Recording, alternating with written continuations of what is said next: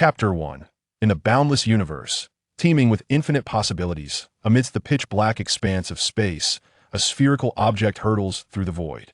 On either side, planets diminish in size, gradually receding into the distance, that if one were to peer within the orb, they would discover a newly birthed Lithia child with a tail. Where am I? Did I not perish?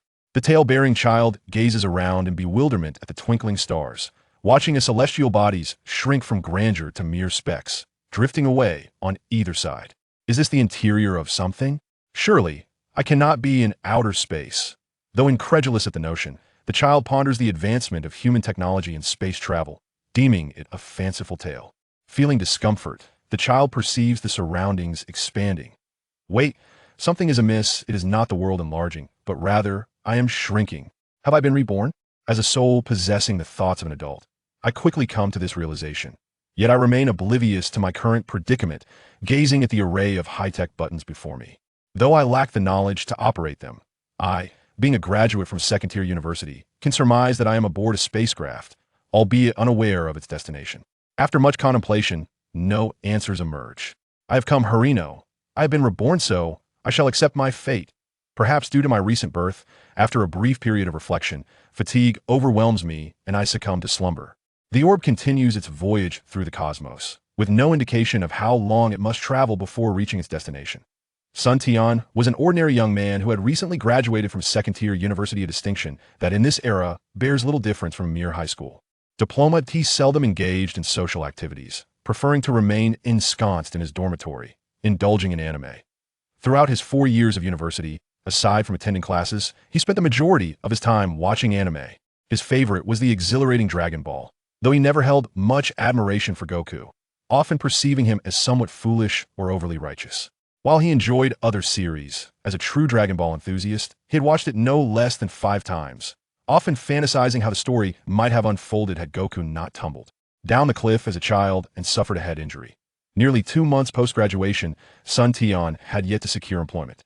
Rising early, he resolved to visit the job fair, feeling that lingering at home was unproductive. Though his parents ran a modest business that could sustain him, he, as a not-quite-lazy individual, yearned to strive for something greater. The streets bustled with traffic, cars zipping by at remarkable speeds. At a traffic light, a child, either lost from their parents or unattended, dashed across the road during a red light. Suddenly, a vehicle raced towards the child, and before he realized it, Sun Tian found himself propelled by an unknown courage. He lunged forward, pushing the child out of harm's way just in time. Thud! Wah wah wah! The sound of a collision was followed by the wails of a child. Sun Tian felt a sudden dizziness, as if his soul had momentarily left his body. He witnessed his own form being hurled forward after the impact of a vehicle, and then an inexplicable force drew him into unconsciousness. Beep, beep, beep. As the sound within the capsule echoed, Sun Tian stirred from his slumber, awakened by the alerts aboard the spacecraft. Perplexed, he struggled to comprehend the language being spoken. A sharp pain surged through his head, and he succumbed to unconsciousness once more, plunging into a dream where torrents of information streamed into his mind. Time lost its meaning. It could have been a day, or perhaps even a year. Baradak, Jain, Raditz, the Scion warrior race. Sun Tian awoke again, his mind now infused with a wealth of new knowledge, revealing the origins of the body he inhabited, though it remained somewhat challenging to fathom. Indeed, I have been reborn, he confirmed to himself. The names Baradak and Jain were vaguely familiar, but Raditz and Scion resonated clearly within him. The creators of the infamous warriors, all signs indicated that he had arrived in a perilous world. Kakarot, is that the name I bear in this life? Kakarot? Wasn't it the Scion name of Sun Wukong in Dragon Ball? Am I Sun Wukong? Could it be that my current destination is Earth? Indeed, according to the information transmitted from the holographic computer, planet Vegeta had presumably been destroyed, that I wonder if Baradak would truly traverse time and return to the past, as depicted in the movies. It seems likely, especially considering my own rebirth. Ah yes, in this life, I am Sun Wukong, the destined child of fortune in the Dragon Ball universe. However, I have no desire to emulate his unwavering sense of justice. Since I, Sun Tian, have taken possession of this body, from this moment forth, I shall be known as Kakarot Sun Tian. I am still too young and need more rest to replenish my energy. According to the information relayed by the holographic computer, I should reach Earth in approximately 2 days. That my journey of rebirth as Sun Tian promises to be quite intriguing, though I remain uncertain if I can ever return to Earth. The mischievous child, recklessly crossing the road, just like me, I wonder why I suddenly lost my senses and attempted to play the hero that I cannot fathom how my parents would react. I hope my elder siblings can help me express my filial piety. The starry sky of Earth is always so enchanting at night. After a day of rigorous training, Son Gohan was preparing to rest when a shooting star streaked across the sky, trailing a long tail. Whoosh, whoosh, whoosh. A sound echoed through the air. The meteor soared through the vast expanse, landing deep within Baozi Mountain. With a resounding crash, the depths of Baozi Mountain erupted in chaos as animals and birds fled in fright, scattering in all directions. Having safely landed, I have reached my destination. Awakened, Kakarot. Son Tian stirred from his slumber as the ship's mechanical voice chimed in. Finally, we have landed safely. I fear my rebirth might cause complications. If that were to happen, I would surely become the laughingstock of reincarnators, Son Tian mused. Half an hour later, he opened the hatch. Please be cautious. Son Tian glanced around, but saw nothing but the deep craters created by the ship's landing.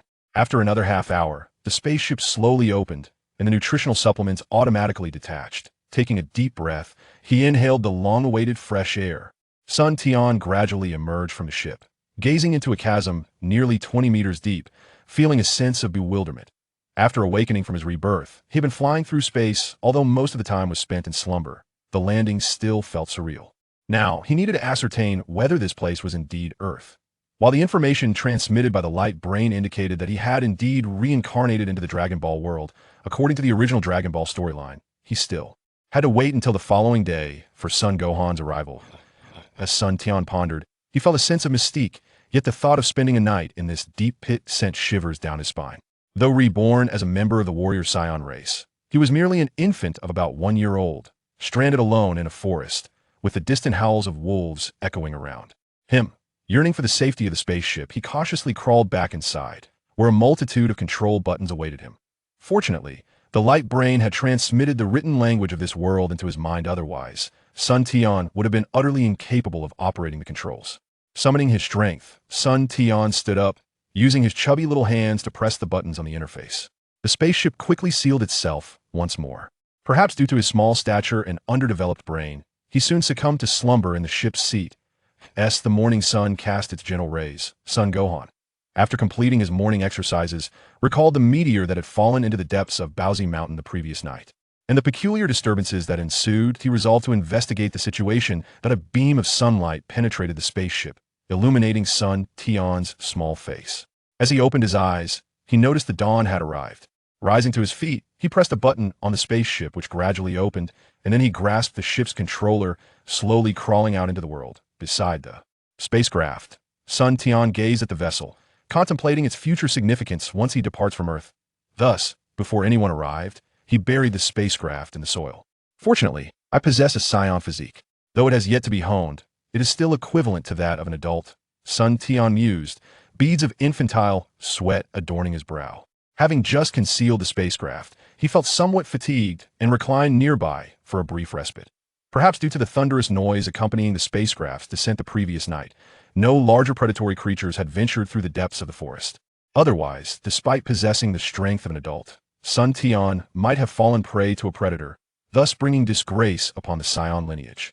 Approximately an hour later, Sun Wufan, guided by the instincts of a martial artist, finally located the site where the meteor had fallen the night before. A deep pit, nearly 20 meters in depth, revealed a baby with a tail lying upon the slope at its bottom. Sensing the presence of another, the infant opened its eyes and attempted to cry out, yet only a wailing sound escaped its lips. Son Tian was left speechless, astonished to hear the sound of his own infant cries after 2 decades. Well, a crying child is sure to be fed. What else can be done? That pit is 20 meters deep, and despite having the strength of an adult, my body is still merely that of an infant. I have worked up a sweat just from burying the spacecraft, and scaling such a depth feels rather troublesome. Thus, he resorted to crying. For even if he spoke, it would still sound like a wail to others. For Sun Wufan, a 20-meter descent posed no challenge. With a light leap, he effortlessly reached Son Tian's side. How could there be an infant with a tail in this pit? Could it be that the meteor from last night is somehow connected to him? Though this struck him as extraordinary, he did not dwell on it. After all, Sun Wufan himself had emerged from a rock and had trained under the legendary martial artist Tian, mastering a multitude of skills he had encountered all manner of phenomena. However, he had never seen a child with a tail before. Reflecting on his own unusual origin, He mused how, despite being a peculiar being, he still appeared to be an ordinary human. Ah, it seems fate has brought us together. I shall take you with me. If I leave you here alone, you certainly won't survive. Sun Wufan thought to himself. Little one, you shall accompany me from now on.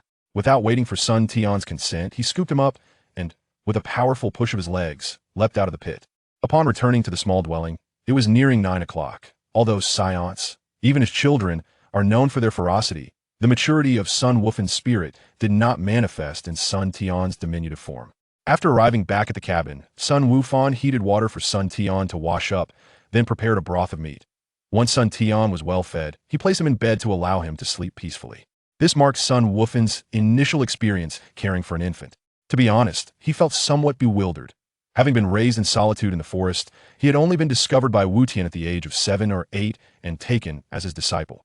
After completing his tasks, Sun Wukong ventured into the forest once more, capturing a newly birthed liger along with its cubs and bringing them back to their humble abode. After all, Sun Tian was still an infant aside from meat. Beast milk was an excellent alternative. As a martial artist, Sun Wukong exuded a formidable presence, rendering the liger incapable of resistance. In the world of Dragon Ball, most creatures possess remarkable intelligence, with many resembling anthropomorphic beings capable of articulating human language. Indeed, it was quite a challenge for Sun Wukong, a grown man, to now not only care for young Sun Tian, but also to nurture several ligers. In the days that followed, Sun Wukong's life became far less monotonous. In addition to his regular training, he had to hunt for food for both himself and the young ones. Meanwhile, Sun Tian, possessing the soul of an adult, found himself drinking beast milk and competing with 2 liger cubs for nourishment, a rather undignified predicament for a scion. 2 years later, deep within the Baozi Mountain, a little boy with a tail was seen frolicking through the forest, accompanied by 2 majestic ligers. They ran through the trees, at times cheering and at others roaring. Anyone witnessing this would undoubtedly be astounded. The regal ligers, kings of the forest, were playing with a mere child. It is noteworthy that even adult ligers would not dare approach without an elite hunting team of 1,000 members. Yet here was a 3-year-old child peacefully coexisting with them. Suddenly, a roar echoed from a distance, prompting the little boy to exclaim, "Little lion, little tiger, it's time to go home, Grandpa, and Tiger Mom are calling us for dinner." The little boy was, of course, Sun Tian. Over the course of 2 years, he had grown significantly, his cherubic face now plump and round. Having been raised on liger milk and playing alongside the cubs, he had formed a close bond with them. Out of gratitude, he affectionately referred to the ligers as Tiger Mom. Although Sun Wukong was also close to Sun Tian, the child had never called him Grandpa, opting instead for Old Man, much to Sun Wukong's chagrin, who often lamented that even a liger seemed to hold a higher status. Before long, the child and his 2 ligers returned to their dwelling, where Tiger Mom and Sun Wukong were already engaged in a spirited dispute over food. Initially, Tiger Mom had shown some trepidation towards Sun Wukong, but as time passed, she grew accustomed to his presence. Interestingly, Sun Wukong, having been raised in the forest, had always shared a special bond with animals and could even comprehend some of their vocalizations. This unique connection perhaps explained how he had so easily allowed the ligers to nurse little Sun Tian. Soon, the child joined the fray over food along with the 2 ligers. Over the past 2 years, Sun Tian's appetite had increased tremendously. Initially, he managed with beast milk and meat broth, but as he weaned, his consumption escalated dramatically. Now, at merely 3 years old, he could consume half a cow in one sitting. Sun Wukong could only sigh, recognizing that his son would undoubtedly grow into a natural warrior. The unrefined Sun Tian now possesses speed and strength that rival even that of the formidable Tiger Mother.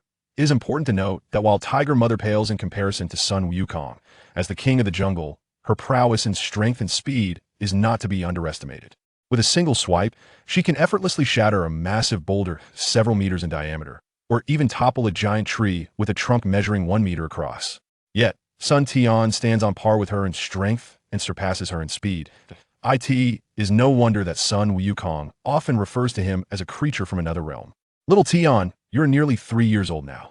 It is time for the old man to teach you the ways of cultivation. Sun Wukong remarked. The name Little Tian is how Sun Wukong affectionately addresses Sun Tian. Initially, upon Sun Tian's awakening to consciousness, Sun Wukong intended to name him Sun Wukong as well.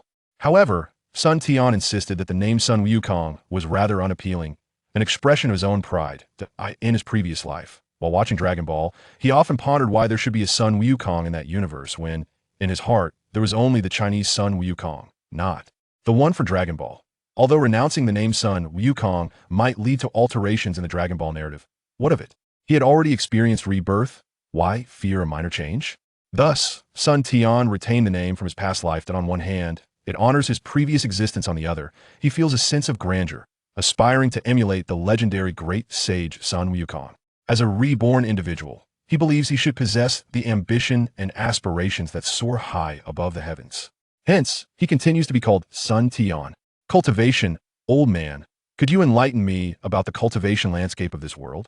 Sun Tian inquired. Hearing the potential for an engaging discussion, Sun Wukong eagerly began to elaborate on the cultivation system of this realm. In essence, the cultivation framework on Earth is broadly categorized into two types: martial artists and superhumans. Martial artists focus on honing their physical bodies, growing stronger through rigorous training. The mightiest among them can single-handedly contend with an army or annihilate a city. The martial artist classification begins with the novice martial artist, who has undergone training and possesses entry-level capabilities, able to exert between 300 to 800 units of strength. Advancing further, one reaches the intermediate martial artist stage, capable of easily fending off the attacks of 10 to 20 ordinary individuals, with strength sufficient to split stone with one hand, boasting a power range of 800 to 1500 that upon attaining the advanced martial artist level, one can effortlessly withstand assaults from hundreds, with strength soaring to between 1500 and 3000. Beyond the advanced martial artist, those who have mastered the manipulation of Qi ascend to the status of martial arts grandmasters, a rare breed, indeed one in every 100,000. With the potential to establish their own sections, the martial arts grandmaster is further divided into 4 stages: early, mid, late, and peak. The early stage grandmaster can easily reach strengths of 3000 to 5000, while the mid stage progresses to 5000 to 8000, the late stage from 8000 to 15,000, and the peak grandmaster exceeds 15,000 in strength. One can only imagine the magnitude of their power. Those who rise above the grandmaster level into the realm of mythical beings are exceedingly rare. As far as I am aware, only my master, teacher Wu Tian, and my uncle, Master Crane, have attained such heights, Sun Wukong explained slowly. What stage are you in now, old man? Although Sun Tiandao knew from watching anime in his previous life that the old man was very strong, he had never encountered these system things in the anime. Hearing this now, he suddenly became interested. Guess what stage I'm in? Grandmaster? Mid-stage or late stage? You little brat. Though you're young, your mind is quite good. I'm currently at my peak, not far from the mythical level. But wanting to reach that mythical level is a bit difficult while cultivating my mind in this mountain. Late stage? Peak. Isn't that tens of thousands of power with one punch? Yes, indeed. Actually, after reaching the Grandmaster level, it all depends on comprehension. 10 years ago, I reached the peak of Grandmaster. As far as I know, in this world, there is probably only the King of Assassins, Tao Bai Bai, who is like me, along with my junior brother, the Bull Demon King. Although he has exceptional talent, he is only at the late stage of Grandmaster. Sun Wufan felt a bit proud. After all, besides his master Wu Tian and his uncle Kamisenin, he was considered one of the strongest beings in the world. Looking at the old man's smug face, Sun Tiandao didn't know what to say. According to the battle power in Dragon Ball, it's basically a 100-1 ratio, which means the old man's battle power is at least above 100. However, Kamisenin and Kamisenin are actually mythical level warriors, with the peak of Grandmaster at 150, so these two old men must be above 200. It seems that some things in the anime weren't written realistically. However, pure strength is not everything, unless the gap is too great. The cultivation method should also be very important. The old man is impressive. Let's see what level I can reach now. You, just in terms of strength, are at least equivalent to a high-level martial artist. But without systematic training, you can't fully exert that strength. However, having such strength at just 3 years old is a remarkable talent, far surpassing me. From now on, let's train hard together. There are no happy days ahead. But thinking about the characters that will appear in the future, time is pressing. Being so young, can you not be young? You're only 3 years old. Therefore, in the early stages, Son Gohan didn't arrange for any heavy lifting or extreme training. The main focus was to teach some calming techniques. The so-called calming technique is to let the body and mind completely settle down, not to be disturbed by external things. At first, Sun Tian was completely confused, having never heard of such training in Dragon Ball, causing him to doubt whether he had really been reborn into the Dragon Ball world, as the plot didn't match up. Did it? However, with continuous practice, he found that the effects were quite remarkable. At first, Sun Tian couldn't calm his mind at all. He was either disturbed by external factors or could not settle his heart. During these moments, he always heard the old man mumbling beside him, which made it impossible for him to focus, rendering his high power useless and unable to be effectively controlled. As he continued to practice, he gradually went from being unable to calm down for 2 to 3 hours at the beginning to 1 hour, then to 15 minutes recently, and finally, he could sit in meditation anytime without being disturbed by external things. 2 years passed quickly, and during this time, in addition to 2 hours of meditation each day, Sun Wukong also taught Sun Tian some basic life knowledge. Only through spending time together did Sun Tian realize that none of those who could become masters were simple. Sun Wukong's rich knowledge opened Sun Tian's eyes. Thinking back to his previous life watching Dragon Ball, everything felt fleeting, but only by truly entering this world did he realize that cultivation was far more complex than the animation's portrayal of carrying heavy weights and delivering milk.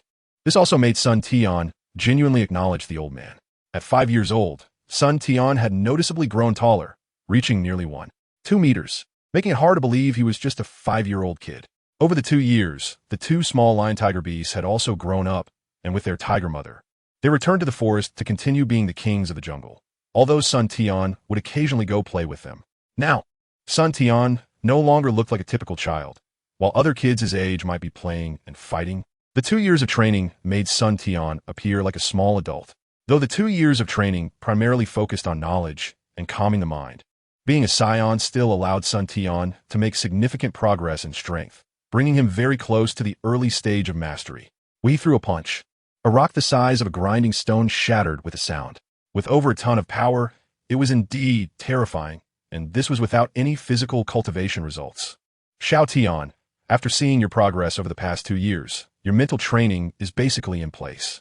Next, besides your daily mental training, we can focus on other forms of cultivation. Sun Wukong looked at Sun Tian and sighed, wondering what kind of genius he was dealing with. In his own 8 years of training with Wu Tian, it had taken him nearly 5 years to reach this level. Oh man, what should I focus on next in my training? Although he had already acknowledged Sun Wukong, he was used to calling him the old man and didn't change his address. Sun Tian was also looking forward to his upcoming training. Xiao Tian, next we will focus on strength, endurance, reaction, and other aspects of training. It won't be as easy as the previous mental training, so you need to be mentally prepared, Sun Wukong said. Okay, old man, Sun Tian replied with a smile. Running in the mountains, meditating under waterfalls, practicing boxing in water, avoiding hornet swarms, and learning life knowledge, Sun Tian repeatedly engaged in these trainings every day. Growing stronger day by day, feeling the power within his body, he was excited to find someone to practice with. In the mountains, Sun Tian was practically a small tyrant, easily overpowering large predatory animals like pterodactyls and dinosaurs. As soon as he entered the forest, chaos would ensue. 5 years passed, and Sun Tian spent the entire time in training. Now 10 years old, he stood at a height of 1.5 meters, his entire body showcasing perfect muscle definition. Although he had yet to comprehend Qi, he had already reached nearly 8,000 in physical strength, equivalent to the late stage of mastery. Why can't I feel Qi? Sun Tian thought to himself. According to the development in Dragon Ball, a power level of nearly 8,000 should allow one to sense Qi, right? Could it be that there was a problem with the training method? Unfortunately, Sun Wukong had gone out at the invitation of the Ox King a year ago. Otherwise, he could have asked the old man. Speaking of which, it had been a year since he last saw him, and he surprisingly missed the old man. Continuing to work hard, he aimed to comprehend Qi before the old man returned, hoping to surprise him. While practicing and reminiscing about the plot of Dragon Ball from his previous life, half a year passed in the blink of an eye, and the old man still hadn't returned. Waking up in the middle of the night, Sun Tian realized he had been in this world for nearly 11 years. Because he feared transforming into a giant ape and accidentally stepping on the old man, he usually went to bed early at night. The moonlight outside was bright, and as Sun Tian looked at the moonlit scene outside, he began to miss his relatives from his previous life. Alone in a foreign land, he felt a surge of homesickness during the festive season. He wandered outside, gazing at the bright moon in the sky, and was suddenly overwhelmed with emotion. Suddenly, a jolt ran through his mind. Oh no! Sun Tian suddenly woke up. The full moon. How could I forget about this? It seems I still haven't mastered calming my mind. If Sun Wukong knew what Sun Tian was thinking, he would surely scold him. After 2 years of training, being able to meditate anytime and anywhere was not something to take lightly. What would others think? Sun Tian felt a surge of energy from his tail.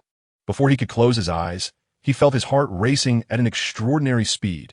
Calm down, calm down. With nearly 8 years of training, I should be able to stay awake.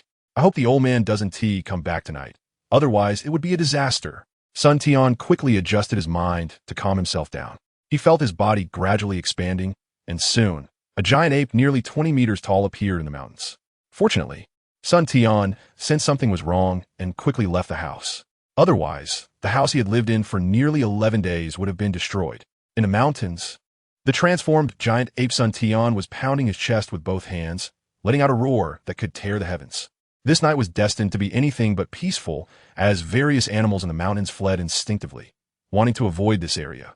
With a roar, an energy ball was expelled from Sun Tian's mouth, and a nearby mountain peak simply disappeared. How terrifying. In the Came House and Crane Hermit's residence, the 2 old men, who looked as if they were about to be buried, woke up and immediately looked toward the direction of Bao Mountain. Whose power is this? Could it be that Piccolo has been released? Though the 2 old men were not in the same place, they both thought of this at the same time. No, this energy is not Piccolo. It is far less evil than Piccolo's. Although it might be even more powerful than the Demon King, it carries a hint of malice. Forget it. There's no way to avoid this disaster. It seems the carefree days are coming to an end. I hope it doesn't bring destruction. Powerful. Sun Tian's first thought. Is this key? The destructive power is indeed astonishing. A mountain peak just vanished like that. Not bad. Aside from not adapting to the explosive increase in power at first, Sun Tian's years of training finally paid off, and he quickly calmed down, feeling the power contained within his body. This power should be over 80,000, right? Converted to Dragon Ball battle power, that's over 800, which should be considered invincible on Earth at this time. Even that one in the sky, God Piccolo, shouldn't be a match. Though it's not guaranteed he could win in a real fight. After all, he still can't effectively use this power, and his combat skills are still lacking. Some might say battle power is overwhelming. Don't be fooled by the low battle power of Master Roshi and Tian Shinhan in Dragon Ball. They might be hiding some of their true strength. I always feel that the anime has somewhat concealed the battle power of these 2. However, their battle power should be at least above 230, and it's possible they could reach 500 in full burst in their early stages. Of course, as the only 2 mythic-level figures on Earth right now, their various secret techniques and high realms are frightening. Don't be fooled by Sun Tian's battle power of over 800. But battle power is battle power. It needs to be supported by the corresponding realm. This brings us to the point that battle power does not equate to realm. It might be fine in the early stages, but once you reach the master level, you need to comprehend the natural order of heaven and earth. Otherwise, why would Gohan stay in the mountains instead of a good city? Master Roshi stays on island. Having power without the corresponding mental cultivation is like a child wielding an extraordinary weapon, full of power but unable to unleash it. This is also why, in the later stages of Dragon Ball, Goku and the others, despite having far less power than Frieza and the others, could still hold their ground against them. After all, Frieza and his crew only have 1 or 200 million in battle power, and being able to unleash half of that is already impressive. Sun Tian began training with the old man at the age of 3, and, until now, he has only made initial comprehensions. Having reached the early master realm is already quite good. After all, he hasn't even comprehended the sense of chi yet, despite his power having reached the late master level. But being able to unleash the power of the mid-master level is already commendable. After all, if you can't hit anyone, no matter how high your power is, it's useless. Of course, even half of the power after transforming into a great ape is not something Gohan can withstand, which is why in Dragon Ball, Gohan didn't escape the fate of being crushed by Goku's transformation. Not to digress, Sun Tian transformed into a great ape but did not lose his rationality. This allowed him to sit quietly in his great ape form after initially releasing the explosive power, and the raging energy gradually settled as he entered a meditative state. The energy just now should be the external release of chi. Great ape Sun Tian thought to himself, carefully sensing the power within his body. At this moment, he could clearly feel an energy surging within him. If it weren't for years of mental training, it would have been hard to calm down. As he entered a meditative state, Sun Tian slowly felt the changes in his body with the great ape form, reflecting and summarizing his years of training. With each breath, it seemed like he grasped something in his heart. Unknowingly, the bright moon in the sky has disappeared, and Sun Tian has slowly transformed back from the giant ape to his normal form. However, Sun Tian still sits cross-legged in the mountains, attentively feeling the changes in his body, piece by piece. It must be admitted that the Scion bloodline is very strong.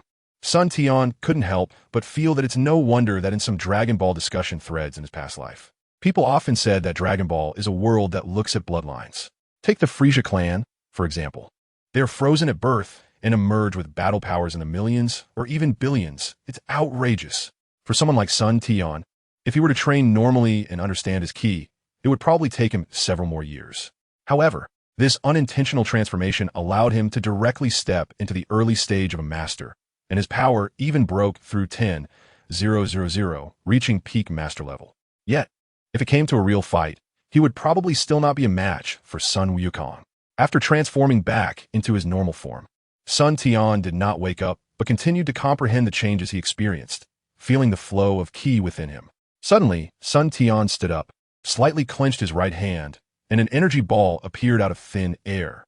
With his ki released, he had finally, after many years of effort, reached a point where he could feel the power of the energy ball in his hand, which he roughly estimated to be around 3,000. He casually threw the energy ball at a giant tree hundreds of meters away. Boom, boom, boom. The tree exploded and fell down. It felt pretty good. Although he didn't have any methods for ki training, directly using the energy ball to attack was also not bad. He planned to ask the old man about it when he returned and learn the Turtle School's ki techniques. It was still not completely bright outside, and perhaps because he was too engrossed, Sun Tian had not noticed that he was still completely naked from transforming last night. A gust of wind blew, and Sun Tian suddenly woke up, a rare flush creeping onto his face. Fortunately, there was no one around, and since he wasn't in a hurry to train, he swiftly darted through the mountains and soon returned to his small hut. After changing into a set of clothes, he began to prepare the game he had caught on his way back, and after a flurry of activity, he feasted heartily. In the following days, Sun Tian returned to his usual training routine, meditating daily, running with weights, practicing punches in water, training under waterfalls, and also taking time every day to practice using ki. Half a year passed in the blink of an eye. One day, after finishing a day of training and returning to his hut, he noticed smoke rising from the small hut and thought, could it be that because of him, the Dragon Ball plot had started early? Sun Tian was dragging a nearly 1,000-pound fish he had just caught from the river, preparing it for dinner. He quickly moved and soon arrived in front of the small hut. The anticipated scene of a girl crashing into him did not happen, and the legendary beautiful genius Bulma did not appear either. This plot seemed a bit off. Could it be that I didn't reincarnate into the Dragon Ball world? But that didn't seem right. Sun Tian thought about the spaceship that had brought him to Earth and the old man's son, Wukong, who had taught him how to train, then recalled his giant ape transformation from half a year ago. Forget it. Let's just go with the flow. Sun Tian touched the tail behind him. Suddenly, the door of the hut opened, and a familiar face emerged. Although Sun Tian had made significant progress in ki sensing over the past 6 months, he was still just a beginner, and he hadn't learned much about using ki or sensing his surroundings. Xiao Tian, what's wrong? You look so surprised. Do you know some good news? Sun Wukong, seeing Sun Tian throw the giant fish aside, looked puzzled, touching Sun Tian's tail. Old man, I thought you weren't coming back. You were gone for 3 years. I thought you were out there messing around. Although he knew it was unlikely anything had happened. After all, besides Master Roshi and Master Karen, there probably weren't many others who could hold back the old man. However, the thought of the old man being gone for 2 or 3 years made Sun Tian feel a bit nostalgic, along with an indescribable sentiment. Ha ha ha, you little rascal. Still the same. Come, let me see how your training has progressed in these years since I left. After saying this, Sun Wukong rushed forward to attack Sun Tian. Sun Tian also wanted to test his training over the past few years. Although they had often sparred before, he saw Sun Wukong charge at him. Sun Tian squatted down and raised his hand to block Sun Wukong's attack. The next moment, he quickly retreated, creating some distance between them, both of them in a position where they could attack or defend. Hey, good reflexes and decent power. Sun Wukong noticed Sun Tian's reaction and felt the strength from his arm. Of course, I haven't slacked off these years. I've been training every day, Sun Tian replied, and with a slight effort, an energy ball appeared in his hand. He threw it with force, and the energy ball flew rapidly towards Sun Wukong. Sun Wukong was also surprised. He didn't expect that without his guidance, Sun Tian could already release energy. But he didn't stop with one hand. He pushed forward and directly took Sun Tian's energy ball head-on. Boom! The energy ball exploded, but for peak master level Sun Wukong, It caused no harm at all. Sun Tian stared wide-eyed. Although he already knew the old man was strong, he didn't expect him to be able to take his energy ball with just one hand without even using ki. After 6 months of training, Sun Tian's energy ball was at least over 5,000 in power. Even someone in the mid-master level would not dare to take it head-on. Not bad. I didn't expect you to have initially grasped ki and be able to use a simple move like the energy ball. Sun Wukong said, "Old man, come on. So what if I can do this? I can't even scratch your skin." Sun Tian said helplessly, "Kid, what are you thinking? How long have you been training? Your ki usage is still very rough. If you could hurt me so easily, then my peak master status would be for nothing. Let's leave it at that for now." After saying this, they started to clean up. Gulialu. Sun Tian's stomach grumbled, showing that after a day of training, he was a bit hungry. The two began to clean up the giant fish Sun Tian had brought back. Before long, both of them started to eat heartily. Soon, more than half of the fish was in Sun Tian's stomach. But Scions really don't know how their stomachs work. It seems they are like bottomless pits. Otherwise, not only would training be a problem, but even feeding themselves would be an issue. Before long, both of them had completely devoured the entire fish. As a practitioner, Sun Wukong's appetite, although not as great as Sun Tian's, was still astonishing, with at least about 1/10 of the fish entering his stomach. After cleaning up briefly, the two began to chat about the events of the past few years. It turned out that in recent years, aside from the first year spent at the Ox King's place, Sun Wukong had mostly been training in the world, visiting many famous mountains and sects, and ultimately returned to Master Rashi's place. Interestingly, when Sun Tian transformed into a giant ape, Sun Wukong also sensed it, and later, Master Rashi mentioned Sun Tian's situation.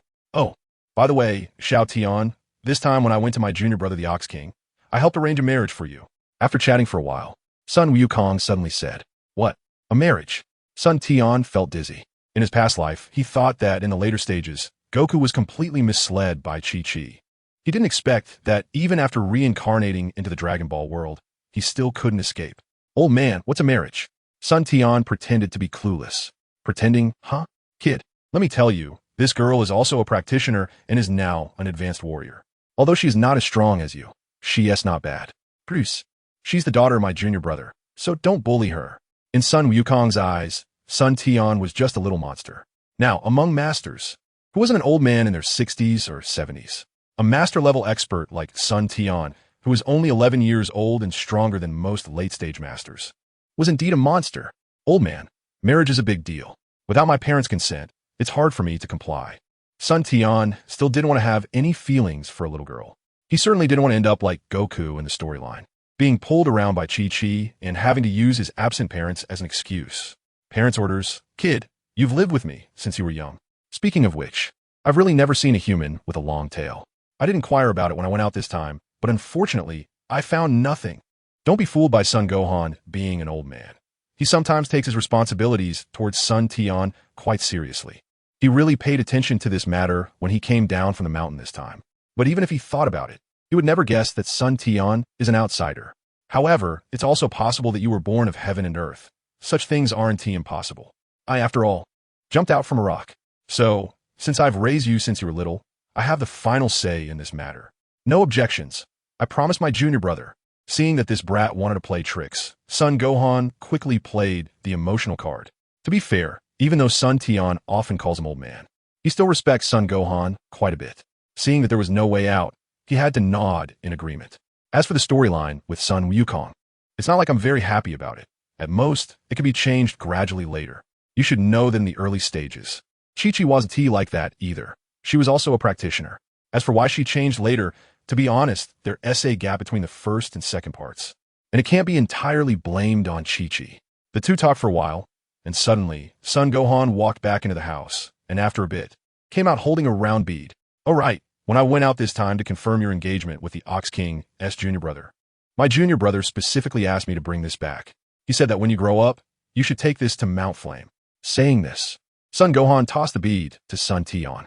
At first, Sun Tian didn't pay much attention, thinking it was just an ordinary token, but when he held it, he was shocked. All the previous events made Sun Tian doubt whether he had been reborn into a fake Dragon Ball world. Although many characters matched, like Sun Gohan, Master Rashi, the Ox King, Scions, and spaceships, no one could say for sure if it was just a coincidence. Until now, Sun Tian finally confirmed it. The 4-star ball. That's right, this token turned out to be a 4-star ball. No wonder Sun Tian hadn't seen any features of this Dragon Ball world in the house before. It turned out the 4-star ball hadn't been in Son Gohan's hands from the beginning, but was later obtained by Son Gohan from the Ox King, and was brought back as his engagement token. It seems that the previous life's Dragon Ball storyline can only serve as a reference. What the future will become is still uncertain. Since that's the case, I need to plan carefully. On Earth, it's not too bad, even if Piccolo is released. It's no big deal. But when the Scions come to Earth later, it will be troublesome, not to mention the enemies that will appear in the future like Frieza, the androids, Majin Buu, and later Beerus, along with other powerful beings from other universes. To be honest, just thinking about it makes my scalp tingle. These are all beings that can destroy planets with a flick of their fingers. I didn't feel it when I watched the anime in my previous life. But now that I've been reborn into the Dragon Ball world, I can't help but feel a bit of fear, along with some excitement. Just thinking about the opponents I might face in the future makes Sun Tian feel a bit melancholic. After all, in my previous life, I was just an ordinary person. Even if I immerse myself in various roles while watching anime, when I truly find myself in such a situation, it's inevitable to feel a bit lost. Taking a deep breath, Sun Tian calmed himself down. Years of cultivation were evident. Since it's destined to be faced, I need to train my body well first. However, in the early stages, I still need to hide myself. Without strength, I must keep a low profile. Coming back to reality, Sun Tian asked, "Old man, do you know what this thing is?" He thought it seemed Son Gohan might not know. Not clear, my junior brother said he found 2 of these beads back then. One was brought back to me as an engagement token, and the other is in his castle. However, this bead is quite special. No matter which direction you look at it from, it shows perfect 4 stars, and you can't tell the material. Its hardness is also extremely high. With my peak Master S strength, I still can't damage it in the slightest. Seeing Sun Tian ask, Son Gohan couldn't help but share some of his thoughts. Well, since that's the case, I'll keep it for now. Sun Tian replied, as he didn't want to mention the Dragon Balls. After all, some secrets are only secrets when kept in the heart, even if the old man is considered one of his own. Although 11-year-old Sun Tian is still a child, he has the memories of his previous life. He can still distinguish what should be said and what shouldn't. However, based on his previous memories, it should still be 2 or 3 years before Bulma comes to seek the Dragon Balls. During this time, he needs to learn more about Chi from the old man. Old man, you see, I've already comprehended Chi. What should I do next? With this thought in mind, Sun Tian asked, Little Tian, starting tomorrow, besides your daily training, I'll teach you the Turtle School's techniques. Son Gohan said. Of course, it's not that Son Gohan didn't want to teach him before. First, the Turtle School's techniques wouldn't be useful to him without comprehending Chi. And second, he hadn't received Master Roshi's permission. Fortunately, he managed to see his master during these days and mentioned that he had adopted a little boy with very good potential, receiving the Master's approval. Actually, at first, Son Gohan wanted to wait a few years until Sun Tian comprehended Chi before sending him to his master for training. But this time he came back and surprisingly found that Sun Tian had already comprehended Chi, even though it was still quite rough. However, Little Tian, I consider this as taking on a disciple on behalf of my master. Your situation, I also discussed with Master Wu Tian when I went out. Originally, I planned to send you to Master Wu Tian in a few years, but since you've already comprehended Chi, I'll directly pass on our Turtle School's techniques to you. Taking on a disciple on behalf of my master, I sent the old man planning to accept me. A promising disciple? Sun Tian found a bit strange. What kind of relationship does this make them? Brothers? Thinking that the old man he had spent 10 years with suddenly became his senior brother, he felt a bit complicated. But during this trip, he had visited Master Crane, who had also personally taught several outstanding disciples. He thought he had to consider the sect's future. Otherwise, if there weren't many outstanding disciples in the sect, would he have to compete with Master Crane's teenage disciples when he was old? Son Gohan was speechless. Speaking of which, when he went to see Master Crane this time, he was indeed shocked. He never expected that Master Crane, despite his age, would still take in disciples. When he saw that young man named Tianjin Fan, he was truly startled. Under 13 years old and already at the mid-level of a master. He was like Sun Tian, who had the strength of a late-stage master but had just comprehended Chi.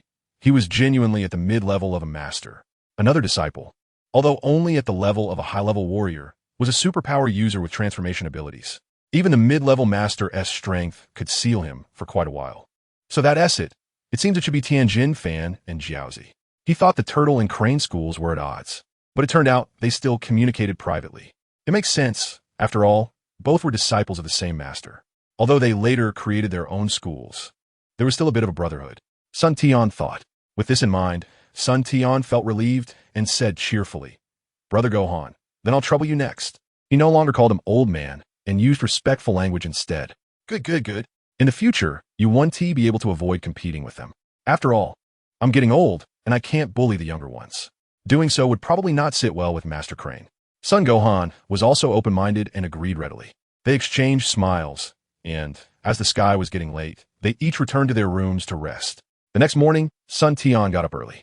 Just thinking about officially practicing the turtle school techniques today made his calm heart unable to contain its excitement. Taking a deep breath to calm his mood, he shouted into the room, "Brother Gohan, get up." After a long while, Son Gohan walked out of the room, smiling. "Although I know you usually wake up early, how come you're up even earlier than usual today? You've been training for these years, but it seems you haven't mastered it yet." Speaking of which, with so many years of training, Sun Tian shouldn't be like this. But thinking about officially starting the training of the turtle school soon, I couldn't help but feel a bit excited. In my previous life in the anime, the turtle hermit's techniques could grow alongside Sun Wukong.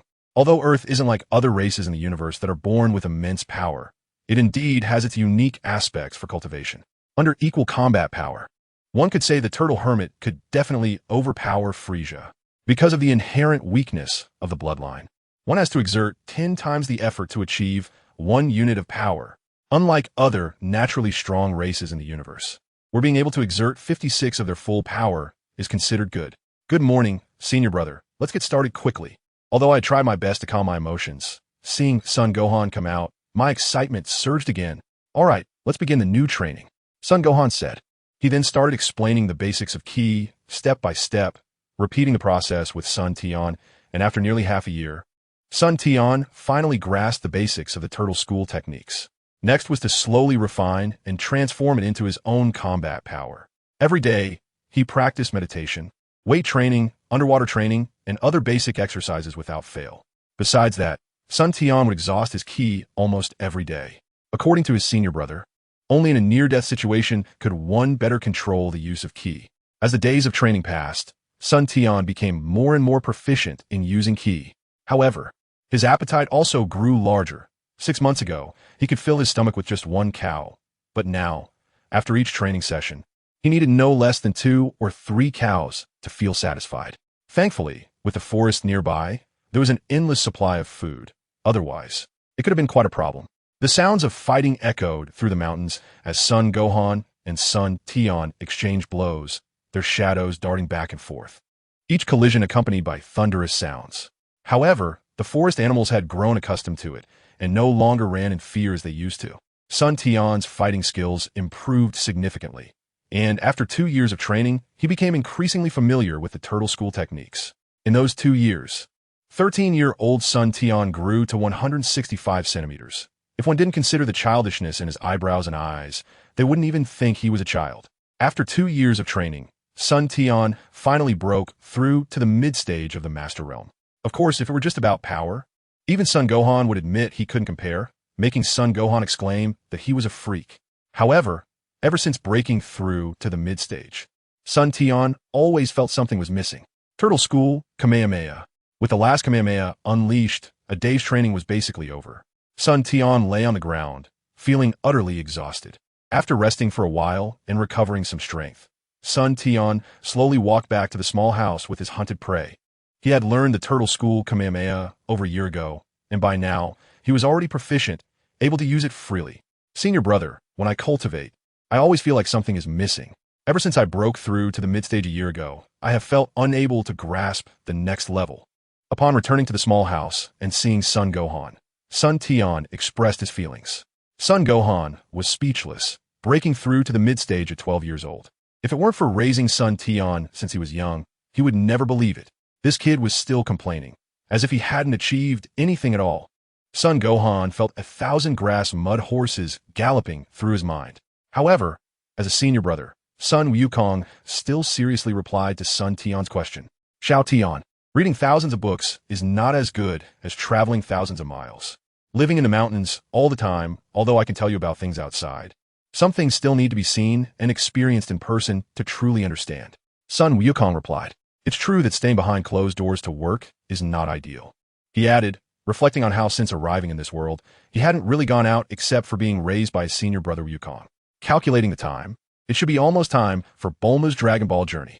Sun Tian thought to himself, and then replied, "Senior brother, do you mean that I've been staying behind closed doors and should go out more to see the outside world to refine my heart in the mundane world?" Refining the heart in the mundane world. This term is well used, junior brother. Sun Wukong responded. But he also thought to himself that maybe he should also step out and practice a bit. After all, he had been at Baozi Mountain for nearly 20 years. He then said, "Xiao Tian, we have basically passed on all the techniques of the turtle school to you. From now on, just practice diligently." Hearing you say this, I also want to go out for a bit. I've lived in Baozi Mountain for almost 20 years. It's time to move around. What do you plan to do next? Go out with me or make your own arrangements. Sun Wukong knew that although Sun Tian was only 13 years old, his thoughts were quite mature, and he wouldn't be deceived by his seemingly silly and cute appearance. Sun Tian felt frustrated. Wasn't it agreed that he would go out? Why did his senior brother want to go out too? He replied, "Senior brother, you can go by yourself. I will practice for a while longer and then go out on my own." Of course, he wouldn't go out with him. Otherwise, how would he search for the Dragon Balls? Calculating the days, Bulma should be arriving around this time, since there was still about a month until the holiday. Sun Wukong also thought the same, so he said, "All right then, I don't have much to pack. I'll prepare for that refining of the heart in the mundane world early tomorrow morning." Haha, the more I return to the term junior brother, the more I feel it makes sense. After a night without conversation, the next morning Sun Tian found that Sun Wukong had already left, leaving only a letter. Sun Tian opened the letter and was instantly speechless. The letter only mentioned one thing. Remember to go to Flame Mountain to fulfill the marriage with the daughter of the Bull Demon King. The world has changed. People are not as they used to be. Who would have thought that Sun Wukong, the old man, was serious and only wrote this letter for that matter? After 2 years of training, he thought the old man would have forgotten. With Sun Wukong's departure, Sun Tian returned to his solitary life. In the following days, Sun Tian practiced while waiting. According to his previous life's memories, there was still about a month left until that talented girl from West City would arrive. The days of practice passed quickly, and in the blink of an eye, a month had gone by. One morning, after finishing his practice, Sun Tian prepared to go out to find food, and suddenly noticed the Dragon Ball in his house emitting a captivating glow, something that hadn't happened in the previous 2 years. Memories from his previous life flooded back. Right, this must be Bulma's arrival, as this phenomenon generally occurs only when 2 Dragon Balls are close together. Should he go to find something, or just wait at home? Sun Tian thought, well, he might as well go look for food. Judging by the situation, it seemed Bulma would not arrive immediately, and there was enough time for a round trip. After all, when friends come from afar, one must entertain them. Sun Tian closed the door and quickly made his way to the mountain stream, leaping perfectly into the water. Before long, a splash was heard as a nearly 5-meter-long fish was thrown onto the bank, and then Sun Tian emerged from the river. With just a slight exertion of energy, his damp clothes instantly dried. This energy was quite useful, but it needed to be controlled properly. Sun Tian remembered that when he first started training, he had burned his clothes directly with his energy. After tidying up for a while, Sun Tian dragged the big fish back home. Baozi Mountain usually had no outsiders. First, most people didn't dare to come, as there were plenty of large animals in the forest, and second, the environmental protection in the Dragon Ball world was quite good. At this moment, a modern car sped along the mountain path. Inside was a girl about 15 years old, with delicate features and clothes printed with the word Bulma, driving while looking at a round device in her hand. She should be nearby, around 500 meters. Bulma muttered to herself. Suddenly, not paying attention, Bulma didn't notice a boy in front of her dragging a nearly 5-meter-long fish, and she didn't have time to brake. Boom! Bulma's car collided directly with Sun Tian. Given Sun Tian's current abilities, there was no way he could dodge. He simply felt there was no need to dodge. With his mid-level master cultivation and peak master combat power, not to mention a car, even a tank rushing at full speed would not cause him any harm. However, this was unfortunate for Bulma. After the impact, Sun Tian remained motionless, while Bulma, along with her car, bounced back 5 meters and the vehicle flipped over. Nearly a minute passed before Bulma's head popped out from the window. At first, Bulma thought she had caused another accident, but after a long time, she didn't hear any sound from outside. When she peeked out, she saw a handsome young man about 165 centimeters tall smiling at her. Initially, Bulma felt a bit confused, but her crush mode immediately kicked in. Hello, handsome. My name is Bulma. I'm 15 years old. Nice to meet you. In her crush mode, she completely forgot about the car accident, her eyes sparkling with stars. Sun Tian was speechless. Although he knew Bulma had no immunity to handsome guys, he never thought such a thing would happen to him. Shouldn't she be concerned about the situation? Shouldn't she think about why he wasn't hurt? However, Sun Tian politely replied, Hello, Bulma. My name is Sun Tian. I'm 13 years old. Nice to meet you. At this moment, Bulma finally reacted. 13 years old? No way. How can this handsome guy only be 13? Well, as long as he's handsome, Bulma thought to herself. After finally crawling out of the car, Bulma remembered the car accident and, belatedly, asked Sun Tian, Are you okay? That was an accident. Let me see. Do I look like I'm in trouble? If anyone's in trouble, it's you, love-struck girl. Definitely no help. I'm fine. I've been training since I was a kid. I'm much stronger than most people, so don't worry. By the way, Bulma, are you okay? Looking at Bulma with stars in her eyes, Sun Tian replied nonchalantly. Nothing's wrong. By the way, Sun Tian, do you live here in the mountains alone? Bulma asked, now coming back to her senses. Although the car was somewhat damaged from the crash, she managed to store it in a universal capsule with a press of a button. Seeing the car suddenly disappear, Sun Tian was also surprised. Although he already knew about this kind of black technology from Dragon Ball, seeing it with his own eyes was still unbelievable. Yes, I've lived here with an old man since I was little.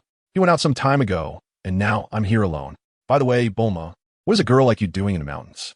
This place is nothing for me, but it's dangerous for you. Although he knew Bulma's purpose, it was still necessary to keep it unspoken. Adventure. It's my vacation, and there's not much to do at home, so I just wanted to explore. The genius girl was not called that for nothing.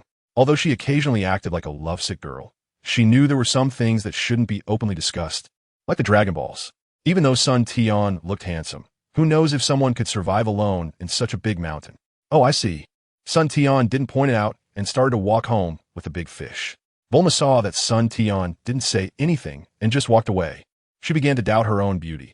After all, at school, she had many admirers, not to mention her family background. However, Bulma had never taken it to heart. With her high intelligence, she was destined to not be interested in boys her age, which was why she came out alone for this adventure during her vacation.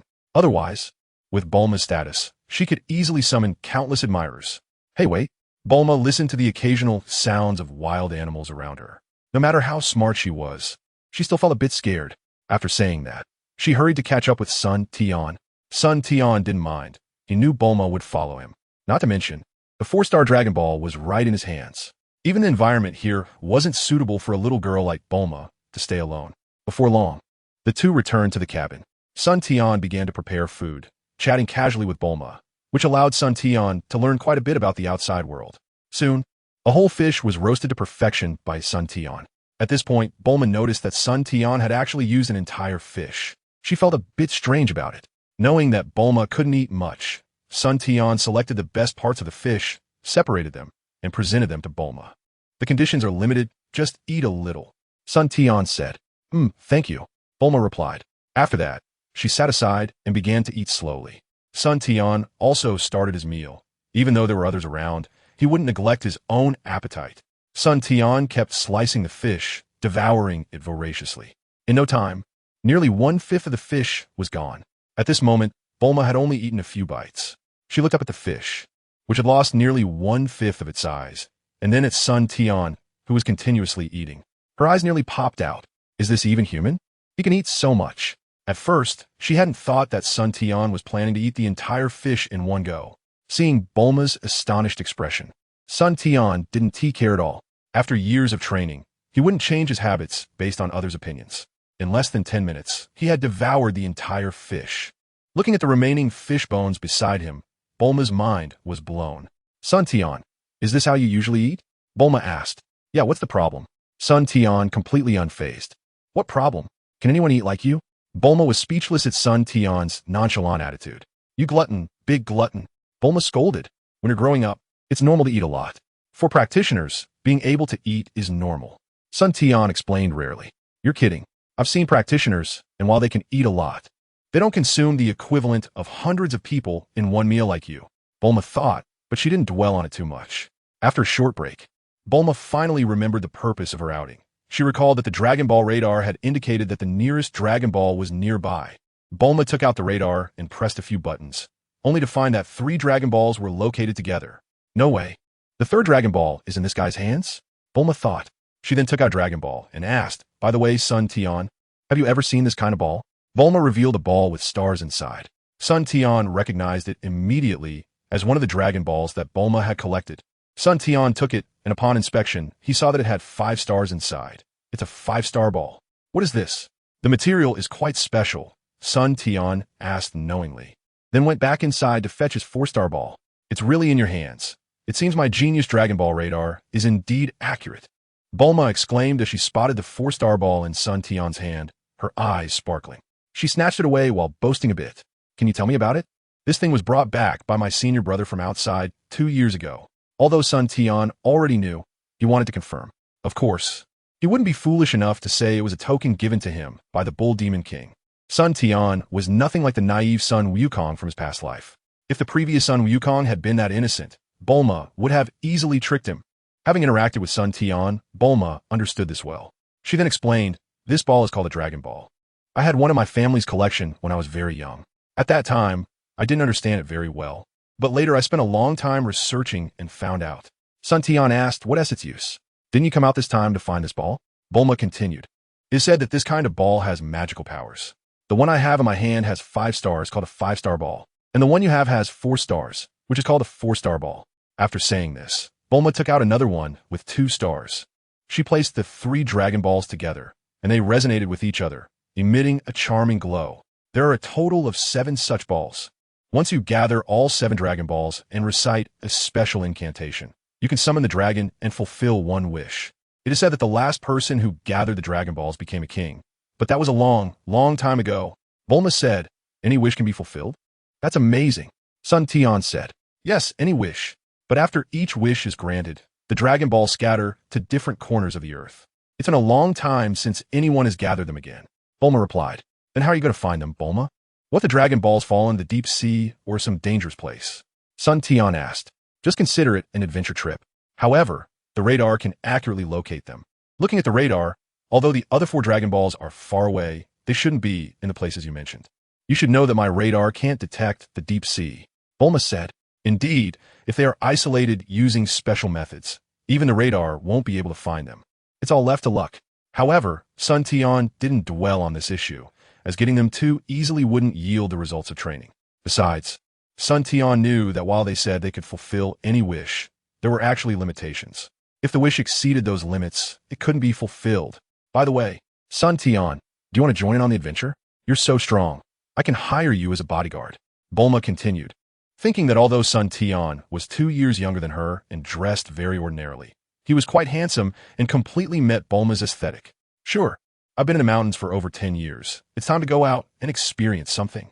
Son Tian thought about how to join the group to witness the legendary dragon, and before he knew it, Bulma had directly issued the invitation. Welcome aboard. Bulma didn't expect Son Tian to agree so readily, but after a moment of thought, she felt relieved, considering her own beauty. By the way, do you have any preparations? If not, let's set off now, Bulma said, and after putting away her 2 Dragon Balls, she returned one to Son Tian. Did you think Bulma was foolish for not collecting them all? Did she really think she was searching for the Dragon Balls to fulfill some wish? With her family background, what couldn't she achieve? Moreover, she couldn't leave a bad impression on Son Tian. After taking back the Dragon Balls, Son Tian said nothing and looked at Bulma with a new level of respect. Wait a moment, let me tidy up my house, Son Tian said before going back inside to clean up. Then he came out carrying a long stick. Are you ready? Just a moment, Bulma said, pulling out a box, selecting a capsule from it, and tossing it onto the ground. Bang! A brand new 2-wheeled motorcycle appeared on the ground. Son Tian, get on, Bulma said, thinking that Son Tian had lived in the mountains all this time and probably didn't know how to drive, so she naturally took on the role of the driver. Son Tian looked at the little cabin in front of him, and thinking about leaving, he felt a bit reluctant. After living here for over 10 years, he had some attachment. After calming his emotions, Son Tian naturally sat on the back of the motorcycle. However, the current Son Tian was nothing like the underdeveloped child from the anime of his previous life. Although Bulma was only 15 years old, she was nearly 160 centimeters tall, and girls develop early. Therefore, it was a bit cramped on the motorcycle, but Son Tian didn't feel anything strange. After all, he was still young. even though he looked quite tall for his age. Bulma, on the other hand, felt a bit awkward, although she liked handsome guys and was mature in thought. There were downsides to being mature as well. After driving for about 20 kilometers, Bulma stopped the car. "What's wrong, Bulma?" Sun Tian asked. "Sorry, can you wait a moment? Don't come over." Bulma thought about the close quarters they had in the car and inevitably felt a bit embarrassed. Sun Tian was speechless. After all, she was still a kid, though he couldn't understand why she thought he was a kid. Combined with his past life, he was almost 30 years old. After getting out of the car, Bulma quickly walked towards the distant woods. "Help!" Suddenly, Bulma's cry came from the woods. Sun Tian thought, oh no. He had forgotten that there were quite a few fierce beasts in these mountains. He wasn't afraid, but Bulma was just a girl. Sun Tian turned around and rushed towards the place where Bulma had just gone. He saw a creature about 5 meters long with wings, resembling a pterosaur, grabbing Bulma with one claw and preparing to leave. "Sun Tian, help me, quick!" Bulma felt much more at ease when she saw Sun Tian arrive. The creature was also startled by the sudden appearance of Sun Tian. Wasn't this the mischievous kid from nearby? After all, Sun Tian had grown up training in the mountains, and all the monsters within hundreds of kilometers knew him. "Is this your friend?" The creature stammered, trembling as it asked. By the time Sun Tian appeared, the creature was already shivering. It knew that this guy was a glutton who would eat anything. If it weren't for its ability to understand human language and communicate, it would have been caught and eaten years ago. Sun Tian was taken aback. What was going on? "Right, let her go," Sun Tian replied casually. Although he usually hunted the local animals, he thought this creature was just practicing its skills. Why was it so scared? Upon hearing this, the creature quickly let go of Bulma and stood trembling nearby, not daring to run away. Bulma was also shocked. This plot was not unfolding as expected. Wasn't the monster supposed to threaten others or directly capture both her and Sun Tian? Why did it seem so afraid of Sun Tian? Bulma returned to stand behind Sun Tian, looking confused. Can I leave now?" The creature cautiously asked Sun Tian, not daring to speak loudly. "Go ahead, but if I see you attacking humans again, don't blame me for eating you." Sun Tian flashed a bright smile. The creature was startled. This guy was not joking. It quickly thanked him and retreated 10 meters before taking off into the sky. Back on the main road, Bulma still felt it was a bit unbelievable. Although she knew Sun Tian was definitely strong, she didn't expect that just by appearing, he would scare the creature like that. She really didn't know who the real monster was. "By the way, Sun Tian, what was that creature just now? It seemed really afraid of you." Bulma asked curiously. "Oh, really? Maybe I left it with some trauma a few years ago," Sun Tian replied simply, without pretending. "Trauma? What happened?" Bulma continued to ask, feeling that Sun Tian was very mysterious. "A few years ago, I went to their habitat for training, and, at that time, I gave a beating to hundreds of pterosaur beasts. If they weren't able to understand human language and had some intelligence, I might have eaten them all these years." Sun Tian explained. "Hundreds? You really beat them up? Are you serious?"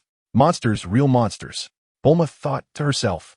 The two rested for a while, but after this incident, Bulma became more and more interested in Sun Tian. The two continued on their journey, and nothing else happened along the way. By evening, they reached a clearing and stopped, noticing that it was getting dark and decided not to continue. "Sun Tian, let's rest here tonight," Bulma said.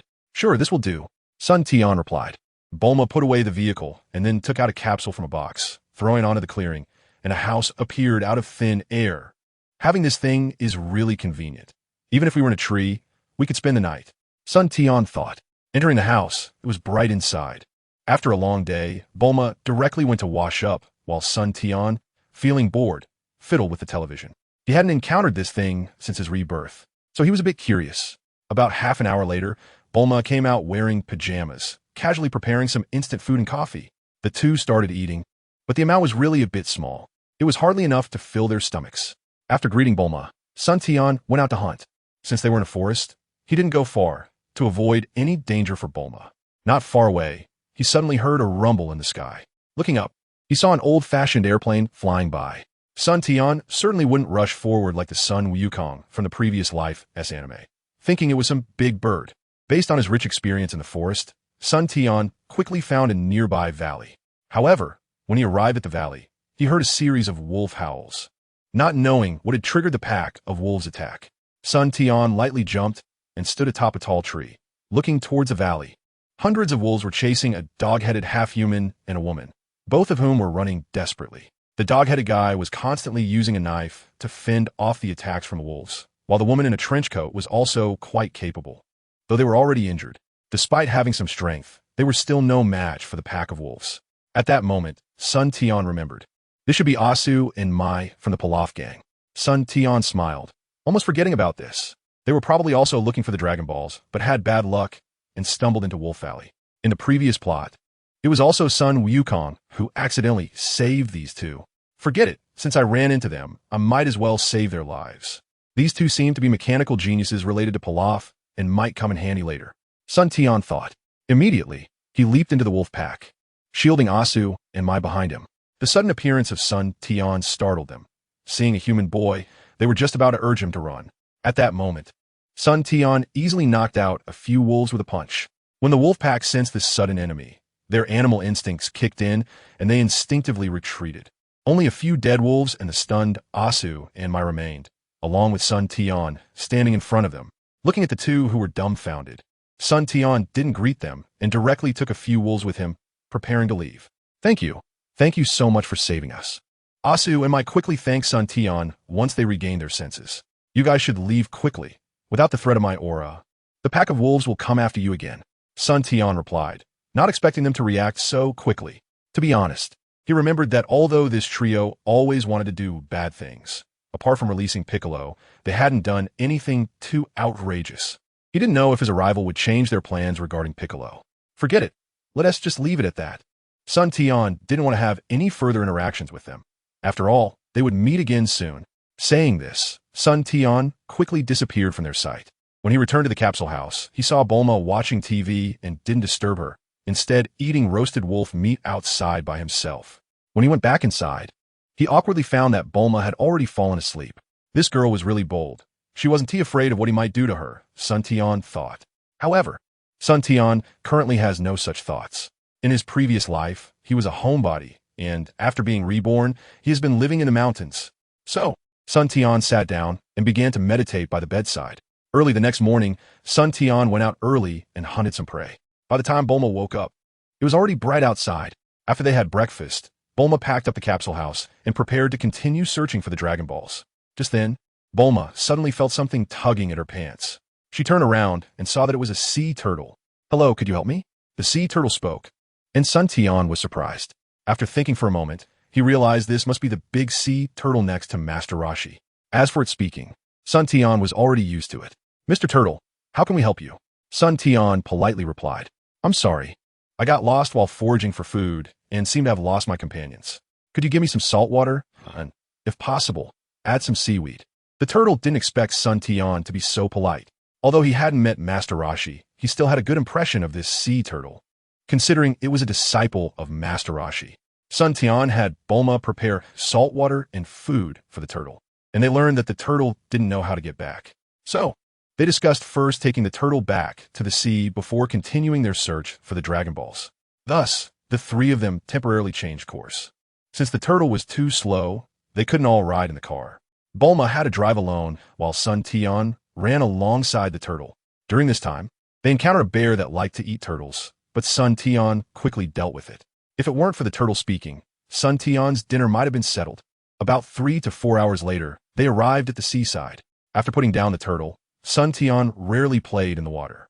At this time, the turtle swam in the sea for a while and then prepared to return, telling Sun Tian and Bulma to wait for him to come back, saying he had a gift for them.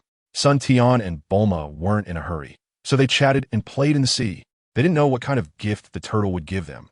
A Dragon Ball treasure box? Pearls? Gold and silver? Diamonds? Bulma fantasized.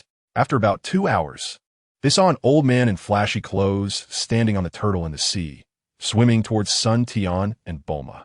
Before long, he reached the shore, wearing sunglasses, a flowered shirt, carrying a turtle shell, wearing flip-flops, and holding a peculiar wooden stick. The old man jumped lightly and landed in front of them. Soon after, the turtle also crawled over. Hello, how are you? I'm Master Roshi, the one your turtle helped. The old man said. Hello, sir, it was nothing. Sun Tian replied. The one who saved you is this little boy, right? In that case, I'll give you a gift as thanks. The old man turned to the turtle and said. As he finished speaking, he pointed his wooden stick to the sky and shouted, Come here, Phoenix. Bulma exclaimed, A phoenix? Sun Tian didn't react much, because he knew that the so-called phoenix had long since become a dead bird. Sure enough, after a while, there was no response from the sky. The turtle then said that the phoenix had died from food poisoning a few years ago, which made Bulma question her life for a moment. Master Roshi, looking embarrassed, explained that he called it a phoenix, just hoping it wouldn't die. It wasn't really an immortal phoenix. Since that's the case, I'll use this instead. Master Roshi then pointed to the sky again and said, "Come here, flying Nimbus." This time, there was no surprise. After a while, a golden cloud with a long tail appeared in front of Master Roshi. "This is Flying Nimbus. It's a gift for you," Master Roshi said. Sun Tian was also curious, wondering if he could still ride on Flying Nimbus in this life without the simplicity of Sun Wukong. "This cloud can take you flying in the sky. Let me demonstrate." After saying that, Master Roshi jumped onto the cloud and stood steadily on it. Hey, he didn't fall off. Could something be wrong? Sun Tian thought to himself. Wasn't it said that only those with pure hearts can ride it? It seems that the anime's plot is misleading. Before long, Master Roshi flew around on the cloud and returned. Sun Tian asked about his doubts, and Master Roshi looked confused. Who said that? This cloud has a special technique. Then Master Roshi called Sun Tian aside and told him the operation essentials. Sun Tian was speechless. I knew it. Sun Wukong in the later stages of Dragon Ball couldn't possibly have a pure heart, yet he can still ride Flying Nimbus. So that's how it is. Sun Tian then practiced the technique and began to control it. At first, he wasn't used to it. Although Sun Tian could jump dozens of meters high now, flying freely in the sky was still a first for him. Master Roshi's school didn't teach flying techniques, even though Sun Tian had practiced according to his past life memories. He still hadn't figured out how to directly use his energy to control his body to fly. After flying for a while, Sun Tian pressed down on the cloud and returned to the ground. Master Roshi noticed that although this kid was small, he seemed to be a practitioner. How could an ordinary person control Flying Nimbus so quickly without any fear of heights? But without having fought against Sun Tian, he naturally didn't know Sun Tian's capabilities.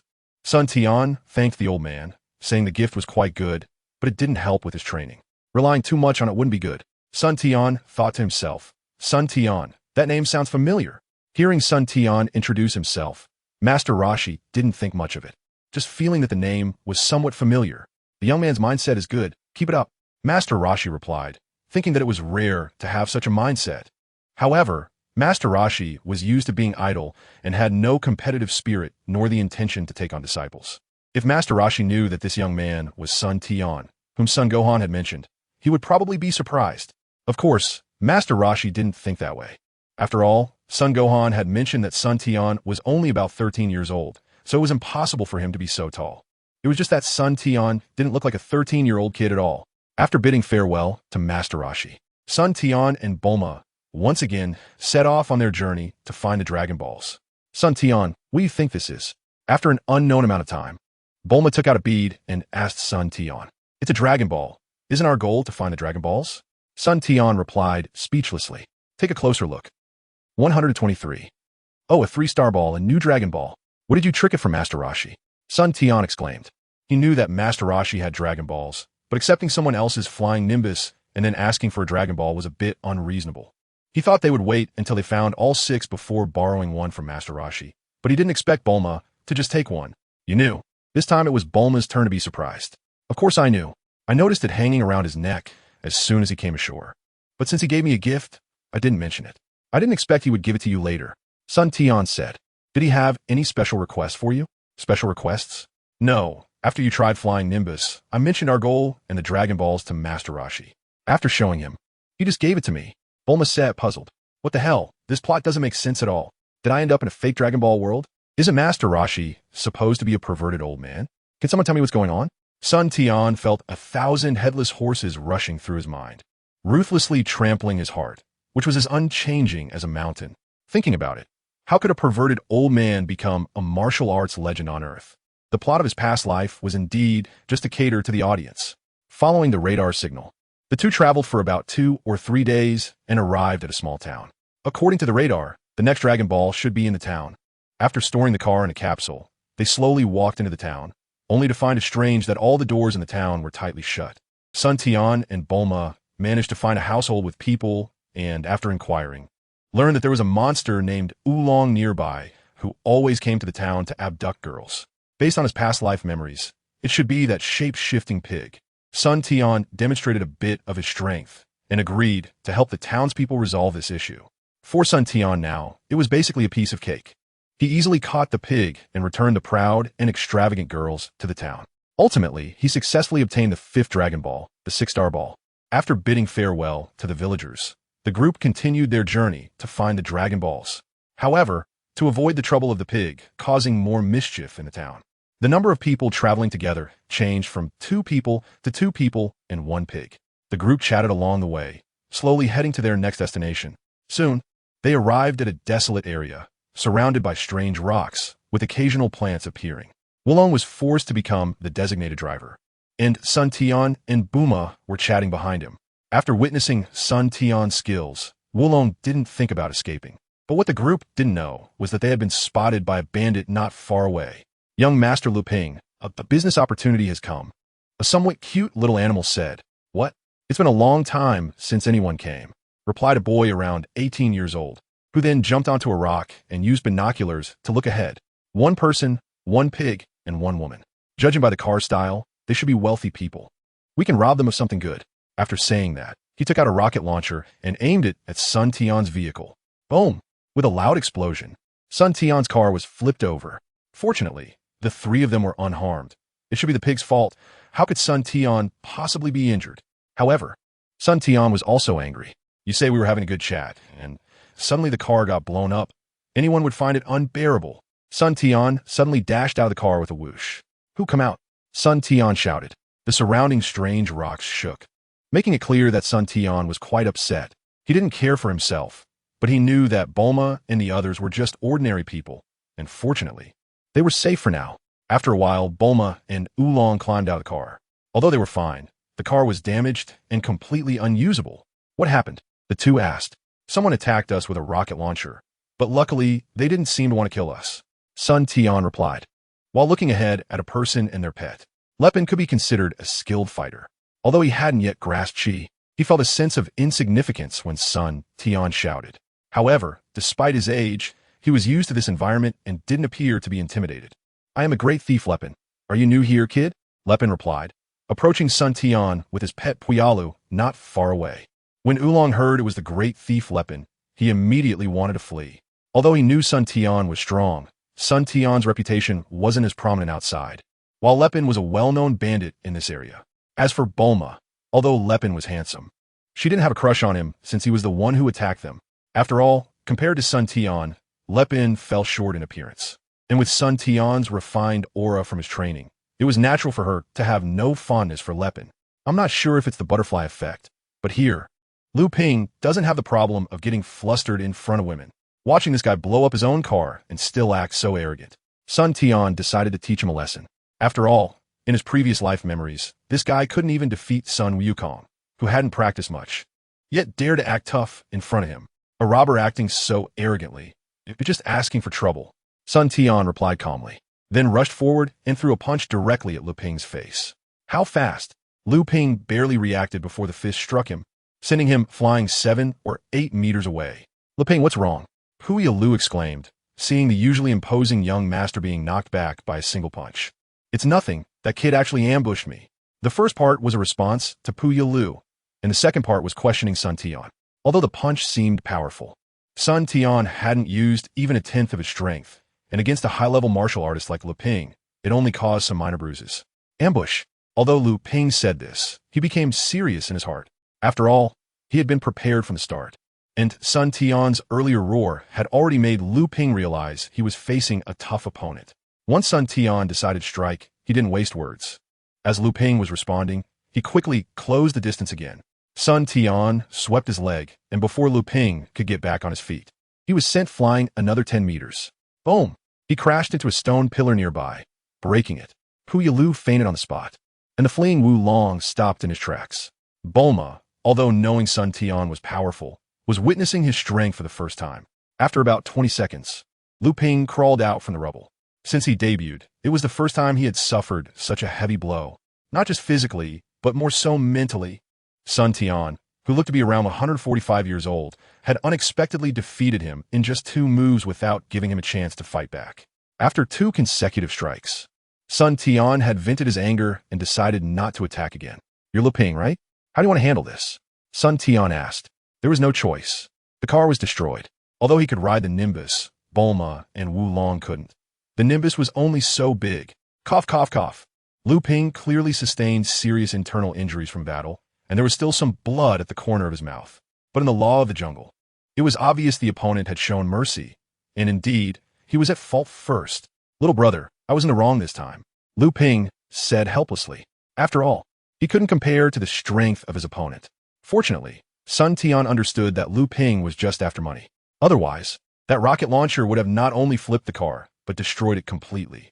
If that had happened, Sun Tian could only protect Bulma. While Wulong might have had to say goodbye early. You should have extra cars, right? Since you damaged our car, compensate us with one.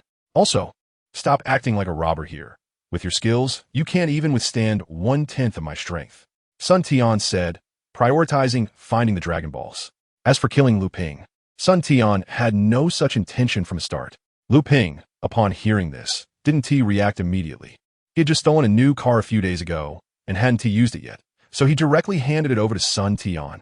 Can I ask how old you are this year? Lu Ping thought for a moment, but couldn't help himself. 13. By the way, my name is Sun Tian. If you're not convinced, feel free to find me anytime. Sun Tian didn't hide anything.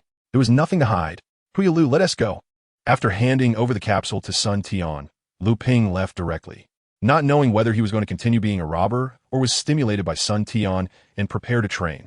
After the Lu Ping incident, Sun Tian and his companions were back on the road, and for some reason, the closer they got to the next Dragon Ball, the hotter it became. Luckily, the new car was stocked with enough water and food resources. Otherwise, aside from Sun Tian, Bulma and Wulong would have been unable to bear it.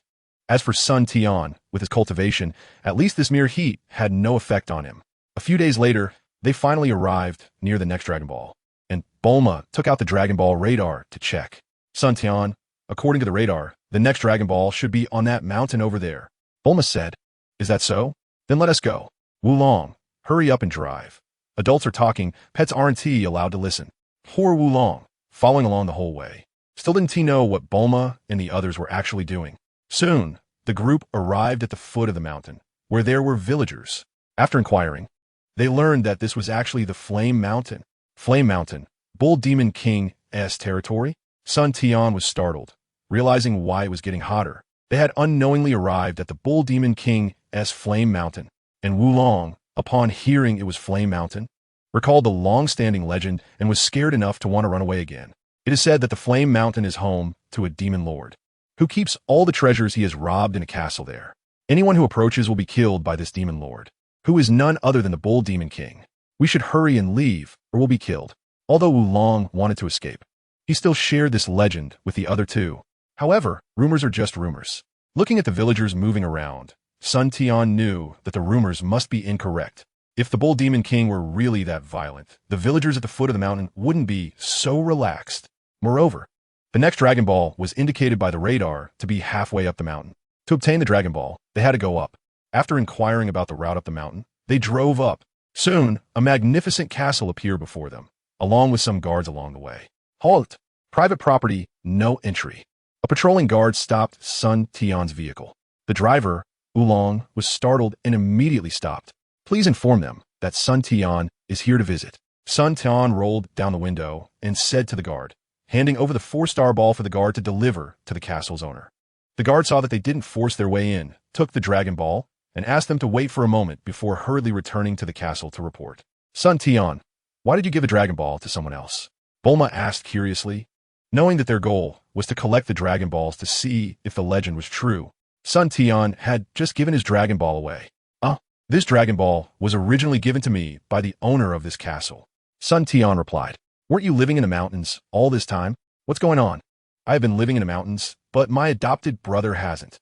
Sun Tian explained, This Dragon Ball was brought back by my brother a few years ago, and the original owner is the Bull Demon King. Oh, I see, Wulong thought to himself. No wonder Sun Tian is so impressive, knowing this is the domain of that demon lord and staying so calm. It turns out there's this connection. However, Wulong was still curious about what exactly this Dragon Ball was all about. About 7 to 8 minutes later, they saw a nearly 3-meter tall man accompanied by a 112-year-old little girl rushing over, surrounded by a dozen people. Where's my brother, Sun, Gohan's grandson? Let me see him. From afar, Sun Tian's group heard a loud voice coming from the big man. Sun Tian was speechless. It turned out that Sun Gohan introduced himself this way outside. Look at what the Bull Demon King said. Gohan's grandson? Actually, it wasn't entirely Sun Gohan's fault. Although Sun Tian had always called him old man, he had grown up with Gohan and had always been treated as a grandson in Gohan's heart. Until last time when he returned, his status formally elevated from grandson to junior brother, but the Bull Demon King didn't know that. Soon, the group arrived in front of Sun Tian. The Bull Demon King naturally overlooked Oolong and Bulma and looked at Sun Tian. Do you know why? This pig obviously cannot be Gohan's grandson, and that girl, while beautiful, is even less likely. You must be Sun Tian, right? Gohan said you were good. And he was right. The Bull Demon King looked at him with the eyes of a father-in-law looking at his son-in-law, more and more satisfied. Of course, how could he not be satisfied with someone who even Bulma thought was handsome? Hello, Brother Nyo, nice to meet you. Sun Tian felt a bit uncomfortable under the gaze, but ultimately had to face it. Coming down the mountain this time was also one of his goals, to meet the Bull Demon King. Brother Nyo? The Bull Demon King was taken aback. Why was this kid calling him Brother Nyo? Could it be that Gohan had let this kid become a disciple of Master Wu Tian? It wasn't impossible. Gohan had mentioned before that this kid had excellent talent and was close to reaching the threshold of a master at that time. Moreover, he had heard Gohan mention that Uncle Crane seemed to have taken in a few good disciples. Right, it should be like that, otherwise. At the next World's Martial Arts Tournament, how could he and Gohan compete against Uncle Crane's disciples? Kid, have you become a disciple of Master Wu Tian? Thinking of this, the Bull Demon King asked. No, Gohan is taking in disciples on behalf of the master. A while ago, I did meet Master Wu Tian. Sun Tian replied. Oh, is Master Wu Tian doing well? I haven't been to see him in a long time. He's fine. By coincidence, I happened to save a turtle of Master Wu Tian's and returned Mr. Turtle to the seaside, so I met him. However, he didn't know that I am Sun Tian. He even gifted me the flying nimbus. Sun Tian found it amusing to think about what would happen when Master Wu Tian found out. Oh, the flying nimbus. That is a good thing. Back then, Gohan and I wanted to borrow it to play, but the Master wouldn't agree. It seems the Master has a good impression of you. Don't just stand there. Come in with me. I'll show you around my castle. By the way, this is my daughter, Chi-Chi. Kid, you haven't introduced your friends. Hello, I'm Oolong. Hello, I'm Bulma. Nice to meet you. Hello, everyone. I'm Chi-Chi, Sun Tian's fiancée. The little girl blushed as she glanced at Sun Tian. What? Fiancé? Oolong and Bulma's eyes widened in shock. Meanwhile, the Bull Demon King secretly gave Chi-Chi a thumbs up. Well done. What did you just call me? Brother Nyo, haha. The group quickly entered the castle, and the Bull Demon King ordered his servants to prepare a feast. After the banquet, the Bull Demon King took a few people for a brief tour of the castle. Come on, Sun Tian, spar with me for a few moves. Let me see how much you've learned from Brother Gohan. Chi-Chi took Bulma and Oolong to another area for sightseeing, while the Bull Demon King took Sun Tian to the other side of the mountain. Brother, you have to go easy on me. Please guide me. With that, Sun Tian suddenly transformed into a blur, launching a direct attack at the Bull Demon King's face. The Bull Demon King lightly retreated and deftly dodged Sun Tian's straight punch. At the same time, he crouched down and aimed a strike at Sun Tian's abdomen.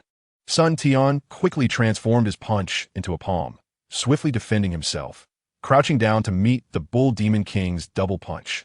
The two immediately transitioned from techniques to grappling. Suddenly, Sun Tian sidestepped, causing the Bull Demon King to lose his balance and charge into open space. Sun Tian turned and kicked, sending the Bull Demon King flying over 10 meters away. Impressive. Looks like I need to increase my strength. Not bad, kid. The Bull Demon King flipped and sprang up, quickly closing the distance.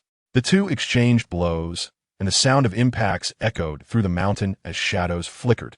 However, both were using only their physical strength, without resorting to energy blasts.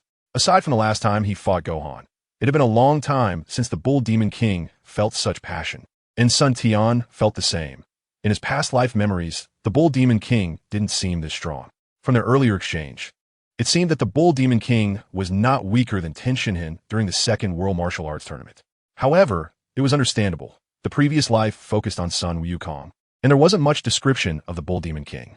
But to be accepted as a disciple by Master Roshi, he must have some abilities. The battle continued. Sun Tian started with probing attacks, then gradually increased to 30, 50, and finally 80 of his strength, while the Bull Demon King easily countered each one. Sun Tian began to feel that the anime from his previous life was deceiving. It seemed that for the sake of the plot. They even designed a scene where the castle was burned down and Master Rashi showed off his muscles. But in reality, it seemed that nothing like that happened. Kid, not bad. Up to now, you're still able to handle it with ease. Use your full strength. Why are you still worried about hurting me? The Bull Demon King said. After living for so many years, very few people can match me at this level. All right, then you better be careful, brother. With that, Sun Tian finally prepared to use his full strength. He suddenly retreated, creating distance between himself and the Bull Demon King, and slowly formed the initial stance of the Kamehameha with both hands. Energy continuously gathered into his hands, forming a compressed energy sphere. Oh, Kamehameha, not bad. It seems I need to be more careful. The Bull Demon King also did the same, slightly retracting his hands and striking the Kamehameha pose.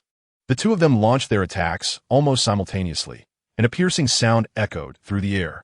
The two energy waves collided and held each other in a standoff, with both continuously pouring out energy to overpower the other. Sun Tian had exhausted all his strength. Meanwhile, the Bull Demon King was in much better shape. Seeing that neither side was gaining the upper hand, he let out a loud roar, and the combined energy wave was slowly pushed towards the sky. Boom! A huge sound erupted from the sky. Sun Tian collapsed directly to the ground, while the Bull Demon King stood barely upright. The two exchanged a smile. Not bad. Not bad. Achieving the fighting power of a peak master at such a young age. I'm getting old. Senior brother, you jest, this time I lost. Sun Tian said with a wry smile, as he knew his own limits. If it weren't for having Scion blood, he could only reach the peak of a late-stage master at most. However, the Bull Demon King is indeed quite strong. Although he is not as powerful as Gohan, he is still a decent expert on Earth. After resting for a while and looking at the mess of fallen trees around, it seems that it will take quite some time to recover. When they returned to the castle again, it was already very late. After a night's rest, the next morning, Sun Tian and his party prepared to bid farewell to the Bull Demon King and continue their Dragon Ball adventure. Of course, they also took the 7-star ball from the Bull Demon King. Along the way, they gained a little lowly companion. According to the Bull Demon King, it was time for Chi-Chi to go out and see the world since she had grown up a bit. Actually, this was the Bull Demon King's little intention to let Chi-Chi develop some feelings for Sun Tian. Sun Tian couldn't refuse. And Chi-Chi was not like the character from his previous Life S storyline. She was a bit quirky and occasionally teased Oolong, and she got along well with Bulma. However, she always claimed to be Sun Tian's fiancée, which left him both amused and helpless. Through their conversations, they also learned about the purpose of their trip, and that Oolong had the ridiculous fantasy of using the dragon to wish for girls' underwear, which almost got him thrown out of the vehicle by Chi-Chi and Bulma. However, due to the presence of Sun Tian, they became more restrained after being warned by him not to make random wishes. So far, they have gathered 6 Dragon Balls, and as long as they find the last 1-star ball, they can verify whether the legend is true. Looking at the radar in hand, they are still about 1,000 kilometers away from the last Dragon Ball, and they don't know what will happen along the way. In a vast desert, they saw strange giant stones everywhere, and deep in the desert stood an odd fortress. Inside the fortress, there were only some old electronic devices. In one hall, a child less than 1 meter tall was eating. He looked a bit strange, but had a mature face and wore peculiar clothes, with the front of his outfit largely covered in the words fried rice. In front of him, a dog-headed man and a woman were reporting something. If Sun Tian were here, he would recognize them as Ashu and Xiao Wu, whom he had met before. King Pilaf, according to our radar, the other 6 Dragon Balls have already been collected by someone and are heading our way. Oh, so besides us, there are others collecting Dragon Balls. But how do they know that the last Dragon Ball is in our hands? Could it be that they also have the genius to create a radar that detects the unique waves of the Dragon Balls? Pilaf replied, that's right. The last 1-star ball is in my hands. At that time, the trio stumbled upon the 1-star ball while adventuring in a cave and found an ancient manuscript. After deciphering it, they discovered such a magical treasure exists in the world. According to the manuscript, long ago, someone collected all 7 Dragon Balls and made a wish to become a king. However, after the wish, the Dragon Balls scattered, leaving only one that turned to stone. The 1-star ball. This person clearly did not want others to know about it, so he secretly eliminated everyone who knew about it. The owner of the cave, knowing this, escaped with the stone Dragon Ball before the king found out. But he was chased by the king and barely escaped into the cave. However, he was seriously injured and soon died, recording the legend of the Dragon Ball before his death. After obtaining the one-star ball, the Pilaf trio has been searching for the whereabouts of the other Dragon Balls. But due to insufficient strength, they have not been able to obtain the second one. However, these three individuals are quite remarkable. With some scrap metal, they managed to create a radar that can track the moving Dragon Balls, thus confirming that the legend is true. But due to limited resources and possibly limited technology, they can only roughly know the range of the Dragon Balls, unlike Bulma, who can create a small and precise handheld Dragon Ball radar. Although they captured the positions of the Dragon Balls a few times, they were always beaten to it by son Tian and his companions. When they returned to the castle, they found that the Dragon Ball fluctuations had already disappeared. Ash, Xiao Wu, you must set off immediately and get the Dragon Balls for me, Pilaf ordered. Yes, my lord. The two immediately turned to carry out the command. If it weren't for the lack of good equipment, how could this genius's ideas still not be realized? Pilaf sighed. He thought about what wish to make after summoning the dragon: money, power, food. It seems none of those. After a few days of travel, the four finally arrived at the desert where Pilaf's fortress is located. Tick-tock, tick-tock. Bulma continuously used the Dragon Ball radar, zooming in to search for the location of the last Dragon Ball. It should be located in this desert, about 25 kilometers away from us. Bulma said. Hooray! Chi-Chi and Oolong cheered. After these days, they were somewhat tired, and hearing they were about to find the last Dragon Ball made them excited. As night fell, they packed up the car capsule. Then they took out the house capsule, preparing to rest for the night and rush over tomorrow. The night in the desert is enchanting, but also full of danger. After dinner, Sun Tian and the others went to bed early. However, they did not know that thousands of meters away, Ash and Xiao Wu were observing their every move with binoculars. When they saw Sun Tian, the two were startled. Memories of a recent event flooding back. How could that little boy who suddenly appeared during their life and death crisis be here? This little boy had scared off a pack of wolves just by his presence, and judging by his earlier actions, he clearly possessed terrifying strength. But thinking of Pilaf's orders, the two crept closer to Bulma's small house under the moonlight. Just as they were about to open the door, they felt something tap on their shoulders. Turning around, they broke into a cold sweat. Hello, we meet again, Sun Tian said with a smile. Hello, esteemed warrior, Xiao Wu replied, suppressing her fear. Sun Tian turned and walked outside, with Ash and Xiao Wu following him. What do you want? Sun Tian asked with a sly smile. The two stammered, unsure how to answer. At this moment, Sun Tian pulled out the 4-star ball and tossed it in his hand. Here, to steal this? I'm sorry, sir. We didn't know the Dragon Ball was in your hands. Otherwise, even if I had 100 guts, I wouldn't dare to come. Please let us go. Realizing they had been seen through, the two were straightforward. Mainly, their recent experience had indeed intimidated them. All right, the last Dragon Ball is in your hands now. Go back and report to Pilaf. Tomorrow we will come to get it. Tell him his wish doesn't require the Dragon Balls. I will help him fulfill it. Don't make it hard for yourself.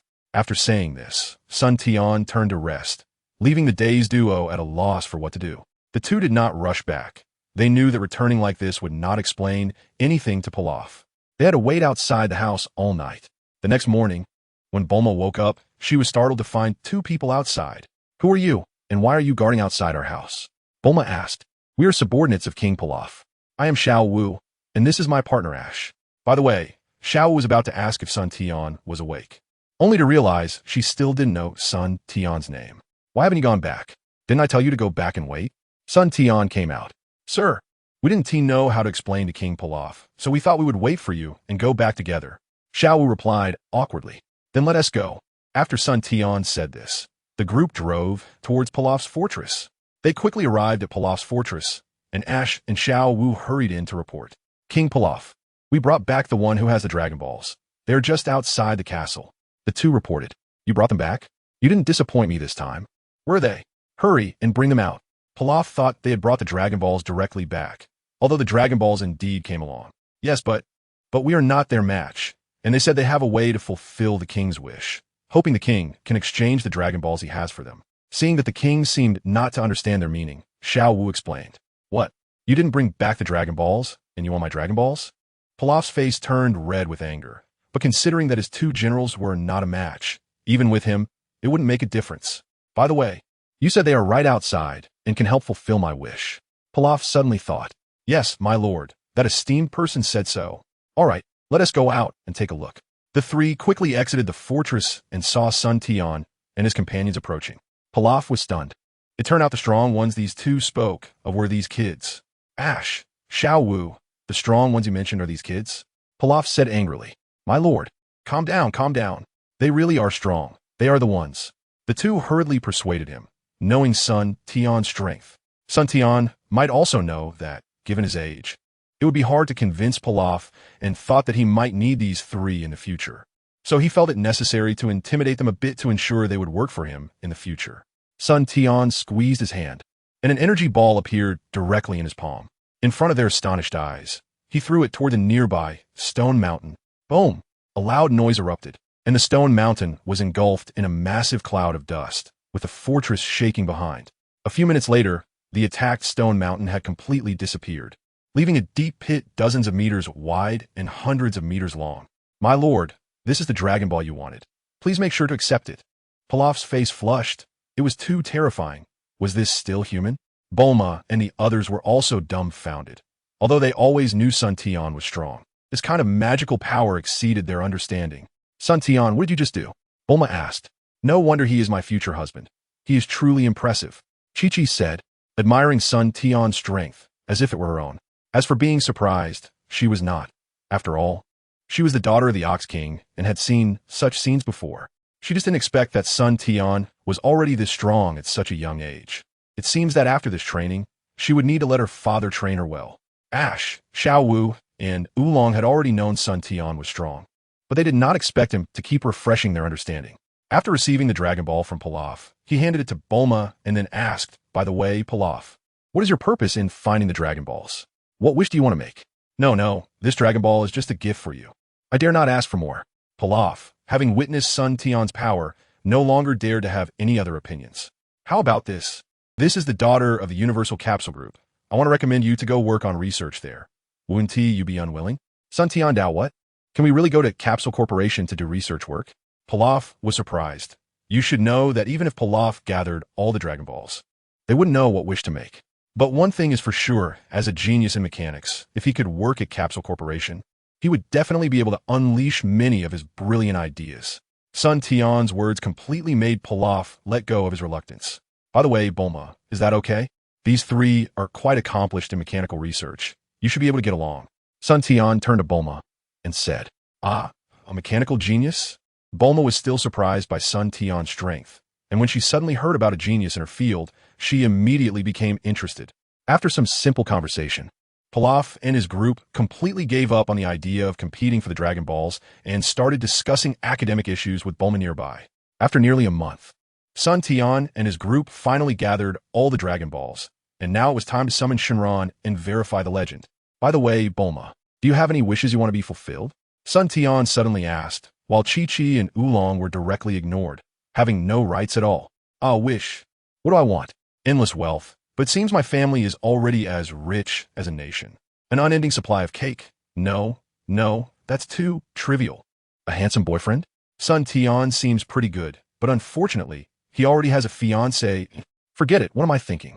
I don't like that cold guy. Bulma thought. It seems I don't have any special wishes. How about you let Sun Tian have the wish opportunity? The search for the Dragon Balls was actually just for adventure and to verify this legend, to see if it was true. Bulma replied, okay, let me think about what special wish I need, and let's summon Shenron later, so I can consider it. Sun Tian said. Bulma handed all the Dragon Balls to Sun Tian and then went to discuss academic issues with Pilaf and his group.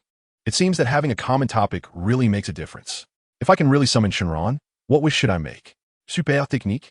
Regular techniques seem useless to me. Instant transmission? I can just visit planet Yardrat later. Immortality? But what's the use of being sealed if I'm immortal? Cell regeneration?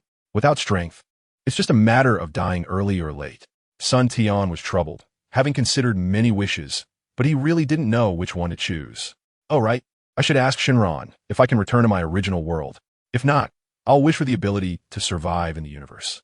I'll definitely need it when I encounter powerful enemies. Better to prepare early. Sun Tian thought, and then called Bulma and the others to come out. Walking to an open area to place the 7 Dragon Balls together. The 7 Dragon Balls resonated with each other, emitting a series of enchanting glows, very beautiful. Come forth. Shenron, come out and help me fulfill my wish. Sun Tian recited the incantation, and the 7 Dragon Balls suddenly emitted a dazzling light, spiraling and intertwining. as a mini Shenron slowly rose, getting larger and larger, and the originally clear sky suddenly darkened. Before long, a gigantic creature nearly 1,000 feet long appeared in the sky, with antlers like a deer, a head like an ox, eyes like shrimp, a mouth like a donkey, a belly like a snake, scales like a fish, feet like a phoenix, whiskers like a human, and ears like an elephant. The image that every Chinese person knows. The dragon, the Chinese Shenron. Although I had seen the summoning of Shenron on TV many times in my previous life, witnessing it in person was still shocking. Noble, a sense of pressure came over me, and I saw that except for Sun Tian, the other people all had their mouths wide open, their eyes bulging like light bulbs. At this moment, the Shenron in the sky slowly bowed down. A kind of indescribable force almost made the others unable to breathe. The one who called me out is indeed a human, right? Shenron slightly opened its mouth, and a convincing voice came forth. Yes, noble Chinese Shenron, a soul from afar requests your help. Sun Tian said. Normally, Sun Tian wouldn't say something like the soul from China, but upon seeing Shenron, a strong feeling of homesickness arose, and at the same time, Sun Tian wanted to see if this Shenron had any connection to his previous life. Upon hearing Sun Tian's response, Shenron's eyes brightened. Suddenly, a mysterious power enveloped Sun Tian, and he felt as if he was being seen through completely. The two, one human and one dragon, stared at each other. After a few minutes, that mysterious power left Sun Tian. I see. I didn't expect to meet a descendant from my hometown. You don't need to speak. I'm now directly speaking in your mind. Just think about what you want to know. The voice of Shenron directly entered Sun Tian's mind, while the others had already fallen asleep without him noticing. Are you really from China, from Earth? Can you help me return to Earth? Sun Tian excitedly thought, originally not holding much hope. Yes, I have been in this world for nearly 60 billion years. I have slept for too long and don't remember very clearly. At that time, this world was still in ancient times. Because I was heavily injured, I had no choice but to keep my main body asleep, and now I am just a wisp of divine thought. I cannot grant you this wish unless I awaken. At that time, I can help you break through the barriers of the world and take you back, but by then, you may no longer be in this world. Shenron communicated. Does the old ancestor know why I was reborn in this world? Sun Tian thought. As a descendant of the dragon in my previous life, since I'm a Chinese Shenron, calling you an ancestor shouldn't be a loss, right? Ha! You are an interesting descendant. Don't you know that I know what you are thinking? Shenron sensed Sun Tian's thoughts and communicated with a smile. The way of heaven is impermanent. There are causes and effects, and since it exists, it is the way. Young one, your current way of living is somewhat wrong. You always appear indifferent, viewing this world with the mindset of an observer. Well, ancestor, I was just an ordinary person in my previous life. To be honest, I still find it absurd now. By the way, I always thought the ancestors were created by the gods. Young one, I know what you want to say. Although it is a bit troublesome to explain, I will make it brief. Long ago, when Shenron was ascending to the celestial realm, it encountered a spatial rift during the ascent. Out of curiosity, it entered to explore, but little did it know that this exploration nearly exhausted all its treasures and left it severely injured. It managed to escape, but ended up in a different world, which is the current one.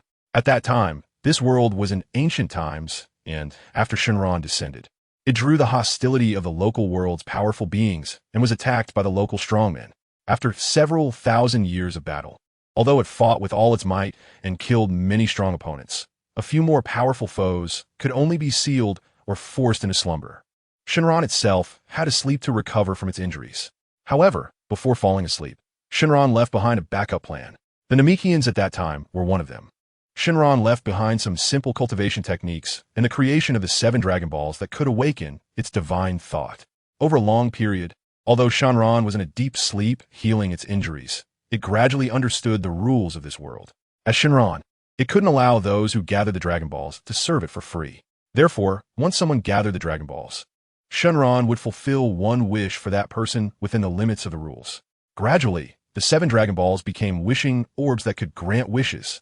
However, the strength of the divine consciousness summoned each time is directly related to the Dragon Balls themselves. Each time it descends, the divine consciousness will consume the energy gathered by the Dragon Balls. If you want to use it again, you need to wait for the Dragon Balls to gather energy and recover. As for the Dragon Balls scattering after use, it's naturally because they don't want to descend frequently. Otherwise, if they descended once every year, would you really think the dragon is at your beck and call? Alright, Junior, I'm happy to be out this time, but the energy of this set of Dragon Balls won't sustain my divine consciousness for long. If you have any other wishes, hurry up and say them. It's already a great joy to see the ancestor. How could I trouble the ancestor? How pretentious. Forget it. Looking at your body, you should be of the ancient Scion lineage. Since you don't want to speak, let me help you choose. I can't let you call me ancestor so many times for nothing. The rules of this world are a bit strange. It seems like the cultivation methods from the previous world don't apply. Only my main body as cultivation is effective. Even if the rules of this world can't affect it, I can still use it. Oh, right, if it's that cultivation method, it should work. By the way, kid, if you want to return to your original world, accept the gift I'm giving you. Immediately, son Tian felt a cultivation method appear in his mind. All right, Junior, cultivate well. There are still many powerful beings in this world. Only by becoming strong can you fulfill your wishes. Don't always fantasize that the Dragon Balls can help you achieve those incredible ideas. Well then, goodbye. As soon as he finished speaking, the sky thundered and flashed, and the 7 Dragon Balls shone with brilliance, scattering shortly after. The sky also returned to brightness. It seems the ancestor has already left. Alas. I forgot to ask where the ancestor is sleeping. Son Tian looked at the white clouds in the sky, in a distant, unknown space. With a wisp of divine consciousness returning, a colossal creature, unknown to be tens of billions of kilometers long, slowly opened its eyes. If viewed from a great distance, one would find that this creature had horns like a deer, a head like an ox, eyes like a shrimp, a mouth like a donkey, a belly like a snake, scales like a fish, feet like a phoenix, whiskers like a human, and ears like an elephant, just far too gigantic. The taste of nostalgia, the soul of home. I hope you can grow up quickly. It then closed its eyes again and fell back into slumber. Before long, Bulma and the others woke up one after another. Son Tian, where's the dragon? Did your wish come true? And what just happened to us? Bulma asked, voicing what everyone was thinking. They had fainted shortly after the dragon was summoned, and by the time they woke up, the dragon had already vanished. No, I guess it counts as fulfilled. You all must have been scared unconscious by the dragon's aura. You're fine now. Time flew by so fast. Nearly a month had passed since Son Tian left the mountain. Reflecting on the experiences of this month, Son Tian felt that perhaps he had been living too unrealistically. The way of nature dictates that existence is reason. He had been so entangled in the memories of his past life that he hadn't left the mountain for over a decade. The group returned to the fortress, ate something, and casually discussed their upcoming plans. By the way, Son Tian, my vacation is almost over. I'm planning to head back to West City tomorrow morning. Pilaf and the others will come back with me. What are you planning to do next? Why not come with me to West City? Bulma asked. As for Pilaf, he was naturally very happy to join the Universal Capsule Corporation and admired Bulma's genius. They had many common topics to discuss. As for me, I plan to continue my training and don't intend to go to West City for now. I'll come to find you when I have some free time. Son Tian replied. What about you, Chi-Chi? Are you going with Son Tian or with us to West City to have some fun? Bulma turned to ask. I want to go back to train too. Brother Son Tian is already so strong. I can't fall behind. Chi-Chi answered. All right, you all must remember to come find me when you visit West City. You can easily ask around to find out where I live. After a night without conversation. The next day, Bulma and the others bid farewell to Son Tian and Chi-Chi and set off on their journey back to West City. As for Oolong, he naturally wouldn't go with Son Tian and left with Bulma. Pilaf's castle fell silent. No one knew when Pilaf and the others would come to move things out. They would probably return after settling down in West City. By the way, Chi-Chi, I'll take you back first. I need to train alone next. It's inconvenient to bring you along. Son Tian said after bidding farewell to Bulma and the others. Okay, but without transportation, how are we going to get back? It's a long way to walk. Chi-Chi replied.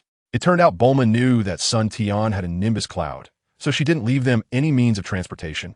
Besides, it seems Son Tian couldn't use it either. Wait a moment. Son Tian then recited a spell, and a golden cloud flew over from the sky, stopping in front of him. Wow, is this the Nimbus cloud of Master Wu Tian? I can't believe Brother Son Tian actually brought Master Wu Tian's Nimbus cloud. Chi-Chi exclaimed upon seeing the golden cloud. As the daughter of the Demon King, she certainly knew about this legendary cloud of Master Wu Tian. Yes, I received it when I sent Master Wu Tian's turtle back last time. If you like it, I can give it to you. Son Tian said. In fact, he seldom used the cloud. If he gave it to this little girl, she would surely like it. After being awakened by the dragon, Son Tian was no longer as indifferent as before. He had become more human and caring. Let's go. I'll take you back first. With that, The two jumped onto the cloud and flew rapidly toward the flame mountain. It took several days to come, but they arrived back in just a few hours. After dropping Chi-Chi off at her home, Sun Tian taught her the spell to control the Nimbus cloud and then left. He just didn't notice the way Chi-Chi looked at him. Perhaps even if he did, he wouldn't care much since this body was only 13 years old. After saying goodbye to Chi-Chi, Sun Tian walked alone through the mountains and forests, slowly recalling everything since his rebirth and the various possibilities for the future. From the current situation, it seemed that the plot of his past life had changed due to his presence. However, the overall direction shouldn't have major changes. With Pilaf gone, it was unclear if Piccolo could escape from the seal, and from Sun Wufan's words, Sun Tian also discovered that the relationship between Kame and Crane wasn't as antagonistic as in the plot. He also wondered if the Red Ribbon Army existed in this world. Let things take their course. First, I need to hone my skills. No matter what enemies come, if they provoke me, I'll take them all down. Unknowingly, Sun Tian's mindset was undergoing some changes. Perhaps even he himself hadn't noticed. Right, the technique the dragon gave me. I need to find a place to calm down and comprehend it. Sun Tian thought, realizing he hadn't had the chance to look at it after parting from everyone. Looking around, Sun Tian chose a giant tree with a diameter of several meters, lightly jumped and landed on a branch. Then, he used his energy to carve out a large hole in the tree and entered, sitting cross-legged, as his consciousness entered his mind. The technique transmitted by the dragon automatically appeared in Sun Tian's heart. The ancient demon ape technique, a physical training method from the ancient era of the demon ape clan, is a body cultivation technique that realizes the way through battle. It has a high demand for bloodlines. One must possess the bloodline of apes to practice it, though some exceptionally gifted humans can also cultivate it, albeit at a slower pace. Sun Tian's body had pure Scion bloodline. The ancestors of the Scions evolved from the ancient golden great apes, a naturally combat-oriented race. However, during an ancient war, the Scions, due to their overwhelming power, were feared by the gods. The gods joined forces to eliminate most of the Scion elite, leaving only a few weak Scions to survive. Of course, the ancient war also caused heavy losses for the gods. During ancient times, the Scions were far from the weak group they are now. That was the Scions' most glorious time, when Super Scions were common, and Super Scion 3 was everywhere. Moreover, there were even Super Scion 4 and 5 existences. It was precisely because of this that they drew the gods' jealousy, leading to the destruction of the Scion's high-level combat power. In that battle, the gods suffered over 90 losses, and most of those remaining had fallen into slumber. Otherwise, how could the universe allow a small fry like Frisia, with a combat power of several million, to reign supreme? After the ancient war, the Scions also fell into a slump and lost their heritage. Only the legend of the Super Scion remained, along with a vague self-identification as a warrior race, which nearly provoked Frisia to exterminate them. Of course, these matters were likely only known to races with ancient heritage, and Sun Tian was unaware of them. However, now that Sun Tian has the ancient demon ape technique, he has the opportunity to recreate the glory of ancient times. Otherwise, according to the Dragon Ball plot, even if he grows to Super Scion 3 or Super Scion God, he would likely just become a plaything for the gods. Sun Tian entered a meditative state, his mind sinking into his consciousness as he seriously studied the ancient demon ape technique. The more he read, the more he felt the terrifying power of this technique. Compared to the Turtle School's techniques, it was simply on a completely different level. The ancient demon ape technique is divided into the body refinement section and the combat section. The body refinement section teaches how to better develop physical strength, while the combat section teaches how to better use that strength in battle. With 9 levels of body refinement and 9 combat techniques, when cultivated to the extreme, one can become invincible in body, capable of destroying heaven and earth effortlessly. The two sections complement each other. Body refinement strengthens the body, while combat leads to enlightenment, perfectly tailored for the Scion bloodline. No wonder the dragon god ancestor passed this technique to him. With it, there is a possibility of breaking through the barriers of the universe, and returning to his original world will no longer be just a wish. Thank you, ancestor, Sun Tian silently said in his heart. The 9 levels of body refinement are each a layer of heaven. With each level increased, one's strength multiplies. First level, refining the body using the essence of the bloodline to temper the flesh, bones, organs, and finally refining the bloodline, making it as powerful as mercury, indestructible. A strong bloodline is required to complete this. Ordinary bloodlines struggle to provide enough essence, and excessive refinement could lead to blood depletion and death. Second level.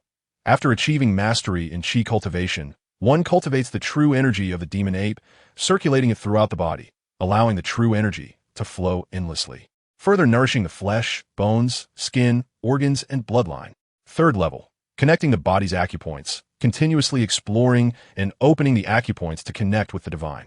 Fourth level. Divine acupoints transform into martial arts divine abilities, capable of moving mountains and filling seas, reversing the universe, and disturbing yin and yang. Fifth level. Merging acupoints with the divine, revealing divine abilities, uniting spirit and flesh, merging soul and body, refining yin and yang. Every drop of blood remembers all past experiences. And even in death, the path does not perish, allowing rebirth through blood. Sixth level. The law and form become one, creating a self-sufficient law. Using one's strongest true energy to refine the heavens and earth, controlling the universe, compressing the sun and moon, and plucking the stars. Seventh level. Breaking the void. Each move shatters the void and tears apart dimensions. Eighth level. Shattering the universe, breaking the cosmic barriers, soaring through the universe with the physical body, exploring the endless cosmos. Ninth level. Understanding the great Tao and laws, freely traversing countless universes. The 9 combat techniques correspond to body refinement, chi cultivation, acupoint connection, divine abilities, and merging of forms. Teaching the application methods for techniques, true energy, acupoints, and divine abilities. When mastered, one thought can lead to the destruction of a universe, and the terrifying potential is unimaginable. Incredible. Cultivating to the end, one can actually traverse countless universes at will. Sun Tian spent a full 15 days just to barely finish reading the ancient demon ape technique. And to practice it, he couldn't imagine how much time it would take. Slowly opening his eyes, which had been closed for half a month, a flash of brilliance appeared. Although he hadn't eaten or drunk anything for 15 days, Sun Tian felt as if it were just yesterday, stepping out of the tree hollow. Sun Tian let out a long roar to stretch out the feelings accumulated over the past 15 days. Roar, roar, roar. A group of unnamed animals scattered in fear. Sun Tian moved his body, lightly jumped, and went after a prey, knocking it down with a single punch. No need to say, Sun Tian was definitely going to eat again. So full, so full. After not eating or drinking for more than 10 days, he finally ate a lot in one go. Looking at the pile of bones left beside him, he reflected on the ancient demon ape technique and compared it with his current strength, only to sadly discover that he might still only be at the first level of body refinement. Although Sun Tian's body was already strong enough, at least on the strength level, it seemed to be at the late stage of body refinement, but he hadn't undergone systematic refining.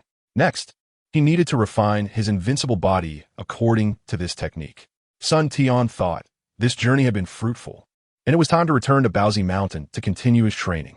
7 or 8 days later, Sun Tian finally returned to Baozi Mountain. After tidying up his room, he immersed himself back into cultivation. Body refinement is divided into skin training, muscle training, membrane training, bone training, organ training, and blood training. Following the records in the technique, Sun Tian mobilized his chi and blood, step by step, starting his training anew. First, he trained the skin. Sun Tian mobilized the essence within his scion giant ape bloodline, slowly refining it step by step.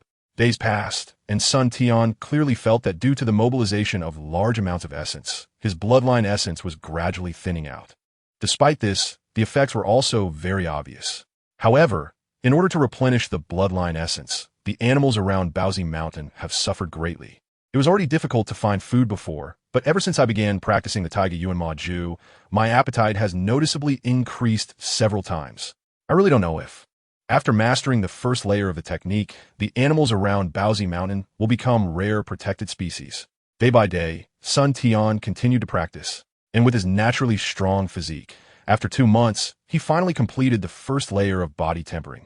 As Sun Tian slightly circulated his energy, a layer of dark black light emerged from the surface of his skin, indicating the initial success of skin tempering, with his body exuding black light. Sigh. I wonder if I can still become a Super Saiyan later. This black light feels a bit villainous. Sun Tian wickedly thought, maybe I should just become a bad guy.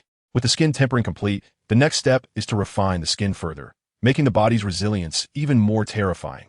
However, Relying solely on meat is insufficient to maintain the replenishment of bloodline essence. I need to find some rare treasures. Thus, aside from practicing every day, Sun Tian also hunted for food while searching for heavenly materials and earthly treasures to better replenish his bloodline essence.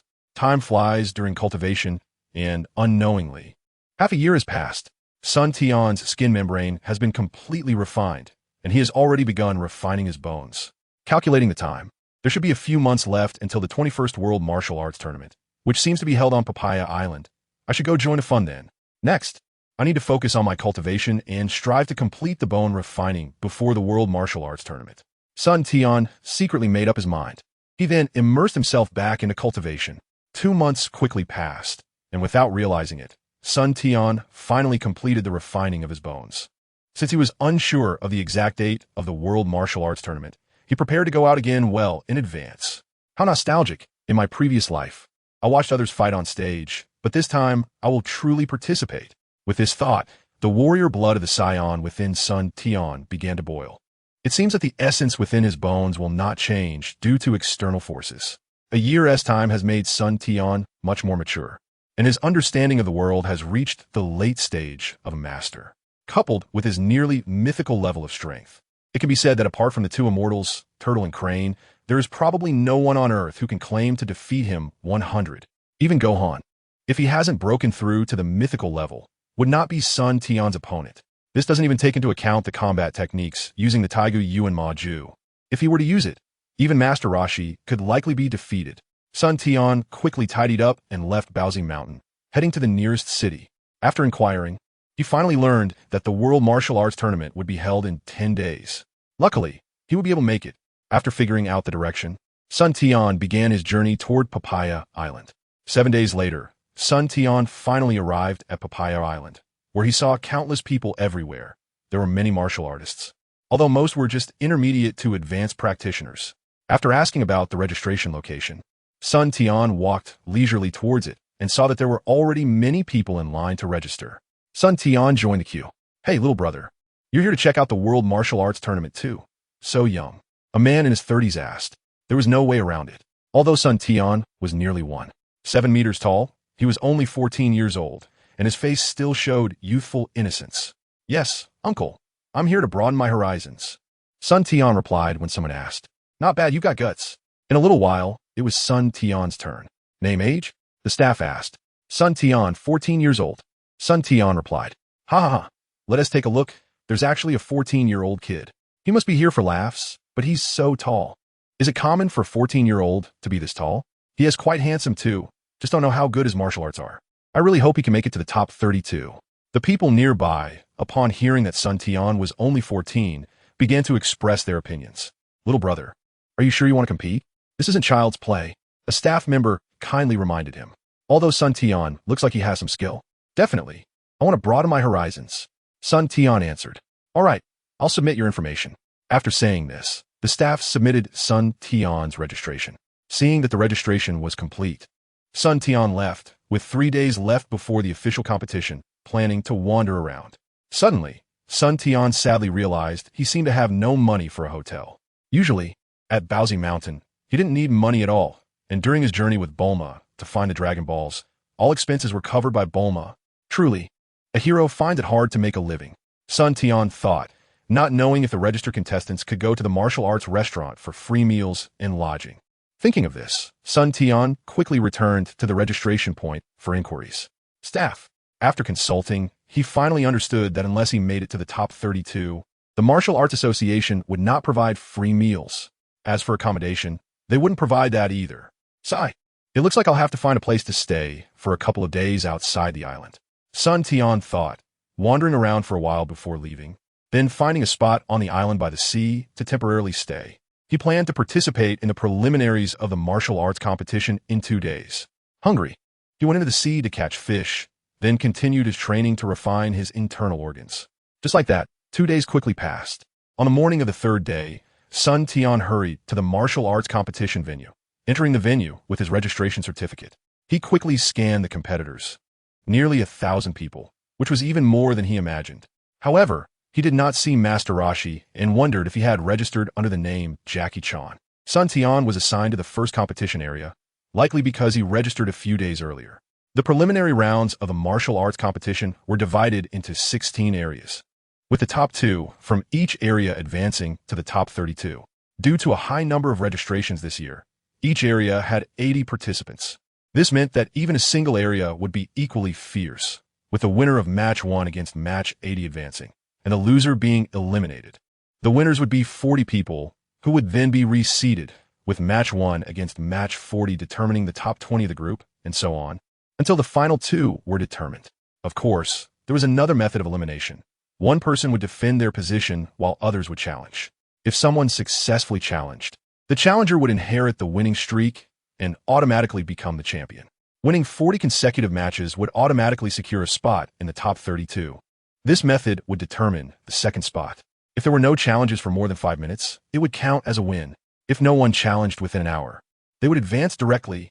Each time a defender succeeded in maintaining their position, they could choose to rest for 10 minutes or accept the next challenge, providing time for recovery. This meant that one might only need to fight 6 matches. However, if one became the champion, they would have to fight continuously for 40 matches. Though if luck was on their side, they could challenge the opponent during someone else's 39-game winning streak and advance with just 1 match. Additionally, there was a rule that once someone began defending, the area would automatically switch to the second method of selection, canceling the first method. Anyone daring to defend their position had to be absolutely confident in themselves. Otherwise, no one would want to be the one to let someone else take the glory after winning 39 matches. After carefully reviewing the preliminary rules, Sun Tian was already prepared for what to do next.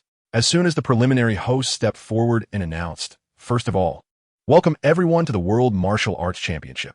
I believe everyone is familiar with the preliminary rules. Now, I declare that the 21st World Martial Arts Championship preliminary round for Area 1 has begun."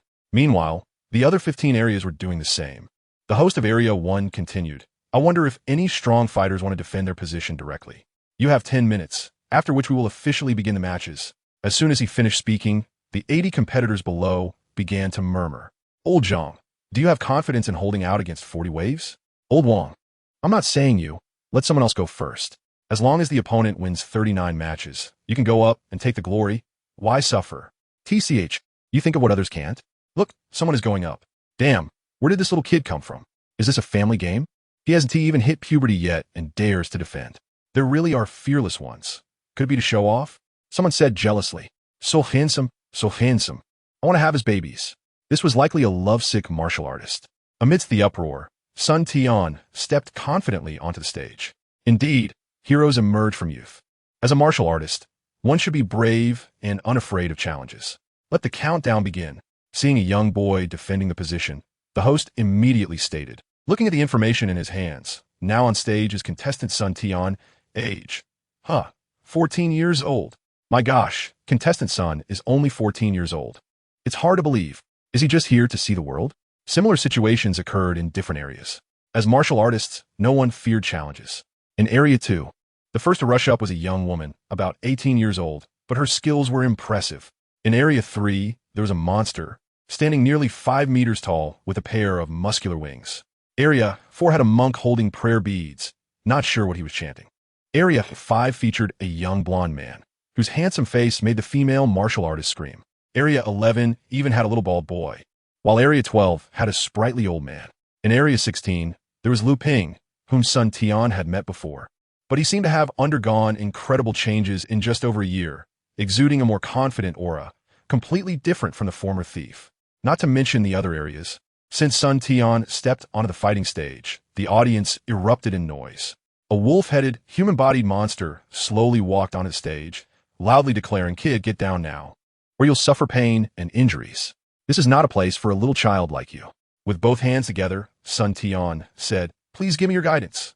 Looking for death? You're asking for it, huh? Watch me tear you apart." Though he said this, the martial arts competition rules prohibited fatal injuries. But severe injuries were allowed. Sun Tian clenched his fists, ready for battle. The werewolf saw that mere words wouldn't make the opponent back down. The werewolf quickly moved on stage, slowly approaching Sun Tian, its claws aimed directly at Sun Tian's head. Sun Tian slightly crouched, avoiding the werewolf's claw attack in an instant. While stepping forward with his left foot, bang, a sound of impact rang out. and before anyone could react, Sun Tian elbowed the werewolf's chest. The werewolf slowly fell down, losing consciousness. The host quickly approached the werewolf, feeling for a pulse at its neck, and confirmed there was still breathing. Sun Tian wins. Do you need a rest? After saying that, he signaled the medical staff to take the werewolf away. No need. Next contestant. Sun Tian replied. What did I just see? An elbow strike. That's right. It's unbelievable. It seems that I really have aged. Are the young people nowadays so fiery? The one speaking is an old man. Did you all see clearly? That kid has a good grasp of strength, just enough to knock a werewolf unconscious. What precise control? A robust middle-aged man said. I'll have a go at you. I'm from the martial arts school. A somewhat lewd-looking man walked up. The two were ready, and suddenly, Sun Tian disappeared from the stage. When he reappeared, he was already behind that man, and with a swift chop, the man fell to the ground, unable to get up. Shoo! The audience fell silent. You have to know that although this man looked lewd, he had some strength. Even several hundred people might not be able to take him down. Yet he was knocked out by Sun Tian with a single chop. Some who thought they had no strength had already given up, while others who thought they could do it were planning to avoid the spotlight and compete for another spot. 5 minutes passed, 10 minutes passed, 30 minutes passed, and no one came up to challenge Sun Tian, leaving him speechless. He hadn't even used much strength. Why wasn't anyone coming up? There were still 30 minutes left. If no one challenged again, the first spot would belong to Sun Tian. The host looked at the time. Old Wu, why don't you go up and teach the young man a lesson? If Huang wants to go, he can go. I'm not blind. The audience was in a discussion, but no one stepped up. 60 minutes passed, and Sun Tian automatically secured the first spot, slowly walking off the stage. The crowd parted to give him a path. Little brother, I have a martial arts school. You can come by for some exchanges if you have time. Little brother, are you married? My granddaughter is 18 this year and is beautiful. Sun Tian was speechless. Come on, this is just the preliminary round. Isn't it better to fight for the next spot? He declined everyone's offers and found a suitable spot to watch the upcoming matches. Because Sun Tian secured one spot, the competition for the second spot became much fiercer. One contestant had just won 10 consecutive matches. Although he had recovered somewhat during the break, he was still defeated by another contestant. After 56 hours of competition, the second spot was won by an old man wearing traditional clothing. This old man turned out to be a master in the initial stage of understanding Qi, making a strong appearance after a 40-win streak. Although the subsequent challengers were all at the pinnacle of martial arts strength, very few could last more than 40 moves against him. All right, the spots for our first competition area have been determined. Our contestant Sun Tian and contestant Wu Tianlong. The host announced. The eliminated contestants could continue to stay and watch the finals or leave on their own. Contestant Sun and Wu could rest at the martial arts hall. Thank you all for participating. With the determination of the first competition area as spots, the other areas also completed their preliminaries one after another. The second area had a lady named Lan Fong and a young man named Shuiyu. The third area featured a monster called Jila and a strong man named Quinn. The fourth area had a monk named Nan Wu and a blonde man named Lu Si. The fifth area included a young man named Luo La and a werewolf named Steve. In the 11th area, there was Clin and Shun Wu. In the 12th area, Chung Long and Yi Huang. In the 16th area, Lu Ping and the Barbarian. If it weren't for Lu Ping's initial strength, making the Barbarian somewhat wary, Lu Ping might have been eliminated early. After all, no one wanted to face an opponent like the Barbarian, resulting in an hour of no one stepping up to challenge when the Barbarian was on stage.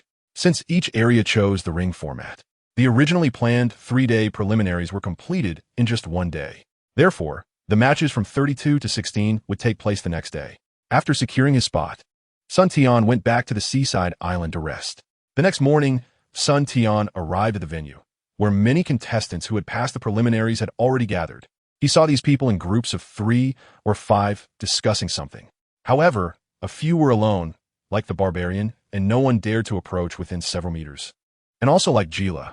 Before long, all the selected contestants had gathered. Hey Sun Tian, is that you? Suddenly, someone shouted. Sun Tian turned around and felt a bit familiar, replying, who are you?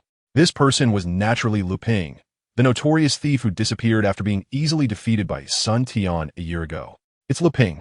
We met a year ago. I didn't expect you to come to this martial arts tournament, but I hope we don't encounter each other. Lu Ping said arrogantly. Désert bandit Lu Ping? It seems you've gotten stronger and regained your confidence. Sun Tian remarked. Lu Ping, do you know this person? Is he your friend? At this moment, a little bald head ran over. Baldy, judging by your attire, it can't be that Krillin kid, right? I never expected that Liu Ping would also go train with Master Roshi. I wondered where he got his confidence from. Krillin, this is son Tian, the strong martial artist I told you about. I was easily defeated by him back then, Liu Ping said, still a bit arrogant, but not afraid to mention his past defeat. You are son Tian. I heard you defeated Liu Ping in just a few moves. You don't seem that strong. Krillin smirked, knowing he and Liu Ping had been training with Master Roshi for the past year, and their strength was now superhuman. He didn't believe son Tian could match them, as Master Roshi was known as a martial arts legend on Earth. Baldy, do you want to compete with me? Son Tian replied. Don't call me Baldy. Krillin was frustrated when son Tian hit his sore spot. Son Tian, Krillin is very strong, even stronger than me. You're weak. I easily defeated you before. The conversation among the few was overheard by Jackie Chan, who was actually Master Roshi disguised as a contestant. Of course, with Master Roshi's skills, passing the preliminaries was a breeze. Hey, isn't that the boy who sent the turtle before? I didn't expect him to participate in the martial arts tournament as well. He could easily defeat Liu Ping before he became a disciple. He must have some skills. His name is Sun Tian, right? I think I've heard it before. Master Roshi thought to himself. However, he never imagined that this boy was the one with the long tail adopted by Gohan. Sun Tian usually kept his tail coiled around his waist like a belt, so no one would think it was a tail. But after a year of training, Liu Ping and Krillin were not opponents Sun Tian could handle. Only Master Roshi had this confidence. The martial arts legend wasn't called that for nothing. If it weren't for the fear that these two kids might become too arrogant in the future, Master Roshi wouldn't have disguised himself as Jackie Chan to teach Krillin and Liu Ping a lesson, just like he did with Gohan and Ox King back in the day. At this point, the host of the martial arts tournament began to speak. Everyone, please be quiet. I will now announce the rules of the martial arts tournament. After everyone quieted down, the host introduced the rules. It turned out that this martial arts tournament divided the 32 contestants into 4 groups, the B, C, and D, and the groups would be determined by drawing lots. There were 32 beads in a box, labeled A0, A3, B0, B3, C0, C3, and D0, D3. Contestants drawing the same number would be opponents. The strongest in each group would be decided first, forming the top 4, who would then draw lots again to determine the top 2, and finally, the martial arts champion would be decided. This means that being strong doesn't guarantee a spot in the top 4. If 2 strong contestants happen to draw the same group and are opponents, they might not even make it to the top 16. To reach a higher ranking, both strength and luck are essential. After hearing the rules, some weaker martial artists began praying not to face strong opponents. Sun Tian, I hope we don't end up in the same group. Otherwise, you'll stop at the top 4. Liu Ping said, starting to fantasize about how it would feel to defeat Sun Tian. Liu Ping, you mustn't draw the same group as me.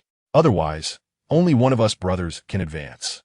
As soon as Sun Tian finished speaking, Liu Ping was left speechless. To be honest, he really wasn't a match for Krillin right now. Have I been training with Master Roshi for just a couple of days to lose my edge? Do I have a mocking face or something?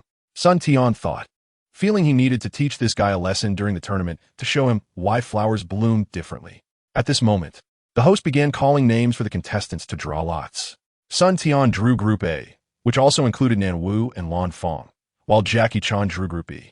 Krillin and Liu Ping, however, inexplicably ended up in Group C.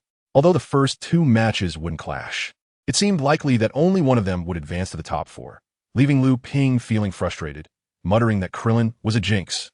Surprisingly, the monster Gila and the barbarian were both in Group D. It was uncertain what the outcome would be when they faced off. Krillin and Liu Ping were stunned. Krillin, I won't hold back. Bring it on. It seemed these two knew that the only 2 who could advance from their group to the top 4 were them. Once the groupings were confirmed, it quickly moved into the match time. Although divided into 4 groups, the matches were basically happening simultaneously. The first match in Group A was between Nan Wu and Lan Fong. After the host's announcement, the 2 slowly walked onto the stage. Handsome, you have to let the little sister win, Lan Fong said sweetly. I'm sorry, but I must win the championship, Nan Wu replied persistently. On the stage, the 2 greeted each other, and as the host finished announcing the start, they entered into battle. Don't underestimate Lan Fong, because she's a girl. Her skills were impressive.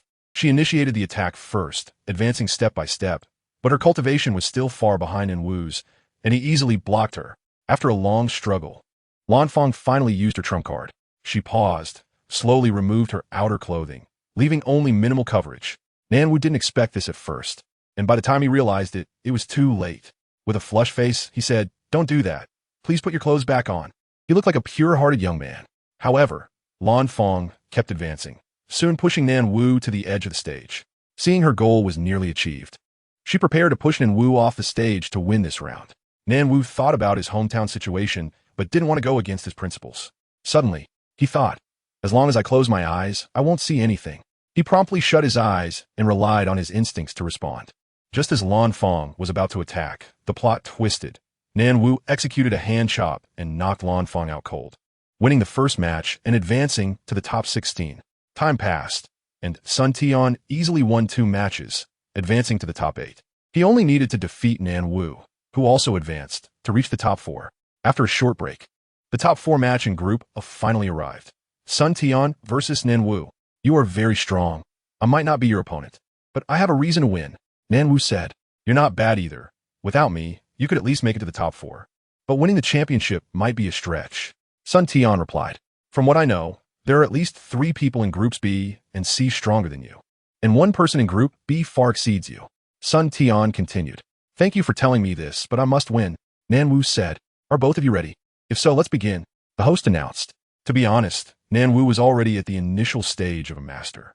Without the involvement of Sun Tian, Master Rashi, or Lu Ping, there would probably be no opponents for him except for Wu Tianlong and a monster Gila, who were also at the same stage. Unfortunately, he encountered these 4 changes, one of which is the legendary martial arts myth.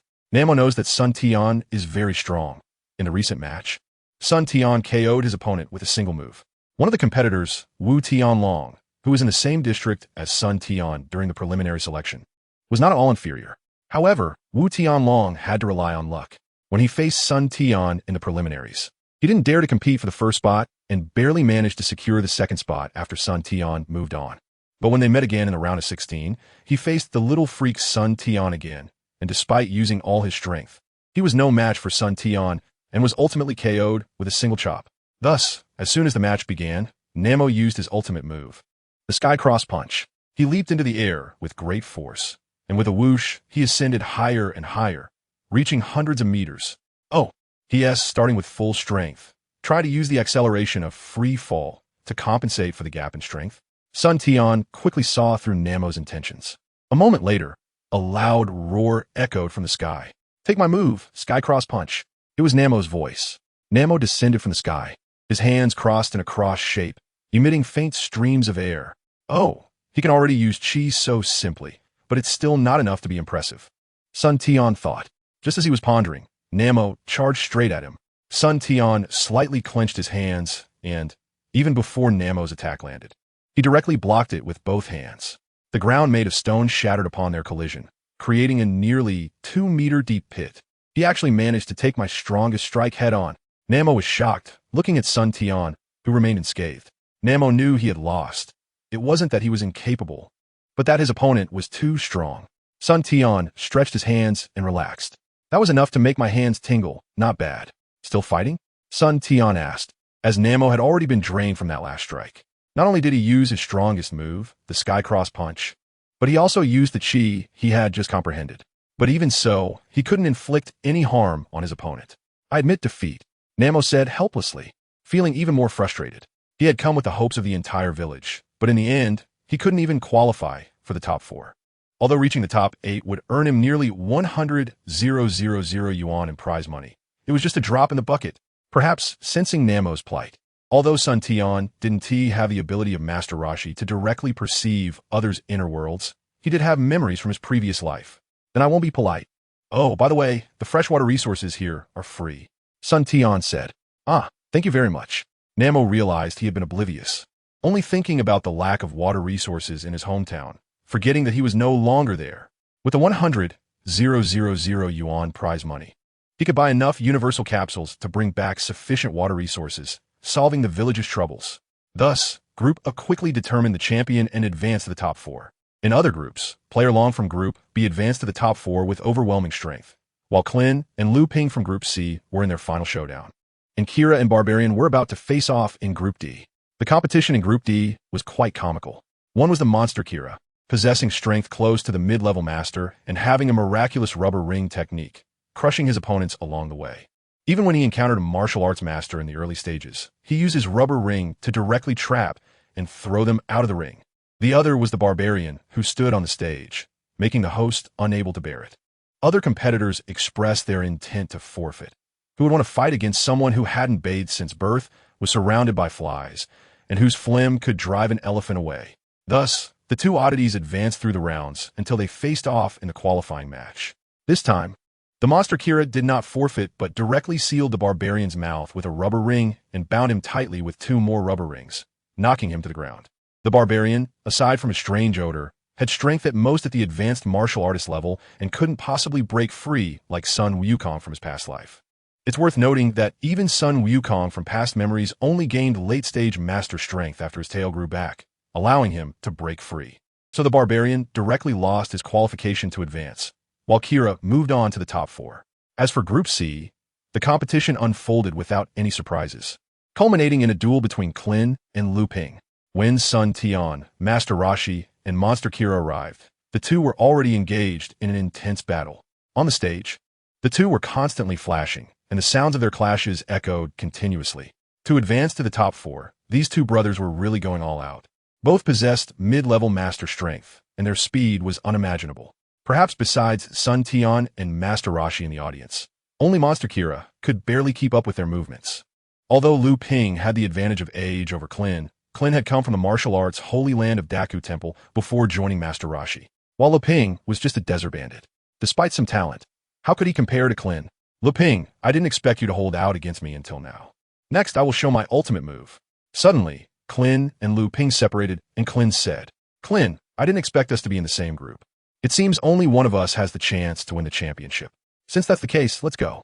Lu Ping said, slightly out of breath, and then took an attacking stance, while Clin also assumed the starting posture for the Kamehameha. What? No way. When did that kid Clin learn the Kamehameha? Master Rashi thought as he watched from below. The Kamehameha, the Wolf Fang Destroyer. Clin shot out a Kamehameha energy ball that collided with Lu Ping's self-created Wolf Fang Destroyer. The clash of the two energy waves generated a strong airflow, initially resulting in a standoff. However, gradually, as additional energy flowed in, the Kamehameha gained the upper hand, overpowering Lu Ping's attack. Slowly, Lu Ping became exhausted and was swept out of the ring by Clin's Kamehameha. Clin gradually withdrew his technique, panting heavily. Lu Ping, are you okay? I'm fine, just a bit drained. I didn't expect you to have mastered the teacher's ultimate technique. This time, I lost without grievances. Lu Ping said with some regret. He had thought that after comprehending Qi and advancing his Wolf Fang Wind Fist to the Wolf Fang Destroyer, he could get revenge on Sun Tian. But unexpectedly, he couldn't even get past Clin, suffering a crushing defeat and missing out on the top 4. However, the outstanding performance of the two made Master Rashi feel somewhat satisfied. He didn't expect that without realizing it, both Yamcha and Krillin had become so strong.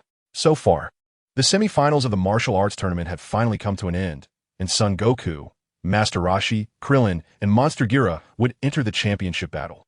The 4 of you, tomorrow we will hold the final championship match, and the specific rules will be announced tomorrow. The tournament organizers have prepared dinner for you, and you can go eat on your own. After finishing their meal, the group prepared to return and rest. By the way, Krillin, have you seen Master Potato? It seems we haven't seen him since we arrived.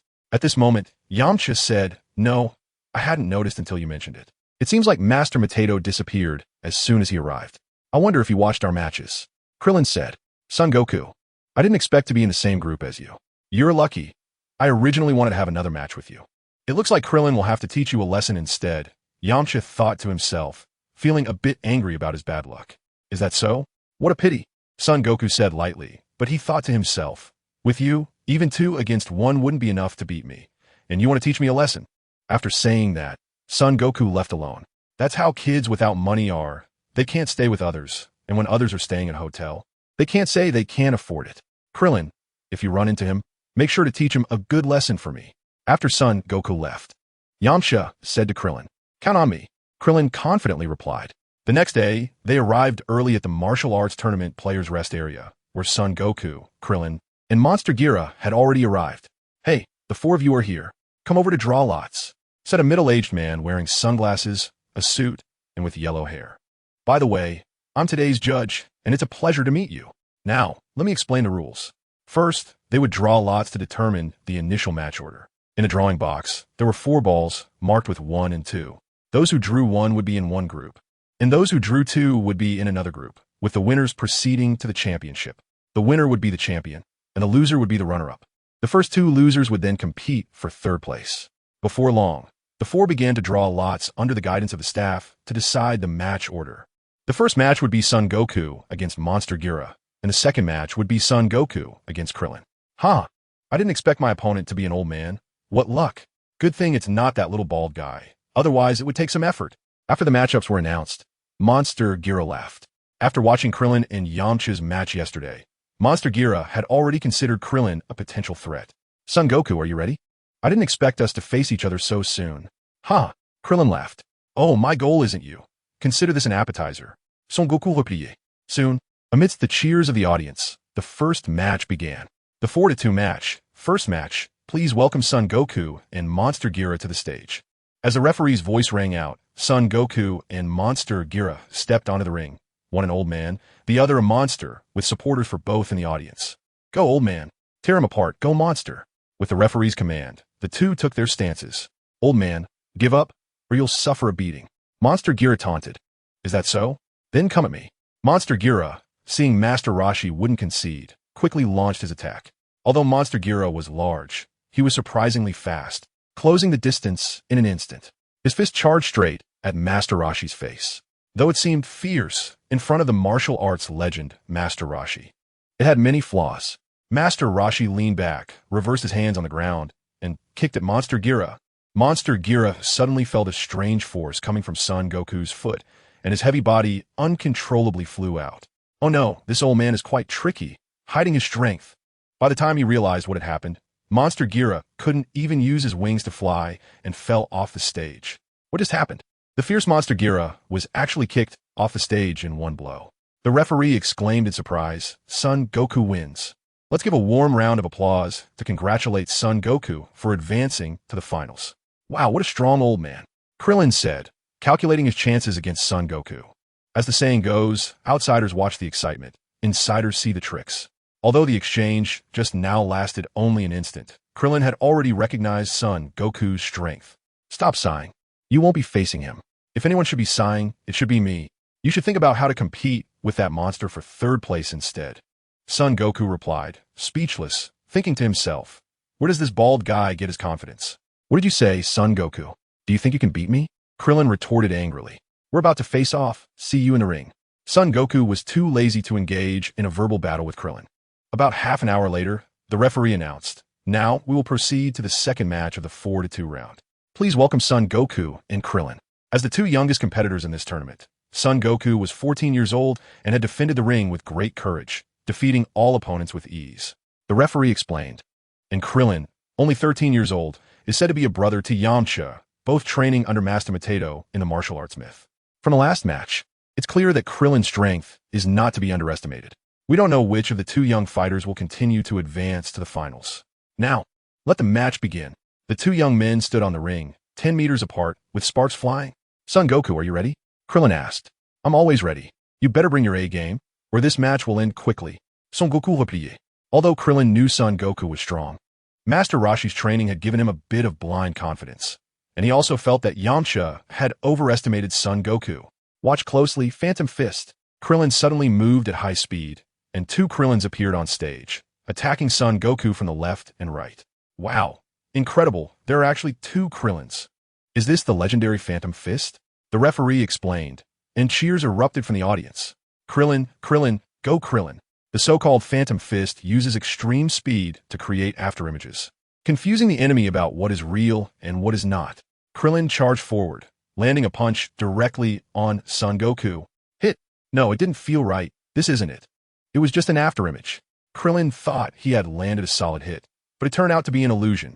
It seemed that as soon as Son Goku had spoken, he had already moved at high speed. However, compared to Krillin, Son Goku was much more advanced, as the afterimage he left behind could even produce sound. Missing his strike, Krillin quickly adjusted and remained on guard. He realized he was facing a master, and no wonder Yamcha had progressed so rapidly after a year of training under their master. Son Goku still relied on verbal attacks rather than direct strikes. Focusing intently, Krillin heard the sound of footsteps moving around. Suddenly, Krillin turned and threw a punch. Then he explosively retreated nearly 10 meters, his arms feeling sore and numb. So strong, but I can still manage to take it. Krillin thought. Not bad. I managed to take 1/10 of his strength. Son Goku thought. From the very beginning, Son Goku hadn't used his full strength, calculating that 1/10 of his power was enough to handle Krillin now. I wonder what Krillin would think if he knew that Son Tian was only using 10 of his strength. Son Tian, I apologize for my previous rudeness. I didn't expect you to be this strong. It seems I have to give it my all. Krillin steadied himself and said slowly. If I let you use your full strength from the beginning, you wouldn't have any chance. Son Tian replied. All right, you better be careful. I was just testing you before and used 70 of my strength. Now I will use all my power to show you my respect. After saying that, Krillin let out a loud shout, channeling his energy. Suddenly, Krillin disappeared into thin air. His speed had increased significantly compared to before, barely keeping up with Son Tian's pace. The two exchanged blows, constantly appearing and disappearing on the stage. The audience was speechless. Usually, when watching matches, they could at least see the competitors. But now, they could only catch glimpses of shadows.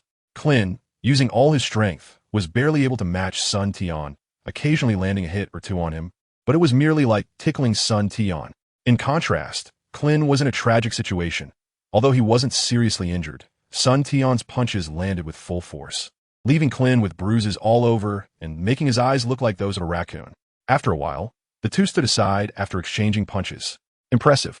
I didn't expect that besides Master Wu Tian, there would be someone as powerful as you in this world. Master Wu Tian often says that Liu Ping and I are still lacking in martial arts, and I didn't believe it at first. But it turns out that there are always people stronger than you, and there are heavens beyond heavens. Krillin, sporting a swollen eye, said breathlessly, You're strong too. As far as I know, you can rank at most fourth in this martial arts tournament. Son Tian knew that if he hadn't been reborn into this body, although Sun Wukong would be much stronger than Krillin, he would never have such overwhelming power. Fourth? No way. I admit you're strong. But that old man and that monster are at most about my level. Krillin exclaimed in surprise. About the same. You'll find out soon enough. Enough talk. Use your ultimate move. I'll give you one more chance. Son Tian said. All right, be careful. Krillin responded. Krillin gathered all his energy, which was more than double what he used against Liu Ping, indicating that he had held back during that fight. Kamehameha wave. Bring it on. Watch me break your ultimate move with my bare hands. Son Tian directly intercepted the Kamehameha wave with one hand and slowly pushed it back towards Krillin. In no time, Krillin was knocked off the stage with a loud boom from his own Kamehameha, falling unconscious. He lost, who would have thought it, watching Krillin's defeat from the sidelines. Master Roshi felt uneasy. Although he had entered the tournament under the alias Jackie Chan to teach his two disciples that there are always stronger people out there, it was still hard to accept when his own disciple was defeated by someone else. If it had been an older martial arts master, that would be one thing. But to be defeated by a young man of similar age to Krillin, could he be a disciple of Old Crane? No, that's not right. Oh, right. This person is named Son Tian. Son Tian? Haha, I should have thought of that. The child raised by Gohan. I can't believe he has already grown so tall. I really don't know how he got this big. Seeing him grow so tall, I didn't even recognize him. It seems he must have inherited Gohan's true teachings. Master Roshi suddenly understood and felt somewhat better. However, he still needed to give him a good talking to later, that little rascal. Last time he didn't learn well and actually stole my flying Nimbus, wanting to ascend to the heavens. Just thinking about the last time he met Son Tian made Master Roshi furious. Congratulations to contestant Son Tian for advancing to the finals. The 4 contestants can go rest in the back. This afternoon, we will hold the contest for 3rd place, as well as the championship battle, the referee announced, while the unconscious Krillin had already woken up with Master Roshi's help. However, this time Krillin had matured quite a bit, and by now, he deeply understood Son Tian's strength. Watching Krillin's unfortunate state, Lepin thought to himself that it was a good thing Krillin advanced. Otherwise, the one lying on the ground would have been him instead, and he also felt a deep sense of apprehension towards Son Tian. Time quickly passed to the afternoon, and due to the battle with Son Tian, Krillin had almost exhausted all his energy. Although he had recovered quite a bit after a few hours of rest, facing the beast Jiraiya, who also possessed mid-level master strength. He was knocked off the stage in just a few rounds, missing out on the top 4. After a short adjustment, the finals of the martial arts tournament finally arrived. The referee announced loudly, We are about to enter the finals of our tournament. Please welcome contestant Sun Tian and contestant Jackie Chan. Sun Tian and Master Rashi stepped on the stage, standing 10 meters apart, both sensing the other's strength. The match begins. The referee announced, "Kid, you're strong. What is your relationship with Sun Gohan?" Master Rashi asked. "Sun Gohan? I don't know him." Sun Tian replied, of course concealing his identity. Otherwise, how could he continue to play? But it seemed that Master Rashi had sensed something. "You don't know? Then pretend until you do," Master Rashi said, clearly dissatisfied, having already concluded that this kid was the one adopted by Gohan. "All right, then I won't hold back." As soon as Sun Tian finished speaking, he disappeared from the stage, reappearing behind Master Rashi, striking him with an elbow. Master Rashi was sent flying. Bang! The wall beside them collapsed. "Wait, that didn't hit. Where is he?" Sun Tian's attack missed, but others thought Master Rashi had been buried under the fallen wall, and cheers erupted. Only Sun Tian knew that before his strike, Master Rashi had left an afterimage so fast that even Sun Tian didn't react in time. The strike only hit the afterimage, causing the wind pressure to collapse the wall. No wonder he's a legendary figure. He managed to evade my attack. Suddenly, Sun Tian turned and threw a punch, only to find that Master Rashi had somehow circled around to his back and was attacking. Boom, boom, boom. The two exchanged punches, each stepping back 5 meters. "You're quick to react. It seems you're getting old," Master Rashi said in surprise. "Impressive, let's go again." Sun Tian disappeared once more, and at the same time, Master Rashi vanished as well. Sounds of collisions echoed on the stage, with afterimages of both fighters appearing. Though it was a battle between two people, it looked like dozens were fighting. Half of the figures were Sun Tian's appearance, and the other half were Master Rashi's shadow. "Impressive. They left dozens of afterimages," Krillin and Lepin exclaimed. They originally thought Sun Tian would win with absolute advantage, but they were surprised that an ordinary elder could match him. Up until now, Krillin and Lepin finally understood the truth of Master Rashi's words when they sent them to participate in a martial arts tournament. "Krillin, Lepin, you are both geniuses, but you must understand that there are always stronger people in this world. Although at your age and strength, you are already remarkable. You are by no means at the top." At that time, Krillin and Lepin didn't think much of it, but the harsh reality showed them what it meant to be outclassed. Bang! With a loud noise, Sun Tian suddenly appeared, continuously retreating. With each step back, a deep pit appeared on the stage, and after retreating a dozen steps, he finally stabilized his position. Opposite him, Master Rashi revealed his true form, his fists trembling slightly. "How strong!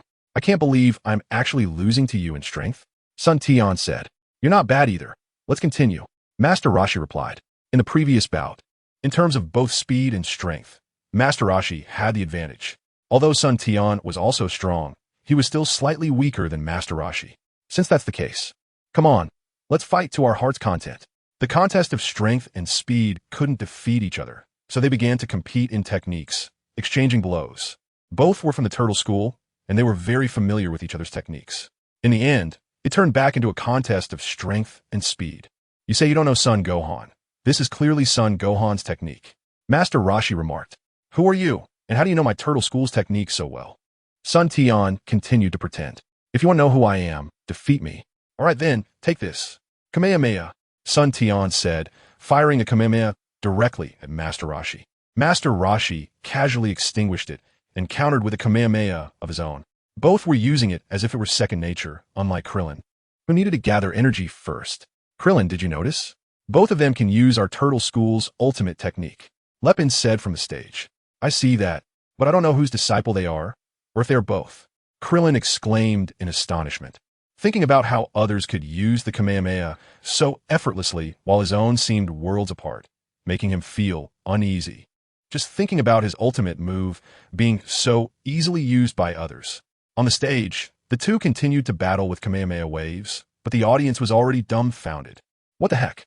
Is this for real? Hurry and record this. This martial arts tournament is worth it. Amazing, so strong. That old man is formidable, and that young guy is so handsome. I want to have his babies."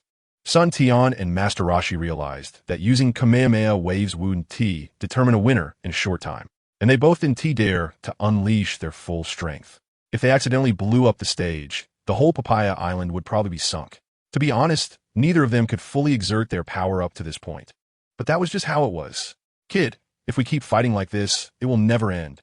The venue is limiting our performance. Master Roshi said. What do you suggest then? Apart from Gohan and the Ox King, you're the first one who can withstand me for this long.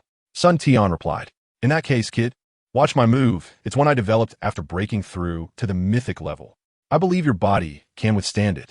Suddenly, Master Roshi unleashed a powerful aura, and the energy transformed into a lightning form, causing his hair to stand on end, with electricity crackling between his strands. Take this move, the world's shocking palm. The turtle hermit struck, and Sun Tian didn't have time to dodge, but of course he was also willing to give it a try. As he was attacked, Sun Tian's hair stood on end, frozen in midair. Kid, how does it feel? This is my ultimate skill, converting all my energy into hundreds of thousands of volts. Let's see how long you can last. Even Gohan couldn't hold out for more than 5 minutes under this move. The turtle hermit said proudly. It hurts. My whole body is numb. I can't channel my energy. Sun Tian said with difficulty. While enduring the attack, he felt the changes in his body. He remembered that in his previous life, there were claims that electric currents could stimulate the body and strengthen the flesh, as well as so-called heavenly tribulation body refinement. Thinking of this, Sun Tian consciously guided the current, slowly allowing it to enter his body, feeling the gradual changes in his physique. It really works. This free stimulation was something Sun Tian cherished. The taste is not bad. Old immortal, give it more strength. I'm still holding on. To prevent the turtle hermit from realizing his intentions, Sun Tian deliberately provoked him. Stubborn mouth, kid. After saying this, the turtle hermit increased his output, and the current enveloping Sun Tian suddenly became more than double the strength. Damn, it could be enhanced. The suddenly intensified current was so painful that he couldn't even speak, desperately trying to guide and resist it. Thus, the two remained in a stalemate. 5 minutes passed, 10 minutes passed, 15 minutes passed. Sun Tian was in pain, but also felt pleasure, while the turtle hermit slowly began to struggle. Even a martial arts legend, outputting at full strength, found it hard to sustain himself for nearly 20 minutes. Similarly, Sun Tian had to use his energy to resist while also guiding the refinement of his body, consuming energy at a terrifying rate compared to the turtle hermit. If it weren't for his scion bloodline, granting him strength far beyond that of ordinary people, he would have collapsed long ago. However, he was also nearing his limit. Finally, just as Sun Tian was about to admit defeat, the turtle hermit could no longer hold on and stopped his output. Bang! Sun Tian fell weakly to the ground, gasping for breath. The turtle hermit was also panting heavily, but relative to Sun Tian, he was doing slightly better. At this point in the match, it all came down to who had the stronger will. Just then, Sun Tian struggled to stand up and cupped his hands towards the turtle hermit. I concede this match. What? Sun Tian has conceded. The announcer exclaimed. Our final champion is contestant Jackie Chan. Let's give a warm round of applause to both contestants for bringing us such a wonderful performance. The referee announced, bringing the World Martial Arts Tournament to a close. In the end, Jackie Chan, the turtle hermit, won the championship. Sun Tian was the runner-up, and Monster Kira took 3rd place. After the match, the turtle hermit secretly found a secluded place, struggling to remove his wig and change into his usual attire. At this time, Krillin and Launch were waiting with their prize money at the entrance of the tournament. Krillin, have you seen Master Potato? Launch asked. No, I haven't seen him since the preliminaries. He might have gone off to play, Krillin replied. Just then, Sun Tian had recovered some of his energy and walked out. Hey, who are you two waiting for? Seeing Krillin and Launch at the door, Sun Tian asked. Sun Tian, honestly, who have you been training with? Why does your technique resemble our turtle school's martial arts? Krillin inquired. Yes, Sun Tian replied mysteriously. At this moment, the turtle hermit also came out. Kid, not bad. You actually pushed me to this extent.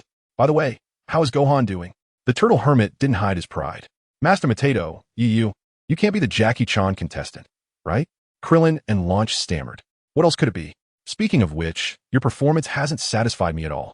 You need to double your training when you go back. The turtle hermit said seriously. It's really not comparable. Compared to Sun Tian, you two are quite lacking. Yes, Master Potato. The two replied a bit embarrassed, having not even made it to the top 3. Well, now you understand what it means that there are people beyond people. And heavens beyond heavens, right? Not to mention Sun Tian. Even in comparison, you two are not even as good as Monster Kira. Let me tell you one more thing. Your Uncle Crane's 2 disciples are about your age, but reached the late master stage 4 years ago. They will also compete in the next martial arts tournament. So set them as your goal. The turtle hermit added. Yes, master. Please double our training in these 3 years. The two replied. After a few exchanges, Sun Tian then said, Gohan has been out for 4 years now and hasn't returned yet. By the way, I didn't get a chance to greet Master Potato when we last met, and I haven't thanked him for his gift. Oh, I see. Gohan should be about to break through to master level, right? When you see him, remember to send my regards. The Turtle Hermit said, I originally wanted Sun Tian to come back with me for some good training, but seeing your performance today, I don't have much to teach you. Master Potato, is Sun Tian also your disciple? At this time, Krillin and Launch finally understood. No wonder Sun Tian was so extraordinary. Sun Tian is taught by your senior brother Gohan. This is only the second time I've seen him. The last time, I didn't even realize he was that Sun Tian. You two should train hard in the future. I'm also quite surprised by Sun Tian's strength. After chatting for a while, they prepared to go eat. However, this made Clin Lu Ping admire Sun Tian once again. He could eat an astonishing amount, enough for 100 people. It has been 6 months since the first martial arts tournament of the world, and Sun Tian has not returned to Baozi Mountain. He has been in this world for over 10 years, and aside from the last time he went with Bulma and the others to search for the Dragon Balls, he has really explored this world. One day, Sun Tian was slowly moving up the mountain with tens of thousands of pounds of heavy stones on his back when an old woman approached him. Young man, what are you doing? The old woman asked. I'm training. Is there something you need, Grandma? Sun Tian replied curiously. Don't go any further. There's danger ahead, she said, pointing to a castle not far away. Do you see that? The Lord lives in that castle. But not long ago, the Lord's daughter was taken away by a monster. Oh, thank you for the warning, Grandma, Sun Tian said. Despite the warning, he was not scared and continued to walk slowly toward the castle, leaving deep footprints with each step he took. Before long, Sun Tian arrived at a town near the castle. Strange. Why are all the doors and windows closed in broad daylight? Sun Tian thought to himself, is anyone there? At this moment, the people inside the houses were observing him.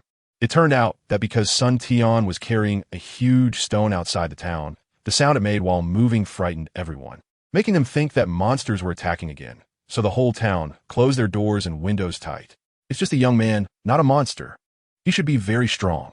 Did you see the giant stone next to him? It must weigh over 50,000 gene. Notify the Lord. Maybe this young man can help our kind Lord. Recently, the Lord has been looking so pitiful because of the princess's situation. Yes, what a great Lord.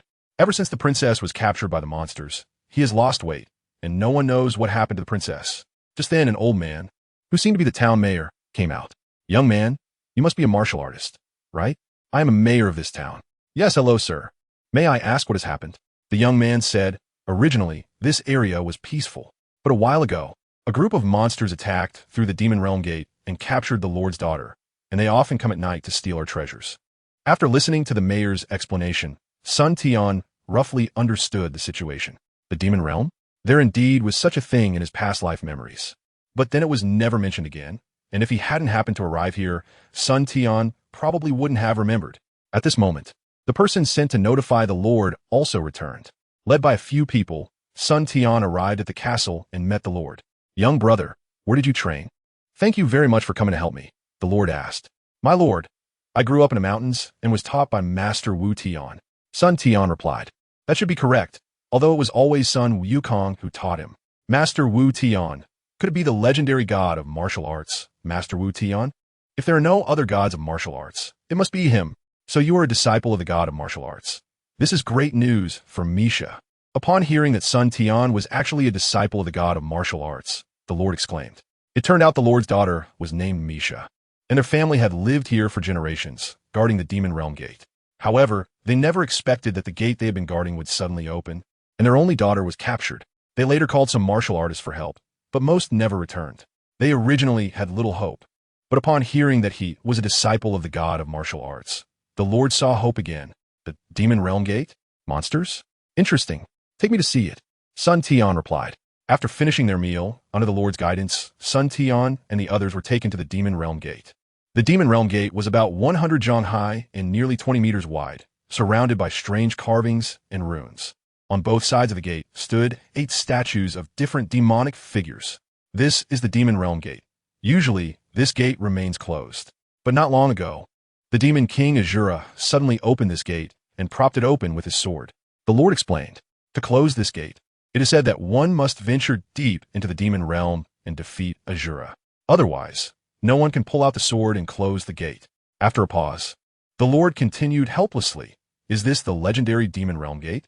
That sword must be Azura's sealing sword. Let me give it a try." Sun Tian walked up to the sword, grasped it with both hands, and pulled with all his might, but it didn't budge. Then he gradually increased his strength, and the surroundings trembled. However, the sword still wouldn't come out, even when he exerted about 60 of his strength. Impressive. I didn't expect that even 60 of my strength couldn't pull out this sword. It seems that Azura from the Demon Realm is quite strong. Sun Tian thought to himself, and said to the Lord, "I can't pull out this sword for now.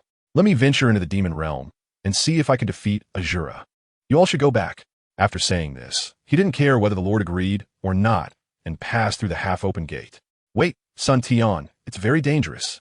But it was too late. Sun Tian had already disappeared inside the gate. "Stop, human. This is not a place for you to come. Go back." Two figures suddenly appeared, startling Sun Tian. One was a burly man holding a long knife, with two curved horns on his head and a long tail protruding from his back. Unlike Sun Tian's tail, it resembled a cow's tail from the human world. The other was a woman with pointed ears, wearing a sword at her waist, but clearly of a higher status. The man spoke first. "This is the Demon Realm. My name is Sun Tian. I've been sent to find a woman. Her name is Misha. Do you know where she is?" Although Sun Tian was surprised to encounter demons so soon after entering, he still replied, "Since you know this is the Demon Realm, you'd better go back quickly. Otherwise, I might send you back myself. It seems that everywhere is about strength. If that's the case, let's see what you've got." Looking for death. As he spoke, the demon man flashed and threw a punch straight at Sun Tian's face. Sun Tian moved and easily dodged it. The two engaged in a fierce battle, exchanging dozens of blows without a clear winner. "Stop it, Gola." At this moment, the demon beauty who had been watching from the side spoke. "Impressive. No wonder you are so confident. You must be Sun Tian, right? To be able to match our Demon Realm's strongest warrior. Come with me." "Who are you?" Sun Tian asked. "Oh, I forgot. My name is Mela. You have a right to know our names." "Impressive. You should be stronger than this big guy. I didn't expect to meet such a master as soon as I arrived in the Demon Realm." The big guy was speechless, and Mela was speechless. "Sun Tian, you are also very strong. In the Demon Realm, aside from that Azura guy, no one would dare to say they can definitely defeat you." Mela said, "Is Azura very strong? What level is he at? Has he entered the mythic level?" Sun Tian asked. "Mythic level? What is that?" He replied, "Oh, never mind. I forgot that you might have different classifications in the Demon Realm. It's just a way to categorize strength." Sun Tian explained. "As for me, I just entered the divine level recently." Oh, what are the classifications? How are they divided?" Sun Tian briefly explained the classification methods from the outside world. "Oh, I see. However, our Demon Realm's classification is different. The Demon Realm is divided from low to high into soldiers, generals, commanders, kings, and emperors, with each level further divided into 4 stages: initial, middle, late, and peak. The divine level you mentioned should correspond to our commander level. No wonder. At the initial stage of the Demon Commander, you're already considered a top-tier strength in the Demon Realm." "Oh, I understand now. It seems I still have a long way to go." Sun Tian compared. Following the two, they chatted along the way, and he gained a preliminary understanding of the Demon Realm. Soon, the 3 of them arrived at Azura's palace, which seemed to be hosting a banquet, looking quite lively. "Lord Gola, Lady Mela, who is this?" A servant saw the 3 arrive and came forward to greet them. But upon discovering that Sun Tian was a human and didn't look like someone who had been captured, he exclaimed in surprise, "Yes, a human from the outside world. I come to find Azura for something." Mela said, Please come in. Lord Azura is hosting a banquet and is said to be marrying a princess." The servant replied. After a while, under the servant's guidance, the group arrived at a grand hall where many monsters were gathered around a large arena, with monsters fighting on the stage from time to time. At the top of the hall, a man and a woman were watching the battle. The man was somewhat handsome, with a mark on his forehead, and it was unclear whether it was natural or carved. The woman appeared to be around 178 years old, beautiful, but somewhat reserved. A monster that looked like a referee announced, "Sabbath has won 9 consecutive matches. Are there any challengers? Let me have a go at you." At this moment, a monster with a pair of wings and the body of a man with a bull's head jumped onto the arena. "Oh my, it's the Bull Demon General. I didn't expect him to attend Azura's wedding too. Now, Shabite is in danger." Unexpectedly, this guy should be about to advance to the Demon Commander level and still participate in such a boring competition. Could it be that he wants to take this opportunity to consult Lord Azura? Sure enough, in no time, Shabite was knocked off the stage. Impressive. No wonder he is the Bull Demon General. Is there anyone else who wants to challenge? If not, the final victor will be the Bull Demon General. The monster referee said. Bozy, why don't you give it a try? As a fellow Demon General, you should be able to. Forget it. That kid seems to be at the peak of the Demon General level. At this moment, Sun Tian suddenly jumped onto the stage. A human? How could there be a human? Is he seeking death? You should know that the Bull Demon General is a master at the peak of the Demon General level. In the Demon Realm, apart from Lord Azura, Lord Gola, and Lord Mela, there are very few who can definitely defeat him. But how did a human manage to sneak in? It seems he was brought by Lord Gola and Lord Mela. Are those two still angry about Lord Azura opening the door to the Demon Realm? It's possible. I heard that those two lords are also from prominent families above. On the stage, the Bull Demon General saw a human jump onto the arena. Human brat, do you want to challenge me? No, I'm not challenging you, but him. Suddenly, Sun Tian pointed to Lord Azura above the hall. Haha, I actually want to challenge Lord Azura. First, you have to get past me. After saying that, the Bull Demon General directly launched an attack on Sun Tian. So fast. No wonder he is the Bull Demon General. It seems he hasn't used his full strength yet. The two instantly engaged, but in less than 20 exchanges, Sun Tian exposed a flaw and knocked him off the stage. Shoo! The audience fell silent. This human is amazing. Suddenly a monster said. No wonder he was brought by Lord Mela. Impressive. On the stage, the referee announced. This human boy is the winner. Is there anyone else who wants a challenge? The demons in the Demon Realm were naturally unhappy to see a human take a stage. But after several Demon General level experts came up one after another and were knocked off by Sun Tian in just a few exchanges, no one dared to go up. Azura, I have been entrusted to find Princess Misha. I hope you can make it convenient. At this moment, Sun Tian said. Previously, while he was below the stage, Mela had already told Sun Tian that the woman above was Princess Misha. Human, state your name. Lord Azura looked down and said, Sun Tian, Azura, what do you think? Although you are strong, you may not necessarily be my opponent. To fight, Sun Tian has already started to provoke. Oh, really? You are indeed strong. You easily defeated several of my generals. Since that's the case, I will lower myself to compete with you. If you win against me, you can take Misha. If you lose, you still take Misha, but you must fight for me for 10 years. Would you dare to bet? Azura saw that Sun Tian was strong and intended to recruit him. You should know that the Demon Realm is not as peaceful as the human realm. Fighting is common. Although Sun Tian was brought by Gola and Mela, as a superior, these things don't count for much. Oh, deal. But 10 years is too long, at most 5 years. After 5 years, I must return to the human realm. Sun Tian also intended to train in the Demon Realm for a period. All right, come on. Let me see how strong a warrior from the human realm really is. As soon as he finished speaking, Azura disappeared from the throne and appeared on the arena. Zulfust, come on, young man from the human realm, don't let me down. Azura sat cross-legged, half floating in the air, looking at Sun Tian. All right, I'm ready. After saying that, Sun Tian disappeared from his original position and reappeared less than a meter away from Azura, throwing a punch. Azura let out a loud roar, raised his right hand, and just managed to block Sun Tian's attack.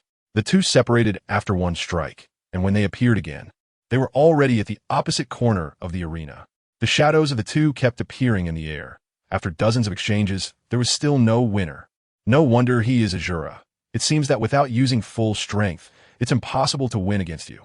Sun Tian thought, increasing his offensive. For a moment, he saw Azura continuously retreating, doing his best to defend. So strong, no wonder I have my eye on this talent. Being so young and having such skills, I must secure him. Azura also initially did not use his full strength, but seeing Sun Tian's increasingly fierce attacks, he finally revealed his power. Blocking Sun Tian's assault, Azura swept his leg and sent him flying over 10 meters. Then he quickly counterattacked. The two exchanged blows back and forth, and soon it was hundreds of exchanges. Impressive. I didn't expect the previous battle was just a warm-up. The big guy Gola said. So how about it? Isn't Sun Tian great? I sensed a powerful force hidden within him when we were at the gate of the Demon Realm. Mela said as the battle continued on stage. Suddenly, Azura stopped and said, Impressive, your physical strength is so strong. I wonder if you can break this move. Azura suddenly gathered energy in both hands and shouted, A Kamehameha wave, let's see how you break it. Sun Tian also unleashed his ultimate skill. A flash of white light appeared, causing demons below the level to involuntarily close their eyes. The demon realm is not without daytime. It's just that most of it is in darkness. It was just an adjustment issue. The two energy waves collided, resulting in a deafening explosion, and both stopped simultaneously. It's a draw. This arena limits our abilities, and it makes no sense to keep fighting. Azura said.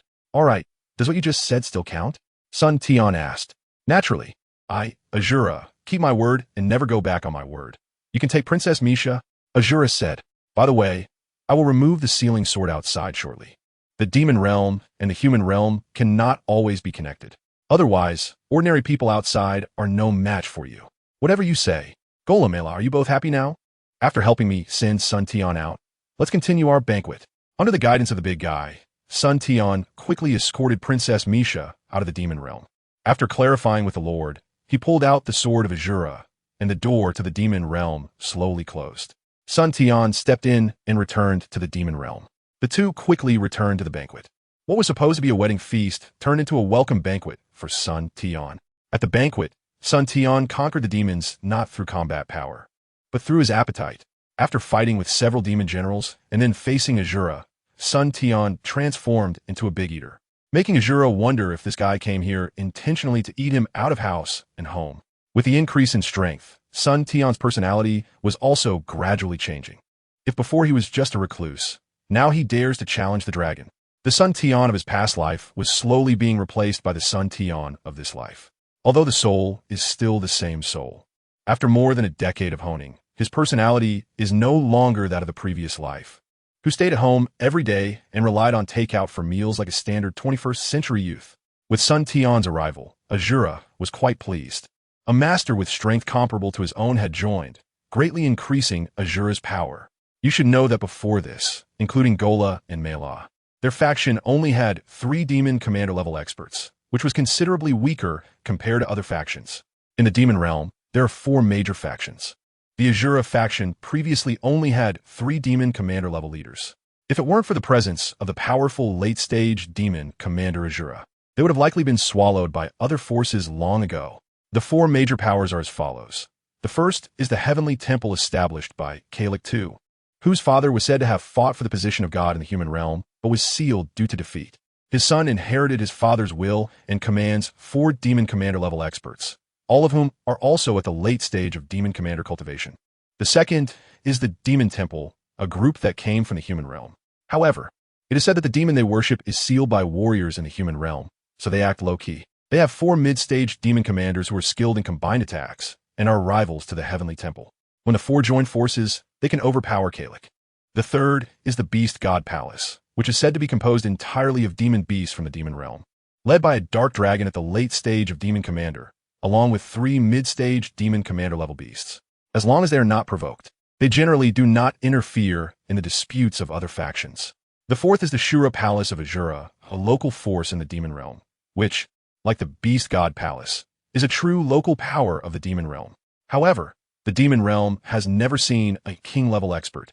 It is said that most demon lords have gone a train above. Once they leave, it is difficult to return to the Earth demon realm, although there may be peak-level experts. Most have hidden themselves to cultivate alone, waiting to break through to king level and ascend. The demon realm is connected to the human realm through the demon gate, but generally, demon clans seldom come to the human realm. On one hand, lower-level demons are not accustomed to the sunlight in the human realm. On the other hand, there are myth-level high beings like Master Rashi and Master Crane in the human realm, and often the heavenly realm also restricts the demon realm. It should be noted that the gods of the heavenly realm are even stronger than Master Rashi and Master Crane, possessing solid king-level strength. With Sun Tian's involvement, Azura may truly unify the demon realm, driving out Kalik II and the forces of the demon god temple. Meanwhile, news of a human boy joining the Azura Palace spreads quickly. My lord, I have important intelligence. Kalik's subordinate, Jagger, is at the heavenly god palace. Kneeling before a child-sized figure, he reported. What could be so significant for you, Jagger? Sun Tong replied. Indeed, this child is Kalik II, the offspring that Kalik left in the human world. After Kalik was killed by Bick, he fled into the demon realm. It is as follows. My lord, a spy I placed in the Azura Palace reports that the lord of the Azura Palace, Azura, has actually recruited a human powerhouse. Jagger said, just a human. No need to make a fuss. However, Azura is becoming more and more backward for someone of the four great powers. Kalik too responded, My lord, if it were an ordinary powerhouse, I would never dare to disturb you. But it is rumored that this human powerhouse crashed Azura's wedding and fought with Azura for nearly 1,000 rounds without losing. Jagger stated, The wedding. That must be the princess that Azura snatched from the human realm a while ago, becoming more and more backward. Kalik too said, Yes, my lord. But that princess has already been sent back to the human realm. In my opinion, Azura has ulterior motives for this action. After a pause, he added, After all, it's too coincidental that son Tian appeared at the wedding, having waited so long to hold it, yet not before or after. I believe Azura might want to unify the demon realm. After all, before we came in, Azura was already the lord of the demon realm. Jagger continued, Oh, that makes sense. Jagger, let the other three come to my palace to discuss countermeasures. Soon, Jage brought 3 people into the main hall. My lord, everyone is here. Jage said, Liqui, Shansu, Jiasu, I believe you already know about it. The Azura has recruited a human powerhouse. Seeing the 4 of them, Kalik too said, My lord, we already know about the situation. Since the Azura wants to disrupt the balance, I am willing to take it upon myself to bring that human's head to the king. Jiasu replied, I am the leader of Kalik too's 4 fiends, much stronger than the other 3, already possessing mid-level demon commander strength. I know your strength, but that human powerhouse has fought against the Azura for nearly 1,000 rounds. Although the Azura was holding back, he still has some skills. For safety's sake, Liqui, you should go with Jiasu.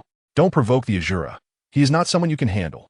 Kalik instructed, then closed his eyes. The 4 left the main hall, and Liqui and Jiasu quickly disappeared before the other 2. Jage, what do you think about this matter? Shanso asked. The Azura is asking for death. The Lord should be about to break through. Once the king reaches the peak of Demon Commander, he will probably prepare to unify the demon realm. Jage said, We need to step up our training. Otherwise, when the king leaves the demon realm to seek revenge on the celestial gods, we won't be able to help at all. Shansa said, Son Tian has been in the demon realm for nearly a month now. After understanding the situation, he realizes that the Azura is pretending to go to the human realm to seize wealth and princesses, but in reality, he is trying to attract human experts to help him unify the demon realm. Gora and Mela are probably testing the strength of the newcomers at the entrance of the demon realm. If they are not strong enough, they will be driven away. Those who pass their test will be taken to the wedding venue. Who says people from the demon realm are brainless and only know how to use muscle? Sun Tian thought, but it doesn't matter. I don't know what the Azura is up to. Every day, Sun Tian practiced diligently. Aside from sparring with Gora, he spent the rest of his time training. Food was delivered to him, and he could directly take heavenly materials and earthly treasures from the Azura's treasury. In just a month, Sun Tian used the Azura's treasury to refine his internal organs and had already entered the final blood refining stage of the first volume of the ancient ape demon art. Once he completed his body refinement, he would truly be initiated. One day, while practicing as usual, Sun Tian suddenly sensed a dangerous presence. Who are you? Come out. Sun Tian shouted. Boom, boom, boom. The room where Sun Tian was training collapsed in response. Humans are quite alert, but it's useless. At that moment, 2 figures suddenly rushed in and engaged Sun Tian in battle. Boom! Sun Tian was struck by a joint attack from the 2 and was sent crashing to a nearby spot, raising a cloud of dust. Jiasu, that kid should be dead, right? We used our ultimate moves as soon as we attacked. Even if the Azura was unprepared, he would probably be severely injured. Liqui said, Wait a moment. I have a feeling it won't be that simple. The fact that he could counterattack while we were working together means this human is very strong. Jiasu replied, Sun Tian was injured, but it wasn't as serious as he had imagined. If he hadn't suddenly become alert and dodged the fatal blow in time, it would have been much worse. Experiencing a life-threatening situation for the first time since his rebirth made Sun Tian realize that he was no longer in the law-abiding society of his previous life. His mindset was unconsciously shifting. With a slight smirk, Sun Tian understood that the upcoming battle would no longer be like the past competitions, but a true life-and-death duel. Huh? The stones pressing down on Sun Tian scattered as he stood up. Who are you? Why did you ambush me? Human, I didn't expect your vitality to be so strong. You actually survived our joint attack. Liqui said, We are under Lord Kalik II from the Celestial Hall. Jiasu, this is Liqui. You are quite powerful, and you qualify to know our names. Jiasu said, Since that's the case, are you ready? As soon as he finished speaking, Sun Tian suddenly dodged and appeared in front of the 2, throwing a punch. Liqui felt as if a mountain was coming at him and was sent flying over 100 meters. Jiasu reacted quickly and jumped out of the attack range just in time. Since this was a battle, Sun Tian didn't want to waste words. He went all out as soon as he made his move. "Liqui, how are you?" Jiasu exclaimed. "You should worry about yourself." Sun Tian's figure flashed as he launched a fierce attack on Jiasu. Caught off guard, Jiasu didn't expect Sun Tian to fight so recklessly, and the two engaged in dozens of exchanges in an instant.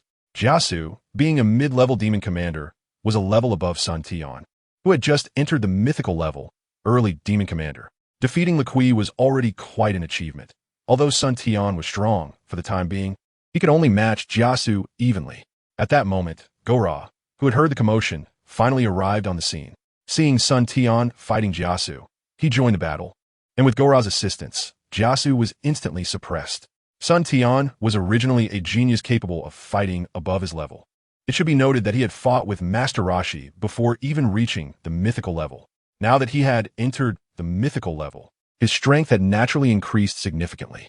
If he had had more time to adapt to this power, Jiasu would have been in even greater trouble. "Jiasu, does the Celestial Hall want to provoke war?" Seeing the situation turning against him, Jiasu fought while retreating. At that moment, Liqui, heavily injured, rushed out. The two exchanged glances and felt that the situation was untenable. They quickly used forbidden techniques to escape. However, without heavenly materials and earthly treasures, Liqui would likely lose his combat power for a while. In the Celestial Hall, Kalik too, who was in seclusion, was awakened again by the commotion. "My lord, it's bad. Liqui and Jiasu are back. Liqui is heavily injured, and Jiasu is also hurt," Jade reported. Jade had previously thought it was an overreaction for Kalik to send Jiasu and Liqui together, but he never expected such an outcome. What? Impossible. With Jiasu's mid-level demon commander strength, plus Liqui, they were actually held back? Kalik too exclaimed in shock. Could it be that they encountered the Azura? At this moment, Liqui and Jiasu, supported by Shansu, arrived at the Celestial Hall. "My lord, I failed in my duties and couldn't complete the mission," Jiasu said. "Weising Eve Weising." Jiasu knew Kalik's character well. "What happened? Did that Azura make a move?" Kalik asked, seeing Liqui's injuries and Jiasu's condition. "No, my lord. Liqui and I infiltrated that human's residence through secret means and attempted a surprise attack. However, the opponent was too alert, and we couldn't severely injure him. Later, that human heavily injured Liqui with a surprise attack while I was entangled with him, and then Gora suddenly joined the fight. With one person facing two, I had no choice but to retreat." Jiasu explained. "Oh, it seems the opponent is not weak. He was able to severely injure Liqui even under the combined assault of the two of you." Kalik said, "I also discovered something. That human has just broken through to the demon commander level and is not yet very familiar with controlling his power. But his inherent strength is terrifying. I suggest you make a decision soon," Jiasu advised. "All right, I understand. Take Liqui to my treasury and help him recover as quickly as possible. In less than 2 years, I will break through to the peak, and then we will make further plans. Keep an eye on the movements of the Demon God Hall. I always feel they are plotting something secretive." Kalik too said, "Yes, my lord. We wish you a swift breakthrough," the four said. Meanwhile, Sun Tian had simply treated his injuries, and Gora's timely arrival forced Jiasu to retreat. Otherwise, although he could drive them away, it would still take some time. Mela and the Azura, who had heard the news, briefly inquired about Sun Tian's situation. "Gora, who are they?" The Azura asked. "They're the 4 demon stars of the Celestial Hall, Jiasu and Liqui. However, Liqui was heavily injured by brother Sun Tian, and when I arrived, Sun Tian was already fighting with Jiasu. Gora, during this time, has been training with Sun Tian every day, and the two have directly started calling each other brothers." Why would they attack Sun Tian? Could it be that there's a traitor within our ranks? In Azura, for hundreds of years, various factions have constrained each other, and it's quite normal for there to be moles among them. With Sun Tian's joining, Wu Ying will break this balance. So sending someone to assassinate him is also quite normal. However, Ashura also knows what can threaten Sun Tian, unless Kalik the Dark Dragon personally intervenes, or the 4 guardian demons of the Demon Temple join forces to attack. "Sun Tian, I will send some healing medicine to you. This matter cannot just be left as is. Mela, contact our informants in the Heavenly Temple and give them a response." Ashura said, "No need. Just tell me where the guy who ambushed me is. I've never encountered such a threat before, and I can't just let it go without retaliating." Sun Tian was also angry. How dare someone attempt to assassinate him? All right, but definitely don't provoke Kalik II, although I don't want to admit it. That guy is very strong. Seeing that Sun Tian wanted to handle it himself, Ashura was pleased. Meanwhile, in the demon temple, the 4 guardian demons also received the message and gathered together. If Sun Tian were present, he would find that these 4 all had some characteristics of the Mekians from their previous lives. Green skin and a pair of demonic wings. Balth said, "Have you heard? That guy Kalik sent someone to assassinate a human and nearly lost a fierce star." Harsha said, "What a disgrace. His father failed to compete with our Father God for the Heavenly God title, and now he can't even deal with a human." King Mandi said, "Let's not worry about them for now. Let the Heavenly Temple and Ashura Palace fight it out. But we need to keep an eye on this human. Our Father God was once trapped by a human and sealed away, and we still don't know where he is. Our priority is to find the object that seals our Father God and release him as soon as possible." A green-skinned monster, clearly different from the other 3, spoke up. He is the first child of the Father God and the strongest one, named Danton. What my brother said is true, but after our Father God was sealed, the Heavenly Father drove us all into the demon realm. The gates of the demon realm have been sealed for years and guarded by Ashura, so we can't get out, said the other 3. So we need to find a way to create chaos in the demon realm. Since humans can come in, we believe we can find a way out. Only if the Ashura Palace and Heavenly Temple go to war will we have a chance. When the time comes to release our Father God, who would want to stay in this dark and dreary demon realm? Our goal is to dominate the human world. Danton declared, Yes. Although we call ourselves demons, we are not the same as the demons of the demon realm. We are not afraid to live in the sunlight. If it weren't for our Father God's other half suppressing us, we wouldn't have to hide in the demon realm." The other 3 said, "Be quiet. The matters of the Father God are not for us to criticize." Danton said, "Send orders to monitor the movements of the Heavenly Temple and Ashura Palace." "Yes, big brother." 1 month later, Sun Tian finally received detailed information. Since the last battle, Kalik and his subordinates had gone into seclusion, and no one knew what the situation was. However, Sun Tian did not intend to give up on revenge. 15 days later, in Kalik II's territory, a human boy walked slowly. Sure, this human boy is indeed our classmate Sun Tian. However, after spending a few months in the demon realm, Sun Tian has adapted to this lifestyle and even dresses in the style of the demon realm. In the demon realm, there are various species, and it's not uncommon to find demons that look like humans. "Let us start from here," Sun Tian said with a wicked smile. The territory of King Kalik II is vast, and Sun Tian's goal is simple. Since he can't find a main target, he will challenge one city at a time, perfectly using battle to gain insight and solidify his mythic-level realm. However, even in the demon realm, there are only a handful of individuals who can reach the mythical level. Generally, the lord of a city is usually at the late stage of a demon general, while larger cities might have peak-level demon generals stationed. In the demon realm, the chance of breaking through from a demon general to a demon commander is quite slim, with only about 1 in 100 million achieving it. Therefore, most cities are guarded by demon general-level figures. With Sun Tian's mythical-level strength, he would easily crush his opponents, which would not serve the purpose of training. It seems that there are quite a few secret techniques in the demon realm. And Sun Tian learned a technique from Ashura that allows him to seal his own power, the sealing technique. Sun Tian sealed his strength to the early stage of a master. It's important to note that even at the early stage of a master, with Sun Tian's realm, late-stage masters may not necessarily be his match. Although he can only use the strength of an early-stage master, his defense remains unchanged. He just cannot unleash his full power. Now, in the city of Pal, where Sun Tian is located, the lord is a late-stage demon general named Pashkaf, who is leisurely enjoying fine wine. Suddenly, a loud bang comes from the main gate of the lord's mansion. "Who are you? Dare to provoke the lord of the city? You're seeking death," shouted a guard as he stepped back. "I've heard that the strongest person in all of Pal City is the lord. I'm here to challenge him," Sun Tian declared.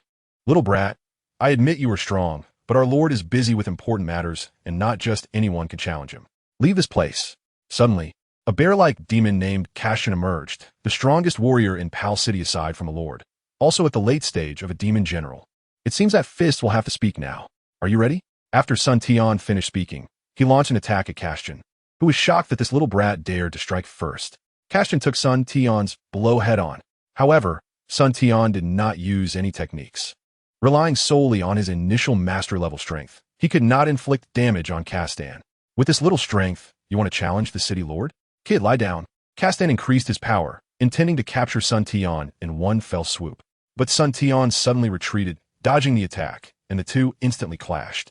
After 100 rounds, Sun Tian gradually became accustomed to his current strength. At first, sealing his power at the initial mastery level made him somewhat unaccustomed to the sudden drop in strength. Sun Tian gradually began to counterattack, moving from being suppressed to now being evenly matched.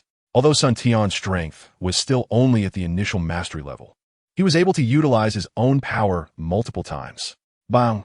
Castan was knocked flying. Impossible! I clearly only have the strength of an early demon general. Why am I being defeated? Castan couldn't believe it. The Sun Tian who had just been suppressed by him was now turning the tables and suppressing him. Clearly, his strength hadn't increased, yet he couldn't defeat Sun Tian. The two clashed for dozens of rounds again, and Sun Tian seized a flaw, delivering a blow that severely injured Castan. How much longer do you want to wait? If you don't make a move soon, your general will be lost. Sun Tian shouted towards the room. Pashkaf, save me. The already severely injured Castan looked at the city lord who was slowly walking out. Useless, can't even defeat a child. What good are you? With a cold snort, Pashkaf hurled an energy ball, reducing the already defenseless Castan to ashes. Kid, how about it? Follow me, and you will be one person beneath, above 10,000. He turned around and smiled at Sun Tian, leaving Sun Tian at a loss for words due to the sudden change. Indeed, this is the demon world. Lose your power, and you must face death. After saying that, Sun Tian directly attacked Pashkaf. Although Pashkaf was stronger than Castan, Sun Tian, who had gradually adapted, quickly adjusted after a brief period of discomfort. The two exchanged blows, and after 100 rounds, Sun Tian intentionally exposed a flaw, delivering a fatal punch to Pashkaf. The entire city fell into chaos due to the death of the city lord, and Sun Tian was already on his way to the next city. Thus, Sun Tian challenged city after city, and in every city, he would inevitably defeat the city lord and his subordinates. 6 months later, Sun Tian was approaching the core area of the Kalik territory. In just 6 months, 253 demon generals had died at Sun Tian's hands, including 89 from the late stage, 141 peak demon generals, and 23 half-step demon martial level experts. With only initial mastery level strength, killing so many powerful beings shows how terrifying Sun Tian's growth has been in half a year. The battles over the 6 months have allowed Sun Tian to master his power more proficiently. He had already grasped about 70 to 80% of the fighting style. With the deaths of most city lords, the Kalik territory had descended into chaos. Meanwhile, Kalik and his 4 henchmen, the 4 fiends, seemed to be in seclusion somewhere, with no way to contact them. With the encouragement of those with ulterior motives, the situation escalated. As the protagonist, Sun Tian had already returned to the Shura Palace. Sun Tian, brother, you did this, right? In just half a year, you've thrown Kalik's territory into chaos. Gola said, since you dared to provoke me, you must bear the consequences. But strangely, despite all this, Kalik hasn't shown up. Sun Tian smiled wickedly. After half a year of fighting, Sun Tian's personality had become increasingly sinister. Upon returning, even Gola felt a chill, for Sun Tian was no longer the reclusive version from his previous life. By the way, those guys from the Demon God Temple sent someone to propose cooperation with us to eliminate Kalik in one go. What do you think? Gola asked. Don't rush. I need to go into seclusion for a while. I have some insights from the past 6 months of fighting. I feel that Kalik is hiding a conspiracy. Sun Tian replied. Good. If you need anything, just say it. Lord Azura is also in seclusion, preparing to break through to the peak of the demon martial level. At that time, we will have a better chance against Kalik, and we might even eliminate those guys from the Demon God Temple. Gola said, all right, prepare some things for me. I'll be in seclusion for 1 to 2 years. It's troublesome. Sun Tian said, listing over 100 types of materials related to cultivation. After a while, a servant arrived. Sun Tian began his first long-term retreat since entering the demon realm. 2 years later, in a hidden place of Kalik 2, a loud laughter suddenly rang out. Ha! I've finally broken through. Azura, Demon Temple. Wait until this king has assembled his army and unified the demon realm. Then we will march out of the demon realm and unify both the human and demon worlds. Kalik laughed heartily. At the same time, the 4 evil stars who had retreated with Kalik 2 also woke up one by one. Congratulations, my lord. Unifying the demon realm is just around the corner. Jasu said, I haven't been out for nearly 3 years. I don't know how our territory is doing. By the way, Lychee, how is your injury recovery? Kalik 2 asked. Thanks to your grace, I have fully recovered. Last time, I embarrassed myself in front of you. Lychee replied. Good. Return to the palace. rest for half a month. And then we will mobilize the troops to Azura. However, Kalik still did not know that his territory had been thrown into chaos by Sun Tian. With Kalik II's retreat, his territory was also thrown into panic. Previously, due to various rumors and Sun Tian's actions, most of the main forces in the cities under Kalik's jurisdiction had been slaughtered. And now it was in a stage of contention. My lord, reports say that a strong figure emerged 2 years ago and slaughtered the main forces of our various cities. We also don't know who spread the rumors that you have left the demon realm. Now, except for a few cities, everything is in chaos. Only a few cities have stabilized in the past 2 years. Jiasu said, "What? It must be the human brat. The rumors must have been stirred up by the Azura Palace. But now that I have successfully broken through to the peak of the demon commander, I don't believe Azura can turn the tide. You must quickly calm the chaos. In 3 months, I will personally destroy the Azura Palace." Kalik too said angrily, "Yes, my lord, I will take care of it immediately." With the appearance of several demon commander-level figures, in less than 2 months, Kalik II regained control of his territory. Summon all demon generals above the rank of demon commander to the divine capital within 15 days, and we will set out in 15 days. Yes, my lord. In the demon temple, the 4 guardian demon gods gathered once again. Big brother, Kalik has come out of retreat. Reports say he will soon mobilize his army against the Azura Palace. Harusha said, "Good, let someone follow closely. When they confront Azura, we 4 will sneak away from the demon realm to rescue Father God." Danton said, "But big brother, once we appear in the human world, we might be discovered by Father God. Although Father God cannot descend to the lower realms, his servants are not something we can handle. If it weren't for Father God, they wouldn't have been able to act." Balter said, "This is not a big deal. Father God once said that we should not step into the human world for 400 years. It has already been 420 years. If it weren't for Azura guarding the gate of the demon realm, along with Kalik II by his side, go make preparations." Danton said, "Yes, big brother." The 3 replied. In the Azura Palace, Mela was listening to the intelligence report. "Lord Mela, reports say that Kalik II has gathered a great army, and it seems he is preparing for a decisive battle with us." Neo Majiang said, "Understood. I don't know when Azura will come out of retreat. Keep an eye on the situation. I will go take a look." "Yes, my lord." Deep within the Azura Palace, in the retreat cave where Azura had been for 2 years, a loud laughter suddenly rang out. "I've finally broken through. I wonder how things are outside." In the main hall of the Azura Palace, Azura summoned his subordinates to hear their reports. "Lord Azura, have you broken through?" Mela asked. "Yes, I finally broke through. By the way, where is Sun Tian?" "I haven't seen him," Azura replied. "Sun Tian stirred up Kalik's territory shortly after you went into retreat, and then he also went into retreat. He should be coming out soon." Gora said, "Oh, brother Sun Tian is also in retreat. My lord, 2 months ago, Kalik II reappeared and is now gathering his strength. We may need to prepare early." Mela said, "It seems that Kalik has also broken through. Otherwise, he should know that he is at most equal to me."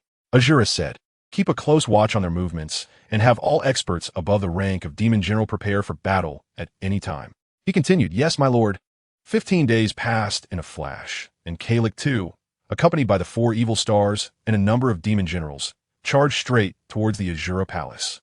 "My lord Azura, according to our undercover reports, Kalik II has come out in full force and seems ready to fight us to the death."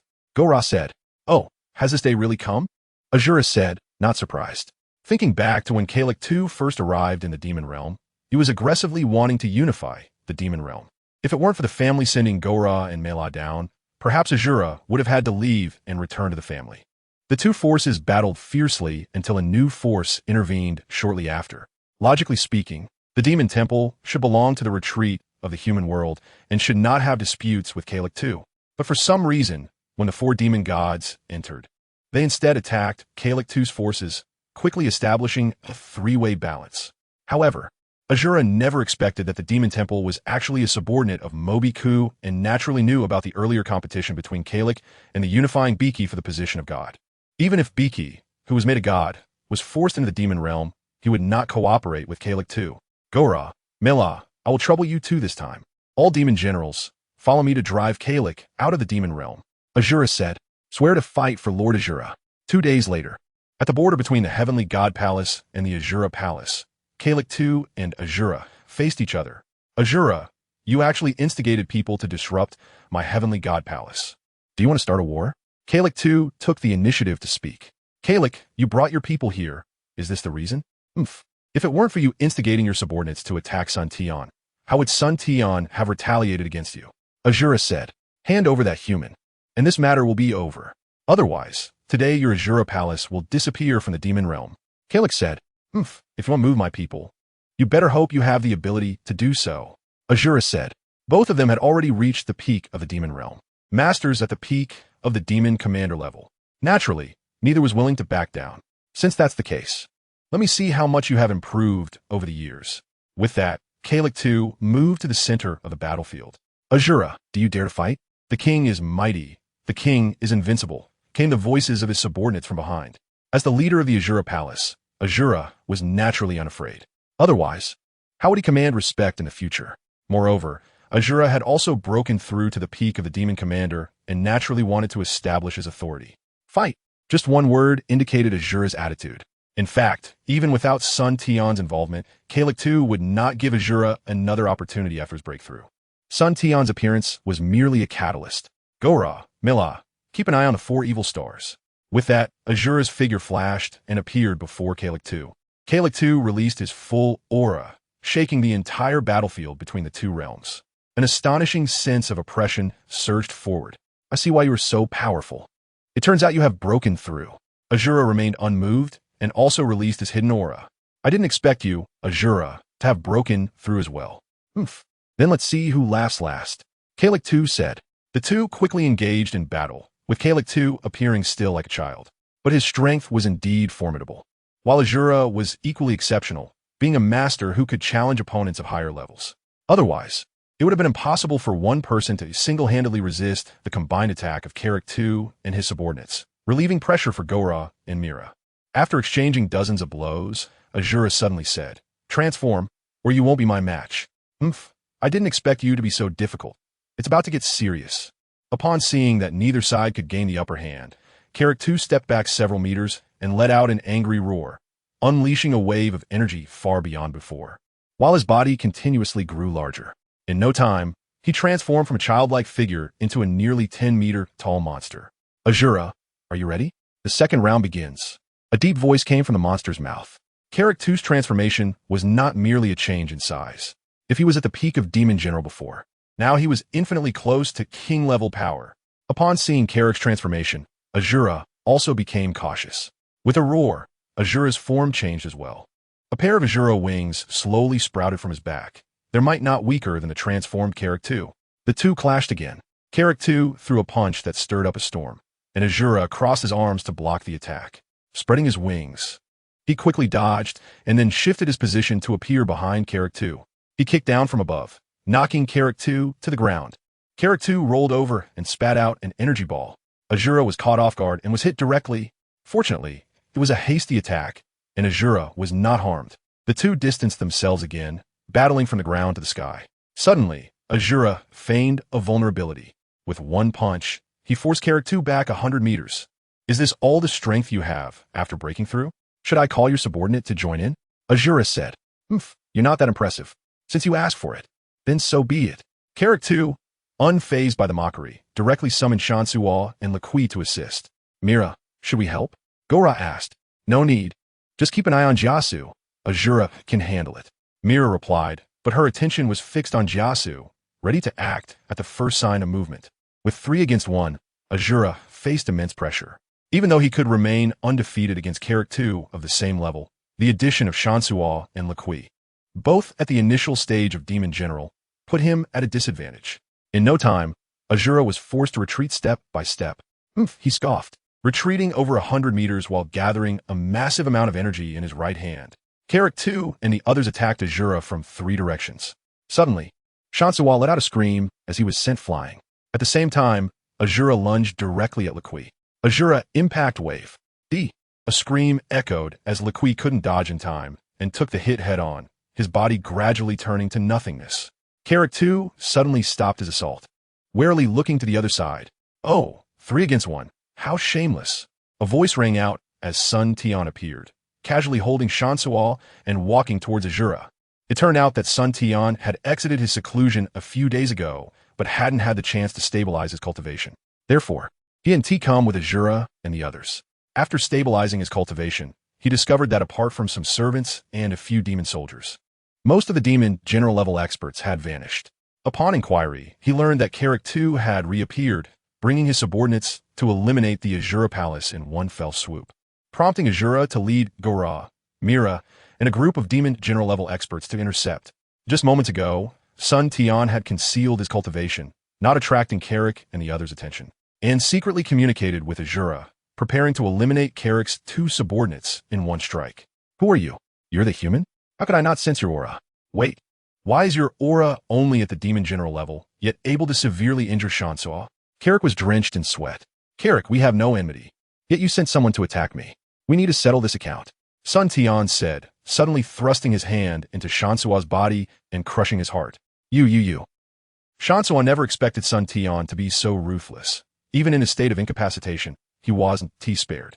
Before he could finish speaking, he breathed his last. Even as a demon, one cannot survive with a shattered heart. At this moment, Carrick II finally reacted, and Jiasu and Jiej quickly moved to Carrick's side, looking vigilant. The situation had turned dire. In an instant, they had lost two demon general-level experts. My lord, we must retreat, Shansuo exclaimed. Leading his subordinates, they charged. Carrick II had never suffered such humiliation. War was imminent, and his hatred for Sun Tian surpassed even that for Azura. He directly confronted Sun Tian, who displayed only demon general-level power. Meanwhile, Shansuo faced Mira, Jiej faced Gora, while Azura teamed up with Sun Tian against Carrick II. The two sides' demon generals quickly engaged in battle. Chaos erupted as demons clashed and slaughtered. The decisive battle, however, unfolded in three high-stakes arenas.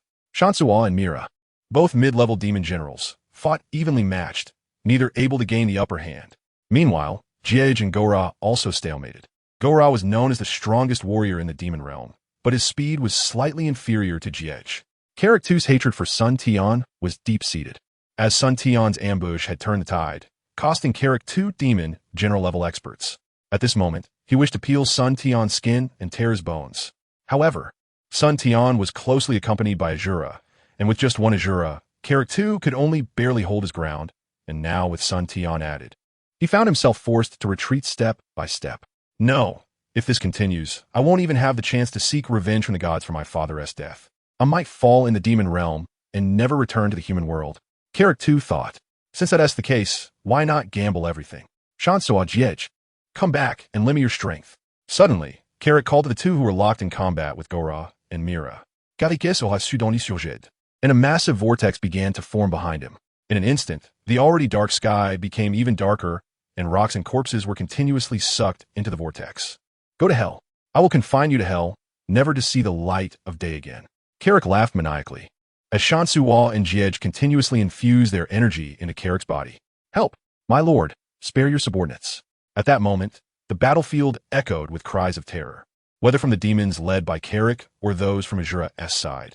Objects within a kilometer were being sucked into the vortex, with only late-stage demon general-level experts able to barely resist, but even they could only hold on with difficulty. Hell Vortex, Sun Tian, Azura, Gora, and Mira were also struggling to withstand it. Screams echoed from the vortex, and in just a few minutes, hundreds of demon general-level experts were trapped inside, never to emerge. What should we do? Gora and Mira asked.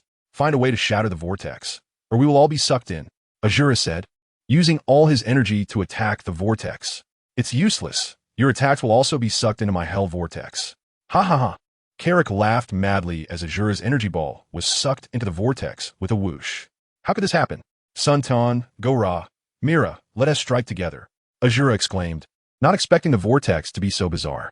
All right, let us attack together. 3 people and 4 joined forces, creating an astonishing momentum.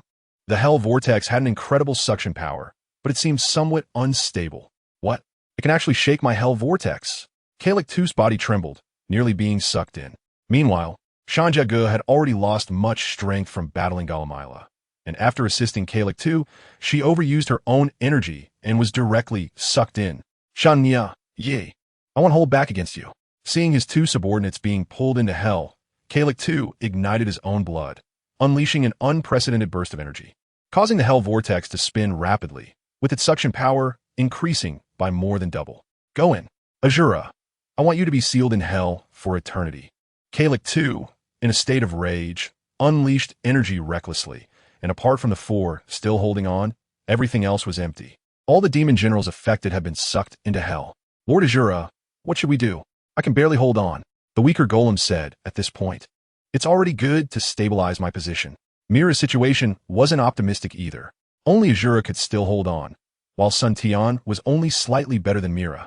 Watching the frenzied Kalik too, Sun Tian thought, could it be that I'm going to fall here? Thinking about how he had finally lived again and had found a way to possibly return to Earth in his past life, a mysterious anger ignited in Sun Tian's heart. An unprecedented power suddenly surged forth, and with its emergence, Sun Tian's blood inexplicably began to flow faster, with his heart thundering like a drum. Sun Tian suddenly roared. A previously unseen momentum burst forth. Roar! While Kalik too was crazily emitting energy, causing the hell vortex to spin at high speed. He suddenly felt an overwhelming sense of pressure. It was like a rabbit encountering a pack of wolves, a feeling of being prey that made Kalik too shudder. Suddenly, Kalik too looked at Sun Tian. He saw Sun Tian erupting with powerful momentum, and facing this power, Kalik too felt as if he was facing a prehistoric beast. Trembling uncontrollably. Roar! Behind Sun Tian, a gigantic phantom appeared, and as the phantom solidified, Kalik too could no longer maintain the operation of the hell vortex. A giant ape phantom nearly 100 feet tall left Kalik too momentarily dazed. Without the power to sustain it, the hell vortex began to shrink slowly, but its attraction increased. And Kalik too, having lost all strength, was sucked in without any resistance due to the shock to his mind. No, how could this happen? What kind of monster are you? Definitely not human. Kalik too let out a furious roar, but it was futile. He couldn't resist the surging suction. The sky gradually returned to calm, but the ground was already empty. When Sun Tian unleashed his power, Golem and Mira happened to be blocked behind him, escaping disaster, while Azura, being powerful enough, barely managed to resist the final surge of suction. The scene fell silent, and after a long while, the few people slowly calmed down. While the Celestial Palace and the Azura Palace were engaged in intense battle, the human realm welcomed a group of unfamiliar visitors. Bart, Harusha, and Kamandi. Each take a team and infiltrate the human realm to find out where the Father God is sealed. Be careful not to attract the attention of powerful beings in the human realm. Also, pay attention to the situation and distribution of forces in the human realm. Darlton commanded. Yes, big brother, we will be careful. The three replied. For the Father God, you have worked hard. I need to attract the attention of the heavenly realm, so you all act discreetly. Once you gather information about the Father God, remember to meet at the Arctic glaciers and don't act recklessly. Go, big brother, be careful. We'll head out first. After saying this, the three each led a team and dispersed in 3 directions. The Demon God Palace came with a mission, bringing a total of 20 peak demon masters, all carefully selected experts. For this operation, all personnel learned the breath-concealing technique to avoid detection by the heavenly realm. After the 3 left, Darlton smiled faintly, unsure if they could evade the Heavenly Father's gaze. Sigh, if only the Heavenly Father and the Father God were united. It would be easy for our clan to unify Earth, Darlton thought, but he also knew it was impossible. The 2 Father Gods were originally one entity. However, before they separated, he was a normal martial artist. To become a god, they had to split into 2, resulting in one being a god, high above, while the other became a demon, causing chaos in the human realm. After their separation, the Father God expended his own life force and magic to create them, hoping to help the Father God turn the human realm into a demon kingdom, with the intention of someday attacking the heavenly realm. You 5, conceal your auras and follow me, Darlton said. Yes, my lord. After that, Darlton quickly led a few people to hide their figures and move in another direction. Meanwhile, not long after Bart and the others dispersed, in the heavenly palace, the sitting heavenly god suddenly opened his eyes. I seem to sense the aura of my bloodline. Strange. Why did it suddenly disappear? The heavenly god murmured to himself. Bobo, the heavenly god called out. Lord heavenly god, is there something you need? Replied a figure clad in black, with only a pair of bright eyes. Bobo, have Karen keep an eye on the human realm. I have a bad feeling. As if the demon creatures created by my other half have returned to the human realm. Perhaps I'm overthinking it. The heavenly god said, slightly confused. Yes, Lord heavenly god. Bobo replied. Karen, originally living in the heavenly realm, left after the current heavenly god split, with the demonic aspect causing trouble in the human realm, and has been living alone on Karen Tower. Karen is actually dissatisfied with the current heavenly god, although this heavenly god later created the Dragon Balls, giving hope to the human realm. it cannot be denied that the suffering he brought to the human realm is irreparable. Of course, the trouble caused by Majin Buu was also with the private help of Karen, allowing Taito to create the demon sealing wave, ultimately sealing him away.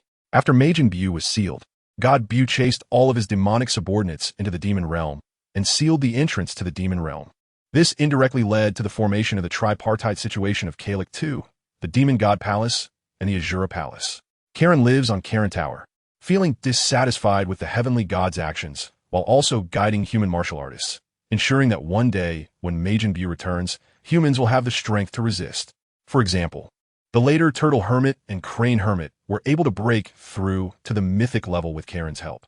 At this moment, Karen was watching the world's #1 martial arts tournament through a water mirror.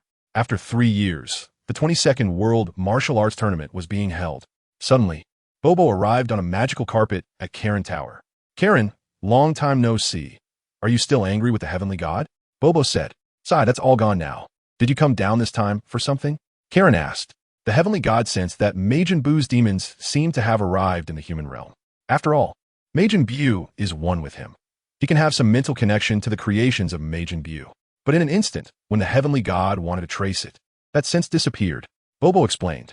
So the heavenly god wants to ask you for help to take a look? After all, you're more professional in this area. Those little bastards of Majin Buu, I remember I wanted to wipe them all out at first, but in the end, the heavenly god sent them all to the demon realm. Thinking of this, Kareen also felt a bit angry. Yes, those demons are in some ways children of the gods. Sigh. Bobo also felt helpless. Pay attention to this matter. Although the overall strength of the human world has greatly increased, if those subordinates of Magic Beak really come out, they might not be easy to deal with. Alright, let me check. Kareen was quite responsible in this matter, walking up to a water tank and lifting the lid while murmuring something. In a moment, the water surface revealed an image of the demon world gate. But there was nothing unusual. No discavities. 3 years ago, the demon world gate was opened, but later a human martial artist closed the gate. Kareen explained. I hope the gods are overthinking. However, Kareen, I still trouble you to pay more attention. After speaking, Bobo returned to the heavenly realm. In the following time, Dalton and the others were distributed all over the world, checking various materials, but they did it secretly, so it didn't attract the attention of humans. The world's first martial arts tournament, because Sun Tian was in the demon world, this tournament became the stage for the Turtle and Crane factions. The two immortals of Turtle and Crane, in order to train their disciples, surprisingly did not participate this time. In the end, Tian Jinfan, Lu Ping, Jiao Zi, and Colin entered the top 4. Next up is the semi-final, Colin versus Jiao Zi, Tian Jinfan versus Lu Ping. I don't know who will ultimately win the championship in this martial arts tournament. Back to the demon world, Kalik II was trapped in hell by his own hell vortex. Without opportunities, he might not be able to come out in this lifetime. That was close. After finally coming to her senses, Mela said, this time, thanks to Brother Sun Tian's critical moment burst. Otherwise, it wouldn't be Kalik II trapped in hell, but us. How is Brother Sun Tian doing? Gola asked. You all go gather the outside forces, and I will guard Brother Sun Tian here. This is the Azura path. Since Sun Tian awakened a trace of the ancient Scion giant ape bloodline, he forced Kalik II and others into the hell space and has been sitting cross-legged on the ground, absorbing the insights he just gained. So that's how it is. The Scion bloodline from ancient times awakened in a life and death crisis. Not only did it restore all his strength in one go, but it also used the bloodlines to instill fear in Kalik II, causing him to trap himself in the hell space with his own ultimate move. Sun Tian thought, while organizing his recent gains. However, this trace of bloodline revival came just in time, unexpectedly helping me achieve blood refining success. Feeling the bloodline in his body like lead and mercury, and the strong power within, Sun Tian believed that even if he encountered a king-level master now, he would not be afraid. Open. Sun Tian opened his eyes, and a flash of brilliance passed by. Brother Sun Tian, you're awake? Azura path, from this moment on. Azura knew that Sun Tian was now on equal footing with him. If it weren't for knowing that Sun Tian's ambition was not in the demon world, Azura would probably have one more strong enemy. Thank you. What's the situation now? Sun Tian cupped his hands in thanks, naturally for Azura helping him guard. But he was asking about the battle situation. Gola and Mela have handled it. Now that Kalik II and the 4 evil stars are gone, we should be able to take over their territories soon. Azura said. At this moment, Gola and Mela returned with the remaining demons that were not affected. Lord Azura, There are only these people left. Looking at the sparse dozens of people, Azura also felt a headache, not expecting Calactus's ultimate move to be so fierce. It seems the demon world will need a long time to recover its vitality. Azura said. Both sides had nearly 1,000 demon generals, and after the battle, there were less than 100 left. Returning to the Azura Palace, Azura arranged the work to unify the demon world while also preparing for the attack of the demon god temple. For some reason, the demon god temple surprisingly had no actions this time.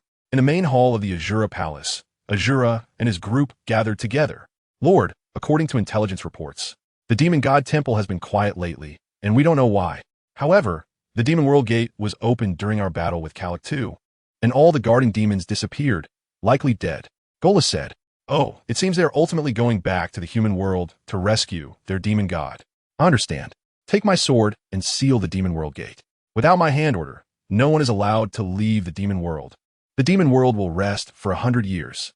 Azura said, "By the way, is brother Sun Tian planning to stay in the demon world or return to the human world?"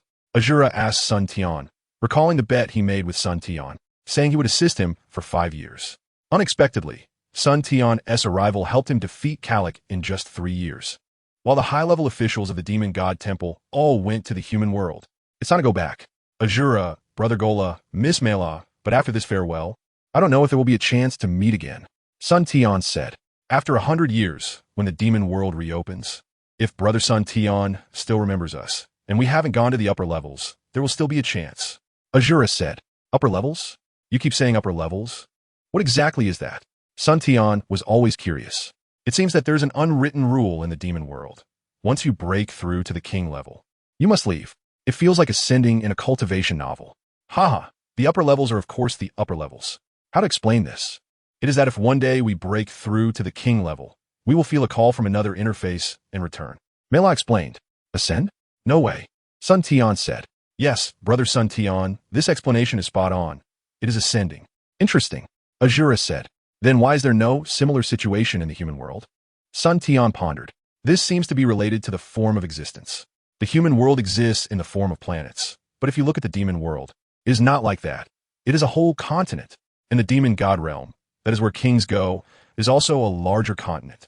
Azura also knew how to explain. Forget it, existence is the way. Sun Tian saw that there was no reason. Looking at the demon world, gate slowly closing. Inhaling the long-lost air, Sun Tian couldn't help but sigh. The 3-year journey in the demon world made Sun Tian more mature. Now 18 years old, with a height of 185 centimeters, coupled with a mischievous smile and handsome features, I don't know how many girls he will charm. Dance in the sky technique. After 3 years of training, Sun Tian finally learned how to fly, feeling the mountains and rivers receding in the distance. Flying feels so refreshing. Although he had flown in the demon world, the gray sky of the demon world was really dull. Forget it. Let us go back to Baozi Mountain first. I don't know how my brother Wufan is doing now. After saying that, Sun Tian flew towards Baozi Mountain. Soon, Sun Tian saw the small house on Baozi Mountain. It had been a long time since he had seen it, and it was still the same. A loud bang came. Such strong energy. It seems like there's a battle. Who is causing trouble on my Baozi Mountain? Sun Tian quickly flew towards the direction of the battle, only to see an old man fighting with a winged monster to a standstill. Wufan. I didn't expect my brother Wufan to have also broken through to the myth level. But who is this monster that can fight evenly with my brother Wufan? Sun Tian concealed his aura and watched from the side. Years ago, Sun Wufan traveled around the world, later passing through Karin's sacred land. He remembered that Master Wu Tian had mentioned that he had been taught by Karin, who was above the Karin Tower, and broke through to the myth level. So he climbed the Karin Tower and met Karin. This training lasted for 3 years. Just a year ago, Sun Wufan finally succeeded in breaking through. With thick accumulation, he unexpectedly entered the mid-myth level in one go. Now, even compared to Master Turtle, Sun Wufan would probably not fall short. Sun Tian watched from the side, also worried about any unexpected events. What kind of monsters are you? Why have you come to my Baozi Mountain and tried to kill me? Sun Wukong shouted angrily. A few days ago, my subordinates suddenly went missing here. Were they harmed by you? The monster replied. You mean them?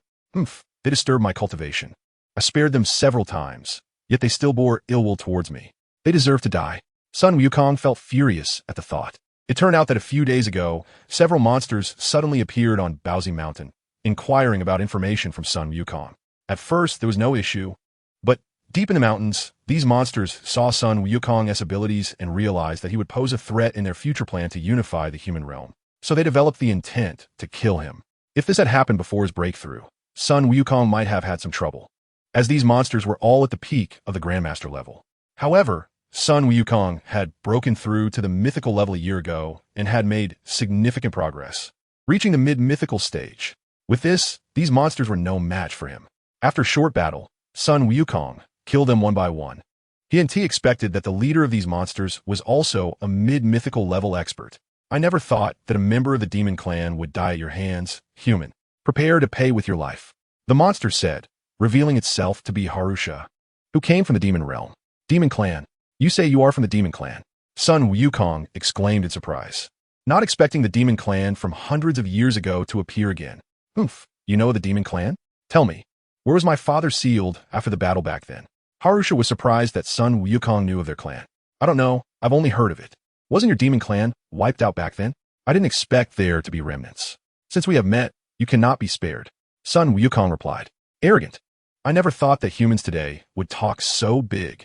Harusha angrily retorted. The two began to fight fiercely, with Sun Tian listening closely from the side, not expecting to discover the demon clan as soon as he returned to Baozi Mountain. Sun Wukong was naturally gifted, born of stone, and had broken through to the mythical level, making his combat power astonishing.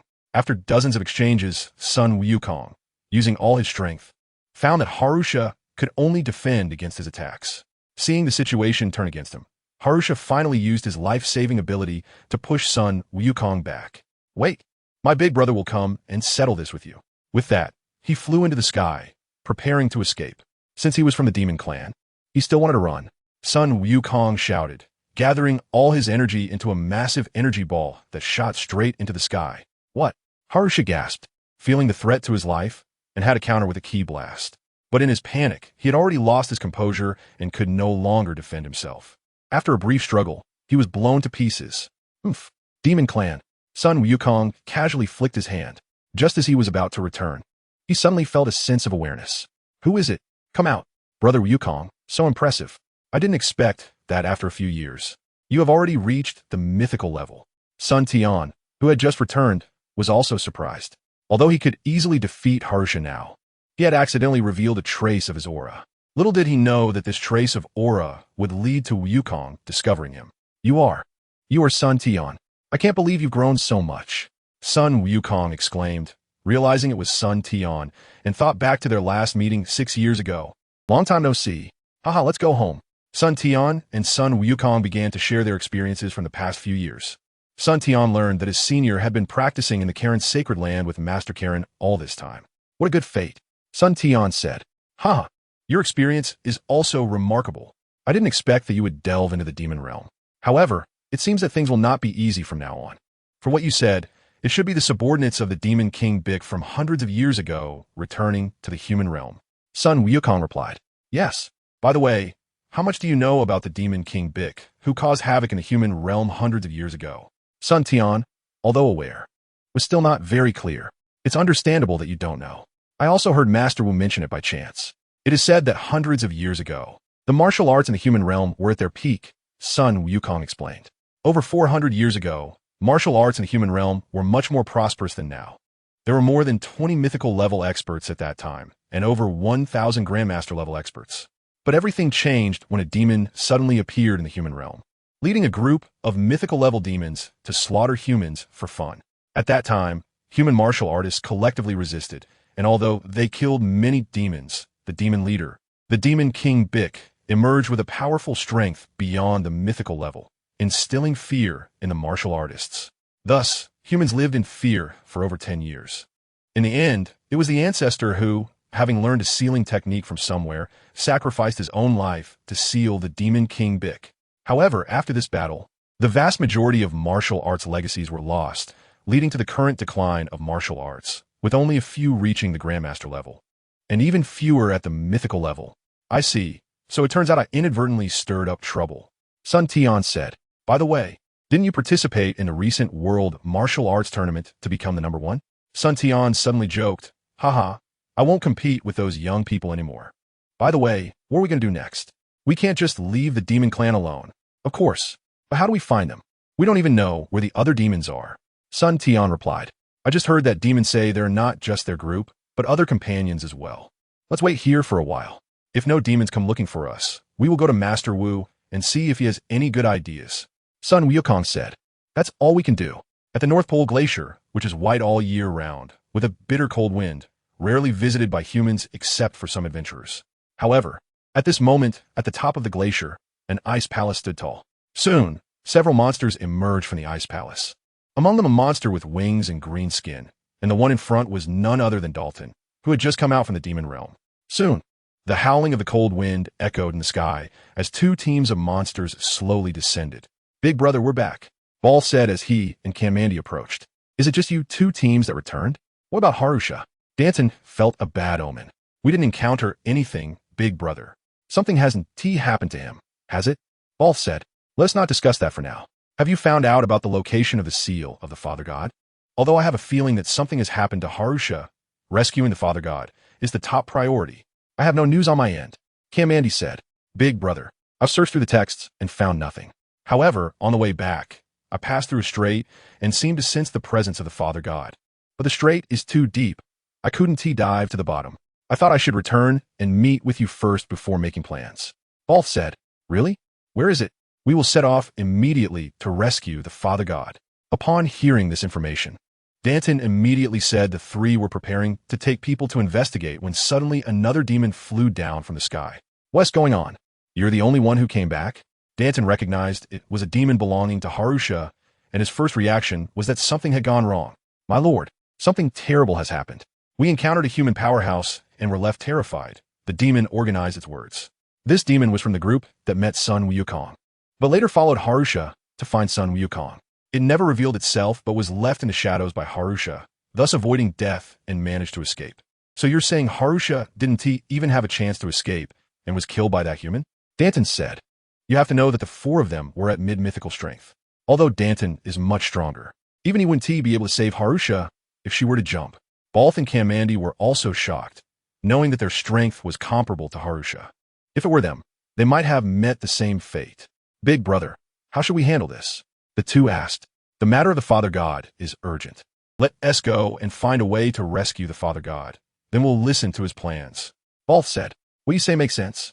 As long as the Father God is out, who can stop our demon army? The two said, not realizing that after they left the demon realm, the gate to the demon realm had already been sealed by Azura. Even if their Father God came out, it would be impossible to open the demon realm. Sun Wukong and Sun Tian waited at Baozi Mountain for several days, but no demons came. After discussing, they decided to go to Turtle Hermit's house to consult him on countermeasures.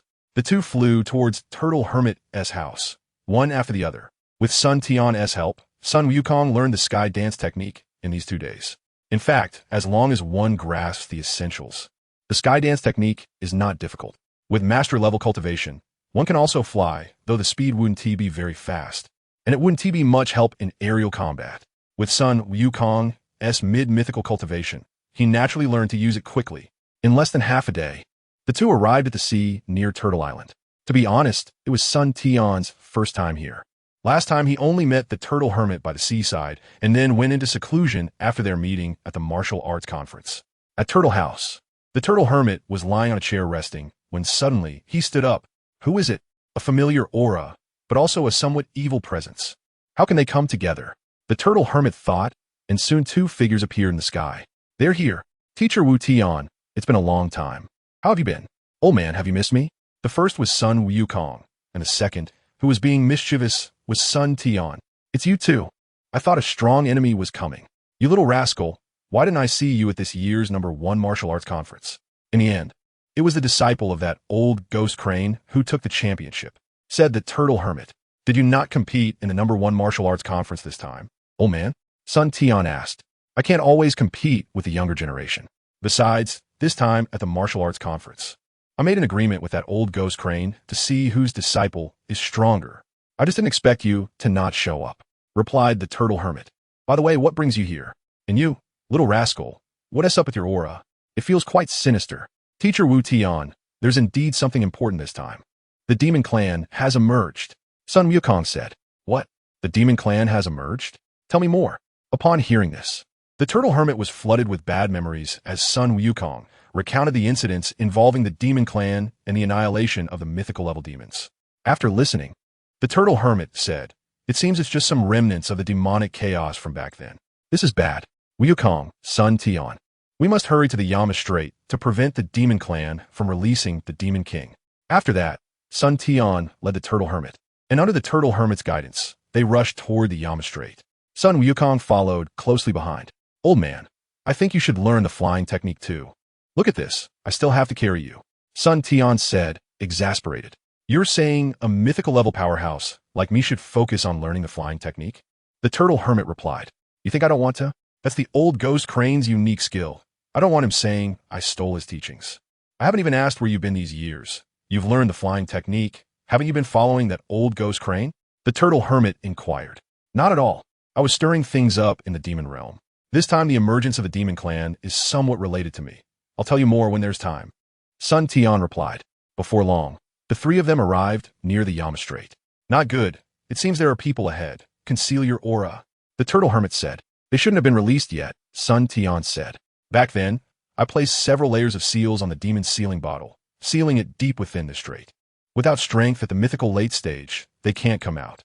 The water pressure alone would crush them," the turtle hermit explained. "Let's deal with these minions first to avoid trouble later. Wukong, do you want to take the lead, or should I?" Sun Tian asked. "There are a total of 16 auras. Junior brother, how about we compete to see who takes down more?" Sun Wukong's voice sounded, and it seemed he hadn't had any action for a while, and he was getting a bit excited.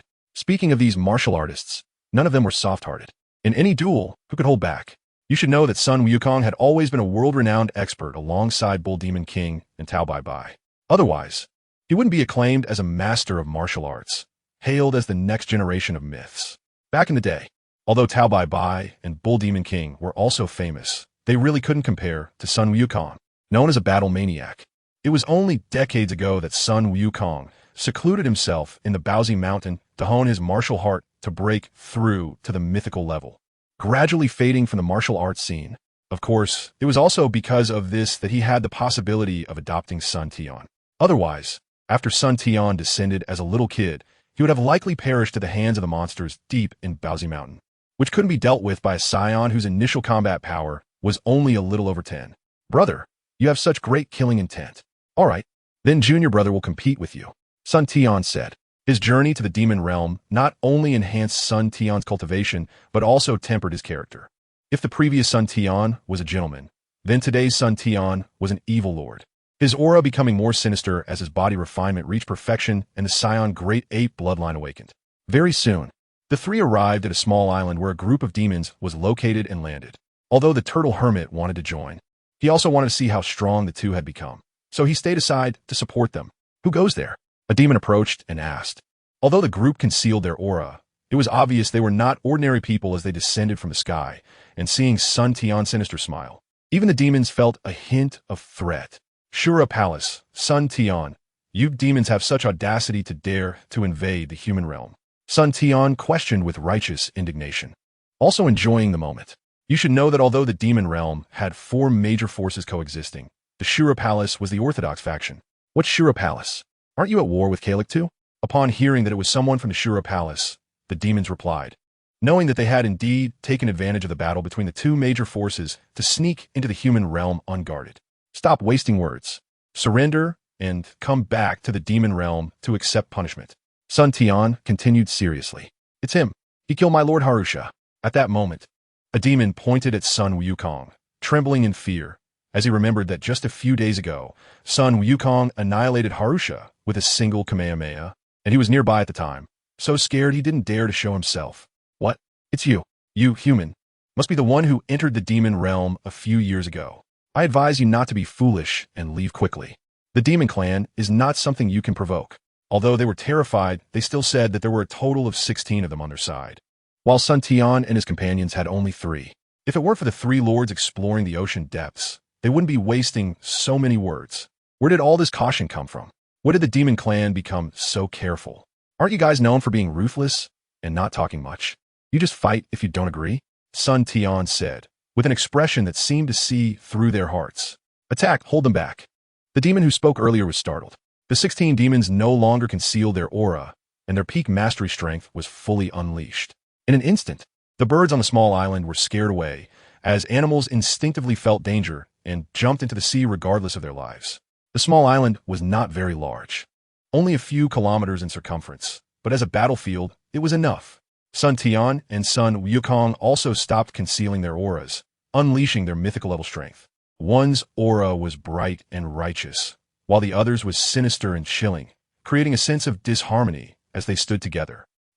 Sun Tian roared, charging directly into the group of demons, smashing one demon into pieces with a single punch. William, damn it. By the time the other demons reacted, it was already too late. Just like that, the supporting character William was invited to drink tea by the King of Hell as soon as he showed up. Seeing that Sun Tian had taken a lead, Sun Wukong quickly joined the battlefield. In front of two mythical level experts, the peak masters were completely outmatched. Moreover, even though they were both mythical, these two were the kind of geniuses who could fight above their level. The battle lasted less than 5 minutes, and the 16 demons were sent to the King of Hell by the two. The crushing of boundaries along with the crushing of strength determined the fate of the 16 demons, and the turtle hermit watched in shock. Although he had known along the way that the two had reached mythical level. But when it really came to fighting, the turtle hermit was taken aback. As for Sun Gohan, that was to be expected. He was known to be a battle maniac, although he had calmed down a lot after hiding in the Baozi Mountain. What was up with Sun Tian? It was hard to imagine an 18-year-old boy with not only mythic level strength, but also an evil aura that made the turtle hermit feel a bit like he wanted to exorcise demons. Senior brother, you're playing dirty, using a big move to take out small monsters, Sun Tian said helplessly. At first, Sun Tian had killed more than Sun Gohan. But in the end, Gohan used the Kamehameha to take out 4. With a score of 7-9, Sun Tian felt a mix of amusement and frustration. Haha, junior brother, I got a bit carried away. Gohan also felt he was being unfair. If the 16 demons knew that their master level strength was just small fry in Sun Tian's eyes, who knows if they would crawl out from underground and curse. However, it was strange. I remember that at that time. There were 4 mythic level beings in the demon realm's demon god hall. Now there were only some minions left. Even though Gohan had taken out 1 before, there should still be 3 left. Not good. Sun Tian suddenly said, Teacher Wu Tian, did you really throw the demon sealing bottle here back then? He turned to the turtle hermit and said, let us go underwater. Otherwise, if they're really released, it won't be a quick fight. The turtle hermit also noticed the problem. The 16 demons clearly weren't opponents and didn't even try to escape. The 3 quickly dove into the sea. 1,000 meters, 3,000 meters, 5,000 meters. At that moment, a sudden, overwhelming force from deeper below surged up, making the 3 feel as if they were in a small boat on the ocean. At any moment, they could be capsized. Not good, they've already been released. Go up, the turtle hermit said. It turned out that when Sun Tian and the others met the 16 demons, Darlington and his 2 companions had already dived into the deep sea. Through telepathy, they had learned that human powerhouses had discovered their purpose. But after going deeper into the sea, they felt that the long-lost familiar feeling was getting closer. They knew their father god must be deeper down, and reluctantly let the 16 demons hold Sun Tian and the others back. Just as Sun Tian and the others reacted, Darlington and his companions had also found the location of the demon sealing bottle after some time, but they had reached the limit of what the 3 demons could withstand. At this moment, they felt that everyone left above had been wiped out. Big brother, what we do? It's too deep. With our current body strength, we can't go down. Bart and Kamandi communicated through thought. I can feel the aura of our father god right there, less than 100 meters away from us. Darlington said helplessly.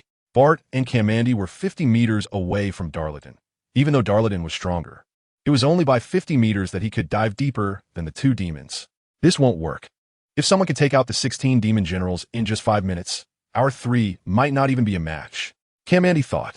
Kamandi, with a resolute expression, suddenly communicated.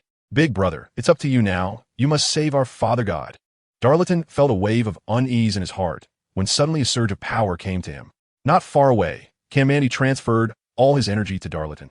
And without the protection of energy, Kamandi's body was instantly crushed by the water pressure. Darlington felt a surge of anger. But there was no time for sorrow as he quickly moved towards the demon sealing bottle. 80 meters, 50 meters, 30 meters, 10 meters. Cracks had already appeared on the surface of Darlington's energy shield. Almost there, Darlington poured all his energy into maintaining shield. He quickly ascended. Go. He called to Bart. 12,000 meters, 10,000 meters, 8,000 meters. At this depth, they could easily withstand it. The two demons felt the three humans had dived to the bottom of the sea. Bart, create an energy shield. I'll rescue our father god immediately. Hurry, Darlington commanded. Okay. Bart quickly gathered energy from his body and created an energy shield about 3 meters high and 1 meter wide. Darlington swiftly placed the demon sealing bottle inside the shield. Boom! The seal was released, and within the shield, a figure slowly emerged. Green skin, pointy ears, and a pair of antennae on the forehead. Thank you for your hard work. Kids. Ha ha, I'm finally out. This demon king has returned. Dumnumans. It seemed like he had been locked away for too long. As he came out roaring and venting his frustration. Welcome back, Father God. Darlington and Bart knelt with smiles on their faces. Who says the demon race is heartless? From a certain perspective, demons may not be less emotional than gods. In the Dragon Ball universe, everyone believes the gods created the Dragon Balls to bring hope to people. But they never thought that the existence of the Dragon Balls would also lead ambitious individuals to wage war for a vague wish. What is right or wrong? Who can truly distinguish? The Demon King Piccolo calmed himself and sensed the information coming from the two kids, feeling complicated. This seal had lasted for over 400 years. The demon race that once instilled fear in the human world was actually driven into the demon realm. Fortunately, the other half was not completely exterminated. Perhaps they intended to let him re-emerge. Otherwise, if sealed for 1,000 years, even the Demon King Piccolo would have been directly sealed to death. Truly valuing life, well calculated, said the Demon King Piccolo. First, deal with the 3 bugs above. I didn't expect there to be mythic-level beings among humans. Through brief telepathy, Piccolo had already learned of Sun Tian and the other's existence. A breath beyond myth suddenly erupted. Instantly, the monstrous fish school in the deep sea scattered. You must know that even a mythic-level being in the deep sea is very dangerous. Creatures like whales, octopuses, and sharks can easily wipe out masters. And some ancient beings even avoid mythic-level beings, if it weren't for the inability to come ashore. Even the Piccolo of that year wouldn't have been able to easily unify the continent. Piccolo, carrying the 2 demons, quickly swam up to the surface, closely following Sun Tian and the others. Almost simultaneously, both parties broke through the surface of the sea. Humans dare to kill my demon race. Are you ready? Roared the Demon King Piccolo. Once something that could be easily destroyed, now dared to touch the majesty of the Demon King. However, Piccolo also knew that after being sealed for 400 years, although his realm was beyond myth, his strength was only 10 of what it used to be. Now, being able to exert peak mythic battle power was already the best he could do. Demon King Piccolo, you actually escaped the seal? The Turtle Hermit said, trembling. I didn't expect anyone to remember me, the Demon King Piccolo. Since that's the case, do you dare to come to your death? Piccolo. The Turtle Hermit experienced that dark era, and the fear of the Demon King had long been ingrained in his bones. Despite having reached the mythic level after over 400 years, the ingrained fear made the Turtle Hermit still feel uncertain. But Son Gohan and Sun Tian were different. They had not experienced that dark era, and being the protagonists of their own time, they naturally had no significant psychological burden against the Demon King Piccolo. Teacher Wu Tian, is this the legendary Demon King Piccolo? Son Gohan asked. Old ghost, where's your martial arts mythic aura? Bring out the momentum of the #1 martial arts tournament and duel with me. Sun Tian shouted angrily. Both felt that the Turtle Hermit seemed a bit afraid. So Sun Tian had no choice but to provoke him with words. Heart demons. Yes, although there is no such term in the Dragon Ball world, the Turtle Hermit indeed has heart demons. Not just him, the Crane Hermit is the same. It doesn't show normally, but when truly facing the Demon King Piccolo, it inevitably appears. Why am I afraid? I'm so intimidated that I don't even have the courage to strike. Am I not supposed to be afraid? Who can be unafraid when facing the Demon King Piccolo? The Turtle Hermit was in a constant struggle within himself. Suddenly, he heard Sun Tian's angry voice, and it felt like a window in his heart had been pushed open. Who am I? I am the god of martial arts who founded the Turtle School. Even though my master was merely a legend in his later years, he unhesitatingly sacrificed his life for the sake of all beings to seal away the invincible myth. Why can't I? Suddenly, my heart brightened. I saw the Turtle Hermit's aura change dramatically, as if he had realized something. Piccolo, do you dare to fight? With a gleam in his eyes, the Turtle Hermit felt as though he had returned to his youth. Oh, unexpectedly, under my pressure, he broke through. The Demon King Piccolo did not expect that with Sun Tian's furious roar, someone had actually advanced to the peak of myth under his own pressure. Father God, your strength is now only a fraction of what it used to be. There is no need to clash with them. Darlton and the other two clearly felt that.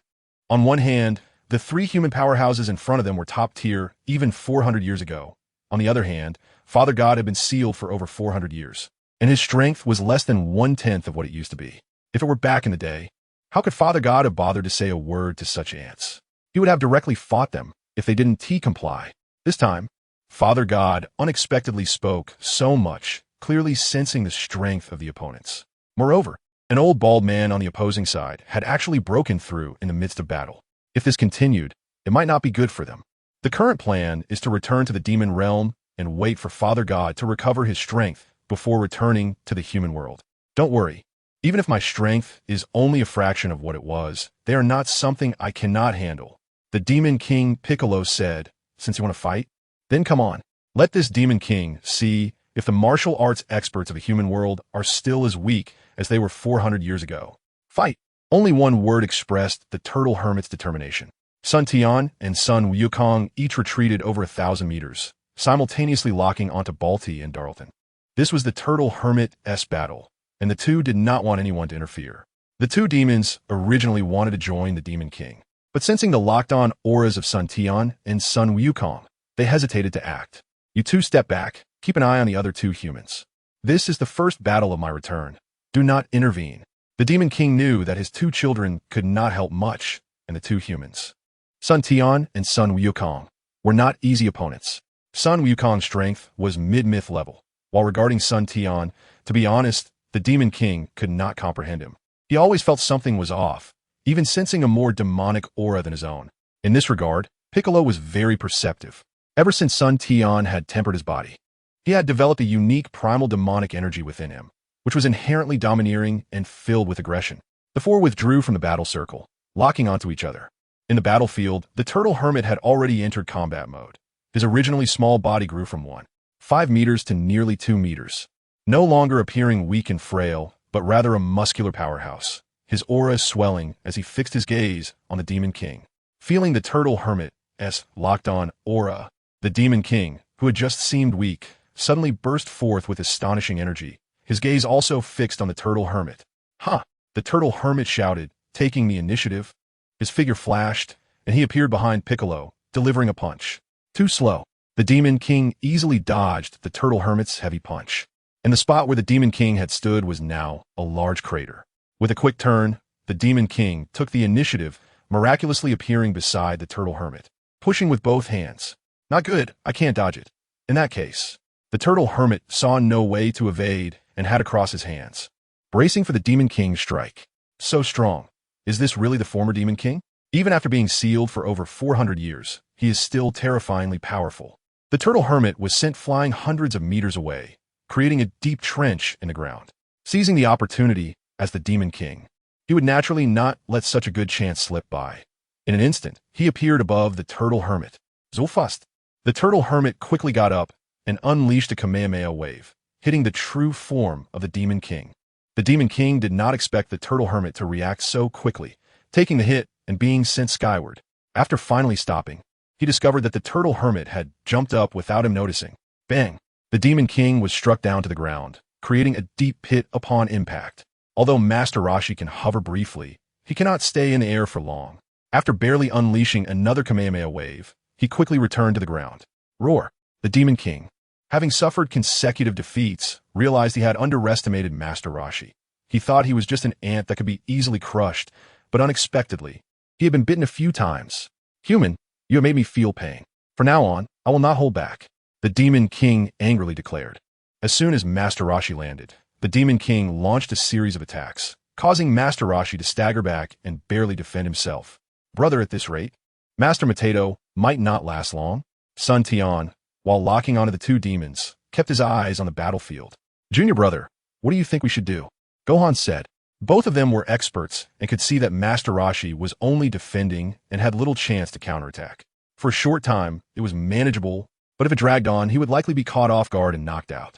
"Brother, do you have confidence to fight against the two of them?" Sun Tian asked. Although Son Gohan was strong, He was not enough to intervene in the Demon King's battle. But if it was just the two demons of the same level, it would be no problem. All right, leave it to me. Junior brother, go help Master Mateto, Gohan replied. With that, his energy surged as he flew directly towards the two demons. Human, you have guts. You want to challenge us both? Dalton immediately teamed up with Balter and shouted. On the other side, Sun Tian's evil aura surged. Demon King, let me have a word with you. Saying this, he did not care whether Master Roshi agreed or not and directly joined the fight. Sun Tian didn't care about fairness. If Master Roshi were to be defeated, Gohan would surely be furious. Coming to this world, he didn't care about others, but he was grateful for Gohan's kindness in taking him in. Seeing Sun Tian's evil energy, Demon King Piccolo also braced himself. When Master Roshi saw Sun Tian join, he counterattacked. In an instant, figures flickered on the small island.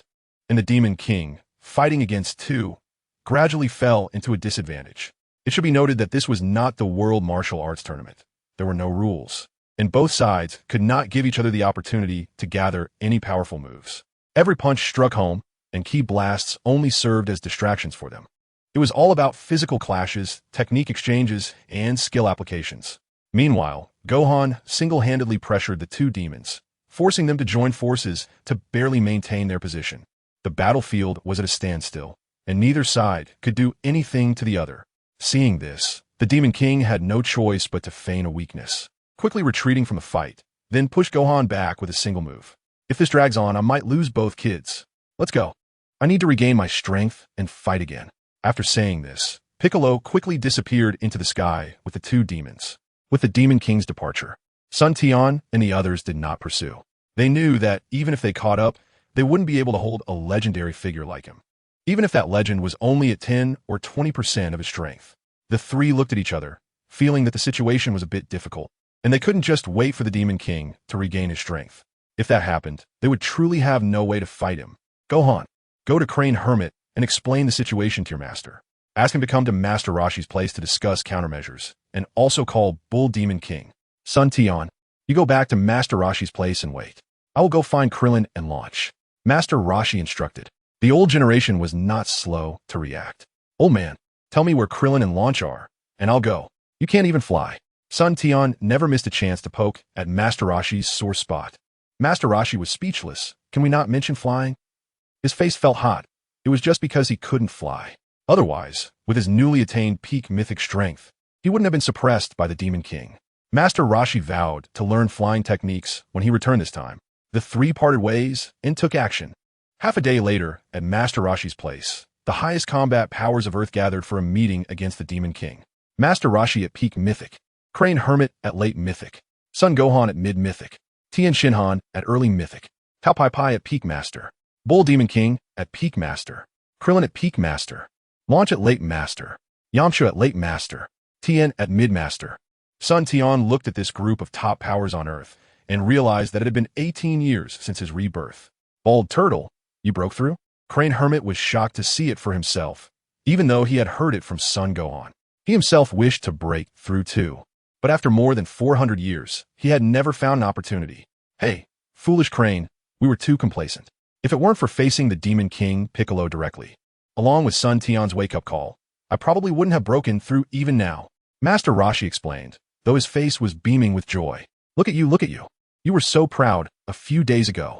It was just that your disciple won the championship in the World Martial Arts Tournament. If Sun Tian hadn't skipped the competition, your disciple wouldn't have had a chance. Now I have broken through to the peak mythic before you. The more I think about it, the more amiable I appear. Crane Hermit knew Master Roshi's thoughts all too well and wanted to slap him in the face.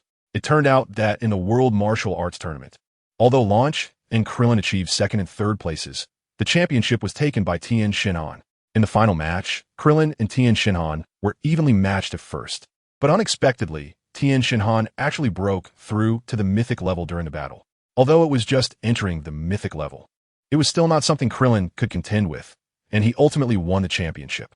When Launch arrived at Master Roshi's place, she immediately clung to Sun Tian, calling him husband and making Sun Tian the laughingstock of everyone for a moment. Master Roshi briefly explained the emergence of Demon King Piccolo, and regarding this matter, everyone couldn't help but pay attention. Old Turtle, if what you say is true, then although the Demon King has escaped, His strength is greatly diminished. And he can barely match you? Crane Hermit asked. Yes, although I have broken through to the peak mythic, I still cannot last 100 rounds against him. But later, with Sun Tian's addition, we barely maintained an undefeated stance. If he hadn't seen his two subordinates being pressured by Gohan, he probably wouldn't have retreated so easily. Master Roshi replied.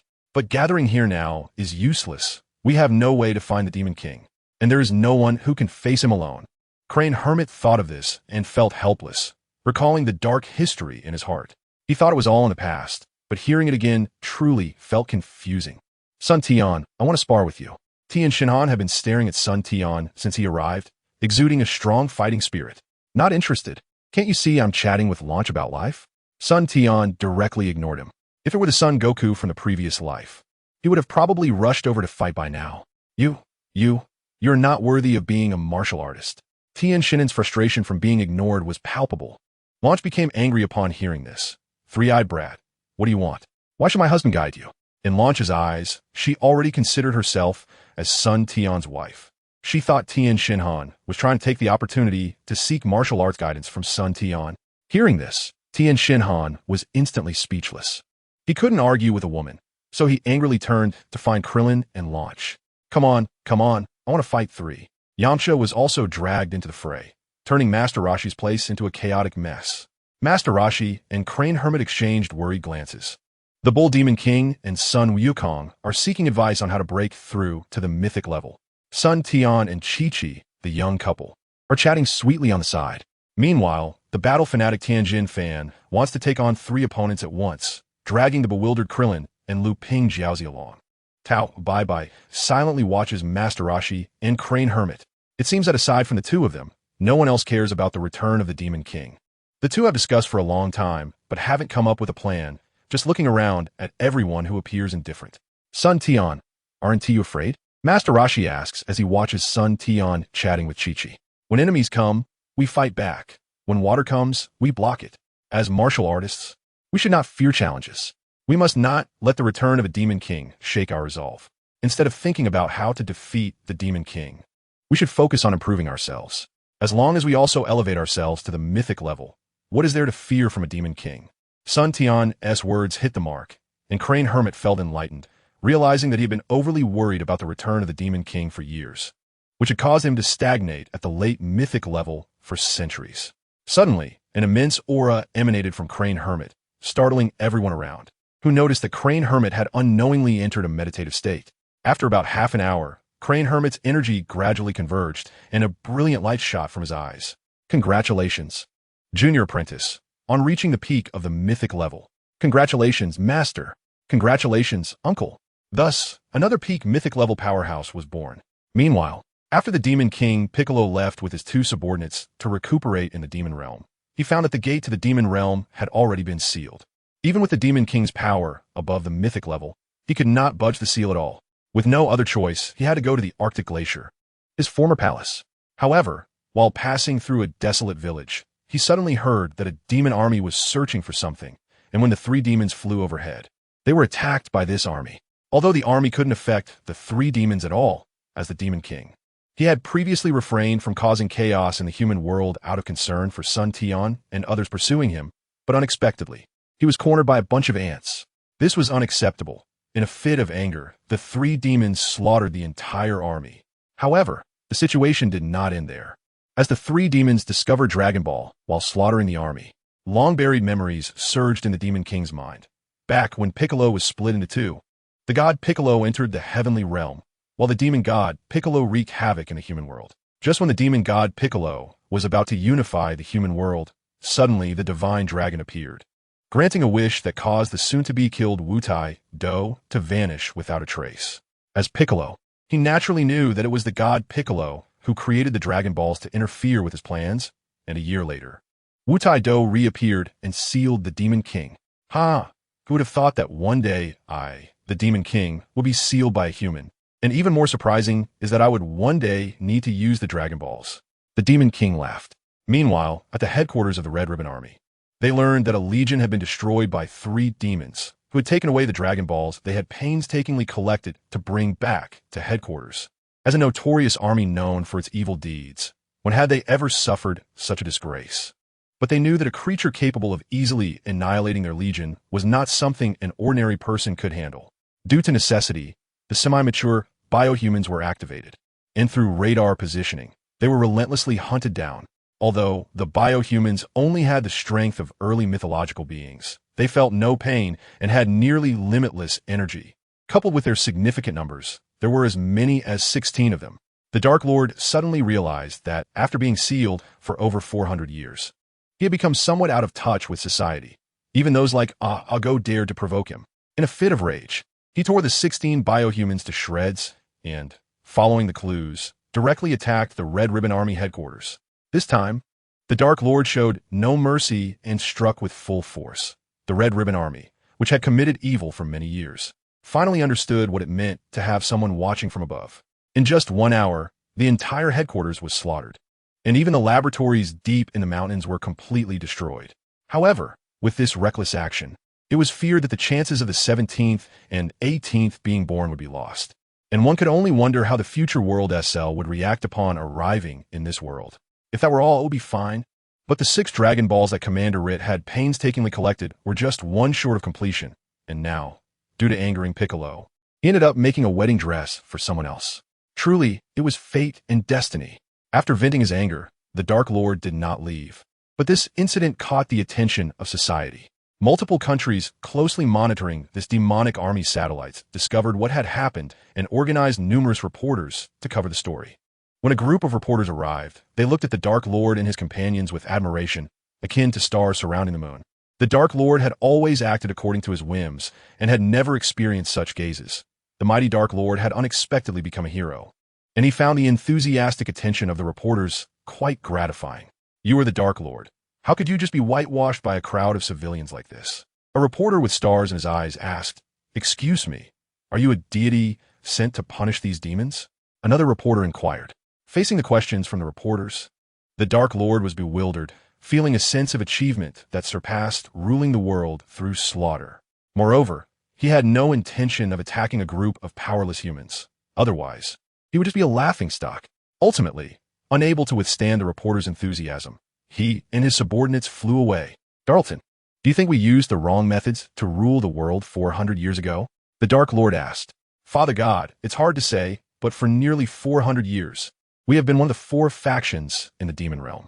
Initially, we relied on brute force to seize territory without establishing rules. Soon after, the factions fell into chaos until we suppressed them again with force, and only then did we begin to establish rules to manage the factions in an orderly manner." Although Darlton did not understand why the Father God asked this, he still answered based on matters from over 400 years ago. "Is that so? Regardless of what decisions the Father God makes, we will act according to your will," Darlton replied. In fact, during the hundreds of years of being sealed, the Dark Lord had pondered a lot. Clearly possessing the strength of the world's strongest, he had been defeated by humans. Instead, he ended up sealed away. Meanwhile, son Tian and his companions were watching an incredible scene on television. "Wow, is that the Demon King Piccolo?" Son Tian said, speechless. While Turtle and Crane were also at a loss for words, and the others felt the same. It seemed that this Dark Lord wasn't so bad after all. Just then, the sky suddenly darkened. "Oh no, someone is summoning the dragon," son Tian exclaimed. He thought that, although he hadn't fought the Red Ribbon Army due to his rebirth, he hadn't expected to be dealt with by Piccolo due to a misunderstanding. "What dragon?" the puzzled crowd asked. Son Tian briefly explained. "What does that Dark Lord want with the dragon?" Master Rashi asked. "I don't know, but for now it should be fine. I'll go out for a bit," son Tian said as he quickly flew towards the sense direction. Thousands of miles away, Piccolo was in a remote and desolate area, surrounded by desert, with no one in sight.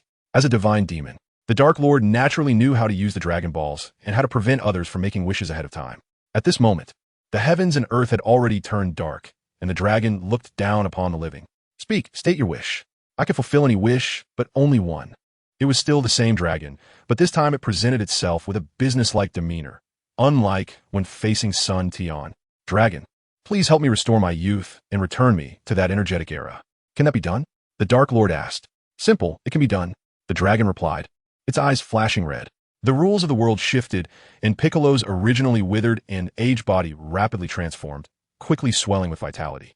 The damage caused by over 400 years of sealing vanished without a trace. Look, Father God's body is changing. Father God has become young.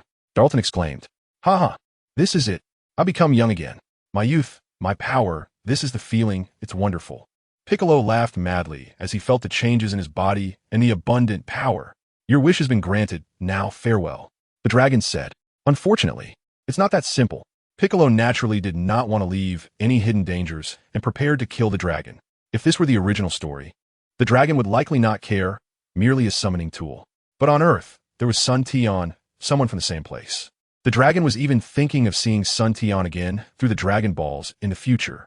You little brat, do you want to die? The dragon suddenly unleashed a powerful force, causing the Dark Lord Piccolo to feel as if all the energy in his body was sealed, with the surrounding space compressing towards him. How is this possible? Why is it like this? The dragon I remember isn't like this. For the first time, the fearless Dark Lord Piccolo felt death so close to him.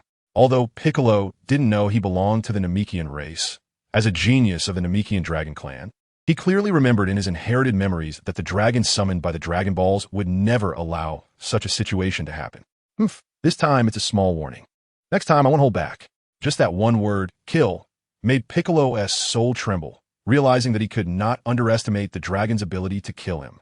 The fearless Dark Lord Piccolo, for the first time, understood what true divine power meant. Compared to the divine Piccolo, he felt that the divine Piccolo was merely an ant. After saying that, the dragon emitted a bright light all over its body and soon transformed into Dragon Balls scattering in all directions. After a long time, Piccolo finally recovered.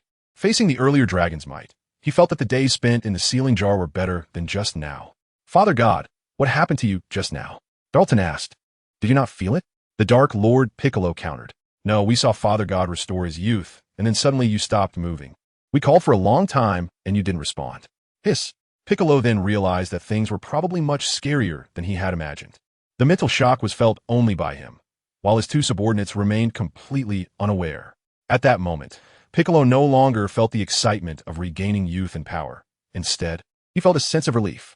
The Dark Lord did not plan to tell the two demons about this matter, but buried it deep in his heart, fearing that speaking of it would bring forth the killing intent of that existence. Just then, a powerful aura approached from afar, and soon Sun Tian appeared in the sky, slowly landing on the ground. Oh, you've regained your youth, but why do you look unhappy? Sun Tian landed not far from the Dark Lord Piccolo. It's you. You are the human? Piccolo still hadn't recovered from what had just happened. My name is Sun Tian. How did the Demon King use the Dragon Balls to fulfill his wish and still look like he was about to die? Sun Tian asked again. Just as Piccolo was about to answer, he immediately fell silent at the thought of that presence. Sun Tian knew that he must have been reprimanded by the ancestor, and he felt enlightened in his heart. Piccolo, are you still planning to dominate the human world? Sun Tian continued to ask. Upon hearing Sun Tian's question, the Demon King Piccolo found it somewhat grating. If it were before, the Demon King would definitely aim to rule the earth. But now he suddenly realized, what would it matter even if he ruled the earth? What does it have to do with you, human? Do you want to stop this Demon King? Piccolo no longer had the ambition he once had, and his tone was not as wild. Piccolo, are you still that Demon King? You aren't scared out of your wits by the dragon, are you? Sun Tian saw that Piccolo seemed to have lost his spirit. It looked like he needed to take some strong medicine. Otherwise, he wouldn't recover for a while. Why you? How do you know? Piccolo was panicking inside, realizing that he wasn't the only one facing this situation. Ha. Piccolo, come on, let's chat for a bit. Sun Tian laughed heartily and then invited Piccolo. Piccolo wasn't hesitant either. The two seemed to have a common language, and with Sun Tian's sinister aura, he looked like someone from the demonic path. Darlton, you two wait for me here. Piccolo commanded. Father God, but don't worry. Do you think this human can pose a threat to me? With that, Sun Tian and Piccolo flew towards a nearby location, one after the other. By the way, how much do you know about the dragon? Piccolo asked. I should know a bit more than you, but I can't tell you. I believe you'll understand. Sun Tian replied.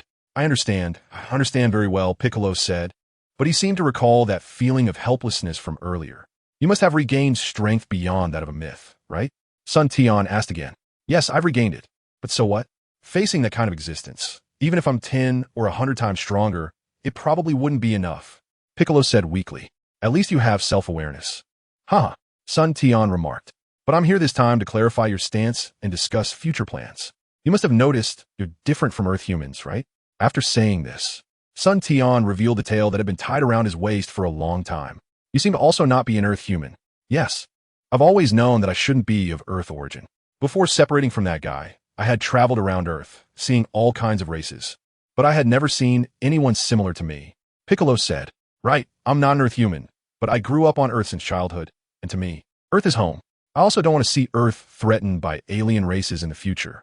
Son Tian felt like he was chatting with an old friend. On Earth, perhaps only Piccolo and Son Tian could be considered kindred spirits.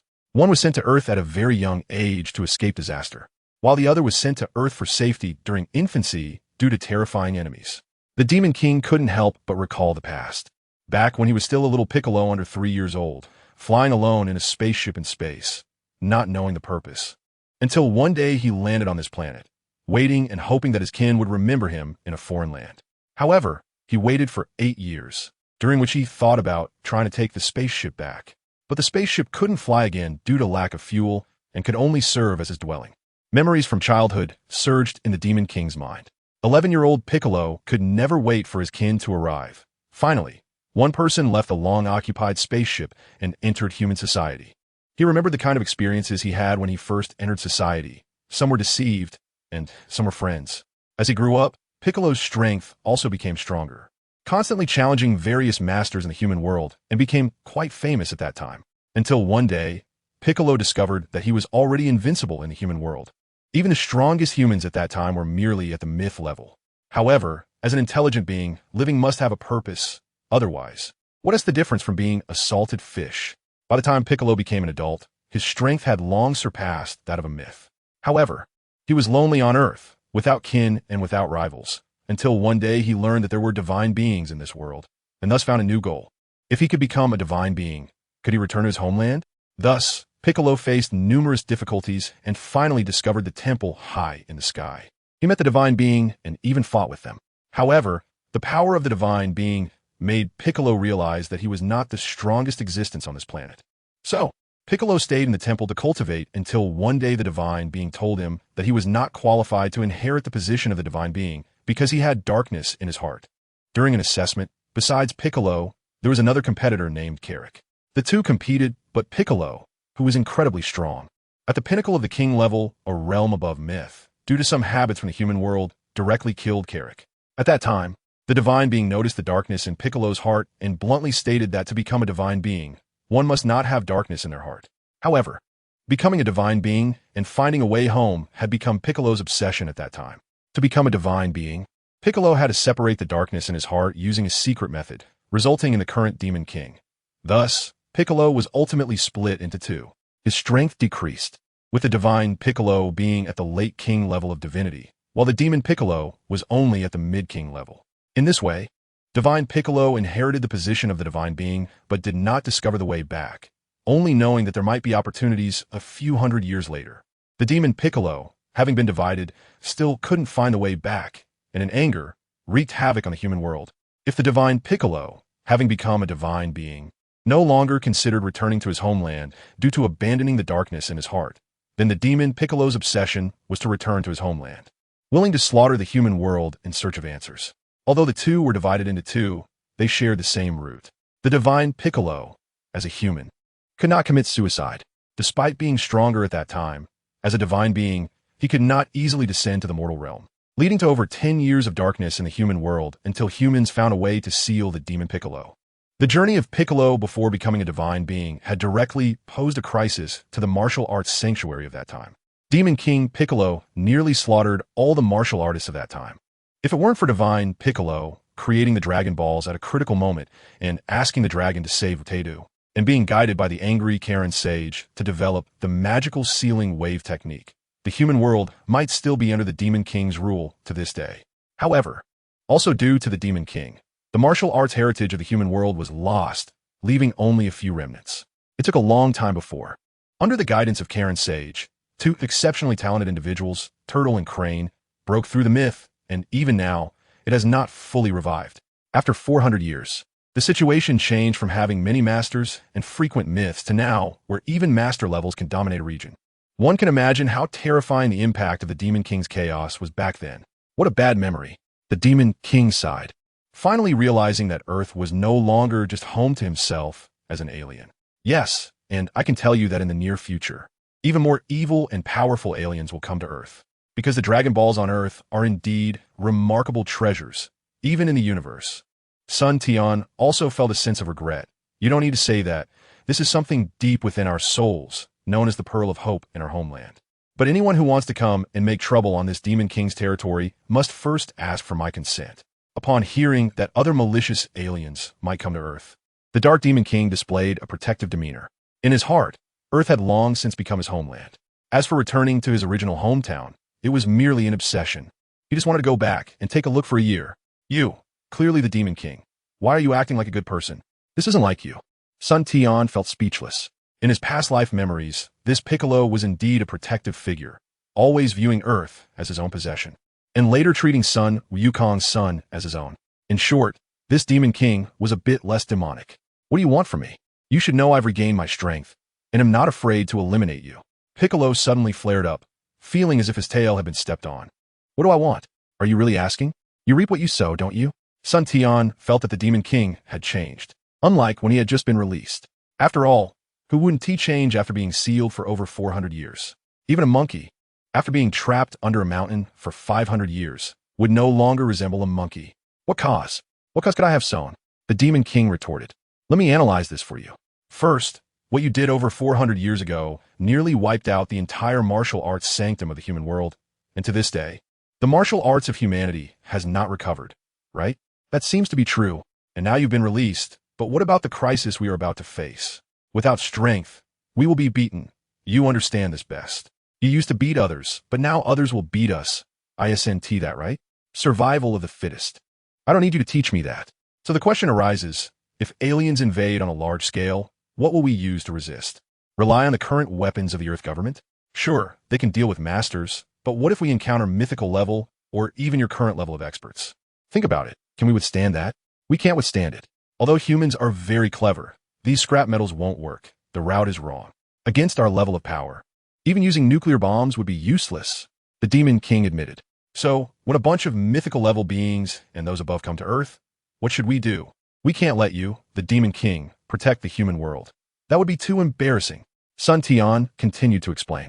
If I'm here, no one dares to touch my Earth. The protective Demon King chimed in.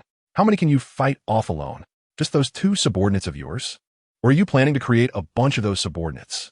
In the face of absolute strength, they are just cannon fodder. What do you suggest we do? We can't just not resist, right? Relying on you humans. I'm not underestimating you, but 2 or 3 of you are not enough for me to kill with a finger. The Demon King got agitated, honestly admitting he had never considered these issues before. You can't keep talking about killing. I have an idea. See if it works. Let's unite and recreate the martial arts civilization of Earth. You know that because of you, most of the martial arts inheritance on Earth has disappeared.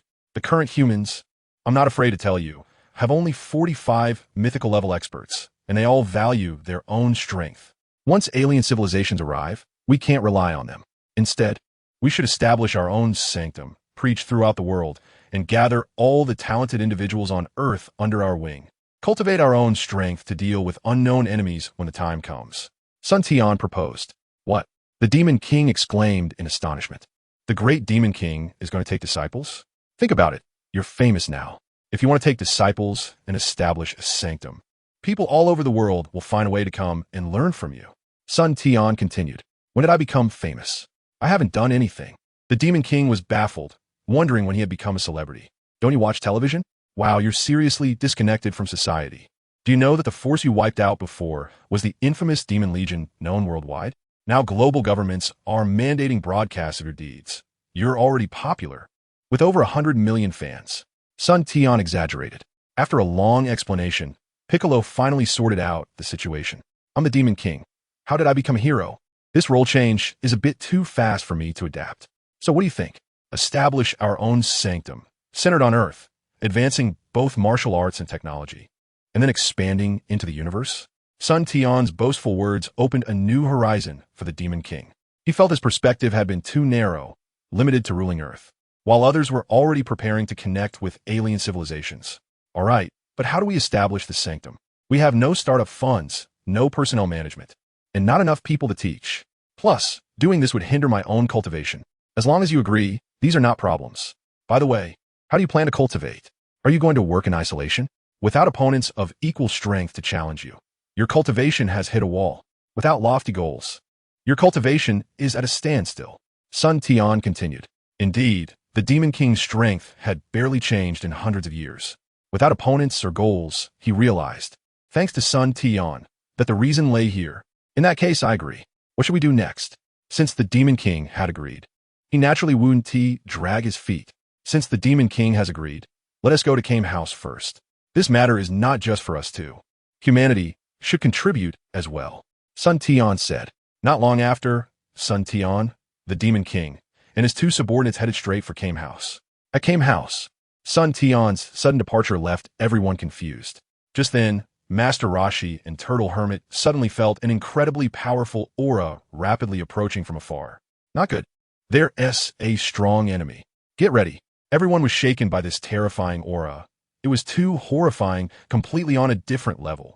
It felt like the end of the world. Master Rashi was somewhat better, and Gohan could hold on, but the others were overwhelmed by this sudden pressure.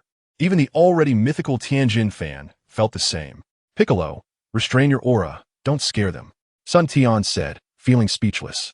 For our plan, we must first intimidate these humans. Otherwise, we won't be able to mobilize them later. Piccolo was clearly more experienced than Sun Tian in this regard. The reason for agreeing with Sun Tian was that both had a common language and Sun Tian had enough strength. Even though Piccolo had regained his youth and strength was at its peak, he still sensed no fear from Sun Tian. In fact, Piccolo knew that if they really fought, the latent power within Sun Tian might not be weaker than his own. It was an instinct, inexplicable. Don't be fooled by Sun Tian's seemingly mythical aura. It's Piccolo, no, he is much stronger than before. Completely on a different scale? Master Rashi shouted first. Old Turtle, I'll hold them off. You take the disciples and leave. Upon seeing Master Rashi's reaction, he instantly decided to sacrifice himself. Gohan, take them away. I'll hold off the old turtle. Turtle Hermit saw Master Rashi's response and realized the situation. But they could die. The disciples were their hope and couldn't accompany them to death. Two people simultaneously released their energy to attract Piccolo's attention. Piccolo naturally sensed their performance and couldn't help but admire humanity. Despite being small and weak, there are times when humans stand up without hesitation. Perhaps this is why my demon clan, despite its immense power back then, ultimately ended up sealed away. The Dark Lord thought, "Oh, two old men, what are you doing?" At that moment, Sun Tian flew forward from behind, smiling. "Little brat, what are you doing? Do you want to betray humanity with the Dark Lord?" When Master Rashi saw Sun Tian actually coming with the Dark Lord, he initially thought he had been harmed by Piccolo. After all, Sun Tian's aura was also quite ominous, making Master Rashi think along those lines. "No, old man. All you do is fight and kill. I've already talked things over with Piccolo, so don't worry," Sun Tian said as he landed. But Master Rashi and Turtle Hermit clearly did not relax their vigilance. Sun Tian had to explain everything that had just happened from the beginning. "Are you saying that you and Piccolo are actually not Earth humans, but rather refugees from your destroyed homeland?" Master Rashi asked. As someone who had lived for hundreds of years, he could tell the truth from lies. After all, Earth had seen aliens before, but they were not very strong, easily dealt with by Earth's power.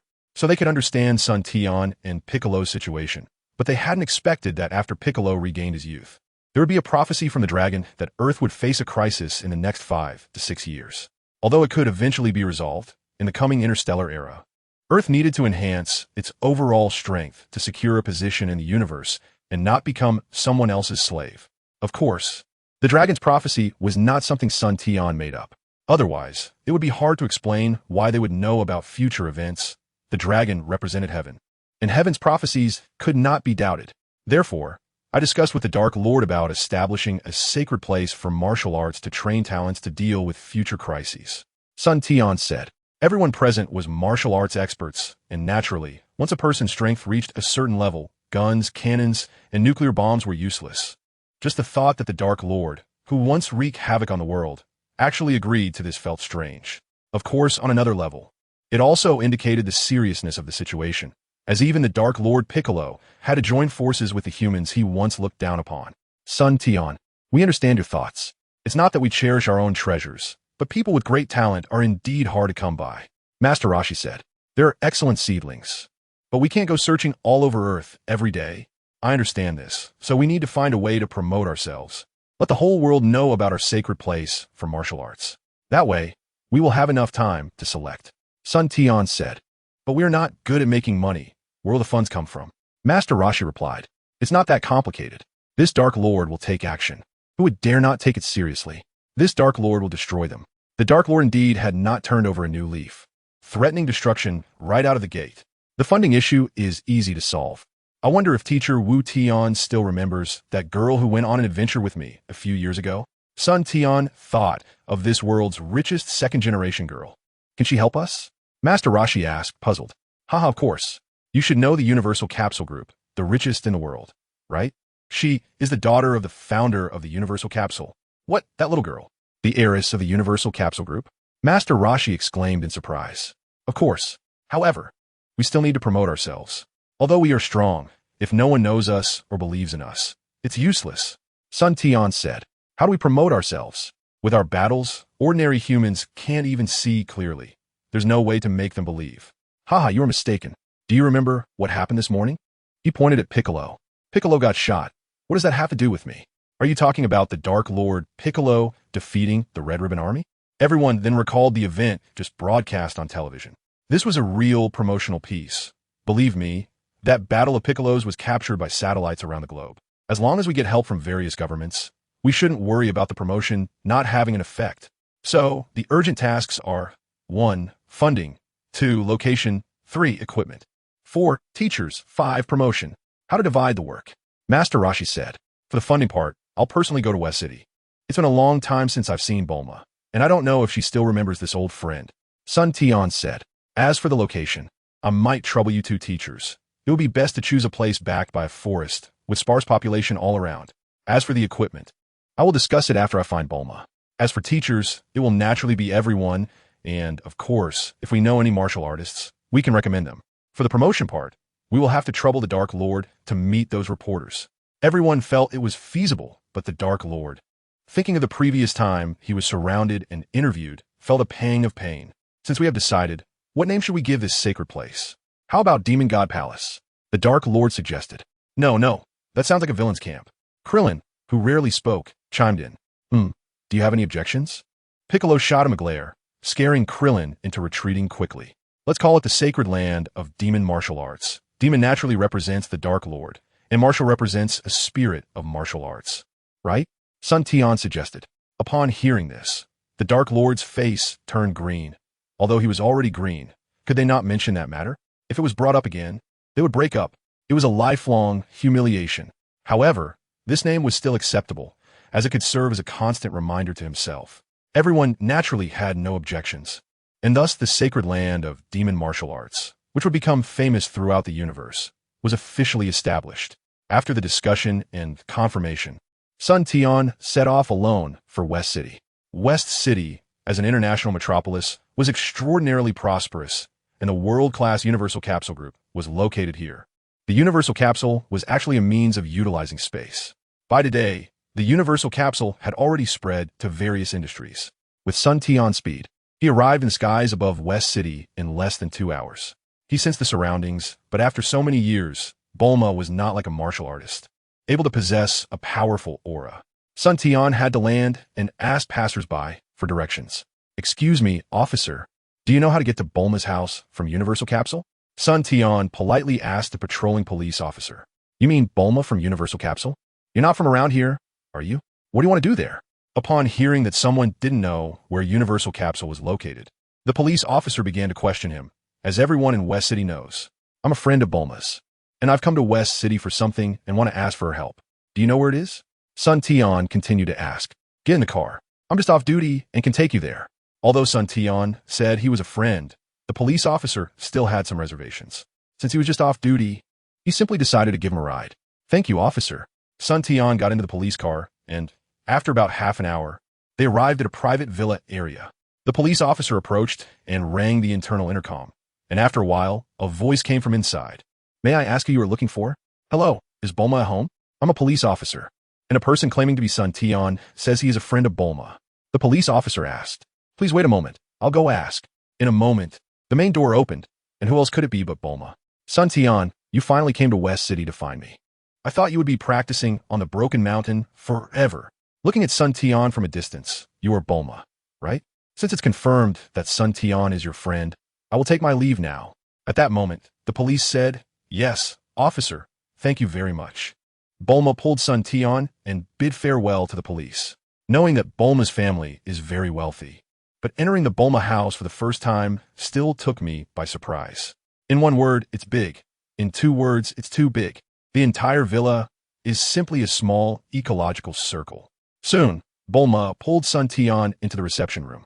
Ah, our Bulma finally brought a boy home. Let me see what her boyfriend looks like. An exaggerated female voice came from nowhere. Looking at Sun Tian, she stared for quite a while. Handsome, too handsome. Bulma, can I borrow your boyfriend for a date? Mom, not again. I can't take it anymore. We have things to discuss. Jealous. This is not like our Bulma. The woman smiled and left. This is my mom. She never acts serious. Bulma turned to Sun Tian and said, by the way, what did you come to find me for? With your personality, you and T come looking for me without a reason. Haha, Sun Tian laughed indeed. If it weren't for something important, I might have forgotten that I have a friend like Bulma. Sun Tian briefly explained the situation, finally saying, Bulma, after thinking it over, I'm afraid only you can help me. So I came to trouble you. What? You say you're an alien? Or a warrior from a fighting nation? Bulma's mouth dropped open. Yes, don't believe it? Look. Saying that, Sun Tian let down the tail that was tied around his waist and moved it a few times. No wonder you behave differently. Your power is so strong. But you said your hometown is mostly destroyed. Please don't be too sad. At least you're still alive. Right? Bulma was first surprised, then comforted him. Yes, as far as I know, my race, including me, probably has fewer than 10 people left. Sun Tian said helplessly. You just mentioned that the prophecy of the dragon god says that in the near future, Earth will be discovered by other aliens from the universe. And they will come down, right? Bulma continued to ask. Absolutely true. I believe you noticed this morning when the sky suddenly darkened, right? To make Bulma believe, indeed. It's just that several years have passed, and I hadn't thought about it. Bulma said, then can you help with this? Sun Tian continued, sure, but Sun Tian, your spaceship on Earth is still there, right? Let me study it. Maybe Earth can soon enter a space civilization. No problem, by the way. Do you have any good suggestions? Our group can practice well, but we're really not good at this kind of planning. Sun Tian also knew the shortcomings of his group and thought if he could pull Bulma into the team, it would be perfect. You found the right person. Leave this matter to me. I'll help you plan it. This concerns the future of Earth. How can a genius like me not be involved? Then it's settled. Welcome aboard. Sun Tian said happily. All right, just in time. My studies are almost done. I've learned everything I should and shouldn't learn. Let's rest tonight and start a new life tomorrow. Bulma arranged a room for Sun Tian, and the night passed just like that. The next morning, Bulma prepared a sumptuous breakfast. After they finished breakfast together, Bulma took out the airplane capsule, ready to set off. Put that away. It's too slow for you. Let me give you a taste of flying in the sky. Sun Tian said. That sounds great. I've never flown before. Saying that, he put away the capsule. Sun Tian released his energy, wrapping around Bulma to form a protective shield. Let's go. The two flew directly into the sky. At first, Bulma was a bit afraid of heights, but being the legendary genius she was, she quickly adapted. This is flying. It feels amazing. By the way, Sun Tian, can I practice? Bulma asked. Theoretically, yes, but you're already past the age for practicing. Oh, right. If we can go there, maybe we can. Sun Tian looked at Bulma and thought of the Grand Elder of Namek. If it were him, he should be able to directly unlock Bulma's potential. Before long, the two arrived at Baozi Mountain. Long time no see, my spaceship. Landing. Sun Tian found the spot where he had left the spaceship remote control years ago. Looking at the remote control in his hand, he felt a wave of nostalgia. It had been 18 years without him realizing it. Let's go. I'll take you to the place where I landed back then. Soon, Sun Tian brought Bulma to the giant pit from that year. Looking at this giant pit, Sun Tian remembered himself back then, spending a night alone at the bottom. Digging up the soil covering the buried spaceship, a round spaceship appeared. Even after all these years, it showed no signs of damage, and he didn't know what material it was made of. He lifted the spaceship out with one hand and placed it in an open area, then used the remote control to open the hatch. Is this the spaceship you came back then? It looks so small. Looking at the spherical spaceship, about 2 meters in diameter and a height of one person, Bulma asked. Yes, don't be fooled by its size. Its technological content is far beyond that of Earth. Seeing his spaceship again, Sun Tian still felt as if he had crossed into another world. Back then, he traveled across countless star regions with it before finally arriving on Earth. Saying this, Sun Tian sat inside. The spaceship that felt spacious when he was young now felt just right. Looking at the familiar control buttons in front of him, Sun Tian pressed the start button. In a short while, a familiar voice came. "Welcome back, Kakarot." The spaceship's computer emitted a sound, just as Sun Tian was restarting the spaceship.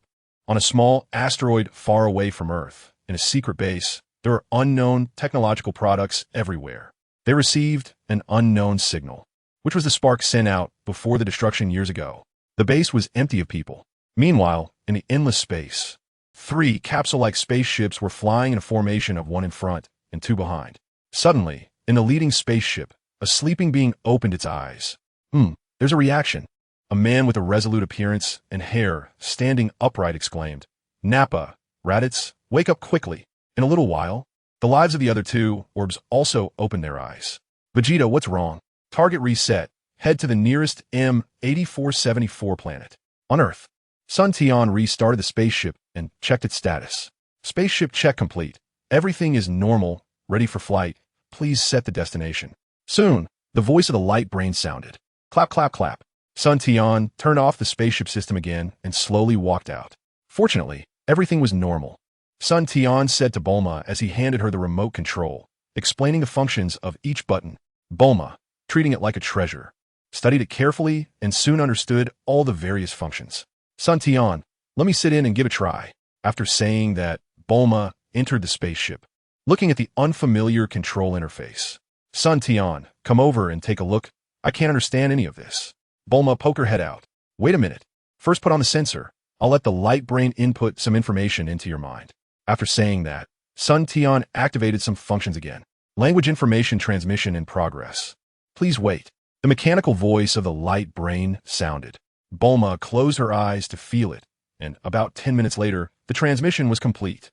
After a while, Bulma opened her eyes and took off the sensor. "This is so advanced, in just a short time. The universal language of the universe feels like it has been born in my mind," Bulma exclaimed, and upon looking again, she grasped all the operational buttons of the spaceship perfectly. It must be said that Bulma's mechanical talent is exceptionally high. "Sun Tian, let me test the spaceship first. Is that okay?" Bulma asked. "It's up to you, just don't fly too far. The universe is full of dangers, just stay near the nearby planets. And definitely don't leave the spaceship, or you will die from lack of oxygen." Sun Tian was really worried that this girl would act recklessly, so he quickly instructed. "Okay." Bulma made an okay gesture and began pressing buttons randomly in the spaceship. In a short while, the spaceship's hatch slowly closed. Gradually, it began to rise into the sky, and after a moment, a shield-like object formed around the outside of the spaceship. With a whoosh, it disappeared into the sky. Neptune, the farthest planet from the sun in the solar system, suddenly had a round, ball-like, flying object appear in its outer space. So fast, it hadn't been long at all, and it was almost out of the solar system, faster than the speed of light. Moreover, the spaceship could automatically avoid obstacles. It was simply amazing. Bulma was visiting outer space for the first time, making her one of the first Earth beings to venture out. Although she had always known that there were often extraterrestrial visitors to Earth, the government had never captured any.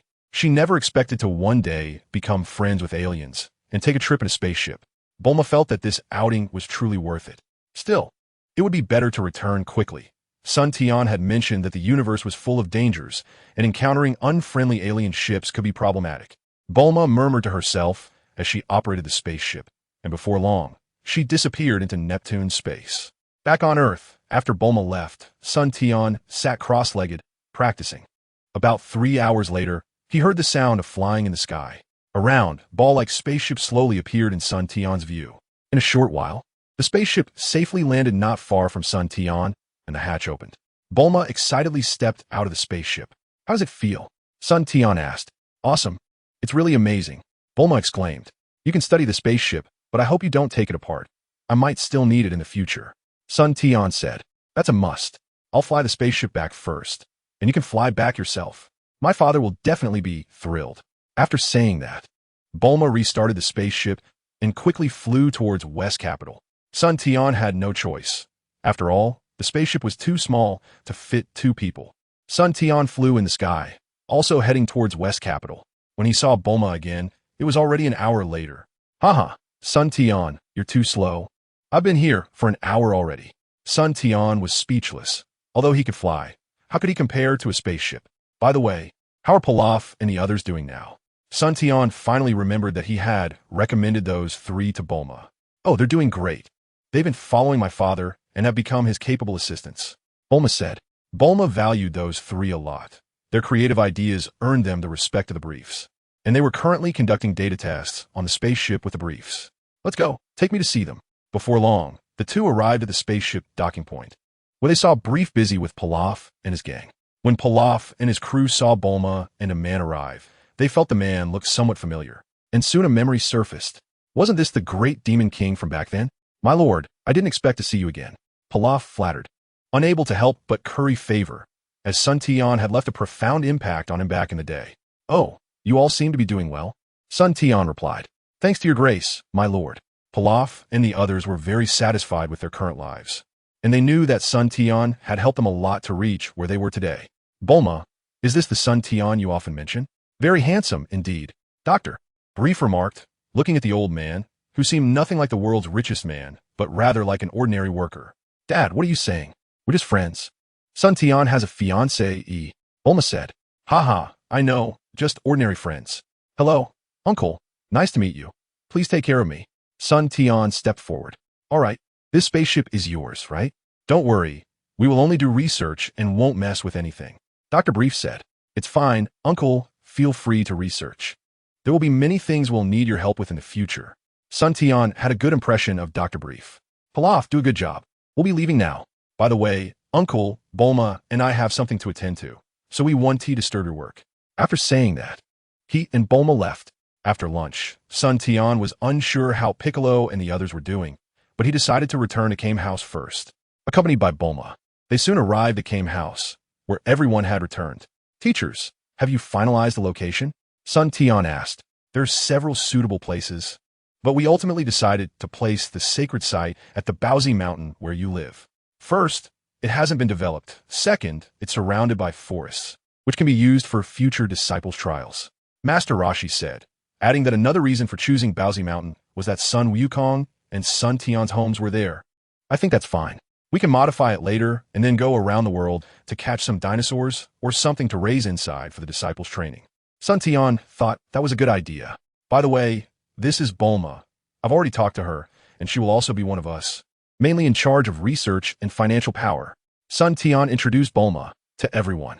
Next, they discussed some detailed issues, mainly with Bulma speaking and everyone listening. In the face of expertise, everyone could only be an audience. 5 days later, Bulma stepped in and purchased the entire Baozi Mountain and its surroundings, starting the construction and renovation of the magic martial sacred land. The others couldn't help much and left everything to Bulma, going off to train respectively. Of course, they weren't completely unable to help. For instance, when some hills needed leveling, Bulma would call Sun Tian, who would complete it with a single Kamehameha. And when some big pits needed filling, the great Demon King would directly use his superpower to move a mountain over and flatten it. Unknowingly, half a year has passed, and Baozi Mountain has completed its transformation. No, it shouldn't be called Baozi Mountain anymore. It has a new name, the Sacred Land of Magic and Martial Arts. The Sacred Land of Magic and Martial Arts covers an area of nearly 100 square kilometers, backed by a primitive mountain range that stretches nearly 1,000 miles, making it a natural training ground, now renamed the Magic and Martial Arts Mountain Range. The Sacred Land is equipped with various facilities, and now it only needs to promote itself to start accepting disciples. Currently, everyone is gathered in the hall, discussing the future. Everyone, our sacred land has been initially established, and next, we need to clarify our respective tasks. Sun Tian said, I think before that, we should define everyone's responsibilities. Without rules, it will be hard to manage later. Bulma said, yes, Bulma is right. That's reasonable. Agreed. Everyone felt that since the sacred land has been established, some things need to be clarified. After all, this is an organization similar to a sect, and having a leader, elders, and guardians is necessary. Let's propose who will be the first leader of the sacred land. I believe Sun Tian is the most qualified, as he is the initiator of the organization. What do you all think? Bulma suggested. No, I'm too young for this. I can't be the leader of the sacred land. Besides, if I get distracted with responsibilities, it will affect my cultivation, son Tian said, clearly not wanting the position. I think Teacher Wu Tian would be a good choice, someone proposed. Master Crane could also be considered, another suggested. He proposed Piccolo. In terms of strength and experience, no one can compare. Everyone was arguing back and forth, making it quite lively. Let's vote to decide, Bulma said. Although Piccolo had the intention to be the leader of the sacred land, upon hearing Sun Tian say it would affect his cultivation, he immediately lost interest. For people like them, nothing is more real than strength. All right, let's vote, everyone said, and soon the votes were counted. To everyone's surprise, Piccolo, Sun Tian, Master Roshi, and Master Crane each received only one vote, while majority voted for Bulma. How can this be? I don't know anything about cultivation. How can I be the leader of your sacred land? Bulma said helplessly. Exactly because you don't cultivate. You have more time to manage. We all need to cultivate. How can we have time to handle the mundane affairs of the sacred land? A large group of people said. Thus, the leader of the sacred land of magic and martial arts fell to Bulma. Truly unexpected. Bulma was suddenly transformed into the leader of the sacred land. Though it was an unexpected choice, it made sense. After all, besides Bulma, who among them could manage? They were all just a bunch of fighters who could only solve problems with strength. As for Master Roshi and Master Crane, they might be okay teaching disciples. But if tasked with managing the entire operation of the sacred land, it wouldn't be long before it couldn't function. If they could manage, it wouldn't have been like this for hundreds of years, with only a few disciples. As for Gohan, he would have no problem cultivating. As for Tian, if faced with a tricky problem, he could handle it. If Piccolo understood management and operations, the Earth wouldn't have been in such a mess hundreds of years ago. Sun Tian, even more so, although he has some memories from his past life, he was just an ordinary college student who had never even entered society. Having been reborn, he grew up in the mountains and, being a cultivation fanatic, had no time to manage these trivial matters. He probably brought Bulma in from the start, calculating her abilities. The others, like Tian, Krillin, and Yamcha, were similar, even if they could do simple math. It would take them a long time to calculate something like 32250. As for Ox King and Chi-Chi, they were even less worth considering. The two subordinates of the Demon King had some experience and could help Bulma with some management tasks. Having determined everyone's responsibilities, the next step was to spread the news about the sacred land of magic and martial arts to the world, in the universe. After Vegeta and the others arrived at planet M8474, they abandoned their existing spaceship and, through other channels, spent several months finally arriving at a secret base on a hidden small planet. This planet had no biological existence, and this base was secretly built by Vegeta and his companions while executing tasks on the front lines. The Scions are a relatively rare race in the universe, and to ensure the purity of their bloodline, they rarely intermarry with other extraterrestrial humans. On one hand, it is difficult to find extraterrestrial humans that can combine with Scion genes. On the other hand, it is because of their pride as a warrior race. The Scions pay special attention to every newborn baby. Thus, every time they send a baby to another planet, they conduct assessments to ensure that the baby can survive as safely as possible. Moreover, every transporting spaceship can actually communicate with the headquarters. As long as the spaceship's computer is operational, the headquarters can detect it. However, due to the destruction of their home planet, everything has turned to ashes. As the Prince of the Scions, Vegeta naturally knows how to rebuild, and it took the three nearly 15 years to barely construct a base capable of detecting signals from the dispatched spaceships. Just half a year ago, Vegeta received a signal from a base. The base successfully captured a signal sent years ago from a spaceship carrying a Scion baby. Is there information? Nappa and Raditz looked at the data on the base screen and asked. Yes, after 3 years. We finally received a signal from another dispatched Scion spaceship for the first time. Vegeta exclaimed. Since the destruction of their home planet, the three have been trying to find any Scions that might be out there, but they have had no information, and they were forced to work under Frieza. Frieza has always deceived the three, saying that their home planet was destroyed by a meteorite impact. But Vegeta is not an ordinary person. Although his warrior talent obscured the brilliance of his intelligent mind, it cannot be denied that Vegeta's IQ is not low. From the clues, he discovered the truth of the matter. In the following time, the three did not recklessly fight on the front lines to prevent Frieza's suspicion, while secretly constructing this base, hoping to find more of their compatriots for future revenge. The information revealed that it came from the edge of the universe, from a low-rated planet in the solar system of the Milky Way, and according to records, it was a scion named Kakarot. Kakarot? Nap exclaimed. Yes, that's how the information displays it. Vegeta confirmed. What a familiar name. Oh, I remember now. Raditz, your brother's name is this, right? I've heard you mention it. Nappa said. Yes, I remember when our home planet was destroyed. He was on the home planet. I didn't expect Father to send him to such a remote planet. I don't know if he's still alive. I remember Father said his initial battle power was only 10. Raditz replied. Since that's the case, Raditz, after we complete our mission and return, we'll take care of a task on a planet not far from there. You sneak over to Earth and confirm if your brother is still alive. If he is, bring him back. Vegeta ordered. All right, I really hope he is still alive in this world. That would give us more hope for revenge in the future. The establishment of the sacred land of magic and martial arts has kept Sun Tian and the others busy planning for the future. To promote the sacred land more quickly, Bulma asked Krillin, Yamcha, and other master-level experts to continuously participate in various martial arts-related competitions. The martial arts uniforms have been standardized, with the character Mo on the front and Wu on the back. Information about the magic martial arts sacred land has begun to circulate within the martial arts community.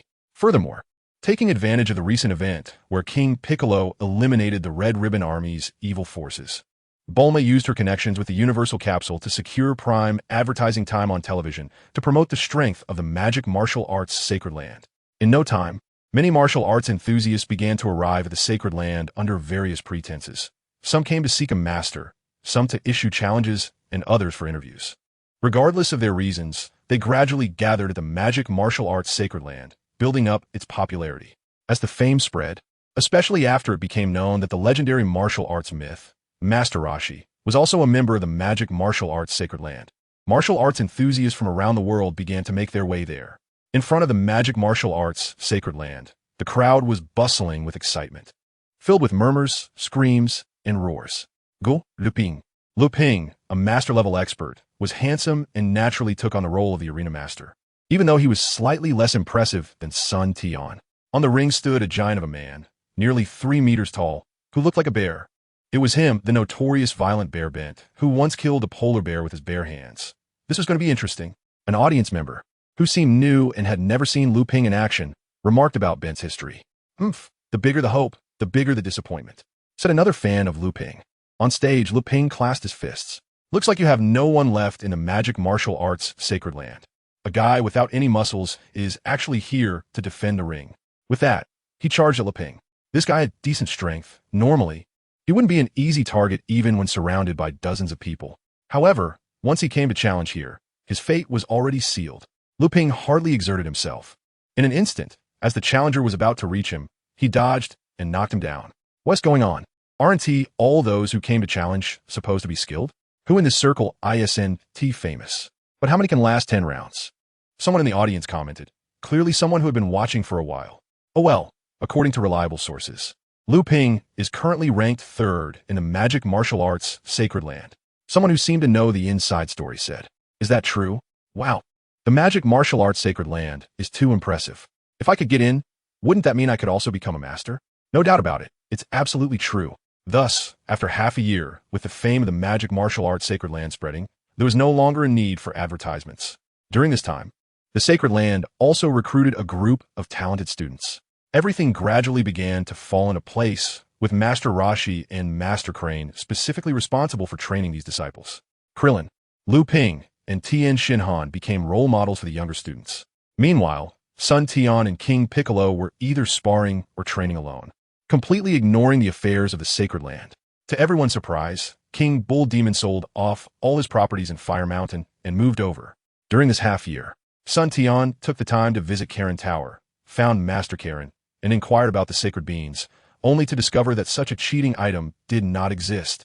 However, Master Karen thought well of the sacred land that Sun Tian and the others had established, as he had noticed the return of King Piccolo earlier. But before he could wreak havoc on Earth, he was fooled by Sun Tian. After listening to some of Sun Tian's ideas, Bulma assembled a team to focus on developing gravity training rooms, nutrient pods, power detectors, strength testers, and other related research. She also began formulating some specific rules for the sacred land to clarify various matters. To ensure the sacred land operated smoothly, many things needed to be established. For example, Entering the magic martial arts sacred land for training would require a fee. What would that fee be? Also, one couldn't train there indefinitely. To what extent must one train before they could graduate?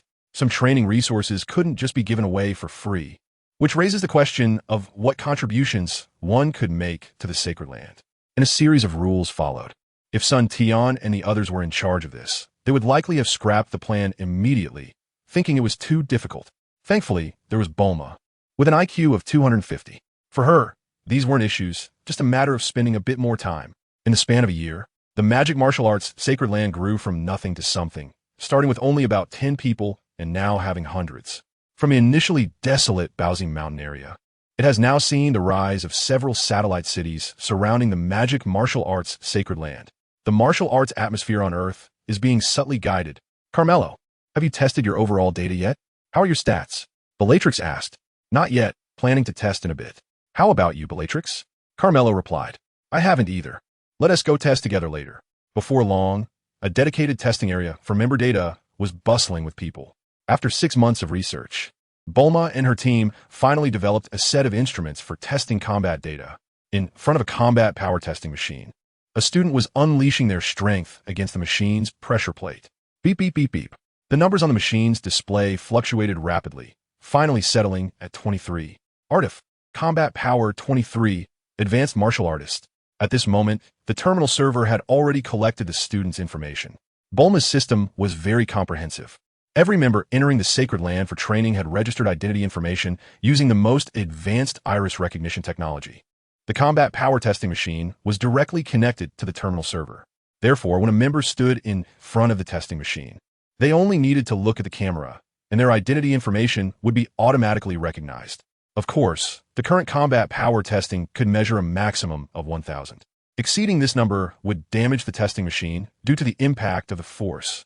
Since the machine was developed, many high-ranking members had tested it, and currently, the highest combat power was held by Lord Piccolo, with a power of 713, followed by Sun Tian at 685, Master Roshi at 523, Crane Hermit at 517, Sun Gohan at 369, Danton at 347, Balter at 332, Tian at 287, Ox King at 197, Tao Pai Pai at 189, Krillin at 183, Lu Ping at 147, and Jiaozi at 124, and Chi-Chi at 73.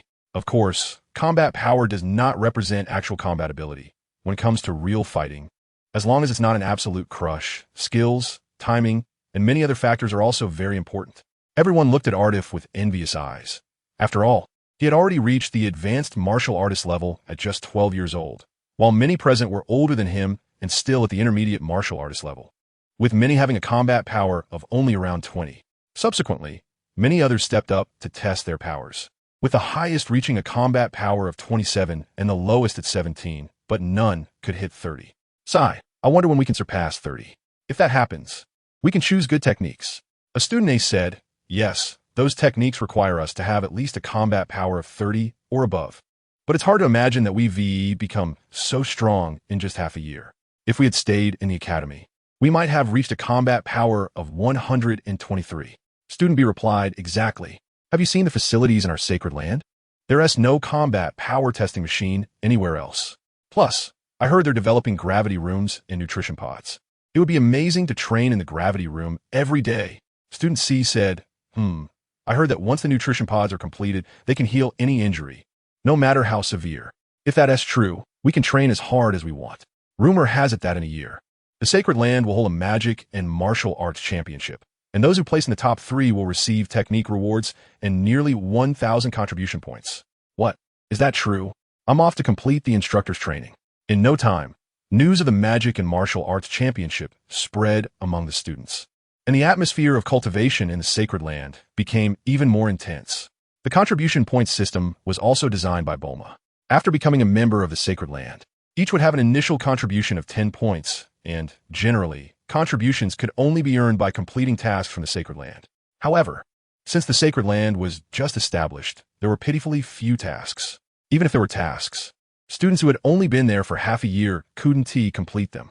For example, Sun Tian once issued a task to hunt a Tyrannosaurus, but the dinosaur had a combat power of at least 50, and the students didn't dare to accept it. Moreover, even if they killed the Tyrannosaurus. The task would only yield 2 contribution points. Time slowly passed during training, and a year quickly went by.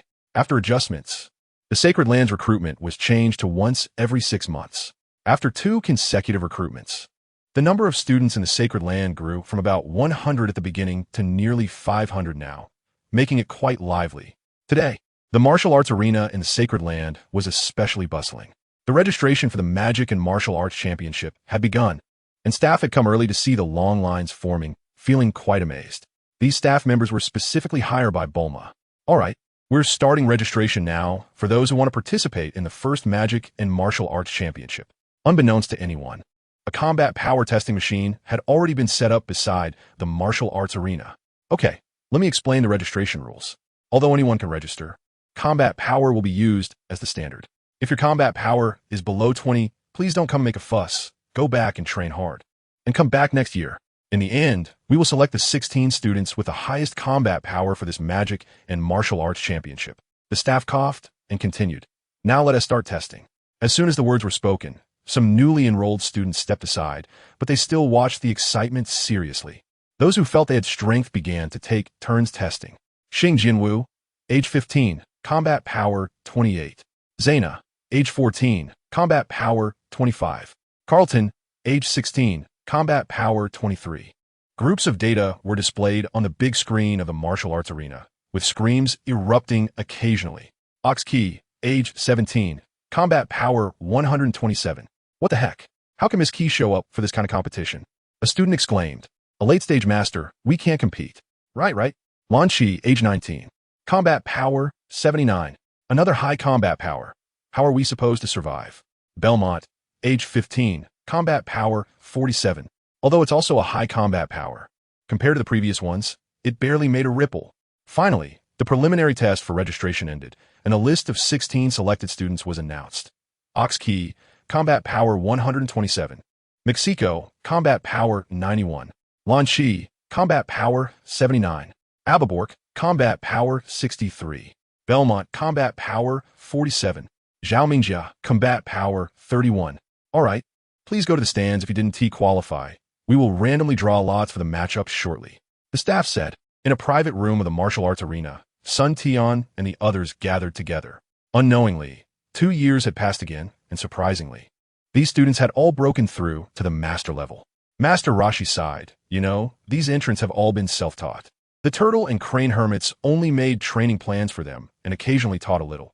They've all been busy training to deal with future crises.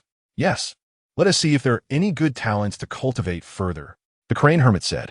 Watching the matches is nostalgic. We used to participate in the World Martial Arts Tournament, and now it's our turn to watch. Krillin and Lu Ping said. Krillin, you've already broken through to the mythical level. Do you still want to compete with these people? Tianjin fan teased. Haha, I'm just saying. Bite Krillin replied. Now we'll draw the first match. Please look at the screen. On the stage, the referee was already in position. All right, the first match will be between our classmate, Zhaomingxia, and classmate Adolf. Please come up. We can see that Zhaomingxia has only entered the Sacred Land for a year and already has a combat power of 31, while Adolf, who was among the first batch to enter the Sacred Land, has a combat power of 41. It's uncertain which student will defeat the other and advance in the competition. Let the match begin, the referee simply stated. As soon as the referee's words fell, the battle began on the stage with back-and-forth exchanges. The combat power difference between the two was not significant, and after nearly 50 rounds of combat, Zhaomingxia was knocked off the stage by Adolf and advanced. The students watching from below screamed in excitement, and Sun Tian and his group were also engrossed in the match. Congratulations to Adolf for advancing to the top 8. Please come down and take a break. Now, let's draw the participants for the next match. The referee announced. There was no need for the referee to explain the battle process, as most of the audience were martial artists who could naturally see the competition scene. The first Magic Martial Arts Championship concluded without any surprises, with Chi-Chi winning the championship with an absolute advantage.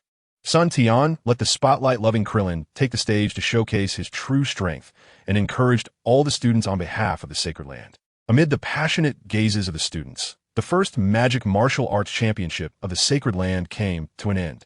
A year later, the Sacred Land sent Krillin to lead the most outstanding 8 students to participate in the world's martial arts tournament. aiming to secure a place in the top 8 and once again make the sacred land known to the outside world. After 2 years of development, the various systems in the sacred land had basically been perfected, including the contribution system, consumption system, promotion system, and task system. In the sacred land, aside from the original members, new members gradually developed a sense of belonging. The most important currency in the sacred land was no longer money, but contributions. For example, using the gravity chamber required not only meeting the cultivation standard, but also having enough contributions. Similarly, using the nutrient treatment chamber also required contributions. With the rising fame of the sacred land, the entire world began to rely on the magic martial task system to publish tasks, leading to an increasing number of tasks in the system, giving students with strength the opportunity to accumulate contribution points. At the same time, relying on the magic martial task system, Bulma was inspired by the mercenary theory she obtained from Sun Tian and created the magic martial mercenary system. The establishment of the magic martial mercenary system served 2 purposes. Some tasks required students to form teams to complete, and it also aimed to attract external martial artists to join. The sacred land became a bustling place, with some members training while completing tasks to earn contribution points. While external martial artists were gradually attracted to the sacred land to register mercenary groups in hopes of exchanging for unique items from the sacred land or even attending lectures there. Time passed swiftly over 3 years, and on Earth, the sacred land had become a transcendent existence, detached from political power. Initially, there were government statements about the threat of magic martial arts, but this was silenced when Piccolo, in a fit of anger, destroyed the capital where the government was located with a single move, causing those politicians who wanted to speak further to obediently close their mouths. In 3 years, members who graduated from the sacred land spread to every corner of the world, establishing branches to better attract talents. The sacred land had also ventured into various fields, and by now, almost no one was unaware of its existence. The combat power testing machines began to be popularized in various regions. Nowadays, apart from a few places, the previous standards were rarely used, and encounters typically started with questions about each other's combat power, with young people like Krillin, Liu Ping, and others breaking through to the mythical level with combat powers above 200. The Turtle Hermit and Crane Hermit also focused mainly on cultivating new talents, believing that future battles would likely belong to the younger generation. Of course, in these 3 years, Sun Tian had officially married Chi-Chi, while Tianjin Fan, Krillin, and Liu Ping also got married, giving everyone more goals in their training. If before they were guarding the Earth, now they had the added responsibility of protecting their loved ones. Among the young people, only Bulma remained single. Not that no one pursued her. Liu Ping had once pursued her, but was beaten back by Sun Tian. The reason was simple, but only Bulma knew that it wasn't because Sun Tian liked her. He had once told her that a man truly meant for her would appear in a few years. Of course, Liu Ping was unaware of this. Over the span of 3 years, everyone's strength had significantly increased. Now, Piccolo's combat power had long exceeded 1,000, reaching 1374, while Sun Tian was even stronger. With the cultivation of the ancient ape demon technique and the refinement of the ape demon true chi, his combat power reached an impressive 2784, far surpassing Piccolo. This solidified his early stage chi training status. Next was Sun Wukong with a combat power of 1147, followed by Tianjin Fan at 873, Krillin at 817, Liu Ping at 735, Jiaozi at 510, Chi-Chi at 437, and although the Turtle and Crane Hermits had been busy teaching, they also made further progress, with combat powers of 787 and 743, respectively. The Ox Demon King had also broken through to the mythical level, reaching 374, and Tao Bai Bai at 630. The overall level had seen a significant improvement, and among those who entered the sacred land for training, the highest had even reached 147. They had graduated and were out exploring. According to the sacred land's rules, a combat power of 80 was sufficient for graduation, with the option to either stay in the sacred land as instructors or venture out to train independently. In space, a spherical spaceship was flying. Inside was a man with long hair down to his waist and a stern face. Upon closer inspection, one would notice a tail tied around his waist, similar to Sun Tian's. After completing their last mission, Vegeta and his companions took on a powerful planet located dozens of light years away from Earth. The reason for choosing this planet was also to provide a good excuse for Raditz' expedition. During their attack on the planet, they indeed found themselves in a tough battle, but it wasn't enough to compel Vegeta, with a combat power of 18,000, to seek external assistance. The highest combat power on that planet was only about 12,000, and even any tricks they had wouldn't be able to match Vegeta.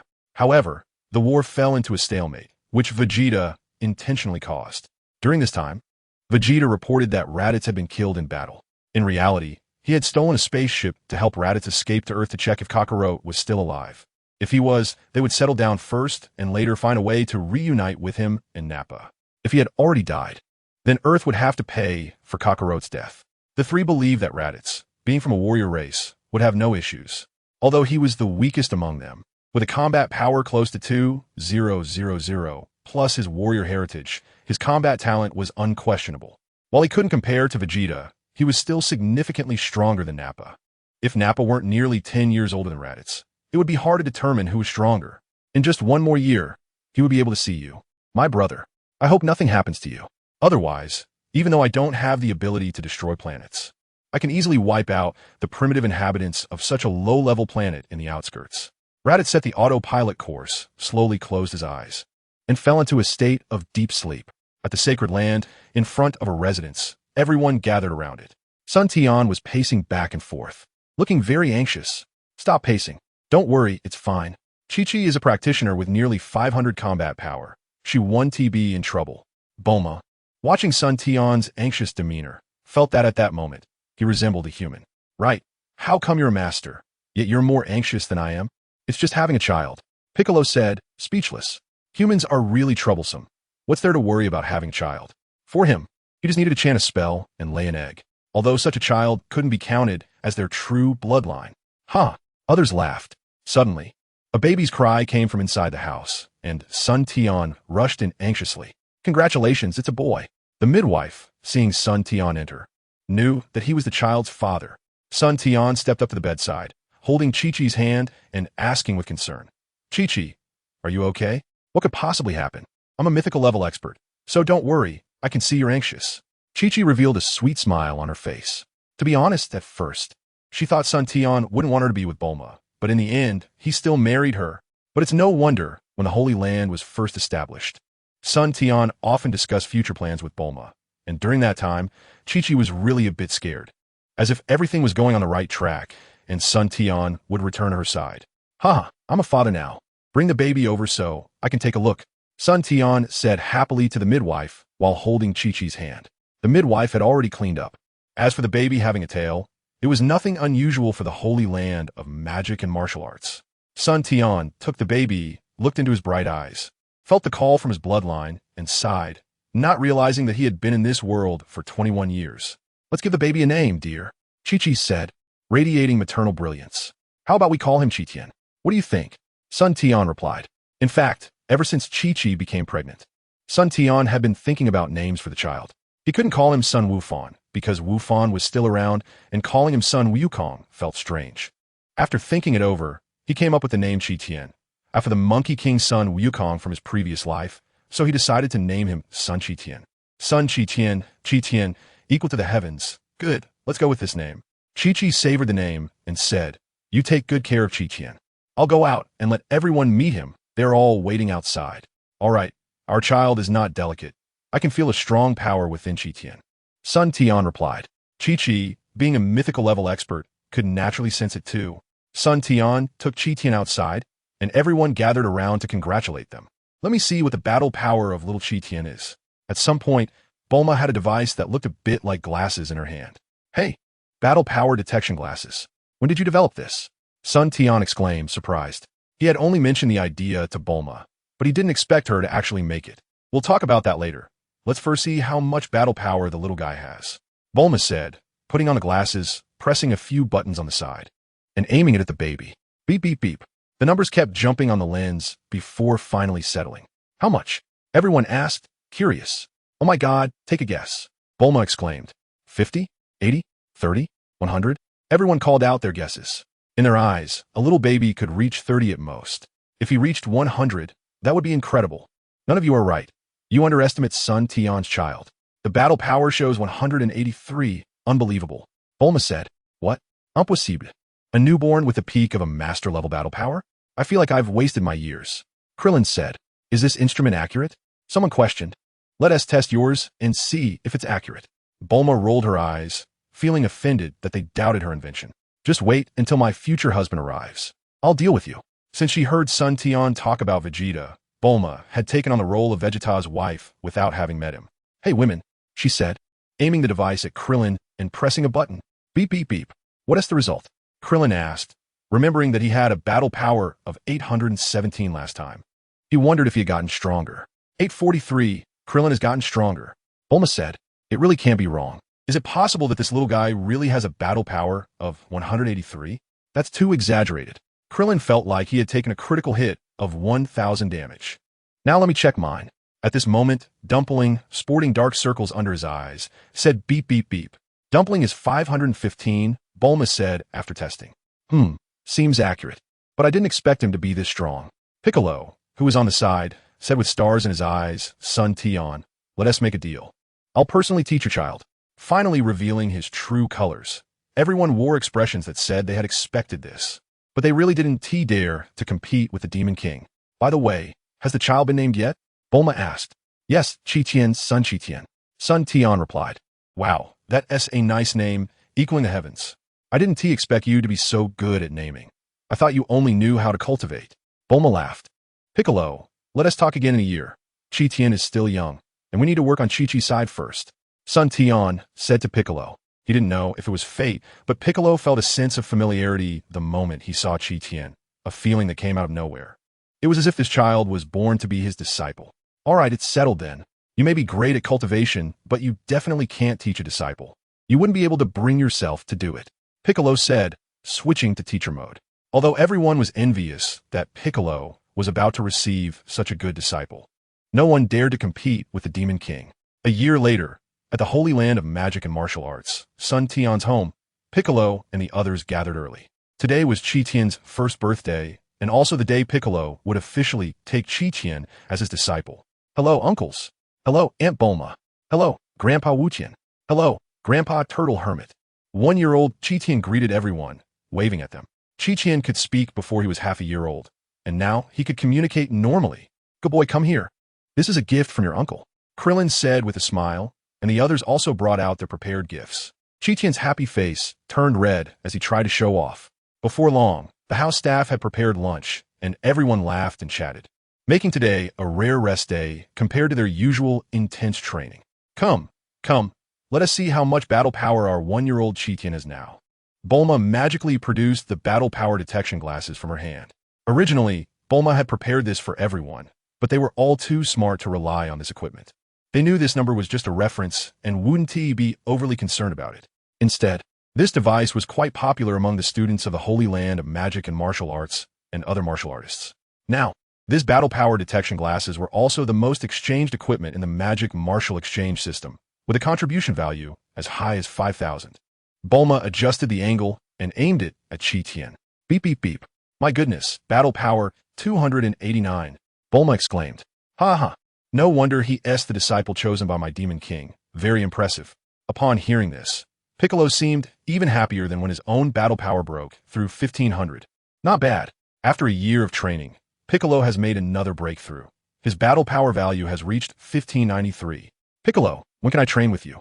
I want to become stronger too, so I can beat Tianjin Fan and crush Krillin with one hand. Little Chi-Tian excitedly said, clearly destined to be a born fighter.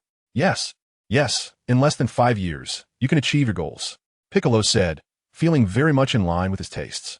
Tianjin Fan and Krillin looked at each other in confusion. It was just half a year ago that they came to challenge Sun Tian and ended up being beaten by him with less than 10 of his power. At that time, little Chi-Tian was watching from his side, hearing Sun Tian say things like you guys need to work harder. Look, I can beat you with just 10 of my strength, and I can suppress you all with one hand. Little Chi-Tian felt that was so cool and just said it directly. After lunch, everyone suggested going to the beach to play, and since Master Roshi's island was still there, they set off for a day trip to Turtle Hermit's house. At Turtle Island, everyone relaxed and chatted with each other. In the solar system, a spaceship shaped like a ball was flying. The destination was about to be reached. Wake up, Lord Raditz. A voice echoed in the spaceship. Raditz opened his eyes and came back to his senses. Are we almost at the destination? Kakarot, I'm coming. Raditz muttered to himself as the spaceship flew through space, heading straight for Earth. Before long, it entered the atmosphere, leaving a long tail of air behind. In a farm, a middle-aged man was working when he suddenly looked up at the sky and saw a flying object rapidly descending. Moments later, a loud crashing sound echoed from a distance. The middle-aged farmer, unsure of what it was, hurriedly drove over to investigate. He saw a nearly 20-meter deep pit with a spherical object about 3 meters in diameter lying inside. Suddenly, with a sound, the hatch opened, and a figure emerged. The figure moved slightly and slowly stood up, but what was difficult to comprehend was that this person was actually floating in the air. Raditz looked around and felt the gravity of Earth, slowly flying out of the deep pit. "Why, what are you? What do you want?" The middle-aged farmer was overwhelmed by fear, feeling as if he was facing not a human, but a Tyrannosaurus Rex from the desert. The hunting rifle he held tightly in his hands provided him no sense of security. Raditz looked at the human before him, who surprisingly resembled a scion, except without a tail. He pressed a button on his power level detector. "Power level 5, worthless race." Raditz scoffed disdainfully. "Don't come any closer, or I'll shoot." The middle-aged farmer panicked, aiming his rifle at Raditz, but trembling made it unsteady, and he pulled the trigger. Bang! A bullet shot straight towards Raditz. Raditz casually reached out and pinched the bullet between his fingers. "Humph," he scoffed coldly, "a lowly power level 5 dares to shoot at me." With a light flick, he sent the bullet back, piercing through the middle-aged farmer's skull, causing him to fall backward and hit a car behind him. Boom! The car exploded, and the middle-aged farmer was killed. With a disdainful glance, Raditz ascended into the air. "First, let's take a look at the highest combat power on this planet." To his surprise, this planet had not been destroyed yet. Raditz muttered to himself, It turns out there are quite a few with combat powers over 100 on this planet. What's going on?" Looking at the detected data, Raditz began to worry about Kakarot. After all, the infant Kakarot couldn't handle these people. What's going on in this direction? Combat power 1593, combat power 843, combat power 587. As he looked at these sets of data, Raditz fell into deep thought. It shouldn't be possible. How could this be a low-level planet? Could it have developed in just the last 100 years?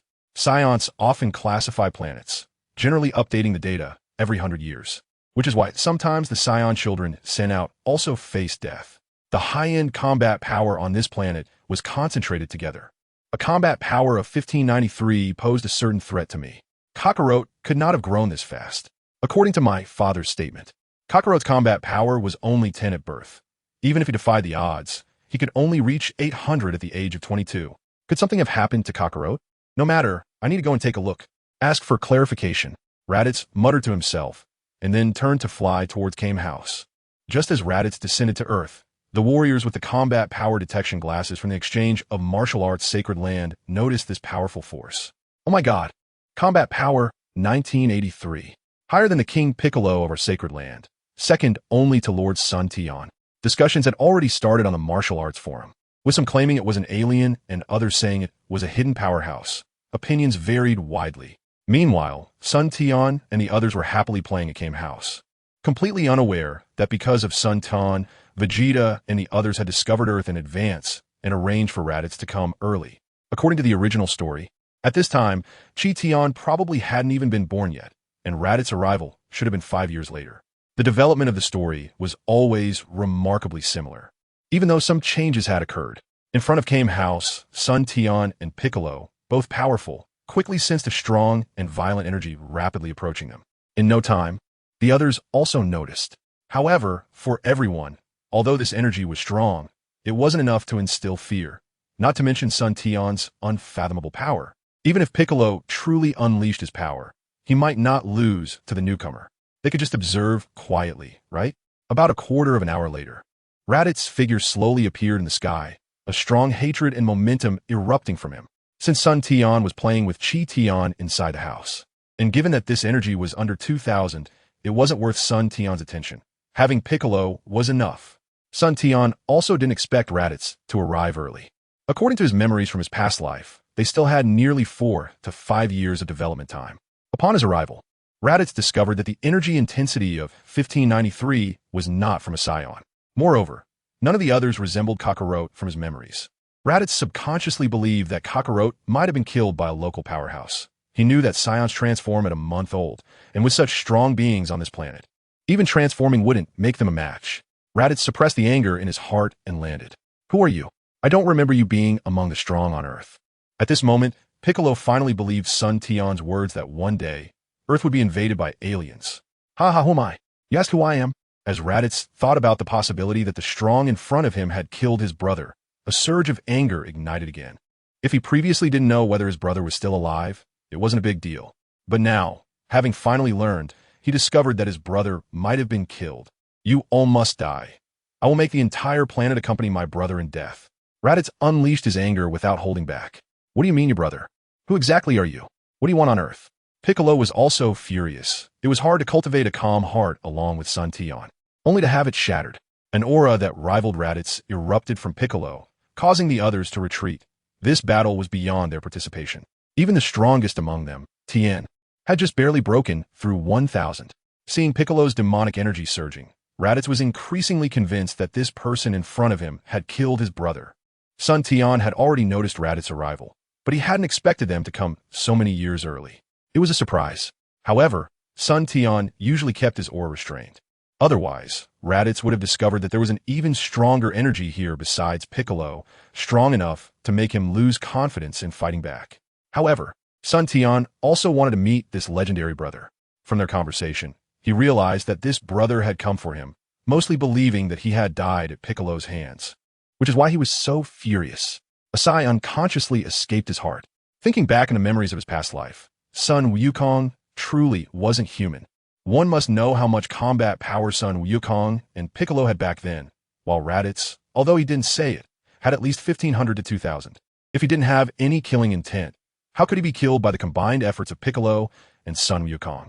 From the battle at that time, it was clear that Raditz had been enduring against son Wukong, except for Piccolo. The battle power of Piccolo and son Wukong was quite similar at the time. If Raditz hadn't held back, why would Piccolo have lost a hand in one blow, while son Wukong was able to exchange blows with Raditz? In the end, son Wukong lost most of his power after grabbing Raditz's tail and was heavily injured by little Gohan, which led to Piccolo claiming the kill, resulting in a double kill. It seems to be you. Since that's the case, I will kill you first. Then I will bloodily wash the entire planet to avenge my brother. At this moment, Raditz had calmed his furious heart. As a warrior race, once in battle, one must remain sufficiently calm. On the surface, one can display extreme anger, but internally, one must be as still as water. The two took their stances, and the battle was about to begin. Without any words, Raditz dove in, directly attacking the Demon King Piccolo. The attack was earth-shattering, without the slightest hesitation. Seeing Raditz's straightforward assault with no tricks, Piccolo decided to take it head-on. In an instant, the two exchanged nearly 100 blows. When they separated again, Piccolo had already sustained significant injuries. Raditz wasn't doing any better, but compared to Piccolo, he had the upper hand. Both stared at each other, realizing they had underestimated one another. Raditz relied on his combat power detector for assessment, while Piccolo relied on his instinct. Although Piccolo's instant explosive power had surpassed Raditz by quite a bit for Raditz, who had been in frontline combat for a long time, such a slight difference wouldn't help Piccolo achieve victory. While Piccolo also had rich combat experience, he was still quite inferior to Raditz. Usually, when he fought with son Tian, it wasn't a real life-or-death struggle, but now, facing Raditz, who was not much weaker than him, he had fallen into a disadvantage. You are strong, but you're still not my opponent. In 300 rounds, I will definitely knock you down. Raditz began his verbal assault, knowing the importance of confidence from frequent battles. If he could break the opponent's confidence, he would have already won half the battle. Who was the Demon King Piccolo? He had dominated Earth for hundreds of years in his past life. Even if he was reborn this time, if it weren't for being tricked by the dragon, he might still have to fight against son Tian and the others. Despite this, in today's Earth, apart from the freakish son Tian, who else could be his opponent? Even the divine avatars had long been left behind. How could he lose confidence because of Raditz's few words? Stop boasting. Don't say 300 rounds. Even if it were 1,000 rounds, you would still not be my opponent. Piccolo responded.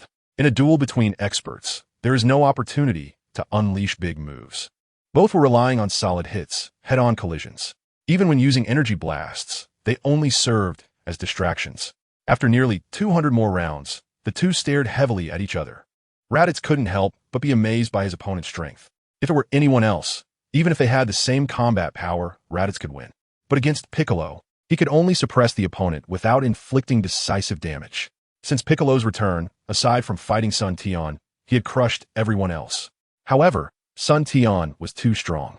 He often suppressed Piccolo's combat power to about 23, and even so, Piccolo found it hard to win. Little did he expect that today, in his first battle against an alien, despite their similar energy levels, he couldn't gain the upper hand and even felt suppressed.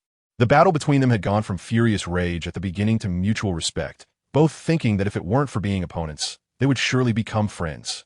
Raditz had to adjust his state, and Piccolo had to reassess this battle. Soon, after 300 rounds, both Raditz and Piccolo felt a bit short of breath. Yet they had to take it seriously. Ha ha ha, weren't you saying you would knock me down in 300 rounds? It's almost 500 rounds now. Piccolo sarcastically remarked, employing psychological tactics and verbal distraction. I didn't expect to find a strong opponent like you on such a remote planet.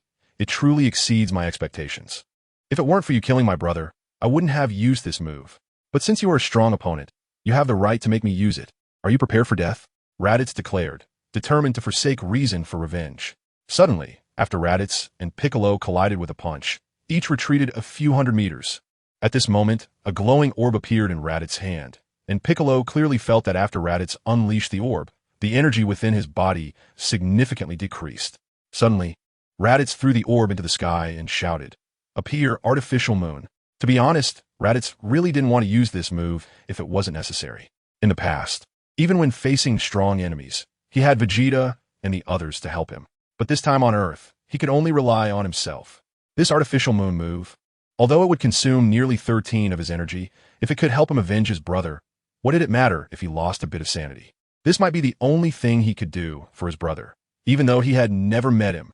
This move was taught to him by Vegeta before he left, specifically to prevent unforeseen circumstances.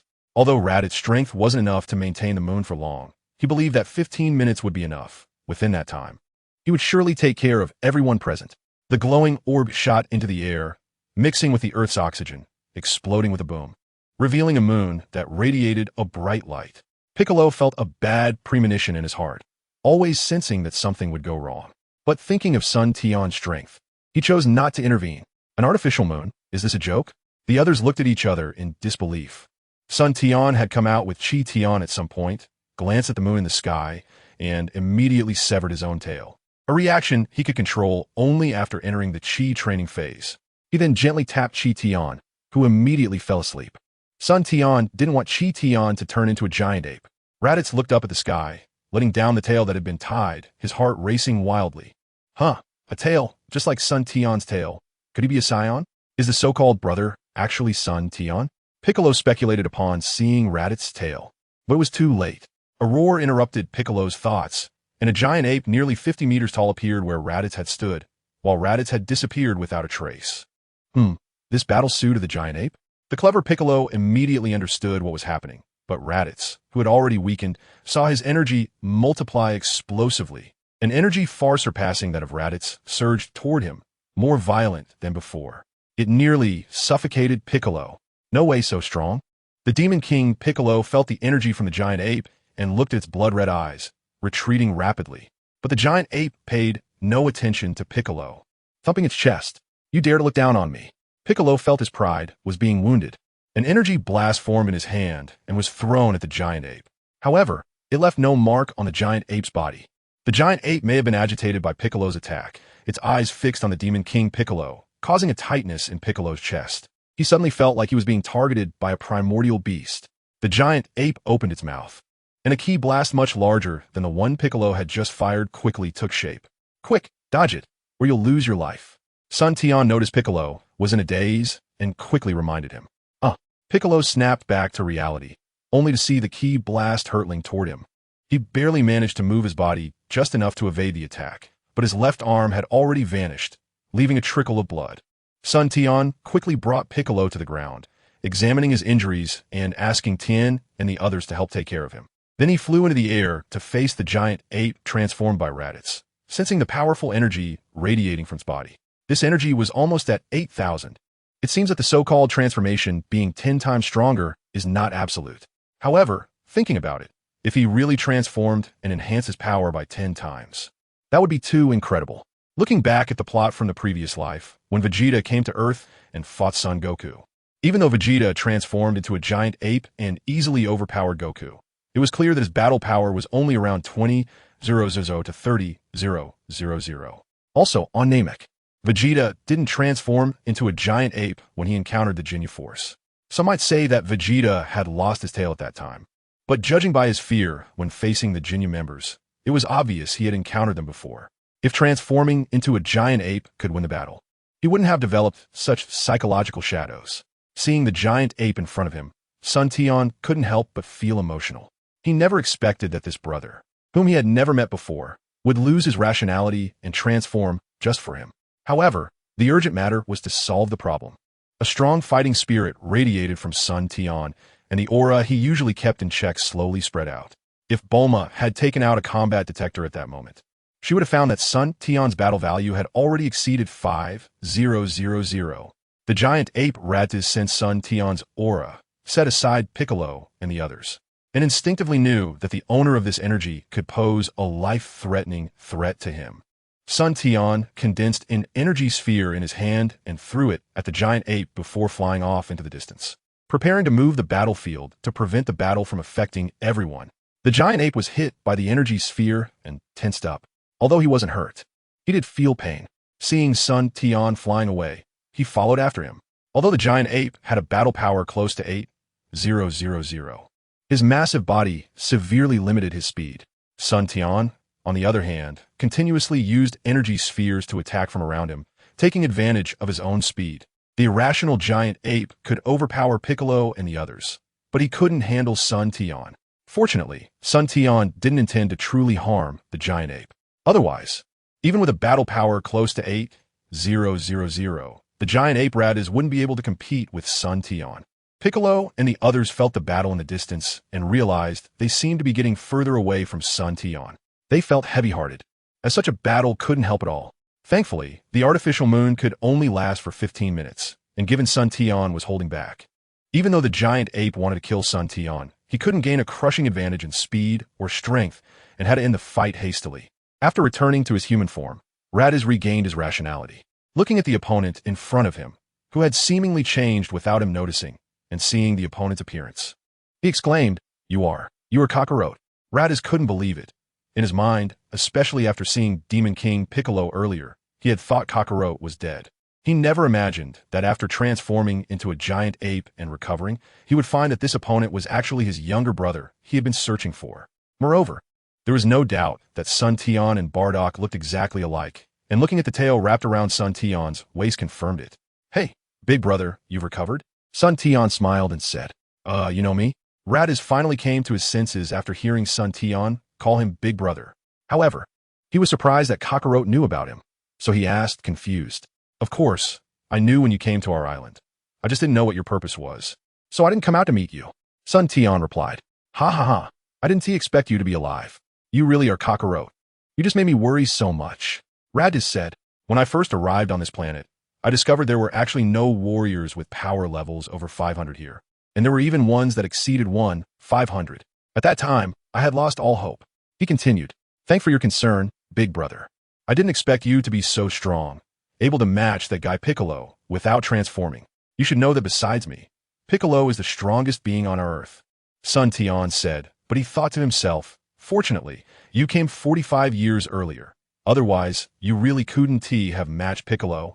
However, this big brother was indeed strong, and his combat skills were impressive. Otherwise, with Piccolo's strength, someone of equal battle power would be no match. Piccolo. Is it the green-skinned guy who called himself the Demon King? He doesn't look like a human from his planet. Raditz realized at that moment. When he first arrived, he had only thought about avenging Kakarot and hadn't considered this aspect. Well, he is somewhat like that. Like me. He came to Earth after his home planet faced significant weather changes when he was very young. Sun Tian explained. However, that guy arrived on Earth over 400 years ago, was sealed for about 400 years, and only recently broke the seal. Otherwise, I really wouldn't be sure I could defeat him. He continued, "I've never seen someone so shameless. Now that he has a big brother, he starts digging up others' pasts. If Piccolo knew, even if he couldn't win, he'd definitely be furious with Sun Tian. Oh, no wonder. By the way, what is your current power level? How can you last so long against my transformed state?" You don't seem to be using much effort. Raditz finally reacted. Being able to hold out for 15 minutes against his transformed giant ape meant his brother was quite remarkable. Not too strong, but probably a bit stronger than you. Sun Tian vaguely replied, I can't say I can easily defeat you or anything like that. Stronger? To easily withstand my giant ape transformation, you must have a battle power of at least 500. No way around it. Raditz said, looking at him suspiciously. Battle power? What is that? Sun Tian pretended not to know. Forget it, it's hard to explain. In short, it's the data of strength. Raditz didn't know how to explain it. Oh, then big brother, what is your battle power? I'll estimate. Sun Tian said. In normal state, it's 983. If I enter a fighting state, it should be around 300 to 500. Raditz responded. Oh, then I should be around 500. Sun Tian pretended to estimate. So strong, stronger than Nappa. Were you really born with only a power level of 10? Raditz was shocked by Sun Tian's revelation. Can you still fly? Let us go back. My friends will start to worry about me soon. Sun Tian changed the subject as the two of them flew back to Game House. They quickly returned to Game House, and everyone was relieved to see Sun Tian return safely. Only Piccolo looked unconvinced. It seemed that the recent defeat had hit him hard. Sun Tian told everyone about Raditz's origins, and they weren't too surprised. They were all familiar with extraterrestrial matters, just not expecting that the one who came was Sun Tian's big brother. Once our injuries are healed, we can fight again, Piccolo said to Raditz. You're not my opponent. You lost an arm. Although you were my enemy at that time, I still want to say sorry. Raditz, seeing that these people were Sun Tian's friends, naturally became a bit more polite. That is not a problem, Piccolo said, making a face like he was eating something unpleasant, showing a terrifying expression. Suddenly, the place where Piccolo had lost his arm began to swell. In no time, a brand new arm grew back. Everyone, except for Sun Tian, looked at Piccolo in shock. It was their first time learning that the Demon King Piccolo actually had such an ability. Even Raditz was very surprised. Despite his years of battles and extensive experience, he had never seen a race with such capabilities. Don't be surprised. This is a gift from our race. Something you can't envy, Piccolo said with a bit of pride. Seeing Piccolo's triumphant smile, everyone wanted to slap him, but they considered that they couldn't win against him. Due to the previous battle, Game House was nearly destroyed.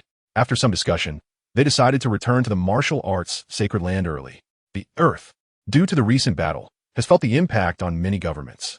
If it weren't for the timely communication with the local outpost of the martial arts sanctuary, knowing that it was just a few founders of the sanctuary sparring, it might have caused widespread panic. Nevertheless, even so, various governments have once again elevated the status of the martial arts sanctuary. Members coming out of the sanctuary have also realized just a glimpse of the higher-ups, feeling that their choice to join the martial arts sanctuary was incredibly correct. With over 8,000 in combat power, thinking about their own power still being under 200, the members felt overwhelmed, and a wave of cultivation frenzy swept over them again. Lotties, who arrived at the martial arts sanctuary, was once again shocked, watching the members coming and going. Although his combat power detector had been destroyed in the previous battle, it did not affect his vision. While these trainees couldn't compare to him, they were still significantly stronger than the average soldiers under Frisia. Don't think that there are countless strong beings in the universe. In fact, a battle power that can exceed 1,000 is already considered remarkable, and having a battle power of over 10,000 makes one a regional lord. This is one of the reasons why the Scions were recognized as a warrior race in the universe. Other races, apart from a few mutations that can exceed 10,000, mostly have battle powers below 1,000.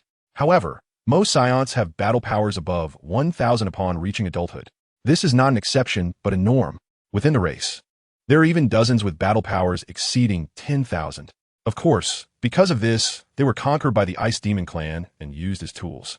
And due to the legend of the Super Scion, they were feared and exterminated directly by Frisia, leaving only a few, like Vegeta, in the sacred land of martial arts. From Raditz's perspective, the general battle power should be above 30, with dozens exceeding 100. Coupled with Sun Tian's group of high-end powers, it's truly not a small force. Even Frisia, if he knew, would probably send someone to invite them to become part of his army. Looking back at the facilities and conditions in the sacred land, Raditz felt that they had wasted these years. Since Piccolo and Raditz were somewhat injured from their duel, Piccolo directly took Raditz to the nutrient treatment chamber, and the two of them became acquainted through their sparring. For Piccolo, Having someone of similar strength to spar with regularly was a great thing in recent years. His sparring with Sun Tian had been less effective as Sun Tian had completely outpaced him, which made the former Demon King quite heartbroken. With Raditz' arrival, Piccolo was probably the second happiest after Sun Tian. Looking at the advanced equipment, Raditz was once again shocked. These things, even in Frisia's army, were only eligible for Vegeta to use. He and Nappa could only recover slowly if they were injured. As the alarm of the nutrient chamber went off, Piccolo and Raditz walked out one after the other. Sun Tian and the others were preparing dinner, and the two just happened to arrive in time. Piccolo didn't matter much. He just sampled the food. But Raditz was different. Scions have such insatiable appetites. In front of everyone, Sun Tian and Raditz demonstrated what brotherhood meant, as nearly 90 of the food was consumed by the two, while Bulma had specifically prepared enough for nearly 300 people.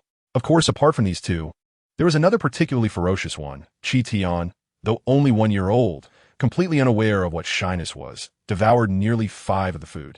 Everyone finally understood why Tian's battle power was as high as 289 at just 1 year old. His appetite was astonishing. And it's fortunate that the sacred land of martial arts had many industries to earn enough money. Otherwise, they would have been eaten poor just from food. At this moment, Raditz noticed Tian's situation. Earlier, due to the artificial moon, Tian had been knocked out by Sun Tian, and Raditz hadn't been introduced. After returning to the sacred land of martial arts, Piccolo took Raditz to heal again. Kakarot, this little guy isn't your child, is he? Raditz asked in shock, looking at Tian's tail swaying. It's known that the trio of Vegeta has visited many planets, but none of the human genes from those planets could combine with their Scion genes, resulting in Vegeta and his companions, who are in their 30s or 40s, still being single and unable to pass on the Scion lineage. Unexpectedly, during their trip to Earth, Raditz discovered that his brother actually had a son. This meant that their Scion bloodline could continue, and the entire race wouldn't vanish after a few die. Unfortunately, my battle power scouter was destroyed. Otherwise, I could have checked the little guy's battle power. Raditz regretted not asking clearly before starting the fight. Although it was a close match, he now realized that without that scouter, some things were still troublesome. Bulma, upon hearing this, took out a scouter and waved it. Is this it? Raditz was speechless again. Sun Tian had told him that he didn't know the battle power. He suddenly felt that the brother he had just found seemed a bit untrustworthy. And the friendship boat between brothers was already tilting at a 45-degree angle, at risk of sinking at any moment. Beep, beep, beep. Raditz took it in hand and prepared to check Tian's power. The screen displayed a bunch of data, but unfortunately, Raditz couldn't understand it at all. Can someone tell me where I am? How did I make such a mistake? How can the text here not be the universal language of the universe? Embarrassed, he handed it back to Bulma, indicating he couldn't understand. Mr. Raditz, Tian's battle power is 289. Perhaps sensing the other's embarrassment, Bulma said, "What? Can you say that again?" Raditz asked. "Big brother, 289. We just tested Tian this morning." Sun Tian replied. "Impossible, at just 1 year old. His battle power reached 289. A genius, absolutely a genius." Raditz exclaimed excitedly. Even Prince Vegeta didn't have such a high battle power at 1 year old. "Kakarot, give me your nephew, and I will help you train him well. How about that?" It's known that Vegeta is called a genius, with a battle power of only 100 at birth, and just over 200 at 1 year old. Yet Tian, at just 1 year old, actually surpassed Vegeta by nearly 90 points. Before Sun Tian could respond, Piccolo panicked, hearing that someone wanted to snatch his disciple. "No way, Tian is my designated disciple. You can't take him from me." Piccolo stood protectively in front of Tian. "Why not? Tian is my nephew. What right do you have to take him? Do you think you're stronger than me?" Raditz countered, feeling that although they were familiar, things weren't as friendly now. "No way. We established a master-disciple relationship when he was born. You can't just butt in." Piccolo firmly rejected him. "Humph, that's because I wasn't on Earth.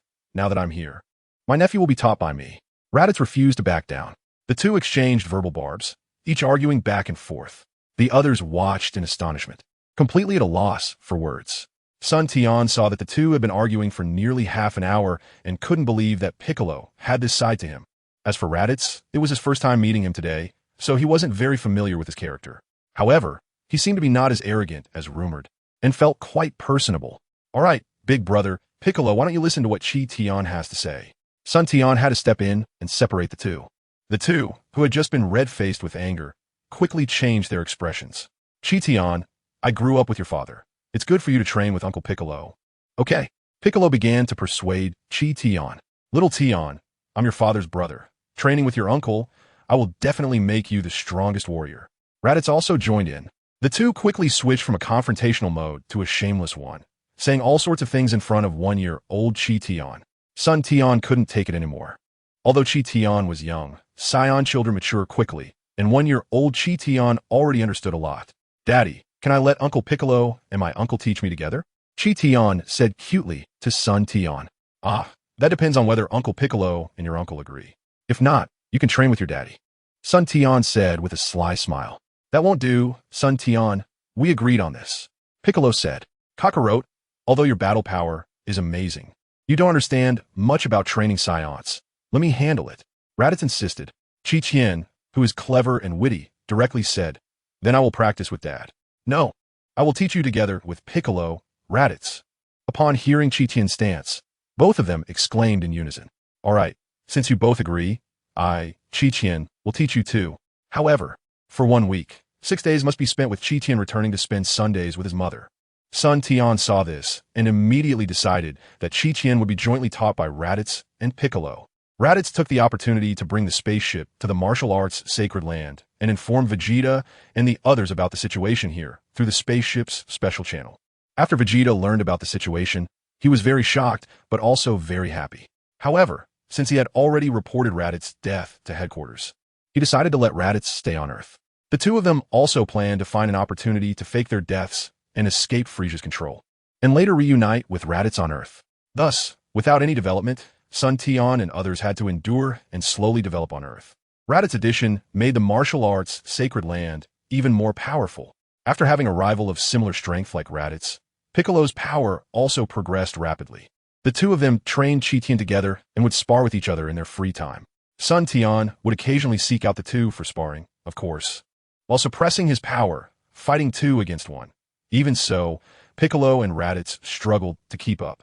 The martial arts sacred land was thus divided into several small groups, with Bulma leading the management team, mainly responsible for researching new facilities and managing the sacred land. The Turtle and Crane Hermits led the education team, mainly responsible for training the students who joined the sacred land. The second-tier fighters included Tianjin, Krillin, and Sun Wukong, who sparred with each other and improved together. Piccolo and Raditz were the first-tier fighters, training Tian on one hand while always thinking about the day they could defeat Son Tian.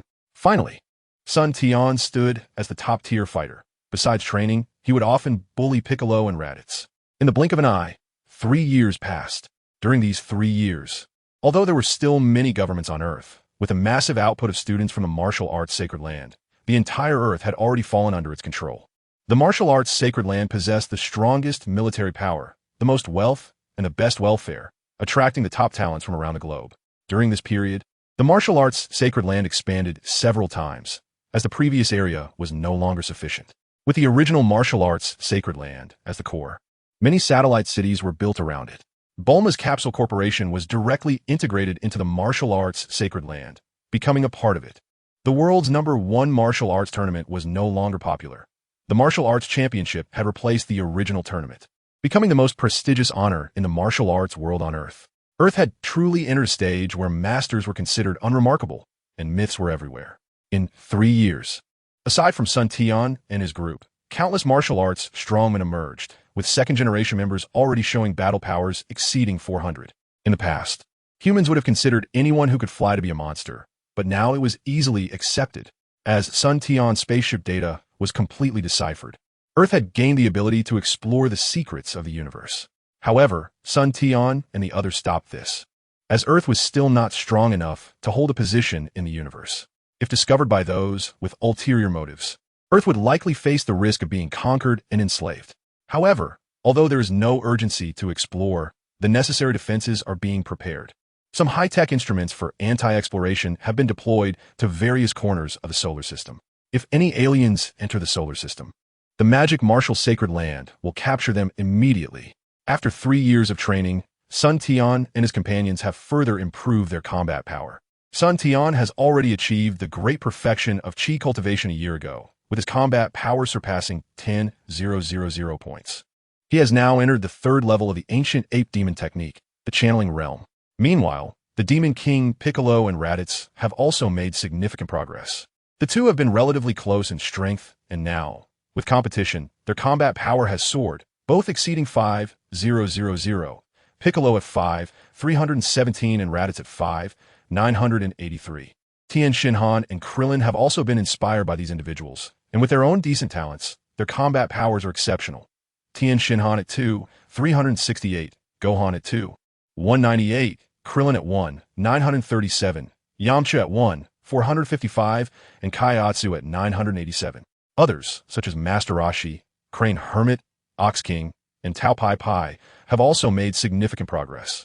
The older generation of strong fighters, like Master Roshi and Crane Hermit, have both surpassed 1,000 in combat power, while Tao Pai Pai is not far behind Yamcha. With a combat power of 1,385, if you add his deadly methods, Yamcha might not even be his opponent. The Demon King is slightly weaker, with a combat power of 689. Of course, if we talk about the greatest progress, it would be Tian. Now at the age of 4, under the training of Piccolo and Raditz, not only has his combat technique improved drastically, but his combat power has also reached a terrifying number of 2,893. Even stronger than Tian, Shinhan. This has put immense pressure on everyone, and they can't help but call son Tian a freak. Even having a child is freakish. At this rate, it won't be long before Piccolo and Raditz won't be his match. Without the economic burden, Chi-Chi has no demands on Tian and continues her training daily. Although not as advanced as everyone else, she is still a minor expert with a combat power of 687. However, while she trains, she does not seem as obsessed as the others. The magic martial sacred land now operates like a precise national machine, with each part performing its function. It won't be long before the governments of Earth will have to merge into it and become a service department. But what can be done? In terms of high-level combat power, they can't compete. In terms of technological level, they can't compete. In terms of wealth, they can't compete either. If it weren't for the magic martial sacred land deeming these governments somewhat useful, a single word would probably make all the governments of Earth vanish into thin air. Of course, for these governments, having such a sacred land on Earth is more beneficial than harmful. Some evil forces don't even need government oversight. As long as they are detected, a request sent to the magic martial sacred land will be approved, and many people will rush to eliminate the threat. Members emerging from the magic martial sacred land also dare not commit evil outside. Once discovered, without high-level intervention, the law enforcement team formed by the magic martial group can easily eliminate them. Big brother, what's wrong? You seem to have something on your mind? Son Tian looked at the frowning Raditz. Kakarot, tell me honestly, what is your combat power now? Raditz asked, although he was nearly at 6,000 in combat power. He still looked troubled. He sought confirmation from Son Tian, indicating he was facing a tricky situation. A year ago, there was a breakthrough in my cultivation, and I'd already reached 10,000 at that time. I haven't specifically tested it since, but I think I should be close to 20,000 now. Although Son Tian hadn't measured it, he could still estimate his strength. In a year, at the mid-level of the channeling realm, a conservative estimate would be at least 50,000 to 80,000. But if he said that, Raditz probably wouldn't believe him. So he directly mentioned a more imaginable number of 20,000. 20,000, are you sure? Although Son Tian had been conservative, it still startled Raditz. Sure, what's going on? Son Tian asked again. It's like this. A year ago, Vegeta and the others contacted me, saying they were preparing to take on a tricky task, and were planning to fake their deaths to escape Frieza's control. Just now, I received their message, and they had originally succeeded. But on their way to Earth, they were discovered and are now being chased by Shambua and Dodoria. Raditz explained. Yeah, Big Brother mentioned this before, but it's not yet time for Earth to be exposed. What's Vegeta's combat power? Can he handle it? Son Tian asked. He can. Although Vegeta usually claims his combat power is only 18,000, I know he doesn't want to attract Frieza's attention. His actual combat power is close to 30,000. But even with a combat power of 30,000, he can handle Dodoria, but adding Shambua makes it difficult. Raditz explained. What are the combat powers of those two? Son Tian asked. Dodoria is 24,000, and Shambua is 28,000. Fortunately, during the chase, Vegeta and the others lured them to a low-level planet.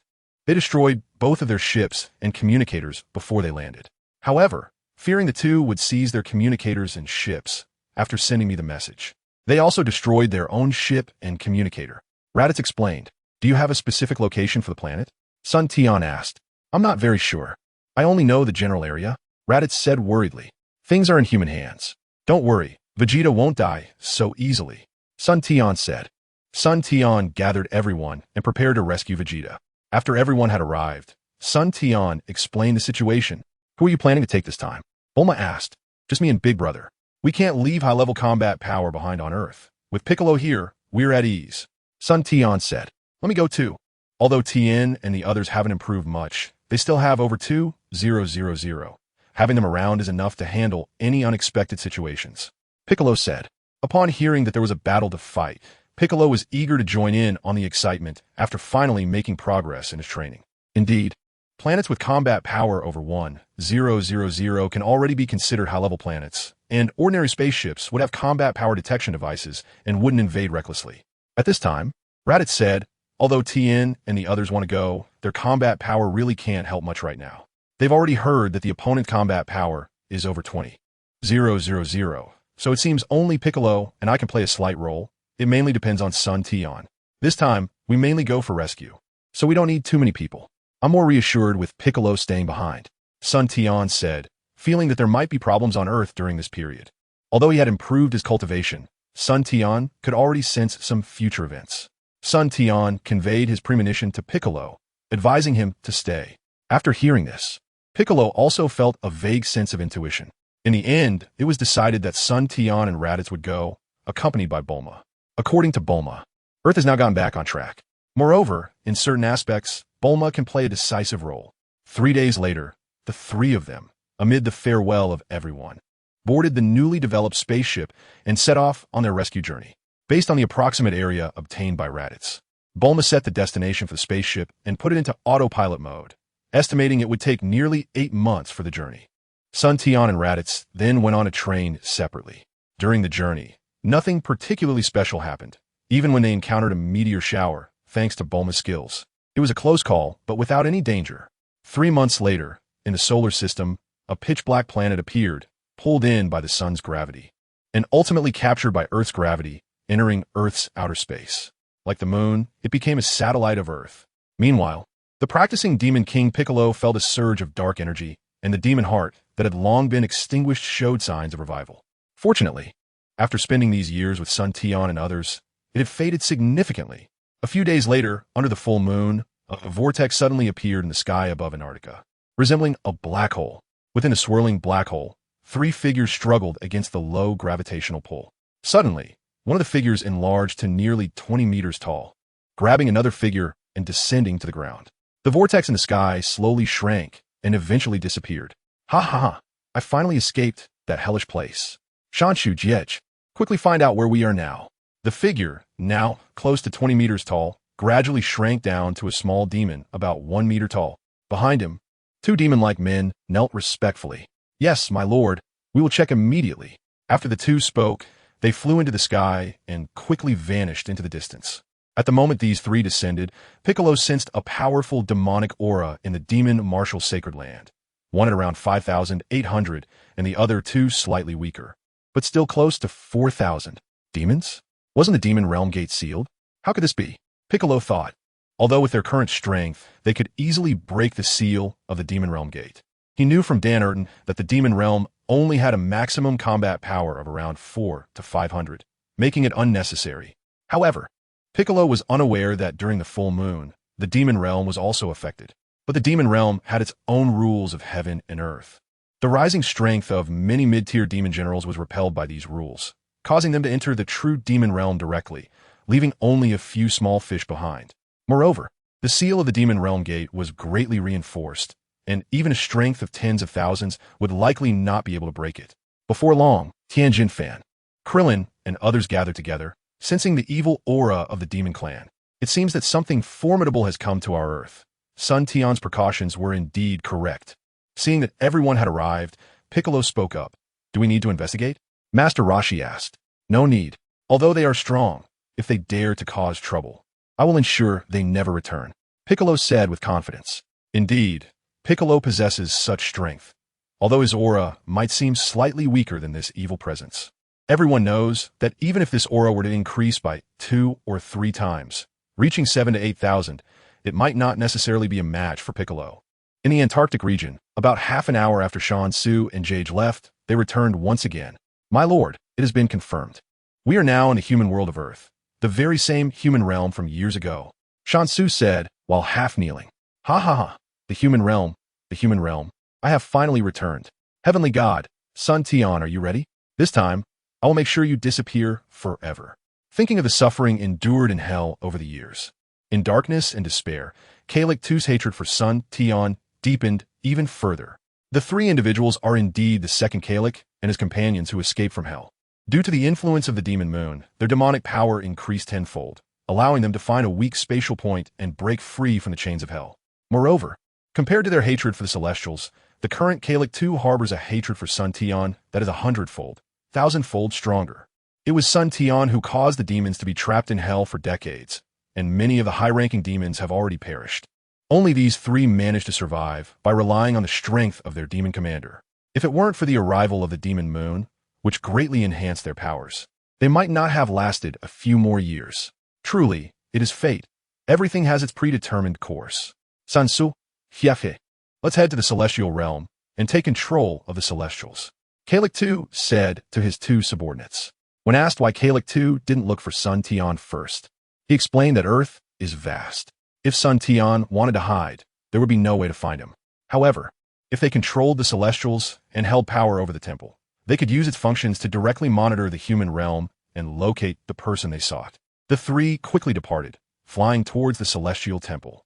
At that moment, Bick, who was closely monitoring their movements, sensed the shift in their energy and was momentarily unsure of their intentions until they passed through the atmosphere and entered the stratosphere. Not good. They are trying to reach the temple. Bick thought, alarmed, knowing that the Celestials are interconnected. If the Celestials were captured, he would also be threatened. Tian Jin Fan, Krillin, let's go to the celestial realm. Bick instructed the two, even though their combat powers seemed to be around 3,000. They could still help Bick deal with the other two who had around 4,000. And Bick believed that these two were not as weak as their displayed combat power suggested. At their level, combat power numbers are generally just for reference. One should never underestimate an opponent based solely on their displayed combat power. If that were the case, Sun Tian's often shown combat power would only be in the hundreds, which would not mean he is weak. The three quickly prepared, and just then, Chi Tian also arrived. Although Chi Tian was only 4 years old, under Bick and Radit's guidance, he had remarkable combat power. Bick had just forgotten about Chi Tian's presence in his urgency and, out of care for him, did not want him to get involved. Uncle Bick, are you going to confront the source of that recently appeared energy in the celestial realm? Chi Tian asked. Yes. Let's talk while we go. Bick replied, flying directly towards the celestial realm, with the other three following closely behind. Chi Tian, being the fastest, quickly caught up with Bick, while Tian Jin Fan and Krillin lagged slightly behind. Chi Tian, this time we may be facing true enemies. Stay close to me. Bick instructed Chi Tian. Okay, but I feel like I could easily take on the other two energies aside from the strongest one. Sun Chi Tian said. All right, just be careful. Bick responded, then increased his speed. The four quickly passed through the atmosphere, heading straight for the temple. At the celestial temple, the celestial Bick was using the temple's functions to observe changes in the human realm. Since a few days ago, when a demon moon was pulled into orbit by Earth's gravity, Celestial Bick had felt a sense of crisis. Initially, he thought it was from the Demon King Bick, but after observation, he found nothing amiss. Just a moment ago, Celestial Bick suddenly sensed a familiar energy coming from the South Pole of Earth. However, when he tried to check, he found it obscured by something. A feeling from deep within made Celestial Bick realize that something significant might happen. Bobo, why do I feel like something big is about to happen on Earth? The Celestial expressed his feelings. God, you must be too tired. Bick has improved. What is there to worry about? Bobo replied. Suddenly, a dangerous aura emanated from behind, making Celestial Bick feel as though something was targeting him. Ha ha ha. It turns out that the gods are nothing more than this, too weak. You should give me your position as a god. A maniacal laughter echoed from behind, revealing Kalik Tu and his two subordinates. Who are you? Bobo asked nervously. Despite having nearly 600 in combat power, facing Kalik, who had nearly 6,000, was utterly daunting. Divine Servant, Mr. Bobo. Kalik glanced at Bobo, who, although once formidable, now seemed like he could be easily dealt with a single finger. Kalik, no. Kalik was destroyed by the former celestial god during our struggle for the divine position. Who are you really? Celestial Bik questioned, as he had little time to train due to his divine duties, with his power only around 800. To become a god, Celestial Bik had abandoned his negative feelings. However, the price of becoming a god was steep. While he enjoyed the privileges of divinity, he lost his indomitable warrior spirit. Once, before becoming a god, Bik was a true genius. Yet now, as a god, he was burdened by his divine role, causing his strength to stagnate. Ha ha ha, Celestial. It seems too much time has passed, and you've forgotten some things. Kalik laughed maniacally, looking at the Celestial. You are the son of Kalik?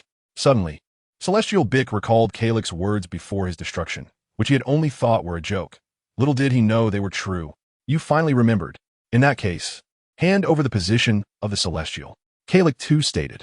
The position of the Celestial cannot simply be attained by killing Celestial Bik. It requires the recognition of the former Celestial and a special succession process. Otherwise, with the current strength of Kalik too, how could he have so many words to say with the heavenly god Bik? As for Bobo, as a divine servant, he plays an indispensable role in the operation of the entire heavenly realm. Moreover, if Kalik too becomes a heavenly god, Bobo can only serve Kalik too, so he won't be treated badly.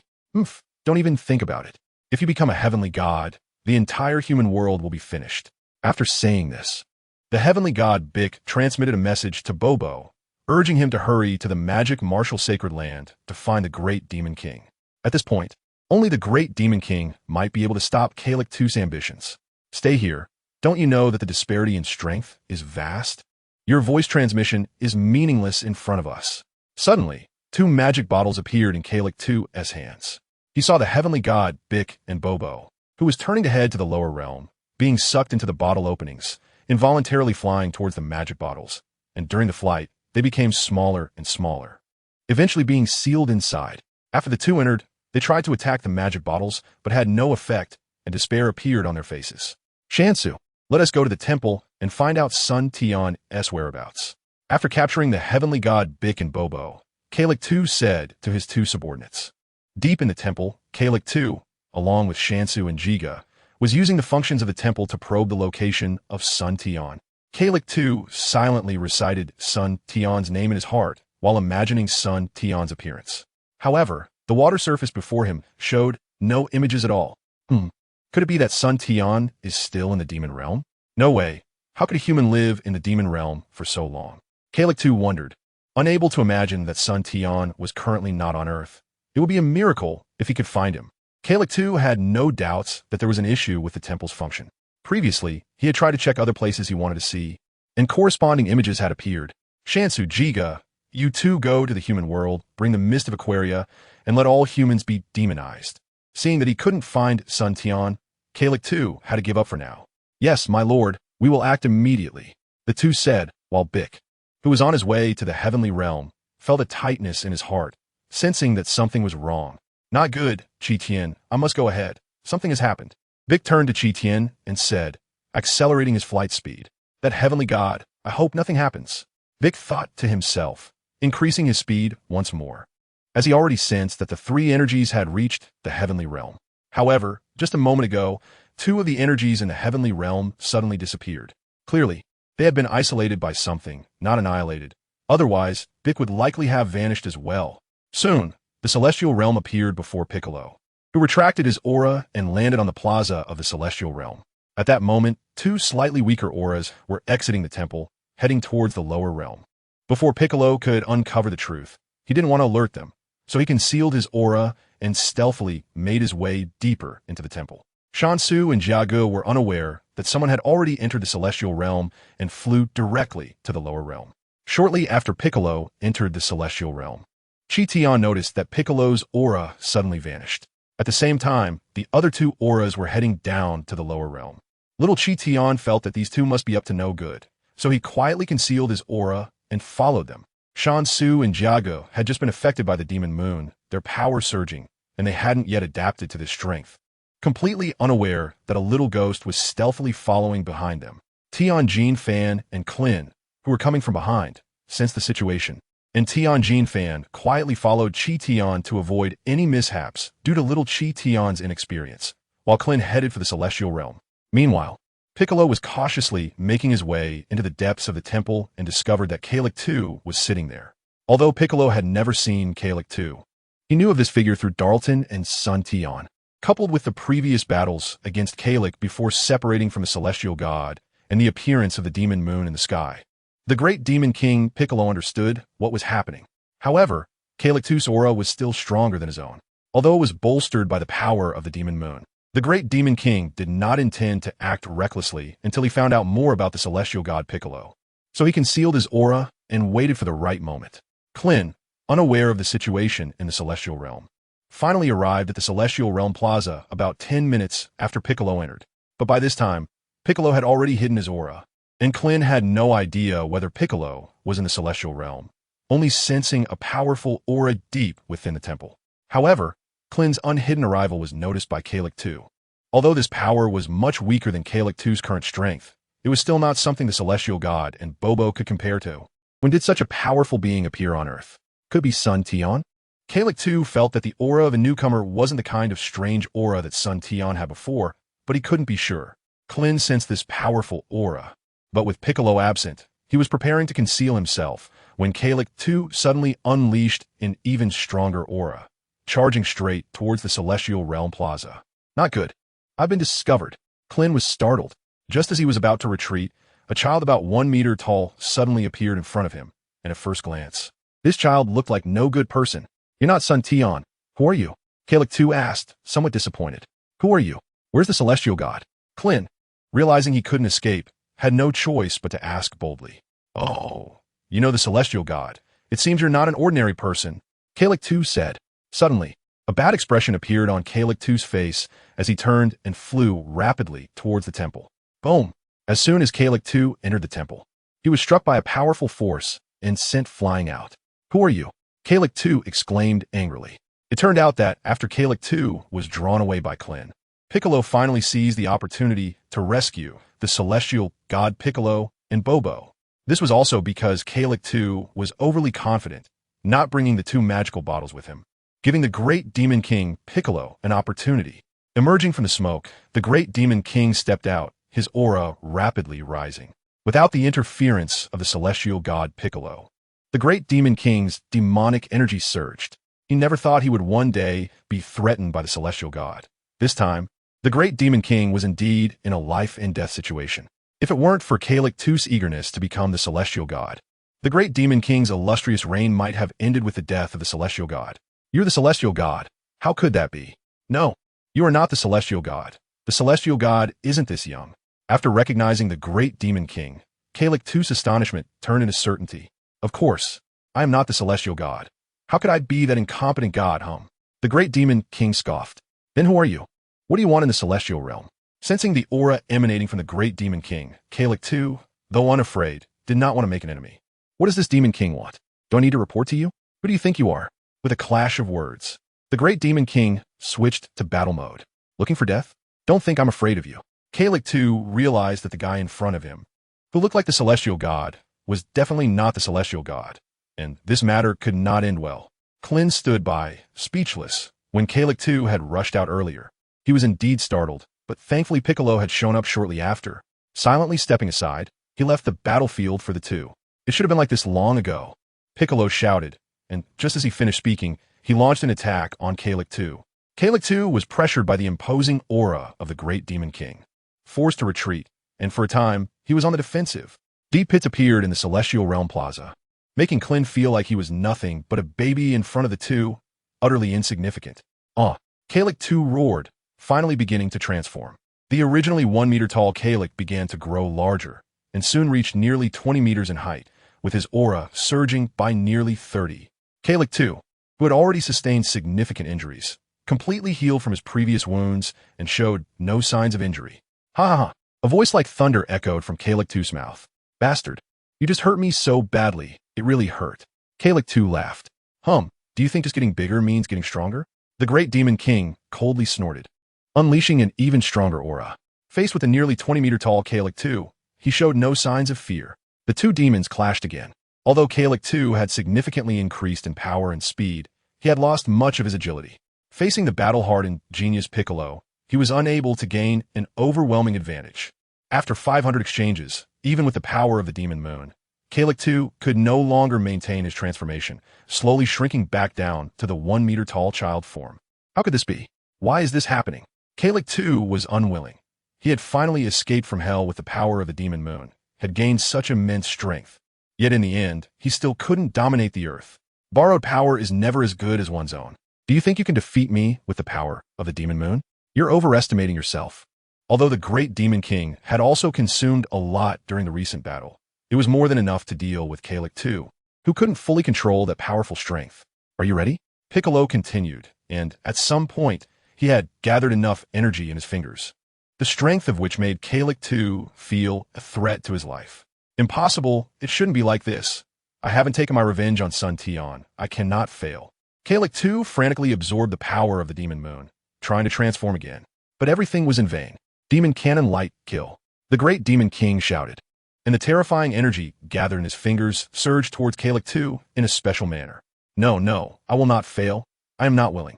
Kalik too's heart was pierced, letting out a sound of unwillingness. As the fallen King Kalik too lay on the ground, the great Demon King Piccolo unleashed a powerful energy blast, turning Kalik too's body to ashes. After barely escaping from hell, Kalik too was completely annihilated before even seeing son Tian. Piccolo, what now? Tian seems to have gone after the other two energy signatures. Klein, coming back to his senses, asked, If it's fine. That kind of waste with power, but no skill, is just right for Tian to practice on. The great Demon King replied. After a long time, the god Piccolo and Bobo, who were hiding deep in the temple, finally arrived at the square and sighed at the utterly destroyed surroundings. God, you are too weak now. When will you be able to step down from your divine position and properly cultivate? The great Demon King said directly, showing no respect after nearly being harmed by the god this time. Yes, we are too weak now. The god replied helplessly.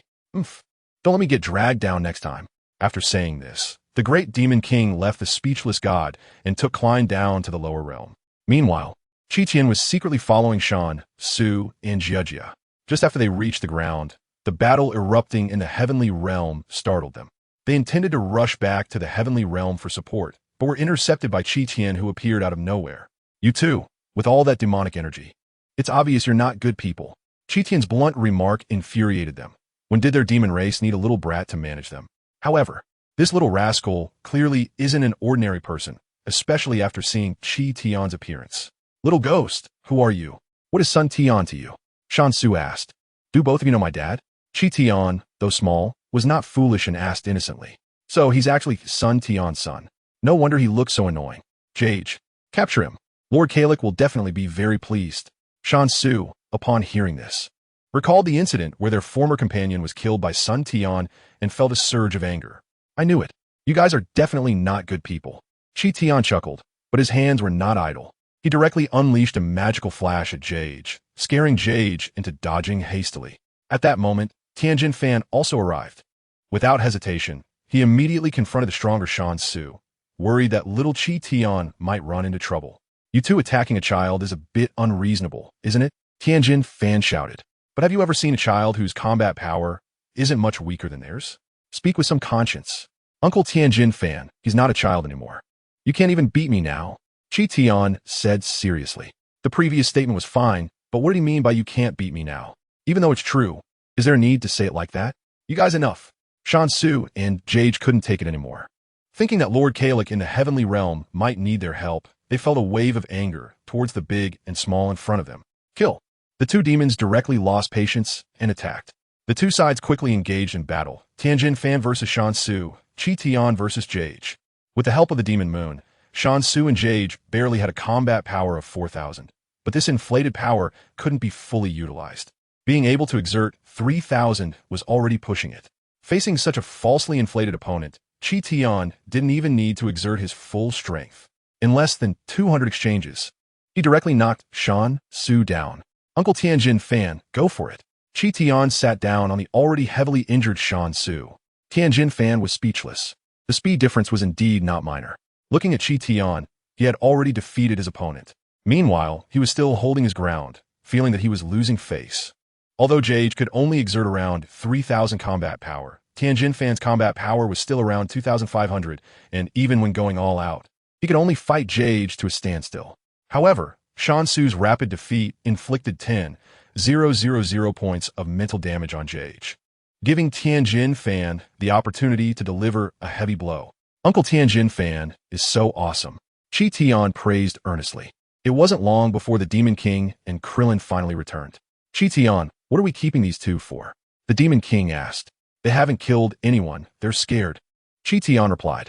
Shan Su and Jage were completely in despair. Unfortunately, when facing Bic, they had no ability to resist and were directly turned to ashes by an energy blast. In the vast universe, a spaceship marked with the Demon Marshal emblem swiftly passed by, adding a picturesque view to the cold space. 8 months had passed since their departure, and thinking back to the premonition in his heart before setting off, Sun Tian hoped that nothing would go wrong on Earth. However, Sun Tian believed that as long as there wasn't anyone with combat power exceeding 10,000, with Bic the Demon King around, they should be able to handle it. In these 2 days, Sun Tian and Raditz had stopped their training. According to the information provided by Vegeta, they should be in this area, and the 3 of them would gather together. Bulma, activate the spaceship's combat power detection to find any planets with high combat power. That should be it. Sun Tian said. Don't be fooled by the Dragon Ball plot from my previous life, where combat power skyrocketed to millions in the later stages. That's a rarity. In the universe, having combat power exceeding 10,000 is already considered high-end. Usually, it's impressive if a star field can produce 1 or 2. Planet Hadar had been restless since a few alien demons arrived 2 years ago, in order to force out Vegeta and his companion, Dodoria and Shamber. After losing their spaceship and combat power detection devices, would suppress the local natives with bloodshed whenever they arrived in a place. Over 2 years, the planet's population rapidly decreased, and the remaining humans often hid in the forests, with cities reduced to ruins and nations severely damaged. The highest combat power on planet Hadar was only around 1,500, completely insufficient against Dodoria and his companion with over 20,000 combat power. They'd already been killed while seeking revenge. Damn it. That bastard Vegeta actually destroyed our spaceship and combat power detection devices. Dodoria and Shamber stood on a hill, looking at the city filled with ruins. This planet is too backward. Its technology is barely developed. Otherwise, we would have contacted headquarters long ago. Shamber said. The two were also unlucky.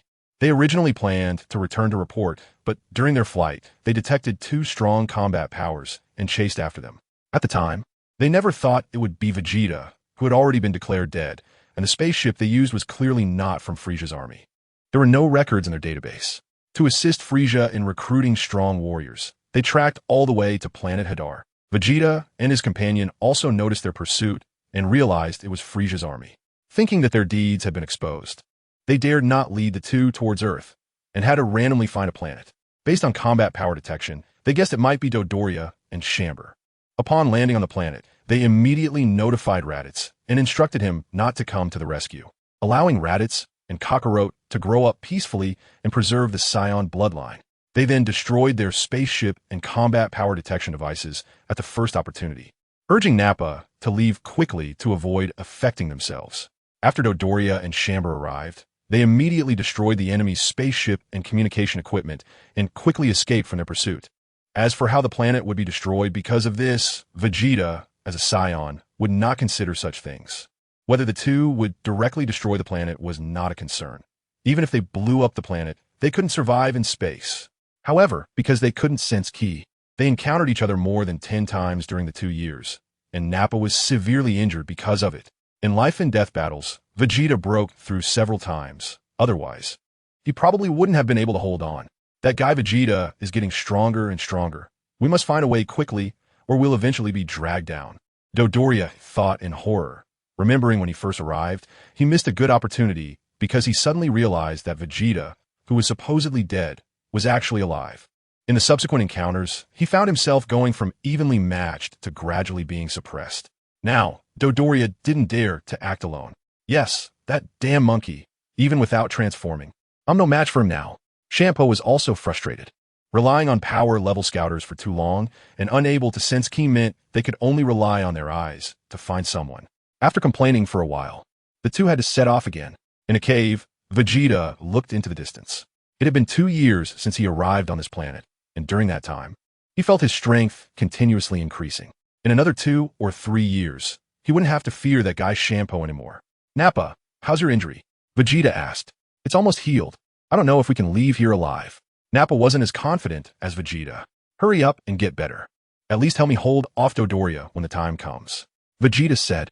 The 2 years of life and death trials not only significantly improved Vegeta's strength, but also made Nappa stronger after several brushes with death.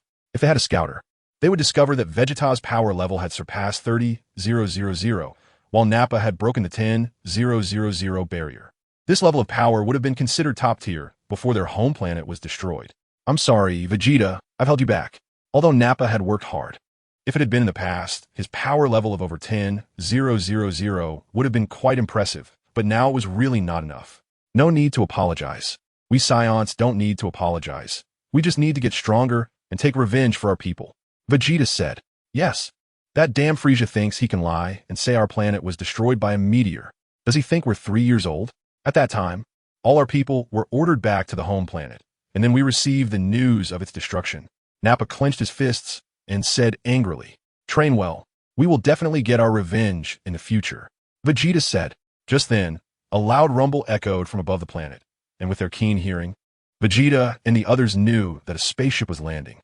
Not good. A spaceship is landing. We can't let Shampoo and the others get there first, or Frieza will find us. Vegeta couldn't believe that even this remote planet had a spaceship landing. Nappa, stay hidden here. I'll go take a look. At the same time, Dodoria and Shampoo also noticed the spaceship was landing. Let's go, it's too lucky. A spaceship has come to this planet. Dodoria said. Let's hurry, otherwise, it'll be bad if Vegeta and the others get there first. We might be trapped here for who knows how long. Shampoo thought further ahead. In the universe, finding a planet without a star marker is very difficult. After over 10 days of scanning, Sun Tian and the others finally detected 4 strong power fluctuations from a nearby planet. 10893, 24071, 28853, 31587. Listening to Bulma report the detected data, Sun Tian felt that the probability of this planet being the one was 80. Although they had previously discovered several high-power planets, after descending to check, they found that none of them were Vegeta and the others. They had to set off again to search. The spaceship was about to land. It was conducting an external environmental check to see if it was suitable for human survival. The spaceship's AI announced as the speed slowly decreased. Landing smoothly in a barren area. Safe landing, preparing to open the hatch. As the hatch opened, Sun Tian and the others finally stepped onto a possibly habitable planet again. I hope this time it's not a mistake. Ratai said worriedly. Someone's coming. Big brother, protect Bulma. Sun Tian suddenly said. Okay, leave it to me. Ratai's also sensed 3 powerful ki heading toward them, frighteningly strong, at least 3 times stronger than him. Besides these 3 powerful ki, there's another strong one. But it's not coming over. Ratai said. About 10 minutes later, 2 aliens appeared in the sky. It was Dodoria and Shampoo who had arrived. Hand over the spaceship. Or else, Dodoria shouted, casually firing a ki blast that flattened a nearby mountain. In the distance, Vegeta was rushing over, sensing the commotion. Oh no, I didn't expect them to be so close. Vegeta would rather stay on this planet than let things escalate like this. He believed that with a few more years, Shampoo wouldn't be his opponent. Once he dealt with these 2, he could figure out a way to leave, but right now, Vegeta thought to himself, quickening his pace, hoping it wasn't too late. Over here, when Dodoria and Shampoo appeared, Ratai's finally confirmed that Vegeta and the others were definitely hiding on this planet. Kakarot. The other side is Frieza's subordinate. The short and fat one is called Dodoria, and the other is Shampoo. Be careful, both of their power levels are over 20,000. Ratai's warned. At this moment, Dodoria also noticed Ratai's behind Sun Tian. At first, they didn't recognize him because Ratai's wasn't wearing battle armor, but as soon as Ratai's spoke, combined with his distinctive hair, they immediately recognized him.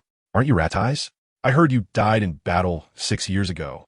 I didn't expect you to still be alive. It seems you Scions have been plotting for a long time. Dodoria exclaimed. Who are you? Kakarot? That's also a Scion name. A fish that slipped through the net back then? Dodoria said to Sun Tian. The 2 didn't have power level scouters, so they had no idea of each other's strength. But they knew that Ratai's was just a small follower of Vegeta, with a power level around 2000, not worth worrying about. But Sun Tian, seeing that the group seemed to be centered around him, caught Dodoria's attention. All Scions should die. I didn't expect Vegeta to secretly contact you to come to his aid. But this is where it ends. I'll be taking your spaceship, Shampoo said angrily. After being trapped on this damn planet for 2 years and seeing Vegeta's strength growing stronger, he couldn't help but feel a bit fearful.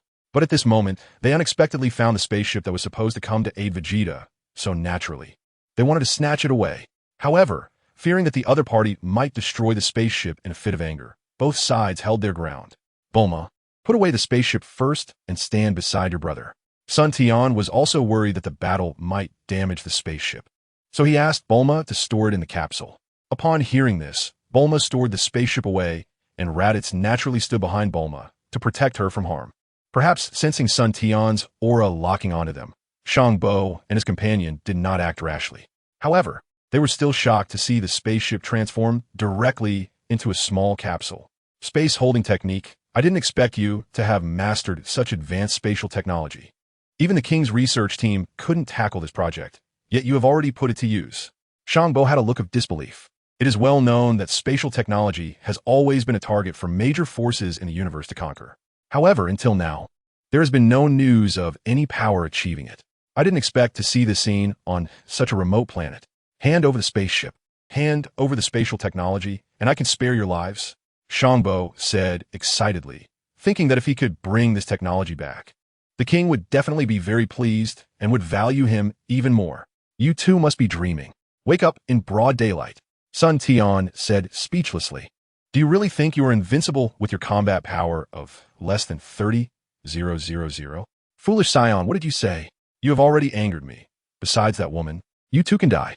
Seeing that things were not going as he wished and fearing that Vegeta would come and complicate matters, Shangbo took the initiative to attack. Unfortunately, he came quickly, but he went back even faster. Before he could even touch Son Tian's body, he was blasted away by a powerful aura. What? Dodoria stared wide-eyed, impossible. Who are you? At this moment, Shangbo flew back behind Son Tian, and Raditz also widened his eyes, looking incredulously at his brother. What happened to the promised 20,000 power level? How could he be so strong? Who am I? Raditz is my elder brother. Who do you think I should be? Son Tian said with a smile. What? Impossible, absolutely impossible. There is already one Vegeta among the Scions. How could there be another strong one like you? Shangbo couldn't believe it at all. Although the Scions claim to be a warrior race, their average power level is only around 5,000. Previously, even the top experts among the Scions had a combat power of less than 20,000. Now what's going on? Vegeta has already broken through 30,000 power level, which has already terrified Shangbo, and now he encounters a Scion who is even more terrifying than Vegeta. Not bad, in Shampoo's mind. Son Tian feels even more terrifying than Vegeta. When facing Vegeta, he could at least rely on transformation to suppress him. But now, Shampoo knows that even with transformation, he has no chance of winning. However, facing Son Tian, Shampoo is unwilling to be captured without a fight. Almost in an instant, Shampoo transforms, and his originally handsome face distorts, revealing a long mouth, while his muscles swell up. Dodoria, let's attack together, or we will all die here today. Shampoo completes his transformation and joins forces with Dodoria to attack Son Tian from both sides. Unfortunately, the gap in strength is too great, even transformed. Shampoo's battle power is only around 38,000, and with Dodoria's mere 24,000, facing Son Tian, whose power is at least over 80,000, is simply like an ant trying to shake a tree. Son Tian easily blocks their attacks, and the energy around him slowly releases a terrifying aura that nearly suffocates the two. This kind of pressure they had only seen on Jinyu before. Moreover, even Jinyu did not have the ferocity of Son Tian's aura, giving them a feeling of facing the top of the food chain, making them unable to muster the heart to resist. How could this be possible? Why is this happening? The two realize in horror that they are now like sheep waiting to be slaughtered, unable to fight back or escape. Please spare us. Compared to honor, life is naturally more precious. Faced with Son Tian's overwhelming power, the two have no choice but to beg for mercy. However, knowing their nature, how could Son Tian let them go? Let you go? Ha ha. If I let you go, who will let my parents go? Who will let my people go? Son Tian locks onto the two with a mad smile. It's over. It seems the other party already knows about the destruction of planet Vegeta. Shampoo and the others think to themselves, feeling extremely frustrated. They had only intended to recruit 2 powerful aliens, but upon arriving at the planet, they discovered it was Vegeta, and due to carelessness, their spaceship and communication devices were all destroyed. Just when they finally found a spaceship, thinking they could hijack it to return, they ended up facing a prehistoric giant crocodile. In the distance, as Sun Tian released his full energy, Vegeta was also thrown into a panic. Although Vegeta couldn't yet judge the strength of the opponent through their energy, how could he not sense such a terrifying aura? Who is it? Could it be the Jinyu Force? No, I can't move forward any further. If it really is them, my position will definitely be exposed. Life or death, whatever. Vegeta struggles intensely in his heart. He knows that if it is an enemy, even if he doesn't go up now, he will eventually be found out. So he might as well take a gamble. Moreover, judging from the recent situation, they're definitely not Frisia's people. Otherwise, there wouldn't be any fighting. Vegeta speeds up again. But when he reaches the destination, he finds Shampoo and the others frozen in fear, not daring to move. While across from them stand a young man exuding an astonishing aura. Naturally, Vegeta's arrival does not escape Sun Tian's notice. The energy locks onto Shampoo and the others, making them afraid to act rashly, and they look towards Vegeta. The familiar hairstyle, he seems to have grown quite a bit, almost 8 meters tall. His energy is slightly weaker than transformed Shampoo's, but Shampoo cannot overpower him. No wonder he's been able to hold his own against Shampoo for nearly 2 years. Oh, Vegeta! Sun Tian calls out Vegeta's name. Who are you, do you know me? Vegeta is puzzled, as all attention is on Sun Tian. He hasn't noticed Raditz and the others in the distance. Seeing that Sun Tian actually knows Vegeta, Shampoo and the others have completely lost their chance of survival. Filled with regret, you can call me Sun Tian, or you can call me Kakarot. Sun Tian replies, What? You are Kakarot, Raditz's brother. Vegeta's mind races with questions. How could this be possible? This aura, even Jinyu wouldn't compare. It turns out to be that Kakarot from far away on Earth. However, this is not the time for heart-to-heart talks. There are still some small troubles that need to be resolved. It's me, how about it? Surprised, delighted, moved? Sun Tian was very satisfied with Vegeta's expression and said with a smile. Vegeta looked bewildered. What was going on? How could a super strong person say such things? There was a strong sense of incongruity, wasn't there? When Shangbo and the others saw Vegeta arrive, they noticed that Sun Tian was not paying attention to them at all. Summoning their courage, they suddenly unleashed their full power and fled into the distance. Brave.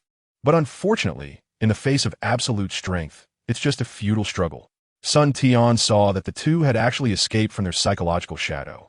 With a flash, Dodoria was intercepted, and with one punch, he was sent back. Vegeta, this guy is yours. Sun Tian's voice came from afar, and when he reappeared, Shangbo was being held up, one arm already dislocated, breathing in more than he was breathing out. Meanwhile, Vegeta was venting his recent anger on Dodoria. Dodoria was being tossed around like a ball, showing no signs of resistance at all. Perhaps fearing that Sun Tian would get anxious, he landed the final punch, piercing through Dodoria, and a ki blast turned him into ashes. At the same time, Sun Tian also directly dealt with Shangbo, sending him to keep company with Dodoria. At this moment, Raditz flew over with Bulma from a distance. Vegeta, it's great that you're all right. Didn't I say you should stay on Earth and not come to rescue us? Although Vegeta was somewhat moved by their rescue, he couldn't help but scold them. If he and Nappa were the cause of the complete extinction of the Scions, he, as the Prince of the Scions, would probably become a sinner among them. Fortunately, it was a close call. Otherwise, if he went to hell, Vegeta would not forgive himself. Raditz also knew Vegeta's pride, although he often looked down on him and Nappa. If it weren't for Vegeta's help, with his and Nappa's strength, they would have probably died long ago. Are you Vegeta? At this moment, Bulma stepped forward and asked. Yes. Who are you? Vegeta felt a bit confused. This human in front of him was clearly not a Scion and was much weaker. My name is Bulma. I hope to get your guidance in the future. Bulma said a bit shyly. Guidance?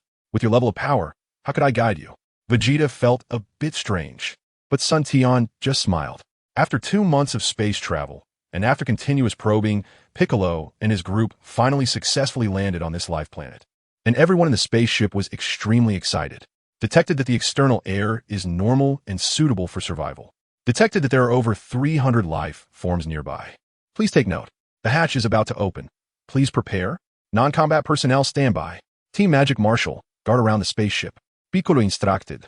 This time, the Magic Martial Sacred Land gathered a total of 400 capable members, divided into 4 battle teams, with each team leader being a strong individual with a power level over 400, while non-combat personnel were also carefully selected top talents from various fields. Following the command of the Great Demon King, Team Magic Martial, led by Captain Craig, quickly left the spaceship and spread out around. The place where the spaceship landed was quickly approached by the Divine Marshal, looking at Craig and the others walking out from the meteorite. Who are you? Are you outsiders? Samarish, as one of the top Divine Marshal present, stepped forward on behalf of everyone to question. Craig looked at the fearful expressions of the others, but due to the language barrier, they couldn't communicate at all. His task was to guard the spaceship from damage. Alert! Anyone who makes a move will be killed. Craig quickly ordered. 100 people swiftly locked onto the Divine Marshal. Although they couldn't understand what was being said, they could still sense that the strength of these Divine Marshal was not weak. Plus, the humans from the Divine Marshal continent looked quite strange, making everyone cautious. Samarish saw that these people were guarding the surroundings, and each could fly, obviously at least Divine Marshal level strong. But as a top powerhouse on the Divine Marshal continent, he naturally wouldn't back down. However, due to the large number of opponents and the scattered personnel on their side, both sides were in a standoff for the time being. As time passed, the Divine Marshal continent had gathered nearly 200 people, a force capable of destroying any empire on the continent. Samarish, who are they? And what should we do now? Another person with strength similar to Samarish asked. Walter, I don't know either, but they don't come in peace. And each of them can fly, which means they have at least Divine Martial strength. Samarish said with a serious expression. Piccolo finally finished explaining everything and walked out with Krillin and the others. Although he didn't hear what happened outside, he had already sensed it through his energy. Although there were some present with combat power exceeding 400, Piccolo believed that Craig and the others could protect well. Moreover, with such little strength, they posed no threat to Piccolo and his group. Even if the opponent suddenly attacked, Piccolo's strength could still neutralize it.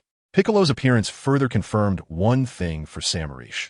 This group of people must be outsiders, as Piccolo's appearance clearly indicated he was not a good person, with a demonic aura soaring to the sky. Though Piccolo had tried to suppress his energy on the Divine Martial continent, Piccolo and his group were not the first aliens to arrive. The last time was about 800 years ago, when Samarish was still a newcomer in the Divine Martial. The last group that landed there engaged in brutal killings on the continent. Fortunately, although that group had strong individuals, the strongest among them had just reached the peak of Divine Martial, and ultimately, the Divine Martial lost nearly half of their peak strength before they managed to kill off that group of outsiders. And today, the return of these outsiders made everyone recall the history from over 800 years ago. Go back, you demons! Although Piccolo couldn't understand what was being said, he could tell from their expressions that they were not saying anything good. For the Great Demon King Piccolo, matters that can be solved with fists are never resolved with words, especially when the other party has no strength and still dares to act tough in front of the Great Demon King. A few key blasts, and the previously fierce and cursing Divine Martial turned into nothingness. The air suddenly became silent. Not only the members of Team Magic Martial, but also the top Divine Martial of the Divine Martial continent fell silent. After about 5 full minutes, Piccolo stepped forward, looking down at the group of Divine Martial. From now on, this planet will be occupied by my Magic Martial Sacred Land. You can resist, but the result of resistance is death. Regardless of whether they could understand, Piccolo spoke with dominance. Team Magic Martial, begin training. From now on, it will not be like before on Earth. Remember, in the universe, there's only one rule. The weak are prey to the strong. Then, Piccolo said to Craig, yes, my lord. The members of Craig's team were already eager to see just how strong the alien race was, each one rubbing their fists. On Earth, they always felt a sense of restraint. But now it was different. They were no longer facing their own kind. A series of powerful auras emanated from everyone, making the Divine Martial on the continent realize that history was about to repeat itself. Beck and the higher-ups in Tianjin do not intend to participate in the battle. The combat power of this planet is just right for the members of the magic martial arts, serving as a training ground. It is important to know that there is no such thing as fairness in the universe. To seek fairness, one must have absolute strength. Advanced civilizations often have a bloody history when facing lower civilizations. With the conflict between the two sides, disaster once again descends upon the Divine Martial continent. Craig took the lead and directly targeted Walter, who had the strongest aura among the opponents. This was a life-and-death battle. Although they had fought multiple times on Earth, The only opponents they could face were either senior brothers or junior brothers, making it impossible for them to truly showcase their strength. However, this time is different. This is an invasion and a resistance, and any slight negligence could lead to death. As the battle began, the magic martial arts team found themselves at a disadvantage. After all, martial arts on Earth have only gradually developed over the past 10 years, resulting in a lack of practical combat experience. Fortunately, the training at the magic martial sacred land has given everyone a martial arts ability far surpassing that of the divine martial continent. Piccolo watched the battle before him and felt that the magic martial sacred land had been too stable in the past. Clearly, the power levels were similar, yet they were at a disadvantage. It seems that he needs to train these magic brats well. Otherwise, when they face other advanced civilizations in the future, it would be a one-sided defeat. The four of them quickly met up with Nappa under Vegeta's lead. "Nappa, look who is here. Raditz, why are you here?" Nappa exclaimed upon seeing Vegeta return with 3 others. Aside from Sun Tian and Bulma, the other person was none other than Raditz. "After receiving your message, we rushed over as soon as possible. Thankfully, you and Vegeta are safe," Raditz responded. Vegeta recounted the events that had transpired, and Nappa looked at Sun Tian in disbelief. "Kakarot, thank you," he said formally. 8 months later, at the magic martial sacred land, Sun Tian and the others had finally reunited after about a year and a half. The mission to rescue Vegeta and the others had come to a close. The core members of the magic martial sacred land gathered once more to discuss future plans. Given the current development of Earth, it was only a matter of time before they would step out into the universe. They could not remain confined to Earth forever. Furthermore, according to Vegeta, the disappearance of Shanbo and Dodoria would surely attract the attention of the Frieza forces higher-ups. After all, warriors with power levels exceeding 20,000 were quite rare, even under Frieza's command. "Vegeta, you have fought in the universe for many years. Do you have a clear understanding of the power distribution in the universe?" Sun Tian asked. "Although I have been fighting outside for years, I have mostly been within the areas controlled by Frieza, so I don't really know much about the powers in the universe," Vegeta replied. After all, compared to the vast universe, Vegeta's strength was still too weak. He had previously been just a minor character with a power level of less than 20,000. Therefore, he really didn't know what powerful forces existed in the universe. Even Frieza, who was known as the Emperor of the Universe, only operated in the southern region of the North Galaxy. Compared to the entire universe, Frieza was merely a relatively strong force. Sun Tian remembered that in Dragon Ball, even within the Milky Way, there were several forces that were not weaker than Frieza. One claimed to be the Demon Clan, like Piccolo, another was Kawaira, Frieza's brother, and there was also a faction claiming to be the Galaxy King, which was orthodox and should not be underestimated. Otherwise, given Frieza's personality, he would not have refrained from attacking them for so long. And this was just within the Milky Way. How many galaxies existed in the universe? And what were the strengths of the other galaxies? It was all unknown. At least the Demon King Dubra, who appeared later, definitely did not come from the Milky Way. From a certain perspective, Sun Tian and the others were still not enough to be seen in the universe. Sun Tian's strongest power level was only about 120,000, followed by Vegeta with a power level of over 30,000, while Raditz and Piccolo were around 8,000, and Nappa, though stronger at over 10,000, was not of much use. The population of Earth was limited, and the strong that could emerge were influenced by their bloodlines. People like Tianjin Fan could reach power levels in the millions at best, which was still a group with excellent talent. Ordinary Earthlings, even with training from the magic martial sacred land, had a power level limit of around 10,000. "Bulma, how many spaceships do we have now?" Sun Tian turned and asked. 9, 3 of which were brought by you, Raditz, and Piccolo when you came to Earth. We exhausted Earth's resources and only managed to build 6 more. Besides that, energy is also a major issue. Although Bulma was technically the master of the magic martial sacred land, the group's main backbone was still Sun Tian, who was busy with his training. It was mostly Bulma who was arranging things. Well, Earth needs to step out, and technology must keep up. So, let's organize personnel and prepare to start space exploration. Try to make contact with extraterrestrial beings. Issue a mission to gather those with power levels over 300 to escort this operation. Sun Tian stated. Piccolo, I may need to trouble you to stay behind. It's not suitable for me and Vegeta to reveal ourselves to avoid being discovered by Frieza's forces. This time, on one hand, we are exploring various energy planets, and on the other hand, we are laying the groundwork for future development. No problem. It's just right to test the results of my recent training. Piccolo replied. Krillin, Yamcha, Tian fan, if you're interested, you can come along. You don't have to stay on Earth all the time. Getting out more will benefit your training. As for the matters of the Sacred Land, just leave them to Master Wutian and Master Ashi. Next, prepare for a good closed-door training session. Son Tian briefly assigned tasks to everyone. 15 days later, led by Piccolo, Krillin, Yamcha, and others, the first batch of Earth explorers finally embarked on a new chapter for Earth. Meanwhile, Son Tian prepared to undergo a long period of closed-door training, aiming to break through all his acupoints and elevate the ancient ape demon technique to the 4th level of divine ability. After nearly 30 years of battles, Vegeta and Nappa were also ready to organize and summarize, starting their new training. Raditz, on the other hand, was in baby care mode with Tian and Lashate, Raditz's 3-year-old son. Under Bulma's management, the magic martial Sacred Land was steadily developing. 2 months later, Piccolo and the others finally discovered a life-sustaining planet. According to their scans, the planet was very suitable for habitation, with a maximum power level of nearly 500. Moreover, from the observations in outer space, the planet had yet to develop a space civilization. Master, look quickly, what is that in the sky? In a certain palace, a strangely shaped human with 3 legs and covered in scales pointed at the sky. A meteor has fallen. It must be the finest material for forging divine weapons. Another person who seemed to be a master said. At the same time, the continent's top experts had already noticed. In an instant, dozens of figures flew toward the meteor's landing site. The divine martial continent revered the strong, and the continent's powerful warriors could fly after reaching the divine martial level, capable of destroying mountains and cities with a wave of their hands.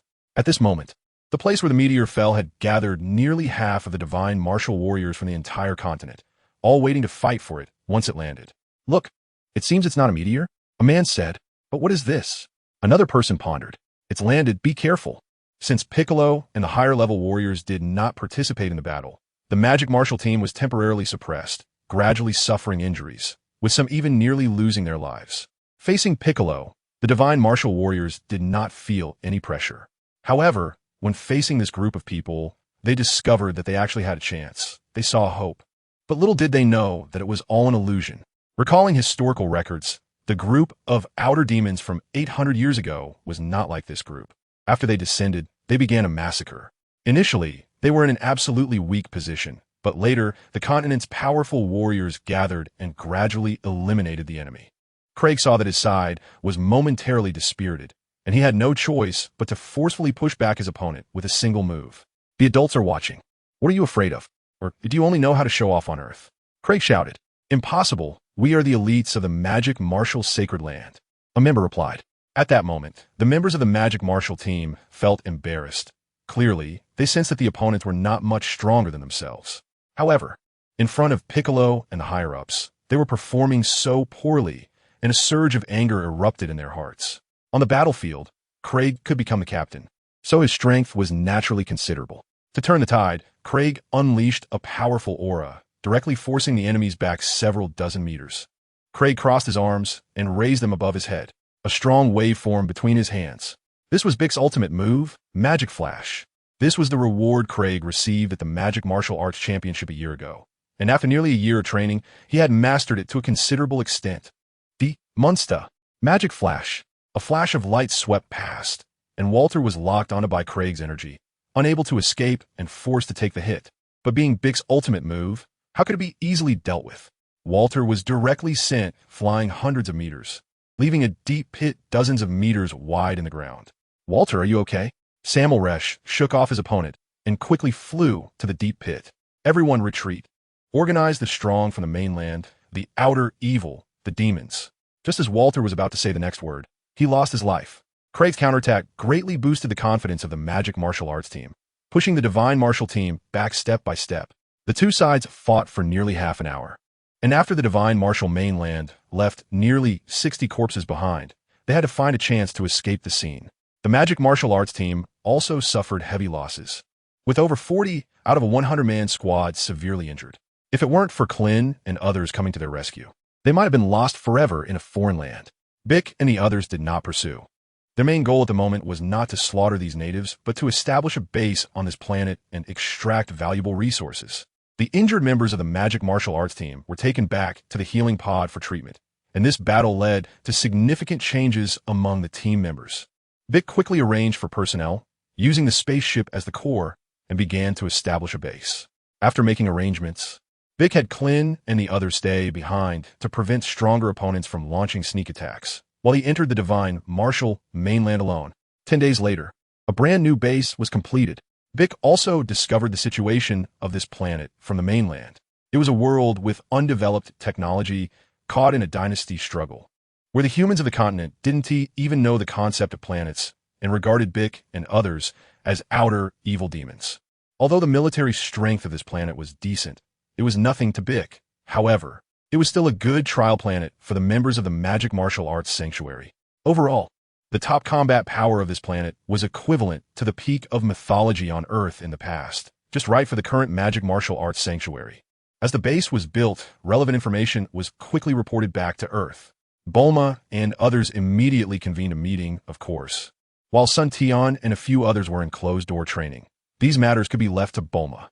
A few days later, news spread on Earth that a planet named Divine Martial had been discovered, and the Magic Martial Arts Sanctuary issued a mission for members with combat power of 80 or above to sign up for an expedition to Divine Martial. Almost simultaneously, the martial arts community on Earth went crazy. They had always known about the existence of aliens, but this time it was truly presented before the vast number of martial artists.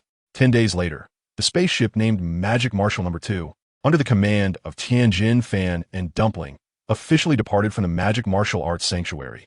The arrival of the outer evil demons on Divine Martial Star forced the Divine Martial team to abandon old grudges and unite all martial arts experts on the continent to form an alliance called Exterminate Evil. Through this period of exploration, Bick and his team finally mastered the language of this planet, so that when both sides met, they would not be clueless about what the other was saying. The Magic Martial base on Divine Martial Star had 4 teams on guard duty, while the other members began to explore in groups of 3 to 5, causing smoke to rise from the Divine Martial mainland. Bick and other high-level combatants stayed at the base to train, and several incursions by the Exterminate Evil Alliance were repelled by Lepin. However, to provide trial targets for the members of the Magic Martial Arts Sanctuary, they did not kill the invaders. From then on, the Exterminate Evil Alliance no longer dared to approach the base and could only engage in continuous battles with the members of the Magic Martial Arts Sanctuary who were out training. 2 months later, the Magic Martial No. 2 spaceship landed on Divine Martial Star, bringing Tianjin Fan, Dumpling, and various talents along with nearly 5,000 strong individuals. With the arrival of various talents, the previous shortage of low-level combatants was finally resolved. Apart from necessary security personnel, Bick divided everyone into 100 groups, each led by a person with a combat power of over 300, totaling 50 people, to begin a comprehensive suppression of the Divine Martial Star. 2 years later, the high-level combat power of the Divine Martial mainland had been completely depleted, while the Magic Martial Arts Sanctuary lost nearly 2,000 out of over 5,400 members. After nearly 2.5 years of war, all the survivors had significantly improved their strength. Looking at the nearly 3,500 warriors in front of them, a strong aura of slaughter filled the air, moving even Klin and the others. The strongest had combat power as high as 1,000, and the lowest exceeded 300, leaving nearly 500 strong individuals to guard the planet while Bick and others began their journey back to Earth. In the following time, more and more Earth humans entered Divine Martial Star through the Magic Martial Arts Sanctuary spaceship. Over the next 100 years, it gradually evolved into the second ancestral star of Earth. Not to mention, Bick and others set out on their journey again, and through the events on Divine Martial Star. The members of the Magic Martial Arts Sanctuary also recognized the brutality of cosmic warfare. It had been 5 years since Bick and the others left Earth. In these 5 years, the Magic Martial Arts Sanctuary on Earth continuously trained talents and sent them to Divine Martial Star and other planets they later occupied. On Earth, Sun Tian was still in closed-door training, while Vegeta, Raditz, and others had already come out. After 5 years of training, Vegeta's current combat power had exceeded 100,000, and even Raditz and Nappa had reached over 30,000. Meanwhile, the now 9-year-old Tian had surpassed his teacher Raditz with a combat power of over 50,000, making him the strongest on Earth apart from Sun Tian and Vegeta. 3 years ago, Bulma finally succeeded in winning over the proud Prince Vegeta. Now, Trunks was already 2 years old, and showing extraordinary talent since childhood. Vegeta had begun training alongside him. In 5 years, the scientific team of the Magic Martial Arts Sanctuary grew stronger, and with the addition of Brief and others, Bulma referred to Sun Tian's ideas and further expanded the application of space technology. After 5 years of research and development, space transmission technology achieved success and began testing on Earth. Once the experiment succeeded, Earth's technology would experience another explosion. The development of Divine Martial Star brought many rare resources to Earth, one of which was named Space Crystal. Due to the discovery of Space Crystal, Brief and others conducted nearly 3 years of research, and with the Brief family being experts in the field of space, they finally developed a space gate that could transcend space for transmission. At this moment, in the square of the Magic Martial Arts Sanctuary, a magnificent gate was shimmering with colorful lights, and a group of researchers was making final adjustments. Meanwhile, in a city thousands of miles away, there was also a similar gate. The synchronization of space frequencies was successful. Testing preparations are about to begin. A researcher said, "Received." The researchers far away responded, "Preparations for the transmission of inanimate objects are about to begin." A staff member holding a specially made item placed it into the space gate. The space gate emitted a glow, and the item disappeared into the gate. After about 20 seconds, a response was received from another location. "The transmitted item has been received." Clap, clap, clap. Applause erupted, and the joy of the successful experiment was evident on everyone's faces. Silence. We will now conduct the living object test. A staff member placed a pre-prepared little white rabbit into the space portal. With a flash of light, the little white rabbit vanished into thin air. On the other side, however, the portal revealed the corpse of a little white rabbit, bleeding from all 7 orifices. The scene erupted in chaos. Although the transmission was successful, it was still a failure. The living creature could not be transmitted. What was going on? Could it only transmit inanimate objects? That shouldn't be the case. According to our calculations, living beings can be transmitted. Could it be that they couldn't withstand the pressure caused by the space during transmission? That's a possibility. Find a stronger living creature. Not long after, a monster with a combat power of around 80 was captured by the Magic Martial Sacred Land, knocked out, and placed into the transmission portal. Soon, feedback came from the other side. Although the creature's internal organs were damaged, it was still alive. It seems our calculations were correct. During the transmission process, living creatures are affected by spatial pressure. If their strength is insufficient, they might die during the transmission. A monster with nearly 80 combat power still suffered internal damage. We suggest that only those with at least 100 combat power should attempt it. Is there anyone willing to volunteer? The scene fell silent. Not everyone was willing to become a little test subject, and if one wasn't careful, they might die during the transmission. Let me do it. Suddenly, a little kid barged in, with purple hair. Who else could it be but little Trunks? Trunks, no messing around. Bulma immediately stopped him. I have over 800 combat power now. It's fine, Mom. The little kid said seriously. At just 2 years old, Trunks had over 800 combat power, which was truly extraordinary. Without caring, he directly stepped into the space portal. With a flash of light, little Trunks disappeared before everyone's eyes. After a while, a successful voice came back. Wow, Mom. I suddenly appeared thousands of miles away. It's amazing. Trunks' voice echoed, okay, come back quickly. Not long after, the space portal flashed again, and Trunks' small figure reappeared. Clap, clap, clap. A round of warm applause erupted. After conducting several more tests, it was finally confirmed.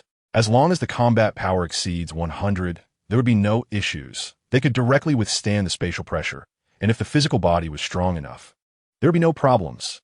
But the combat power must exceed 50. Nowadays, Earth is rapidly developing not only in martial strength, but also in technology. 10 years passed in the blink of an eye, and gradually, centered around Earth, the Magic Martial Sacred Land gained a corresponding reputation in the Northern Galaxy. Along with the attention of various forces, after 10 years of seclusion, Sun Tian finally broke through to the channeling realm, cultivating the ancient ape demon technique to the divine ability realm, resulting in a crazy increase in combat power. With 15 million combat power, Sun Tian could be considered a master in the universe. During these 10 years, Piccolo and others also returned to Earth. Now, Earth space development no longer required the guardianship of Piccolo and other big shots. The newly emerged masters were already sufficient to protect the war-torn planets. The earliest members of the magic martial sacred land had combat powers exceeding 10,000, and Sun Tian and others had made even more significant improvements. 10 years of seclusion could be considered the first since Sun Tian's rebirth. Now nearly 35 years old, Sun Tian still maintained the appearance of an 18-year-old. Scions are indeed a peculiar race, retaining their youth for most of their lives. Like Raditz, Vegeta, and Nappa, time had left no marks on them. Instead, their growth experiences added more charm to them. Sigh, I wonder how Chi-Chi is doing. 10 years of seclusion. She won't be mad at me, will she? Sun Tian thought, feeling a bit guilty towards Chi-Chi. After exiting seclusion, Sun Tian went straight home, without the burden of financial issues. The current Chi-Chi was completely different from the Chi-Chi in his past memories. Kiki, I'm Beck. Even with 15 million combat power, Sun Tian felt a bit embarrassed. After 10 years of seclusion, neglecting his wife and son, sometimes he thought to himself that he really wasn't a good husband or father. Suddenly, a beautiful figure rushed out and leaped into Sun Tian's arms, hugging him tightly. Husband, I thought you didn't want me anymore. It's been 10 years of seclusion. A slightly tearful voice came from her, making Sun Tian feel a pang in his heart. He held the beauty in his arms tightly, gently stroking her hair. I won't. Just this once, it won't happen again. Chi-Chi, you've worked hard. Sun Tian comforted her, inquiring, where's Goten? After a long time, Chi-Chi's emotions finally calmed down, and she pulled Sun Tian into the house. Goten should be at Vegeta's place. You don't know, our Goten is really powerful now. Even his two masters together are no match for him. Only Vegeta can keep him in check. Chi-Chi's face beamed with pride when mentioning Goten, radiating maternal brilliance. Of course, while Sun Tian was in seclusion, Chi-Chi didn't focus on managing the sacred land like Bulma. Aside from cultivating, she was only concerned about Goten. Over 10 years. Without Goten's companionship, she really didn't know what would have happened. Moreover, as Sun Tian and other strengths increased, she feared that one day she might lose her husband and son. Therefore, she took her cultivation seriously. Now, Chi-Chi was also a master in the sacred land, with nearly 30,000 combat power, and apart from the battle maniacs. Most people were really no match for her. She just generally didn't like to show off. By the way, the day after you entered seclusion, Vegeta and Bulma got married. Just as you said, I didn't expect the proud Bulma to have a day of being conquered. It's really surprising. Chi-Chi and Sun Tian reunited after a long time, chatting about some things from the past decade. Although Chi-Chi didn't manage the sacred land much, she still knew about some important matters. And these were precisely what Sun Tian had missed during his 10 years of seclusion. Oh, I didn't expect our sacred land to develop to this extent. I, the founder, am really not competent. Sun Tian listened to Chi-Chi talking about some matters. All right, speaking of which, your brother's family already has 3 kids. Every time Goten sees them, he looks envious, are we? At this point, Chi-Chi looked at Sun Tian with somewhat misty eyes. Ah, I really didn't expect that. What are you talking about? Sun Tian looked at Chi-Chi's expression, although he wasn't very concerned about some things.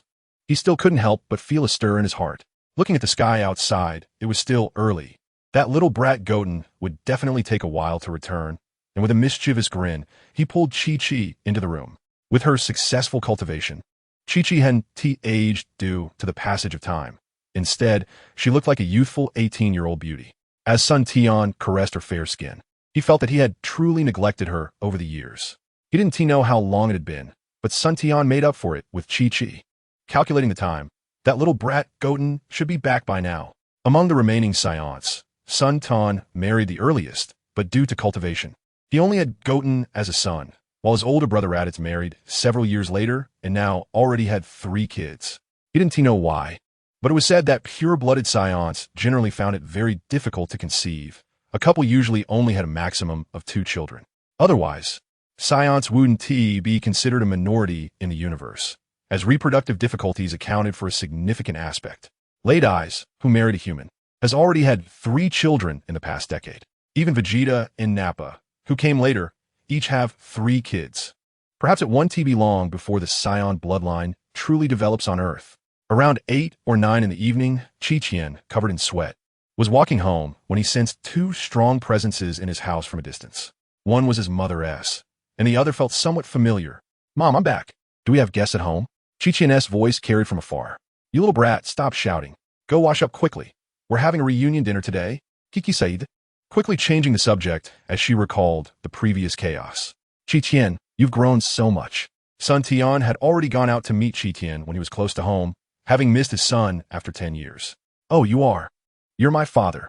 You've come out of seclusion? Even though Tian hadn't seen Tian for 10 years, he recognized him at a glance. That's right. If I hadn't come out, our little Tian would be getting married soon. Come, let me see. Tian said affectionately as he held Tian's hand. No way, I'm still young. Cultivation is important. Father, have you broken through? Tian looked at his father, feeling that Tian seemed a bit ordinary, but much more restrained than Uncle Vegeta. Haha, let us eat first. Your mom is already waiting for us. All right, let us eat first, and we'll chat later. Looking at Tian in front of him, Tian thought back to what he looked like at 14. Time really doesn't disturb a person. However, 14-year-old Tian is much stronger than his former self. After having dinner with his family, Tian, who has just come out of 10-year retreat, is experiencing his first family banquet with his wife. At this moment, Tian also feels a rare sense of relaxation.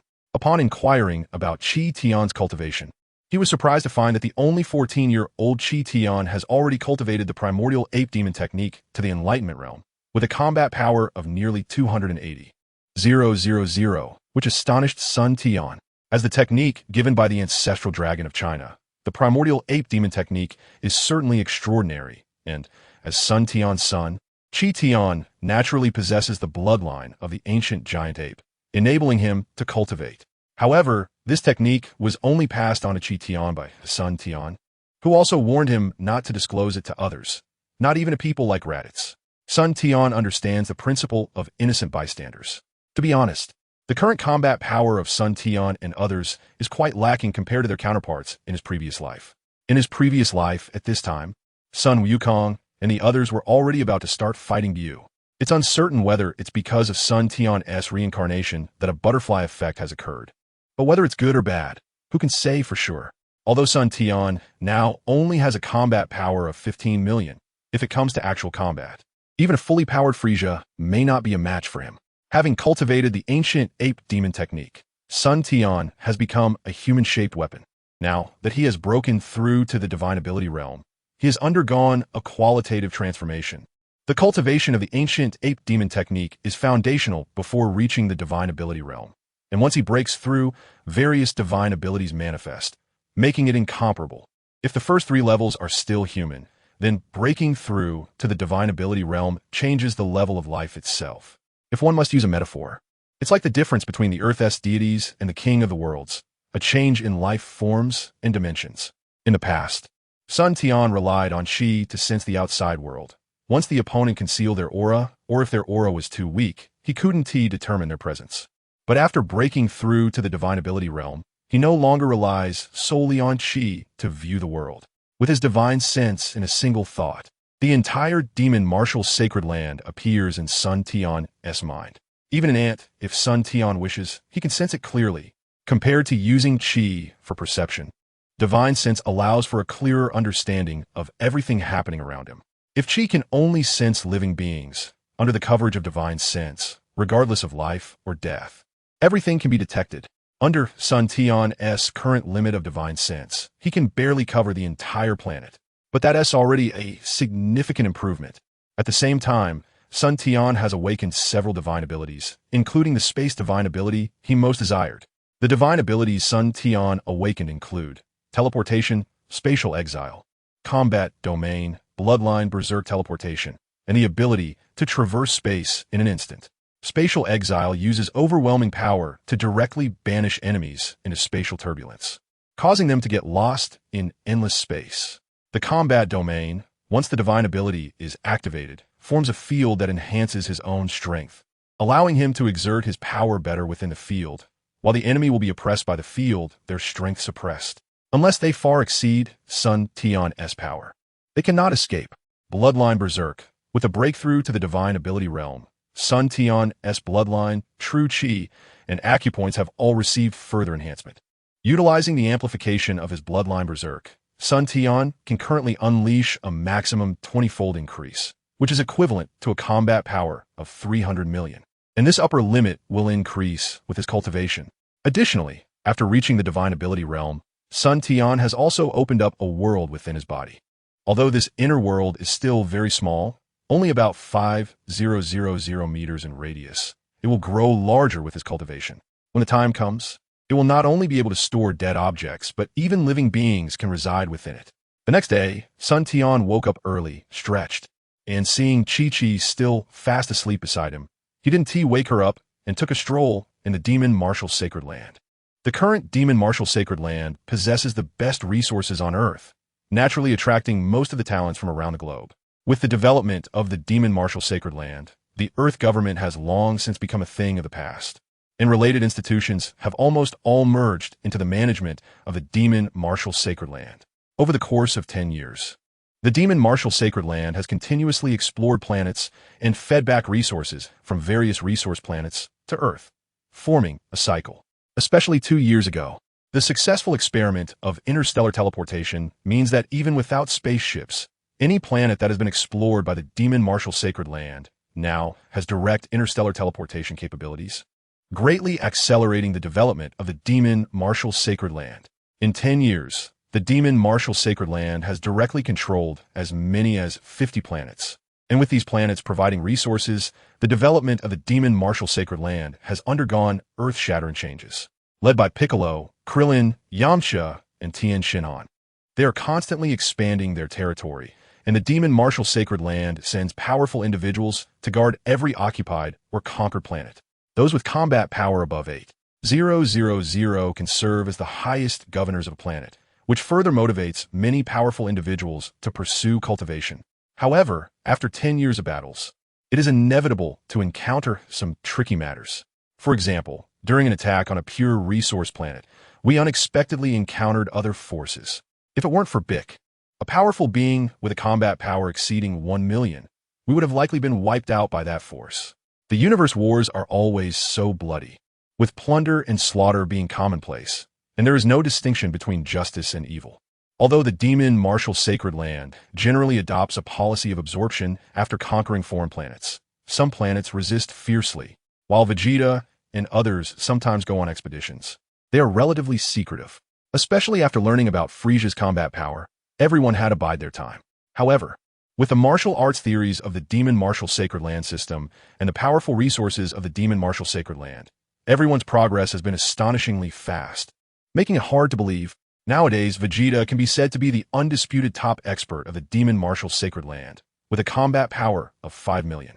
However, for some reason, Vegeta still cannot transform into a Super Saiyan. Logically, a power level of 1 million should meet the basic conditions for transformation. Nappa and Raditz, due to their insufficient qualifications, barely reached a combat power of around 200,000. Without any opportunities, their combat power is likely to be capped for life. In the central region of the galaxy, within a very large planet, the Galactic King is listening to reports from his subordinates. Your Majesty, Galactic King, recently Frisia's forces have become increasingly rampant. In just a few years, several high-level planets have been destroyed, and many life planets have been completely obliterated.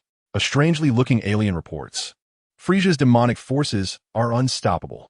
Ever since Clud retreated behind the scenes, Frisia has become even more powerful than his father. Although we are the officially recognized galactic authority by the King of the Worlds, with our current strength, we simply cannot contend with this demon. The Galactic King sighed helplessly. With a crown atop his head and 7 or 8 octopus-like tentacles supporting his body, 2 tentacles resembling hands give him a rather comical appearance. Yet he exudes a kingly aura that commands respect without anger. The Galactic King is considered a powerful figure in the entire galaxy, possessing a long life and being recognized as the legitimate galactic authority by the 4 major kings of the galaxy. His subordinates, the Galactic Patrol, primarily serve to patrol the entire galaxy, capturing criminals who disrupt the stability of the galaxy, while also monitoring various unsettling forces within the galaxy. However, hundreds of years ago, when the Frozen Clan emerged from their icebound state, the Galactic King's legitimate status began to be suppressed, followed by the emergence of forces like Shrag and Piero. Although these forces have not done much to the Galactic King due to the interference of the underworld forces, the influence of the underworld on the upper world is ultimately limited, leading to the Galactic King's rule becoming somewhat nominal, and the work of the Galactic Patrol also facing difficulties. When faced with these powerful forces, The Galactic Patrol can only turn a blind eye and try to manage the regions outside of these forces as best as they can. However, as an intelligent race, although Frisia and others constantly seize planets and expand their influence, they do not completely destroy everything like Majin Buu when they are in a bad mood. Has the reason been found out? The Galactic King asked, seemingly investigating something. It is said that Frisia's close aides, Shambo and Dodoria, were killed 10 years ago. And so far no one has found out who did it? The people below reported, "Oh, those two, although not very powerful, seem to be quite favored by Frisia, but shouldn't be a big deal." The Galactic King knew that these two were merely a facade for Frisia, and it shouldn't warrant a major conflict. According to the information received, there is another matter. It seems that the Scions, who were exterminated by Frisia back then, their Prince Vegeta might be faking his death. And it was Vegeta who killed Shambo and Dodoria. Those Scions? Their combat power is not impressive, yet they love to cause trouble. Being exterminated is fine. The Galactic King had no good feelings towards the Scions upon hearing their name. By the way, over 30 years ago, wasn't Jack tracking down a Scion infant that was sent out? How did that mission go? Speaking of Scions, the Galactic King recalled that after the destruction of Planet Vegeta, many Scion infants were sent out across the galaxy. I don't know. It is said that Jack couldn't find it, and later the matter was left unresolved. Forget it. A little brat sent to a low-level planet shouldn't cause any problems. It turns out that when the Scion home planet was destroyed, the Scions knew they could no longer resist and sent some young children who were still infants out. Although most were intercepted by Frisia, a few managed to escape. However, they were pursued by the Galactic Patrol, and while there might still be some that slipped through the cracks, most were harmed by the Galactic Patrol. However, the group of Jack, who are naturally less intelligent, first encountered problems with their spaceship upon arriving on Earth, and then because Sun Tian had hidden the spaceship in advance. They were taken in by Sun Wukong. Given that Sun Wukong has nearly 200 in combat power, Jack naturally did not dare to approach. Later, the matter was left unresolved. By the way, Your Majesty the Galactic King, you mentioning this reminded me that the low-level planet seemed to have developed interstellar civilization, and those humans were already active in that area. Should I send someone to investigate again? Oh, they have already developed interstellar civilization? Go ahead and check, but focus on monitoring the other major forces. Yes, I will arrange it right away. At the Earth Martial Arts Sacred Land, Piccolo and the others have returned through the interstellar teleportation array. Sun Tian has exited his seclusion, and everyone gathers to discuss future developments. Now, the martial arts Sacred Land has enough strength to contend with other forces. Even if they encounter Frisia's army, as long as Frisia himself does not make an appearance, they may not necessarily be their opponent. Of course, this is under the premise that Piccolo is involved. Otherwise, facing Frisia's army, the martial arts Sacred Land is still considerably weaker. Kakarot, you have been in seclusion for 10 years. How are things now? Vegeta asked, bursting with fierce fighting spirit. When he first met Kakarot, Vegeta didn't even have the qualification to challenge him. Now, with the vast martial arts foundation and training resources of the martial arts Sacred Land, after 10 years of cultivation, his combat power has reached 5 million. Naturally, he wants to challenge Sun Tian again to see who is the #1 Scion after 10 years. As expected of Vegeta, he immediately wants to challenge Sun Tian upon meeting. Everyone had an expression of as expected. Vegeta, do you want to fight me? But if you don't transform into a Super Saiyan, you probably won't be my opponent. Sun Tian said. Super Saiyan? That's just a legend. I have over 5 million combat power now, yet I still can't transform. Vegeta replied. Although the legend of the Super Saiyan has been passed down among the Saiyan race, Vegeta knows that despite his current 5 million combat power, he is still not a Super Saiyan. Otherwise, this level of power wouldn't make Frisia wary. Legend? You mean you still can't transform into a Super Saiyan? But your current strength has already exceeded the conditions for transformation, Sun Tian said with surprise. When he saw Vegeta, Sun Tian used his divine sense to check on Vegeta's condition. This power had already broken through the Scion's limits and reached the conditions for transformation. He thought Vegeta could already transform. The Super Saiyan, a legendary super warrior that appears once in a millennium, although this legend has been passed down among the Scion race. It has never appeared since the destruction of planet Vegeta and the near extinction of the Scion race. Originally thought to be a legend. Hearing Kakarot mention it made him wonder if this self-deceiving legend is true. But with his 5 million combat power, why hasn't he transformed into a Super Saiyan?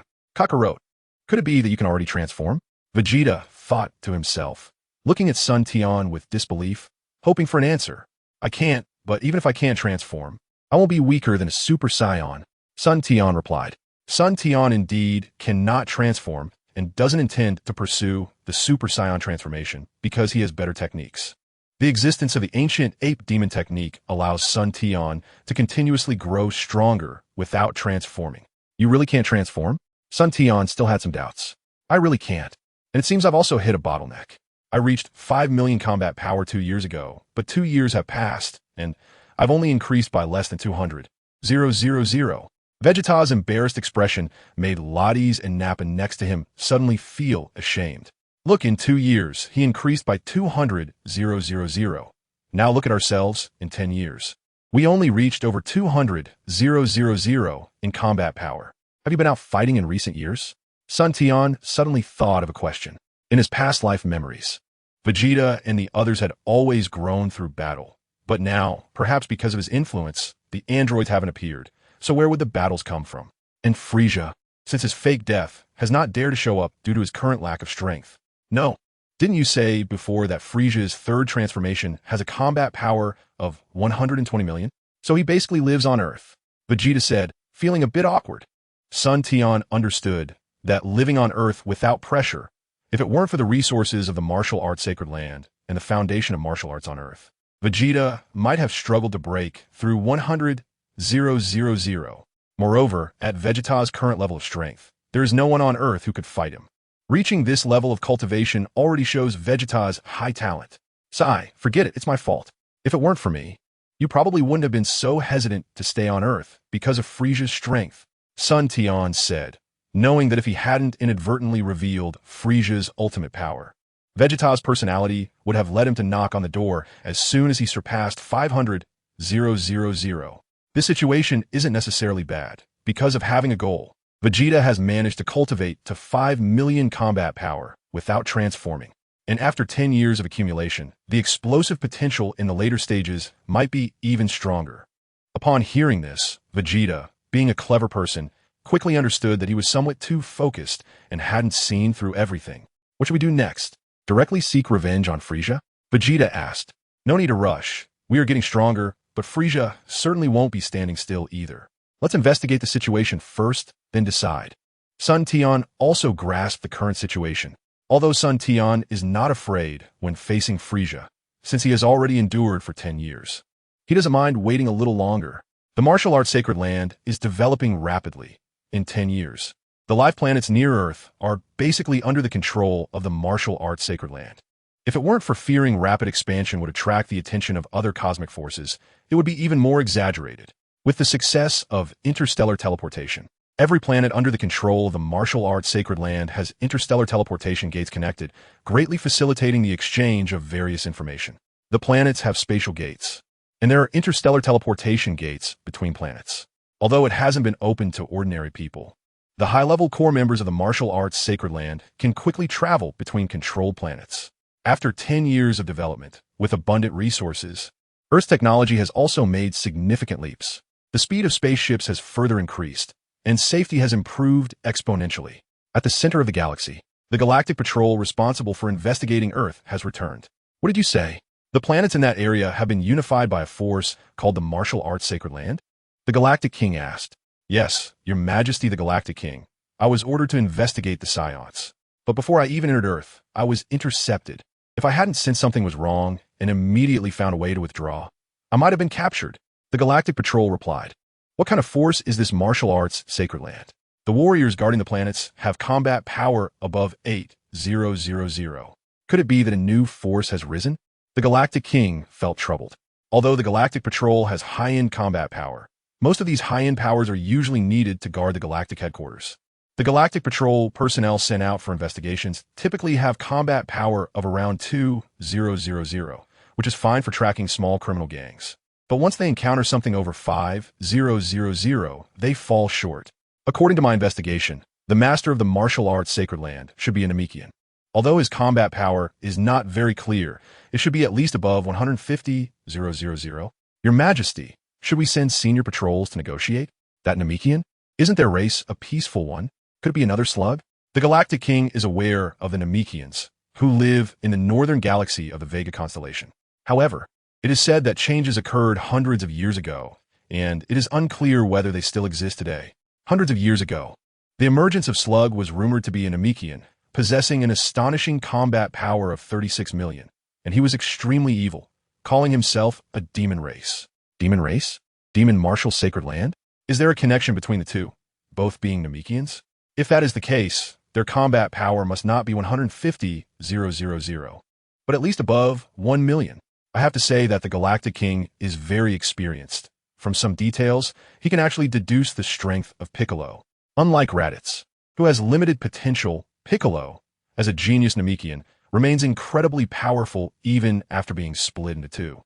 Currently, Piccolo's battle power is astonishing, reaching 185 million, which can be considered as top tier in the universe. If it weren't for the fear of attracting the attention of superpowers like Frisia and his habitual restraint of his energy, he might have already gained fame across the universe. Thinking of this, the Galactic King had to consider how to deal with this emerging power. The Namekians? If I remember correctly, the Namekians not only have super strong combat power and various magical abilities, but also possess a type of orb that can grant any wish, called the Dragon Balls. The Galactic King recalled relevant texts in his mind, remembering the associated records. However, hundreds of years ago, there was a disturbance on Namek, and later investigations revealed that the entire race seemed to have disappeared until the appearance of Shirago later, but there were no reports about the Dragon Balls. Moreover, Shirago has also grown old with age. If he had the Dragon Balls, he wouldn't have let himself grow old without restoring his youth, which has gradually made the matter of the Dragon Balls fade away. And now, discovering that the leader of this emerging power is actually a Namekian has sparked a new idea in the Galactic King's mind. To drive wolves and swallow tigers, indeed. The texts record that the Dragon Balls can fulfill many wishes. But if some rules are exceeded, the wishes cannot be granted. However, only he knows this. The other powers are not aware.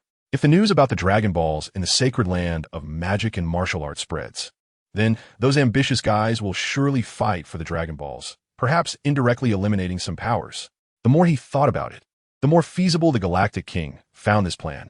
On Frisia's headquarters planet, an alien with a crocodile head was reporting, "My lord, according to reliable sources, a new emerging power has appeared in the northern part of the North Galaxy, and its leader is a Namekian." A Namekian? I heard they possess strong combat power and magical abilities, but their home planet was destroyed a long time ago. Frisia, known as the Emperor of the Universe, is still familiar with some special races in the universe. Yes, my lord, but that's not the main point. We have received concrete information that there is an orb in this sacred land that can grant any wish, called the Dragon Balls. It is said that the rapid rise of this power is significantly related to this. The crocodile-headed alien continued in our family's records. The Namekians indeed possess some very magical abilities. If their leader is a Namekian, this possibility is not impossible. Frisia's Frost family has a long history and has records of many strange phenomena in the universe. If this is true, it might be worth checking out. But the credibility of this information should not be very high. Forget it, it's just the right time. I'll go take a look. Frisia quickly thought to issue a notification to investigate the location of this power's planet, and to inform him immediately if there is any intelligence. Frisia knows that this kind of power, which has already developed interstellar civilization, is different from those that have not yet developed interstellar civilization, which only have one planet. If he doesn't investigate clearly beforehand and alerts the snake, it might be possible that by the time he arrives, others have already fled. At the same time, some powers in the universe also receive this news. However, most held a skeptical attitude. After all, if such a good thing really existed, who would spread it around? They would quietly search for it themselves to reap the benefits. Wouldn't it be better to eat alone? The Galactic King had a good plan, but not all those who could become leaders of powers are fools. How could they be easily calculated? Nevertheless, some powers still focused on the newly emerged sacred land of magic and martial arts, with Shirago being the most powerful among them. Shirago is a Namekian who is sent to Shirago planet right after birth. With an extremely evil heart, Shirago has shown exceptional combat power since childhood, unlike Piccolo, who claimed to dominate Earth, but never did.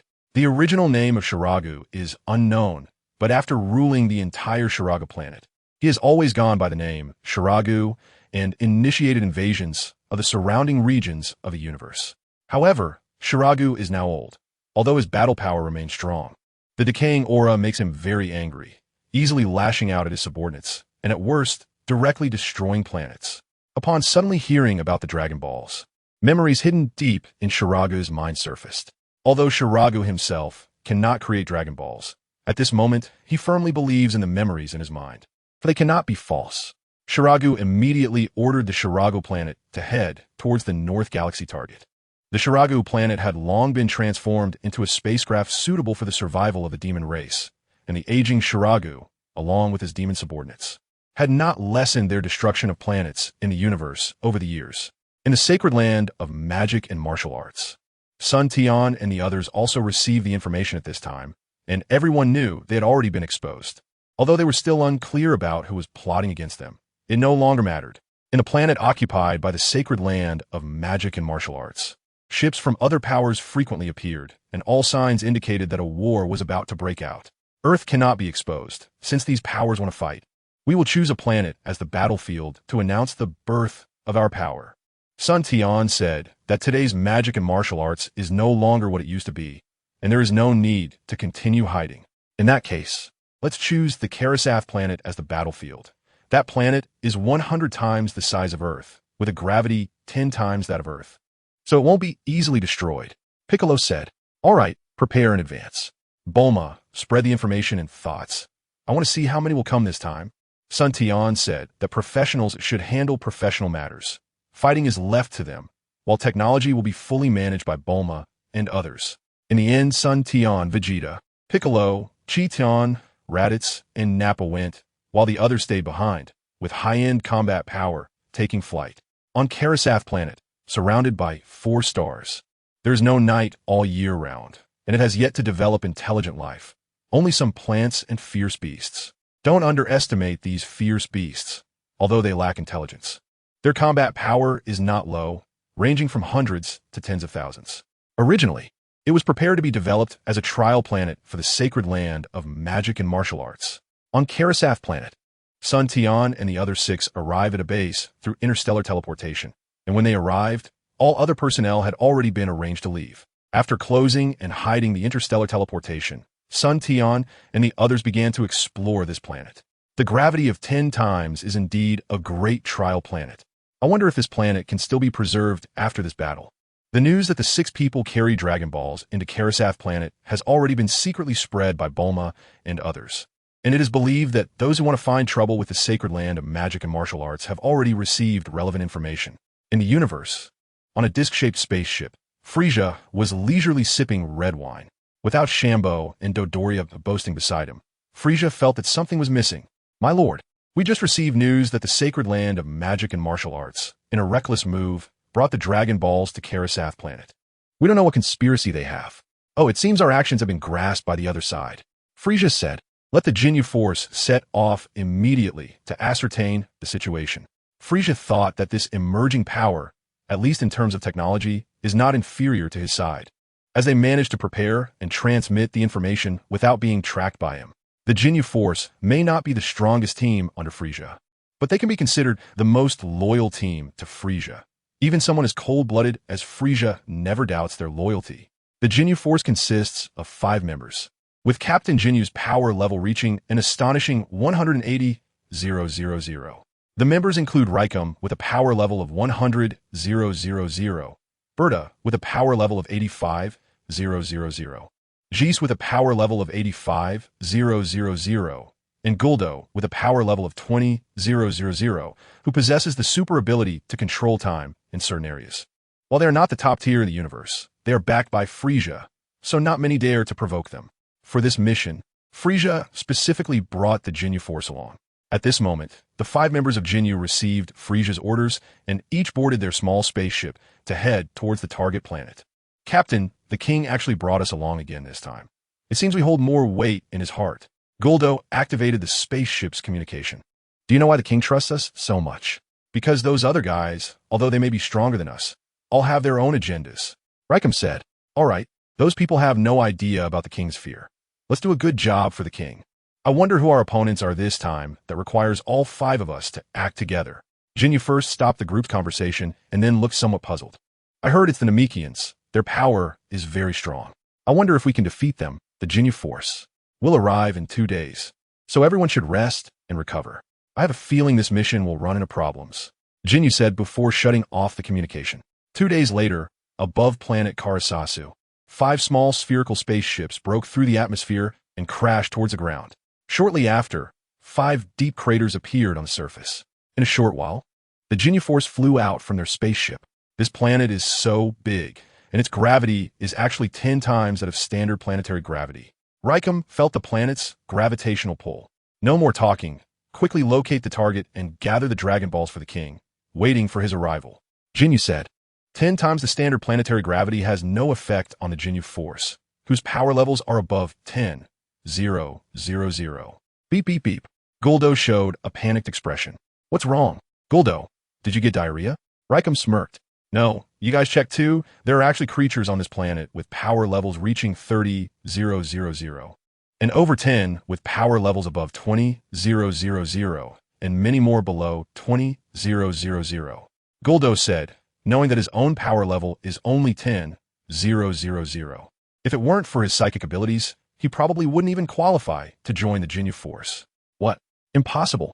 Raikum looked skeptical and started to scan. No need to measure. What's going on with this planet? How can there be so many high-power creatures? I wonder if it's that Namekian. Jinyu said, Captain, it shouldn't be. If there's only a creature with a power level of 30, 0, 0, 0, King Frisia wouldn't send us, the Jinyu Force, here. We are Frisia's ace team. But Berta had no idea how low his own power level actually was. After all, the missions given to them usually wouldn't exceed their power levels. All right, disperse and search. Guldo, your power level is too low. Stick with me. You 3, spread out and investigate those high power readings. We'll regroup here in 30 minutes. Jinyu ordered, uncertain of the situation. Yes, Captain. The 3 replied, followed by a strange dance, chanting some cringy lines, Jinyu Force fight, fight, and scattered away. When Jinyu and the others arrived, Sun Tian and the 6 had already sensed them. However, the 6 instinctively suppressed their energy. Otherwise, Jinyu and the others wouldn't be searching everywhere, but fleeing in fear. Vegeta, do you know who has come? Sun Tian asked. Although he had already sensed it, he confirmed it was the Jinyu Force, around 180, 000 in power level, and 1 at 100, 000, 2 at 85, 000, and 1 at 20, 000. If he guessed correctly, they should be members of Frisia's Jinyu Force. 10 years ago, their captain's power level was said to be 100, 000. With his strength now, it really is weak. Vegeta said, is it that Jinyu Force? Frisia's ace team? Raditz and Nappa were somewhat surprised. Although their power levels had already surpassed this so-called ace team, there was still some fear in their hearts. Brother, what are you worried about? With your current power, you can easily surpass them. Sun Tian saw their situation and felt speechless. No wonder after 10 years, Vegeta's power level could reach 5, 000, 000, while these two were still just over 200, 000.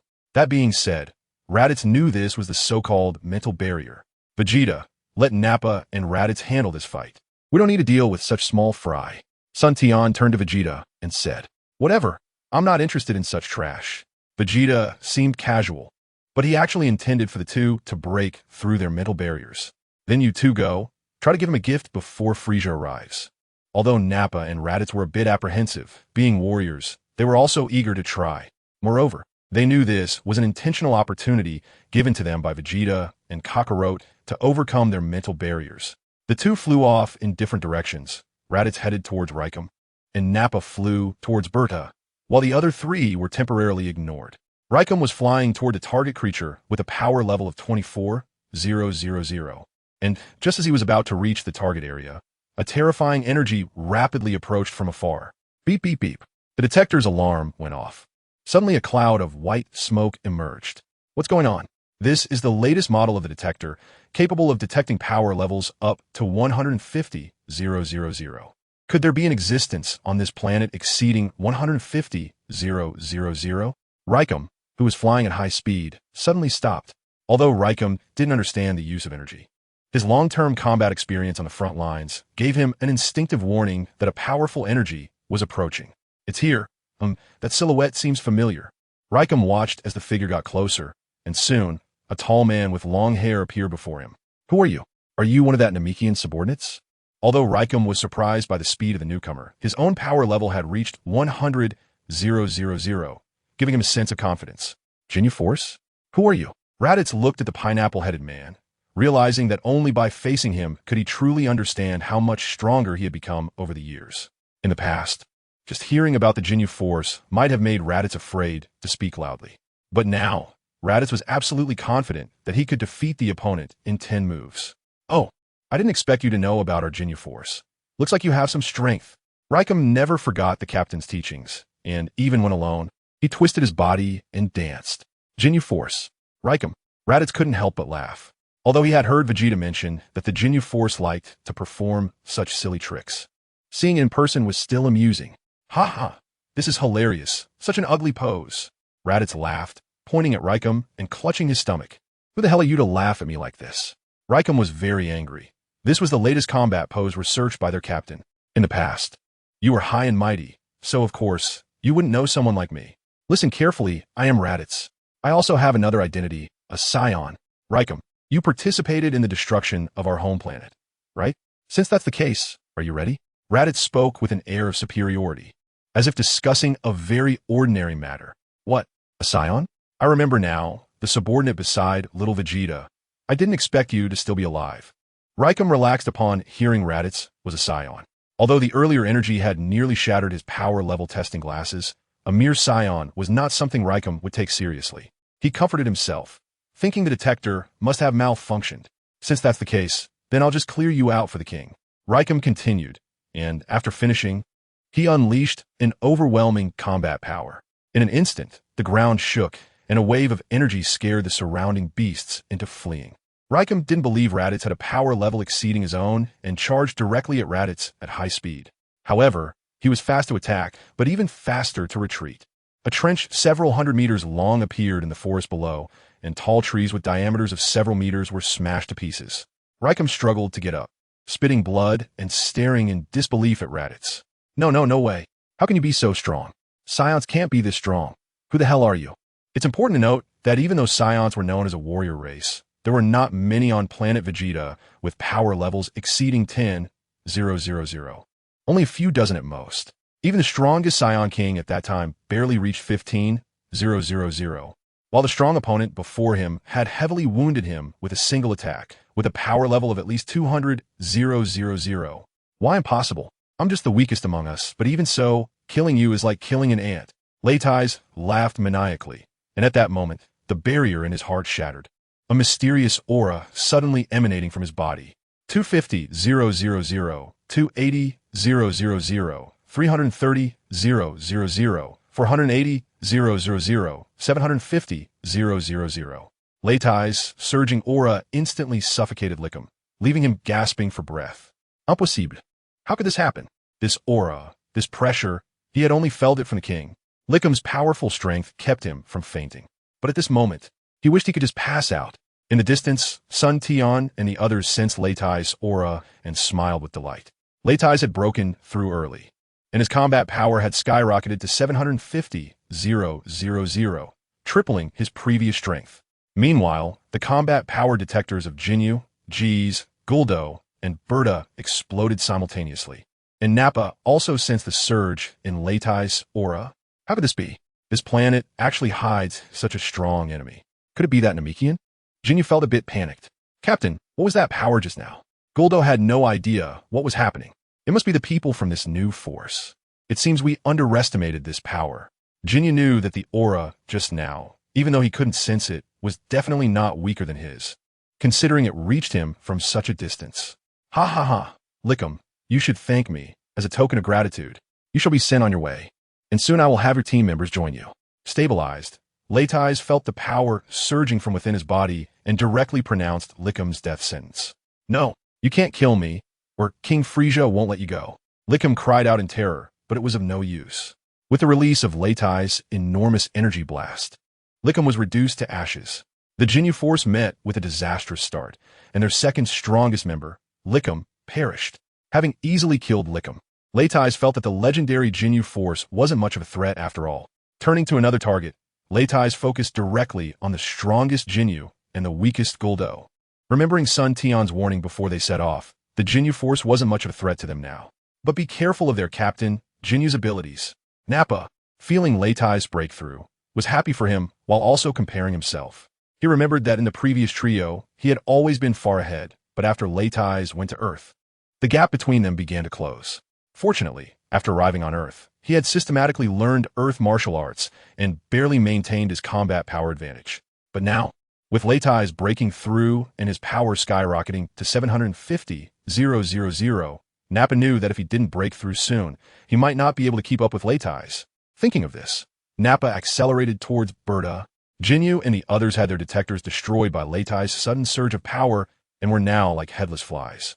They had no choice but to abandon their scouting and headed towards each other.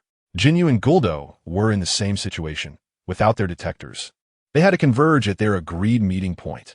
Nappa sensed 4 auras gathering in one direction and had to change course. Although Leitais' power had surged, he had just broken through and wasn't yet accustomed to this newfound strength. Therefore, while flying, he tried to master this power as quickly as possible. After sensing that Jinyu and the others were starting to gather, he didn't increase his speed, believing that with Nappa's 280,000 power, he could easily defeat all 4 of them, even if they confronted him at the same time. Of course, Leitais had also hoped that Nappa could break through the barrier through this experience. Berta was known for his speed in the universe, although it was somewhat boastful. But within the Jinyu force, no one could match him except Jinyu. Before long, Berta joined Jinyu. "Captain, what just happened?" Suddenly, there was a surge of power. Upon seeing Jinyu, Berta's anxious heart calmed down. He believed that no matter how strong the opponent was, they could not be a match for their captain. It must be that Namekian, but I didn't expect him to be this strong. Jinyu was also a bit panicked. Although he was far away when that power exploded, it had instantly overloaded his detector, indicating that the opponent's power was above his. At the same time, Jinyu felt a bit happy. Such high combat power meant that the body must be very strong, but he didn't know if he could withstand his abilities. Nappa sensed that 3 powers had gathered together, and another was rapidly approaching, directly charging towards Jinyu. Although he sensed that Jinyu's power was very high, for Nappa, who was already at 280,000, he could still handle it, especially after Leitais' transformation had given him a boost of confidence. The psychological effect of the Jinyu force had disappeared, and he no longer felt fear. "Here they come, be careful." Jinyu looked into the distance. "No, it's G's." Berta saw that the incoming figure was not an enemy, but his partner. "No, be careful for behind." Suddenly, Jinyu shouted to G's, who was flying toward them. "Ha ha ha, too late, take this for Nappa." While flying, Nappa suddenly opened his mouth slowly, and an energy blast began to take shape. "No, Captain, save me." G's panicked, as he was just about to reach the meeting point. But unexpectedly, Nappa, the scion he disliked the most, appeared out of nowhere. G's had planned to deal with Nappa before reuniting with the captain. But as soon as he made a move, he realized he was no match and had to retreat while exchanging banter with Nappa. But G's had overestimated himself, or rather underestimated Nappa's combat power. Despite flying a short distance ahead, he was still hit directly by Nappa's energy blast. How is this possible? By the time Jinyu and the others reacted, it was already too late. They watched helplessly as G's was killed by Nappa. "Ha, I never expected that one day Nappa would directly kill a member of the legendary Jinyu force." Nappa didn't even glance at G's and faced Jinyu and the others directly. "Nappa, you're that lowly wild monkey's little follower, Nappa?" Guldo seemed to recall some unpleasant memories and glared at Nappa. "Oh, isn't this Guldo? It seems you still have that foul mouth after being taken down by Vegeta back then." Nappa looked at the short figure in front of him.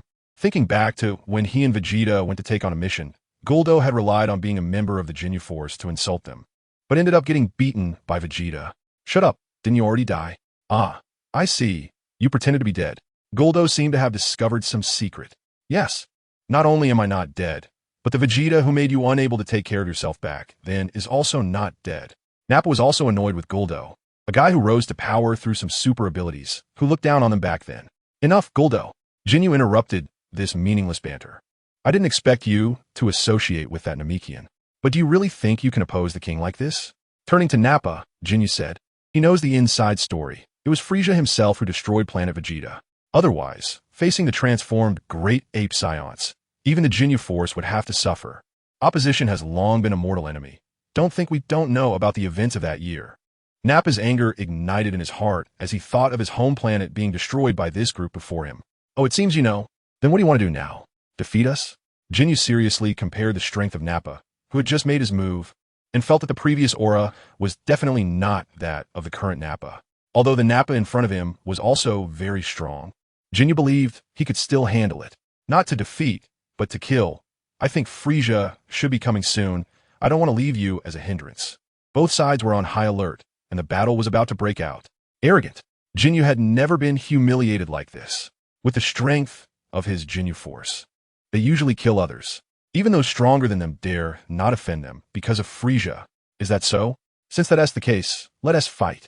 After saying that, Nappa began to unleash the energy within his body. A power far surpassing that which had just killed GIs exploded out, shaking the ground beneath them. How is it possible? He can still get stronger? Berta, distract him. Guldo, control him. Jinyu felt the power released by Nappa. Yes, Captain.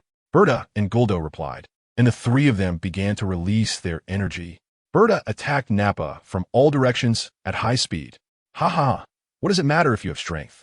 Berta possessed the speed of the universe's best.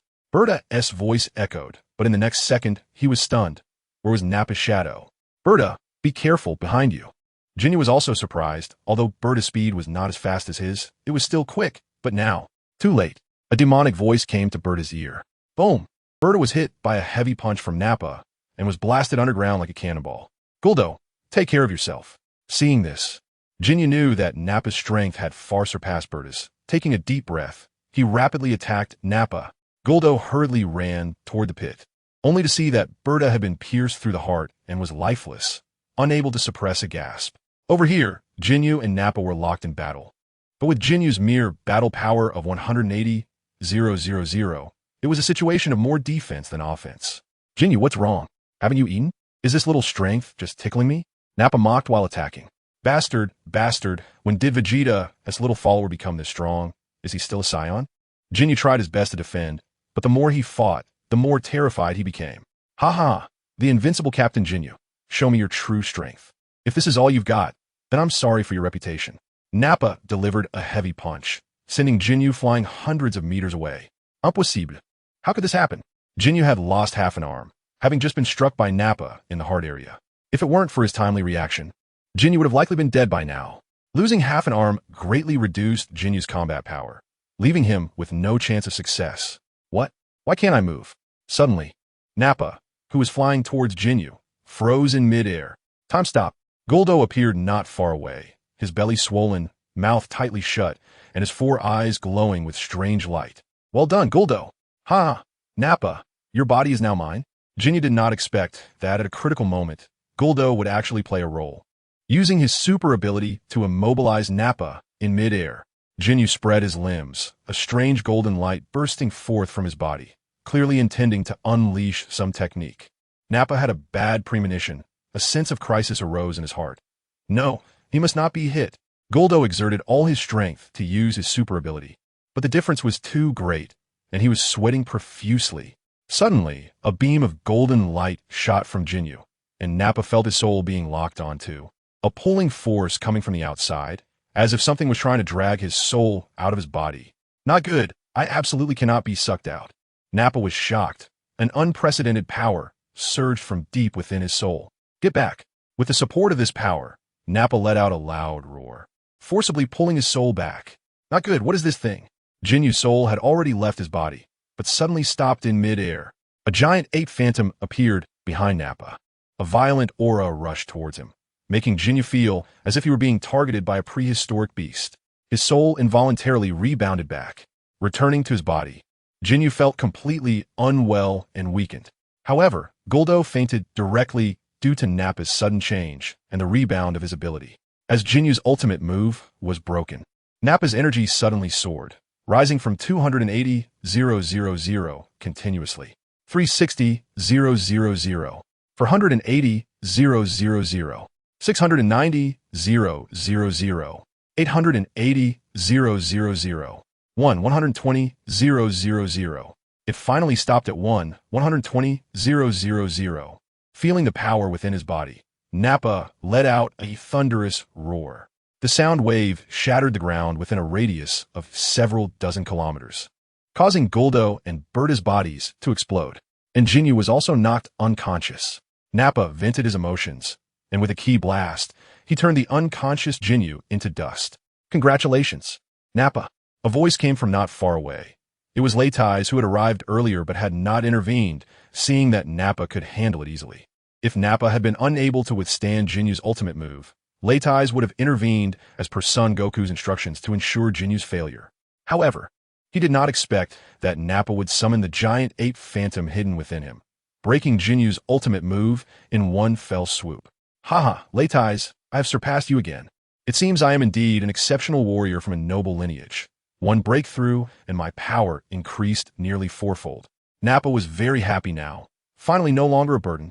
With his current strength, even facing Frieza in his base form, he could put up a fight, but he didn't know if Frieza had gotten stronger over the years. The Jinyu force was annihilated, and the two did not linger, flying directly towards Son Goku and the others. In the universe, Frieza was heading toward planet Namek when suddenly an alien with green skin rushed forward. My lord, bad news. We just detected that the life signs of the Jinyu force have disappeared. The green-skinned alien reported tremblingly. What? Jinyu's current power level is already 180,000, an increase of 80,000 compared to 10 years ago.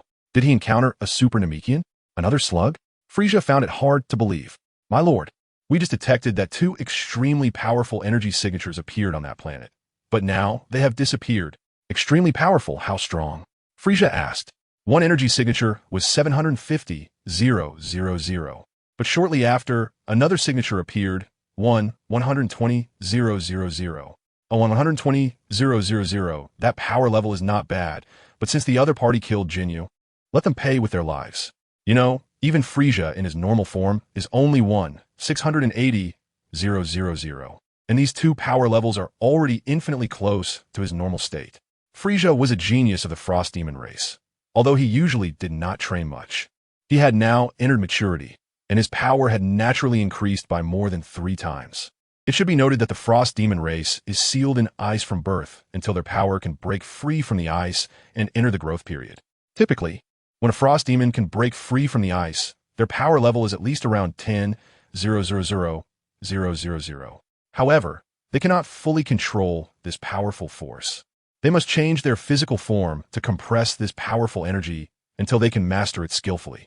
Through triple compression to change body shape, the Frost Demons can compress their combat power by 100 times.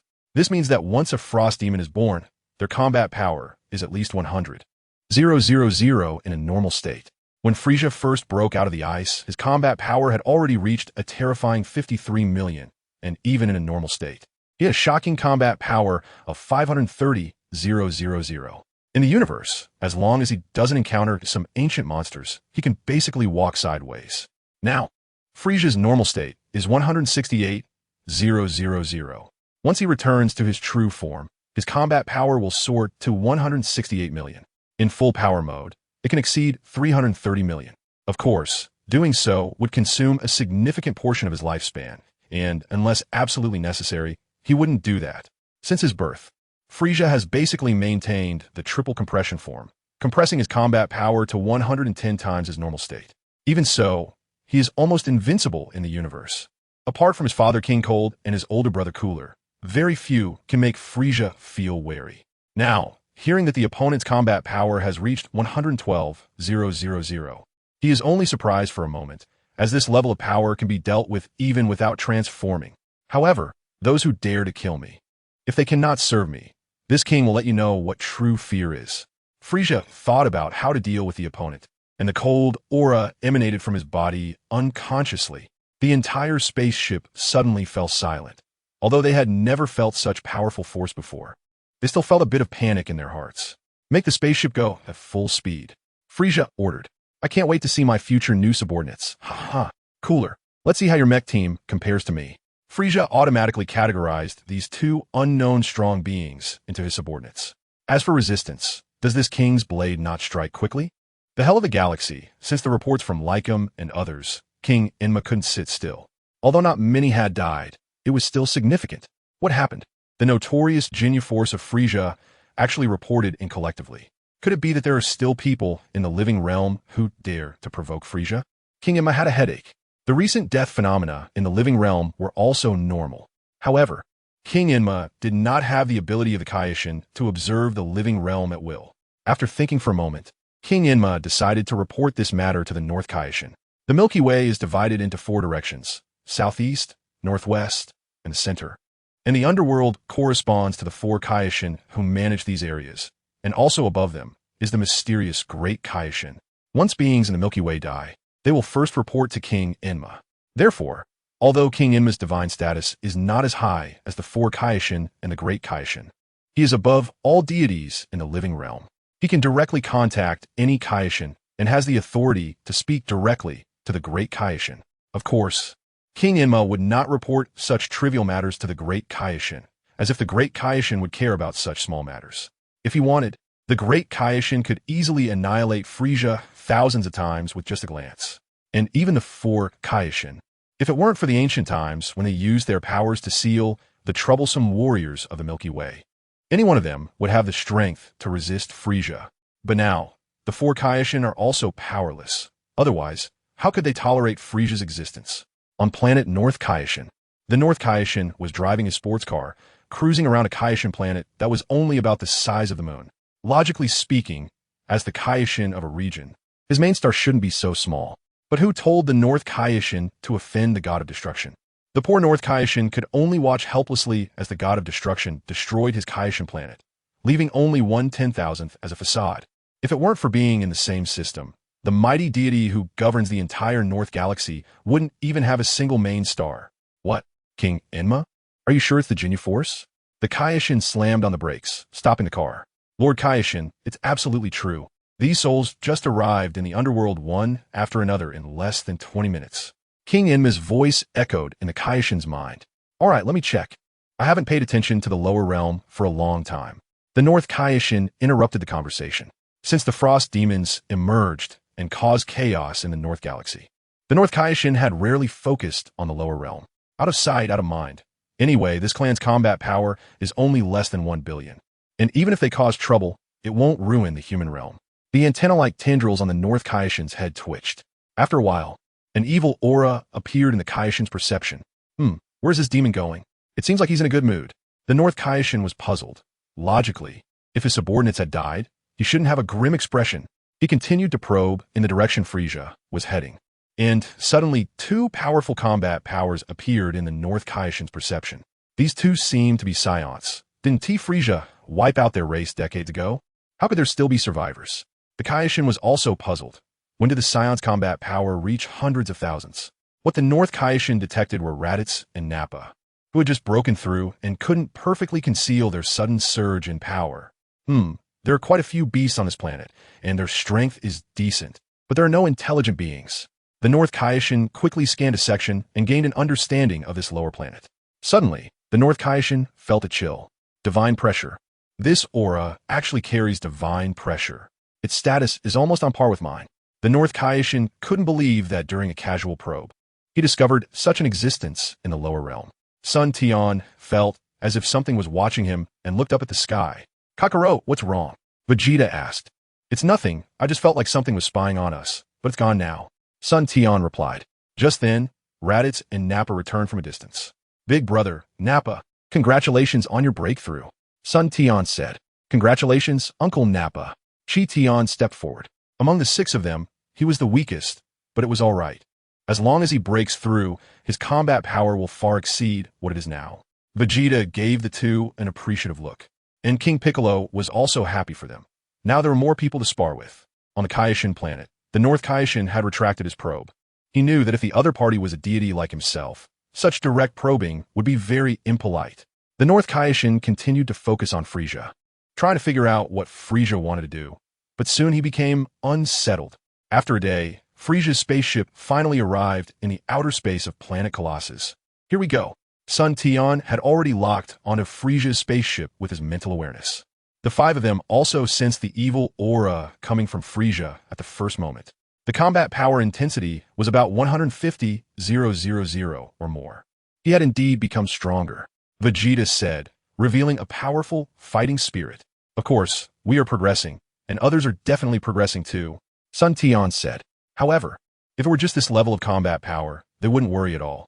But everyone knew that the other side still had 3 transformations, and maybe even a 4th transformation. That was what they were concerned about. In the spaceship in outer space, Frisia looked at the planet before him. He knew that his two subordinates were down there. "My king, we have arrived. Should we land now?" "Prepare to land." "Yes, my king." The spaceship quickly rushed into the gravitational range of planet Colossus. In no time, it was pulled into the atmosphere of the planet. The spaceship quickly landed in a desolate plain, and a group of aliens with various appearances flew out, guarding the exit of the ship. Frisia emerged slowly from a small airship. "My lord, we have landed." Just detected, there are dozens of beings on this planet with power over 10,000. "How should we handle it?" asked an alien with two horns on its head. "Oh, I didn't expect that such a remote planet would have so many powerful warriors. Truly unexpected." Frisia laughed. Frisia had not investigated the specifics of the planet and did not know that it was actually a beast planet. And due to the gravity being 10 times standard gravity, the beasts on this planet were not ordinary strong, if they were not devoid of intelligence. Once a civilization arose and learned the methods of cultivation, having a battle power over 100,000 would not be unusual. "Have you not found the location with the highest energy intensity yet?" Frisia asked. "My lord, for some reason, the two powerful energy signatures have decreased. One is only 320,000, and the other is slightly higher, at 650,000. Oh, they can actually change their aura, or did we overestimate them before, and they use some secret technique? This seems interesting." Frisia chuckled. Just then, an alien suddenly rushed out from the spaceship.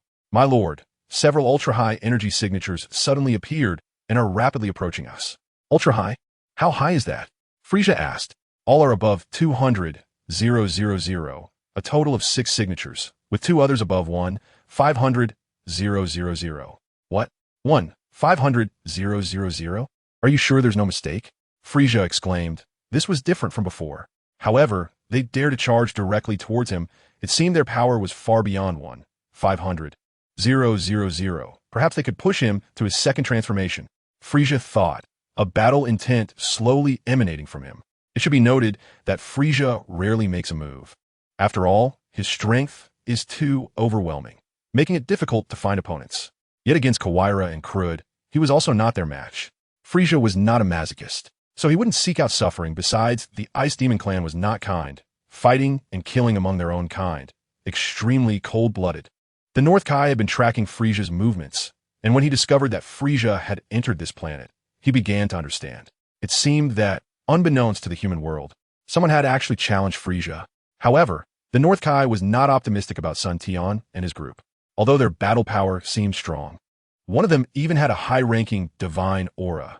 Sun Tian and his group had already noticed when Frisia appeared in outer space, and naturally, they took the initiative to attack once Frisia landed.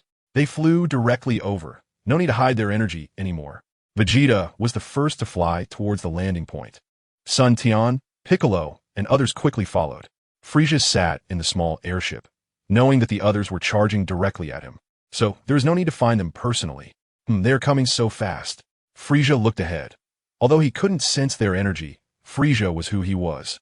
And from the speed of the group, he had already gauged their strength. "Frisia, you finally came, haha." An angry voice echoed from afar. "Who dares to approach and deliver themselves to death, knowing my name?" Frisia felt the voice was somewhat familiar. Before long, Vegeta and his companions appeared before Frisia. "Vegeta, it's you." "I understand now. A clever trick of faking death to escape. If I remember correctly, Shambo and Dodoria died at your hands 10 years ago, right?" Frisia looked at Vegeta, and many things suddenly became clear. Raditz' sudden death, Vegeta and Nappa's subsequent deaths on the front lines, and later Shambo and Dodoria discovering the two powerful fighters and then losing track of them. It was all Vegeta's doing, but who would have thought that back then Vegeta, with a battle power of only 18,000, would now have surpassed 1,000,000. If I had known, I shouldn't have left to observe what the Super Saiyan was about. Haha, of course it's me. Did you think I was dead? Let me tell you, Frisia, don't think I don't know. My Saiyan planet was not destroyed by a meteorite impact. It was you, it was all you. Vegeta unleashed decades of suppressed anger. Oh, so you're here for revenge today? With your mere battle power of under 2,000,000? Frisia maintained his smile, looking at Raditz and Nappa behind him. Frisia was aware of the last 3 Saiyans from decades ago. He had only been observing to see if the legendary Super Saiyan truly existed. But later, even the genius Vegeta only had a battle power of 18,000, so he lost interest, though he still had his subordinates report on the situation of the three. Frisia, don't think I don't know. Your current form is not your strongest form. Transform. Otherwise, you're not even my opponent. Although Vegeta wanted to kill Frisia directly, he knew that even in this form, Frisia was not easy to kill. While his attack might be lacking, his defense wouldn't drop much. Oh, you actually know that I can transform? Let me guess, was it Shambo, Jinyu? Or who told you? Frisia was surprised, which is why Vegeta's aura clearly indicated a battle power above 2 million. But Frisia could still remain calm, knowing that each time he broke a seal, his power increased several times. You should know that the last time I destroyed your Scion planet, I didn't even transform. And now my power is more than twice what it was back then. Vegeta, I must say, you're truly foolish to fake your death and still dare to show up.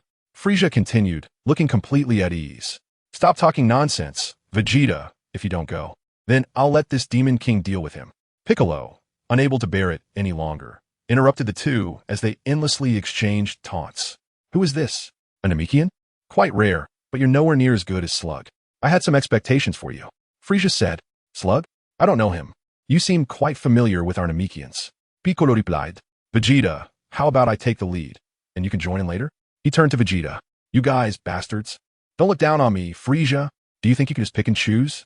Frisia felt his dignity was being challenged. Fine, but don't blame me if you get killed. Vegeta also wanted to see how strong Piccolo had become, knowing that Piccolo had been getting stronger over the years. Frisia, come on. I've been hearing your legends. Let this Demon King see what you can do. Seeing that Vegeta agreed, Piccolo let out a loud shout, and a powerful aura erupted, glowing with white light all around him.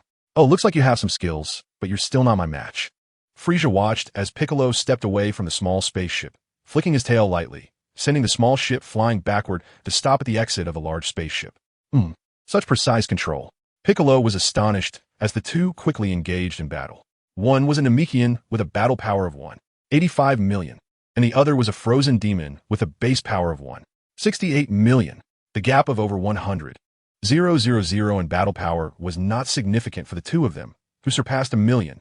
This situation would depend on their martial arts cultivation. As soon as they struck, Piccolo held an absolute advantage, almost overpowering Frisia. Although their battle powers seemed close, Piccolo was a martial arts master and combined with Earth's martial arts. His control over power was something Frisia, who had a starting power of several million, could not match. Every attack from Frisia was easily dodged by Piccolo. If it weren't for Frisia's incredible defense, it wouldn't have been just a simple beating. So the universe-famous Frisia's martial arts skills are actually this weak. Piccolo laughed while attacking. Shut up, you lowly species. Frisia was very angry. Clearly, the two were similar in speed and strength, so why was it that upon engaging, it turned out like this? Could be that my martial arts skills are really that poor? Impossible, absolument impossible. While fending off Piccolo's attacks, Frisia thought. There was no way. Frisia had such a high base battle power when he emerged that he had never faced an opponent like this before and had always relied on sheer strength. Boom! Frisia was once again sent flying by Piccolo. As a genius, Frisia had previously just not encountered the right opponent. But now, under Piccolo's pressure, Frisia's various techniques improved rapidly, going from passive defense to being able to fight evenly with Piccolo. It's nothing special. Come again. Frisia attacked Piccolo again, even somewhat pleased to have discovered his weaknesses early. This guy is improving quickly. He hasn't even transformed, and although his energy is significantly lower than mine, he is gradually keeping up with my rhythm. I can't let this continue. If it does, Vegeta and the others will have trouble. Piccolo noticed Frisia's changes as an opponent, and Frisia, in his desire to improve quickly, didn't rush to transform to overpower him. Observers like Tian and the others also noticed the problem. Although Frisia was strong, his initial fighting style relied entirely on brute strength, with little technique. But now he was gradually catching up. Frisia's subordinates, who had never imagined that the so-called Emperor of the Universe was actually at a disadvantage, were shocked. The North Kai, who had been watching the battlefield, was wide-eyed. He never expected that there could be such a powerful being in the lower realms, able to fight Frisia and even hold the upper hand. However, this aura also seemed very evil. The North Kai felt a hint of sadness. Aren't Namekians supposed to be peace-loving? Why does this Namekian exude such an evil aura? The North Kai couldn't understand. Speaking of which, although Piccolo the Demon King had not engaged in tyrannical rule after being recruited by Tian, he was certainly not a peaceful character. Over the years, Vegeta and the others had not expanded their territory much, but the planets controlled by the demon martial sacred land were all conquered by the Demon King. They had also committed many acts of genocide, exuding an overwhelming evil aura. Even compared to Frieza, he was not much behind, and the Earthlings, in order to develop their space endeavors, were certainly not peaceful either. In the cosmic wars, there is no such thing as mercy, only the brutal law of the jungle. However, the path of martial arts cannot be quickly leveled out just by fighting a couple of battles. Although Frieza is a genius, there will still be a certain limit to his improvement. It's just that he encountered opponents of comparable strength early on and gradually adapted to this level of fighting style. As Piccolo continuously strengthened his attacks, the fact that his normal state was already about 100,000 power levels lower than the Demon King naturally revealed the signs of defeat. Impossible. How could someone of equal power be weaker than you? This king does not believe it. Frieza suddenly increased his strength, forcing Piccolo back. At this point, Frieza already had numerous wounds on his body. He originally wanted to fight under equal power conditions, but unexpectedly ended up being beaten down, and Frieza was furious. Suddenly, Frieza's aura surged, forming a protective shield, and Piccolo stopped his attack upon seeing this. Is he going to transform? The Demon King unleashed a taunting skill. However, Frieza completely ignored it. As the seal was lifted, Frieza's aura suddenly increased by more than double. The originally short king's body seemed to grow rapidly, his height almost doubling. As the transformation was undone, Frieza's form was revealed. Feeling Frieza's presence, King Piccolo felt uncertain and exclaimed that it was monstrous. He initially thought that son Tian might have been exaggerating, claiming that the transformation doubled one's power. But now, feeling the aura emanating from Frieza, he had to take it seriously. Strictly speaking, Frieza's 3 transformations cannot be called transformations. They merely release his inherent power. In contrast, Cuvela's 4 transformations are true transformations. Son Tian had been observing Frieza's changes and thought that Frieza's method of mastering power through sealing had its merits. At least, he had not seen a better method so far. At this point, Frieza had completed 1 sealing lift, restoring his combat power to 385 million, which was significantly higher than the Demon King. Moreover, he had fully recovered from injuries he sustained during his previous battle with the Demon King, showing no signs of having been hurt. Round 2, let's begin. Frieza had regained his composure, his cold gaze sweeping the surroundings. Frieza's subordinates looked as if they were being watched by some prehistoric beast, each one wearing a terrified expression. In contrast, Sun Tian sighed, although feeling Frieza's strength, remained relatively calm. Frieza was furious. He had not realized that in comparison, his subordinates were nothing but trash. You bunch of useless fools. You're all embarrassing me. Frieza casually unleashed countless weak energy blasts, turning the subordinates he brought along, except for the technicians still in the spaceship, into ashes in their terror. So cold-blooded. Killing his own subordinates without mercy. Tian, being only 14 years old, couldn't help but speak up despite his incredible power. This is just for show, but he underestimates us too much, Vegeta remarked. Meanwhile, King Piccolo watched in silence as Frieza killed his own subordinates. Since the transformation was complete, he decided to show some of his own strength. King Piccolo knew that if it were before, he wouldn't need to go through all this trouble. However, now he had to take it seriously, otherwise he could lose his life with one careless mistake. King Piccolo took off his hat and removed his cape. He casually tossed them aside, creating a several-meter-deep pit in the ground. At the same time, his aura suddenly increased. If there were a detector, it would reveal that King Piccolo's combat power had exceeded 2 million, reaching a terrifying 237 million. Although this was still far less than Frieza's second transformation at 385 million, King Piccolo's martial arts cultivation meant he wouldn't easily be defeated by the king. Oh, I didn't expect your previous power was still under heavy burden.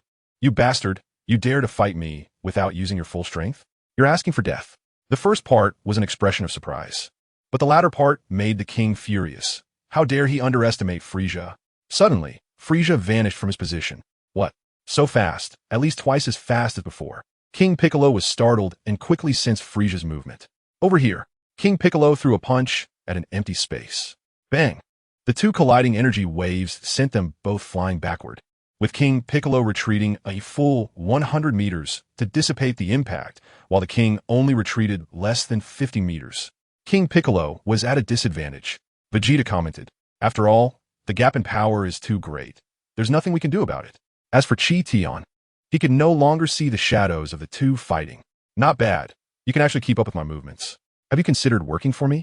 Frisia was surprised. He didn't expect that after lifting the seal and restoring his power to 385 million, this Namekian could keep up with his rhythm. Stop joking. This Demon King can't be defeated by you. Bring it on. King Piccolo was someone who held the top position even in the demon martial sacred land. How could he serve someone else? Ha ha. Strong people have their own pride, but I can clearly tell you that this is merely a trivial part of my power. It's not too late to join me now. A master like you is far stronger than Jinyu and the others. Frisia genuinely wanted to recruit the Demon King. Let us fight first. King Piccolo said, "Humph, you're asking for it." Frisia coldly snorted. The two quickly clashed again. Although Frisia's power had increased by more than double, this sudden surge in strength could not be quickly converted into offensive power. For a moment, even though Frisia attacked more and defended less, every attack was predicted by King Piccolo in advance, allowing him to defend effectively. It was difficult to gain overwhelming advantage in such a short time. Impossible. My power is clearly much stronger than yours now. How could you possibly block it? Frisia's head was buzzing. Several times, Frisia had already circled behind King Piccolo to attack. But in the next moment, he found that King Piccolo seemed to have eyes at the back of his head, managing to defend accurately. I have to say, sensing the opponent's movements through energy is much more precise than judging with the naked eye. With King Piccolo's own martial arts skills, combined with the essence of martial arts passed down on Earth for hundreds of years, even if Piccolo's energy is only about 23 of Frisia's, he can still match Frisia. From a certain perspective, Earth's martial arts are at least among the best in the universe. However, before Sun Tian and the others established the demon martial sacred ground, most Earth martial artists had combat powers of just over 1 or 200. If it didn't focus on how to conserve energy and study techniques, the energy of Earth martial artists before would hardly suffice, often wishing to split 1 unit of energy into 10 to use. And now, even with the integration of the demon martial sacred ground, basic training is still indispensable. If someone from the demon martial sacred ground comes out, they can often defeat stronger opponents, as long as they don't encounter absolute crushing power in similar conditions, basically 80 of the time. The people from the demon martial sacred ground come out on top. Fortunately, due to the bloodline limitations of Earthlings, even with the training from the demon martial sacred ground and sufficient resources, achieving a combat power of over 10,000 is already quite remarkable. Otherwise, in the entire universe, once they develop, there would be no room for anyone else. Haha, Frisia, I once thought you were terrifyingly strong, but I didn't expect your understanding of power to be at such a primitive stage. It's really disappointing. King Piccolo replied, "Bastard, you dare to look down on me, die?" Frisia had already given up on persuading Piccolo to surrender and just wanted to stomp him down. Frisia completely abandoned technical attacks, crushing with sheer force every time, forcing Piccolo to spend more techniques to compensate. As the battle continued, Frisia became more and more shocked, but he gradually adapted to this kind of fight, while King Piccolo began to fall behind. After all, the difference in power was too great. At first, he could still have the advantage in realm, but as energy continued to deplete, even though his realm was much higher than Frisia's, he couldn't withstand Frisia's reckless attacks. Haha, daring to look down on me, die? Frisia attacked crazily, firing energy blasts like they were free. Piccolo gradually started to struggle, gasping for breath, but still fought against the demonic Frisia with difficulty. Suddenly, Frisia seized a flaw and landed a series of punches, causing Piccolo to retreat repeatedly. Boom, boom, boom. The Demon King was punched underground. Frisia seized the opportunity to gather an energy ball nearly 1,000 meters in diameter and shot it towards the pit. Not good, dangerous. Sun Tian saw that the Demon King might not withstand this attack.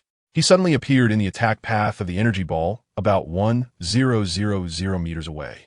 With one hand, Sun Tian stabilized the energy ball shot out with all of Frisia's strength. Go back. Sun Tian pushed the energy ball back along its original path with force. What? How is this possible? Frisia knew how powerful this attack was, but he didn't expect it to be deflected back by someone with one hand. If this attack hit Piccolo, he might not die, but he would definitely lose his combat ability. However, for Sun Tian, this blow was nothing serious. Frisia completely failed to react. First, Sun Tian was clearly 1,000 meters away, so how did he suddenly appear below?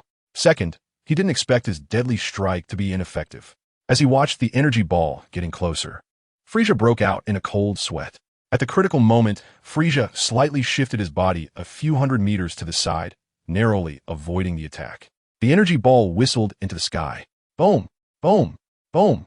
The shockwaves from the explosion caused tremors in a radius of several hundred kilometers. The entire ground had completely deformed. At this moment, Sun Tian helped the Demon King out. "Are you okay, Piccolo? I'm Fina. If it weren't for you just now, I might not have survived."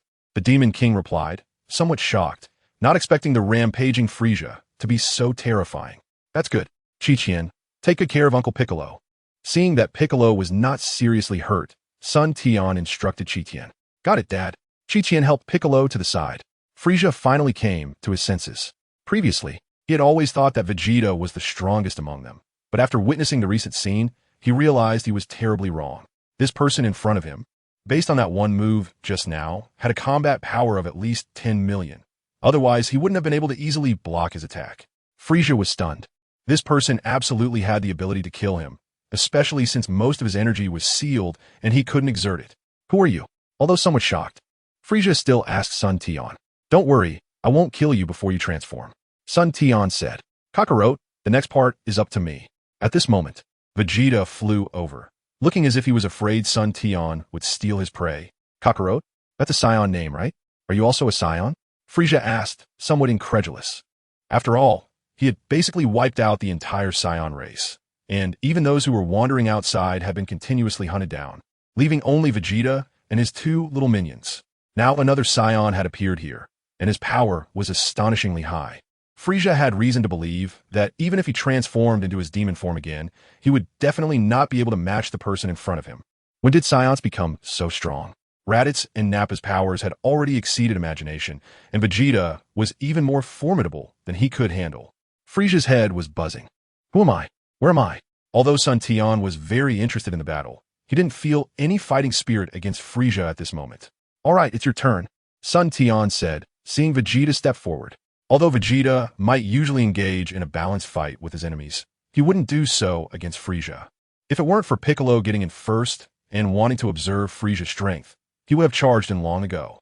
The proud Scion Prince had been seeking revenge ever since Planet Vegeta was destroyed, and the fact that he had managed to hold back until now was already impressive.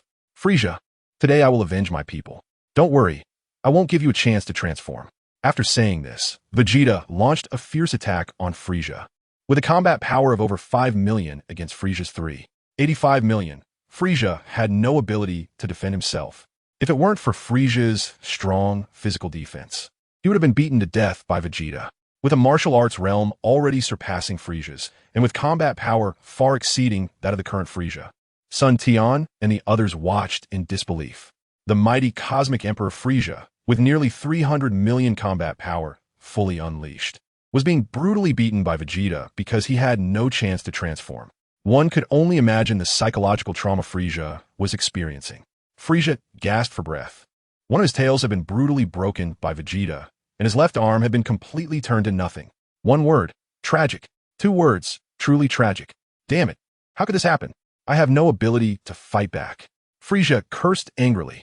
However, everyone was focused on the battlefield and didn't notice a huge asteroid heading towards the planet Colossus. Soon, the asteroid entered the gravitational range of planet Colossus and quickly passed through the atmosphere. By the time everyone noticed, it was already crashing towards the planet. Not good. What is that? Tian pointed to the sky, where a giant asteroid was trailing a long tail of flames. Sun Tian used his divine sense to scan and surprisingly couldn't penetrate or see inside the asteroid. He didn't know what material it was made of, but it was able to block Sun Tian's divine sense detection. Vegeta also noticed the situation and stopped attacking Frisia. "Everyone, come to me. Otherwise, when the planet impacts the surface, even we won't be able to withstand it." Sun Tian called to everyone. Vegeta understood that such a large asteroid, once it struck, would unleash a destructive force that they couldn't resist. He quickly fired several energy balls, blasting Frisia into the ground and returning to Sun Tian's side. Sun Tian immediately activated an energy shield to protect the 5 of them, then used his divine sense to break through space and teleported directly to the other side of the planet. Moments later, a loud explosion echoed from afar. The asteroid had indeed crashed to the surface. In an instant, the ground shook and the entire Star Orb's beasts panicked and fled. Human strength ultimately cannot resist natural disasters. In the face of nature's might, even if you possess incredible power, you must avoid its edge. No, this power, while strong, is far from the expected impact. Sun Tian was the first to notice something was wrong. Logically speaking, such a massive asteroid should have destroyed half the Earth if it had crashed there. Even though planet Colossus was 100 times the size of Earth, it shouldn't have had such limited power. This asteroid was not a natural occurrence. It was, in fact, a starship, a massive vessel modified by Shrag to be suitable for interstellar travel. Although it couldn't completely resist the gravitational pull of planet Colossus upon entering the planet, it would not simply be in free fall. If it were, then without anyone else to eliminate it, the impact force would likely have sent everyone inside the starship, except for Shrag, directly to meet the King of Hell. However, this descent was unfortunate for Frisia. He had already been thoroughly beaten by Vegeta, with his tail and left arm broken. Now, with the arrival of Shrag's starship, not only was Frisia's spaceship and all personnel inside destroyed, but Frisia himself was further injured underground, nearly passing out. The king felt that he might not have read the situation properly. Otherwise, how could he encounter so many misfortunes? Fortunately, Frisia finally escaped from Vegeta's torment and caught his breath. After learning about the Dragon Balls, Shiraga set off in the Shiraga's starship at full speed and finally arrived at the planet Colossus at this moment. As for how he knew it was this planet, it was naturally due to the information relayed by the Galactic King. Initially, the Galactic King thought his plan to drive the wolf away had failed because only Frisia was going, but when he suddenly heard that Shiragu had left his stronghold, he naturally would not let this great opportunity slip away. If Frisia and Shiragu could confront each other, it would be perfect. Thus, upon learning that Frisia was also after the Dragon Balls, Shiragu had to activate the ship's cloaking system, making the starship appear like a planet, captured by the gravitational pull of the planet Colossus, creating the illusion of a planetary collision. Deep underground, Frisia finally seized the opportunity. A power hidden deep within him began to erupt, forming a cocoon of light around him, and a powerful aura emanated from Frisia. Even though Sun Tian and his group were on the opposite side of the planet, they could feel this powerful aura. Not good. Frisia has such strong vitality. He was killed by the impact and seems to be transforming. Vegeta said, compared to that, I find this suddenly appearing small asteroid suspicious. Sun Tian replied, known enemies are not terrifying, but unknown enemies are what truly frighten people. Inside the Shiragu starship, the elderly Shiragu was preparing to have his subordinates investigate the surrounding environment. Suddenly, an overwhelming aura surged from deep underground. This intensity was something Shiragu had only felt from the Ice Clan. Not good. What is beneath the ground? This power is even more terrifying than I was at my peak. Shiragu was shocked and angry inside. This was a trap. Clearly, they had detected that the highest battle power on this planet was only over 5 million. That's why they dared to land the ship at the battle site, taking on a posture of dominance, only to find themselves face to face with a prehistoric behemoth, feeling the hidden power within him continuously erupting, and the injuries on his body slowly healing. Frisia regained his confidence. However, feeling the emptiness of his left arm, a surge of rage erupted from his heart. Vegeta, how dare you humiliate me like this? I will kill you, and that Namekian, Leitais, Nappa, and that Sun Tian, as well as that little brat. All of them must die. He cursed angrily, his heart filled with fury. You have 10 minutes left. You have 10 minutes. Despair.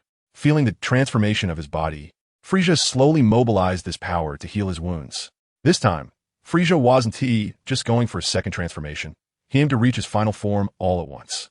Although his demonic form had nearly 10 million battle power, enough to defeat his opponents directly, Frisia decided to transform into his final form, the true form of himself, to instill despair in his enemies.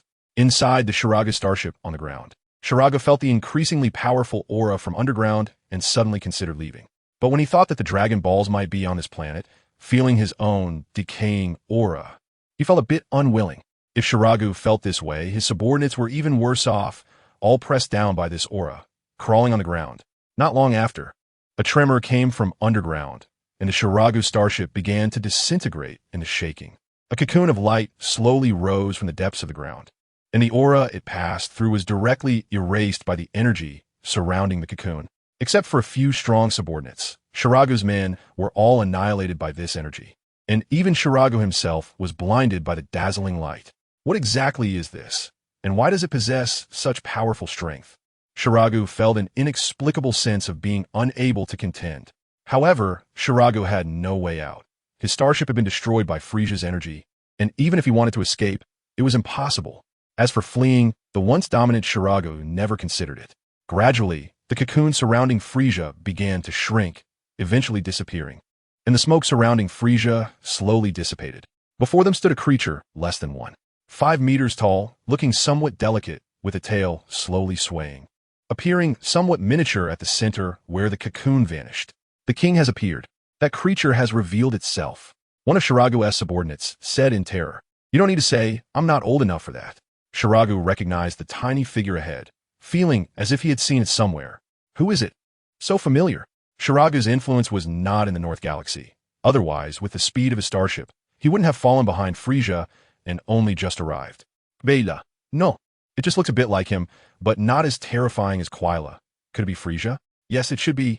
I remember 100 years ago when I fought Quila. He seemed to mention their clan. Unpleasant memories surged in Shiragu's mind. Back then, Shiragu was not old and was at his peak, dominating the South Galaxy without a single defeat. However, one day, another force suddenly rose, and that was Quila.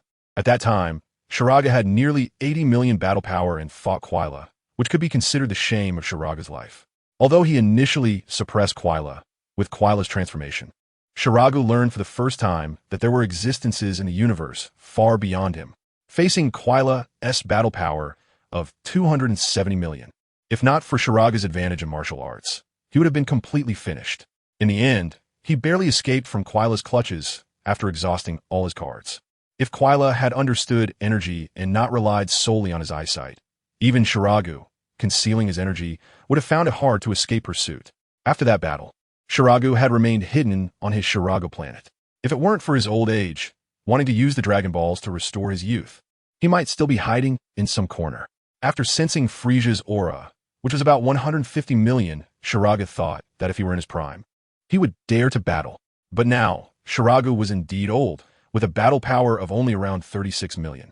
Even if he burned his lifespan to temporarily restore his peak battle power, it would not last. Suddenly, Frisia moved and appeared right in front of Shiragu. That Namekian? Frisia asked. Although he was different from King Piccolo, Shiragu's appearance and skin were similar to Piccolo's, but he lacked Piccolo's vitality. Boldly, you dare to look directly at King Shiragu. One of Shiragu's subordinates shouted bang.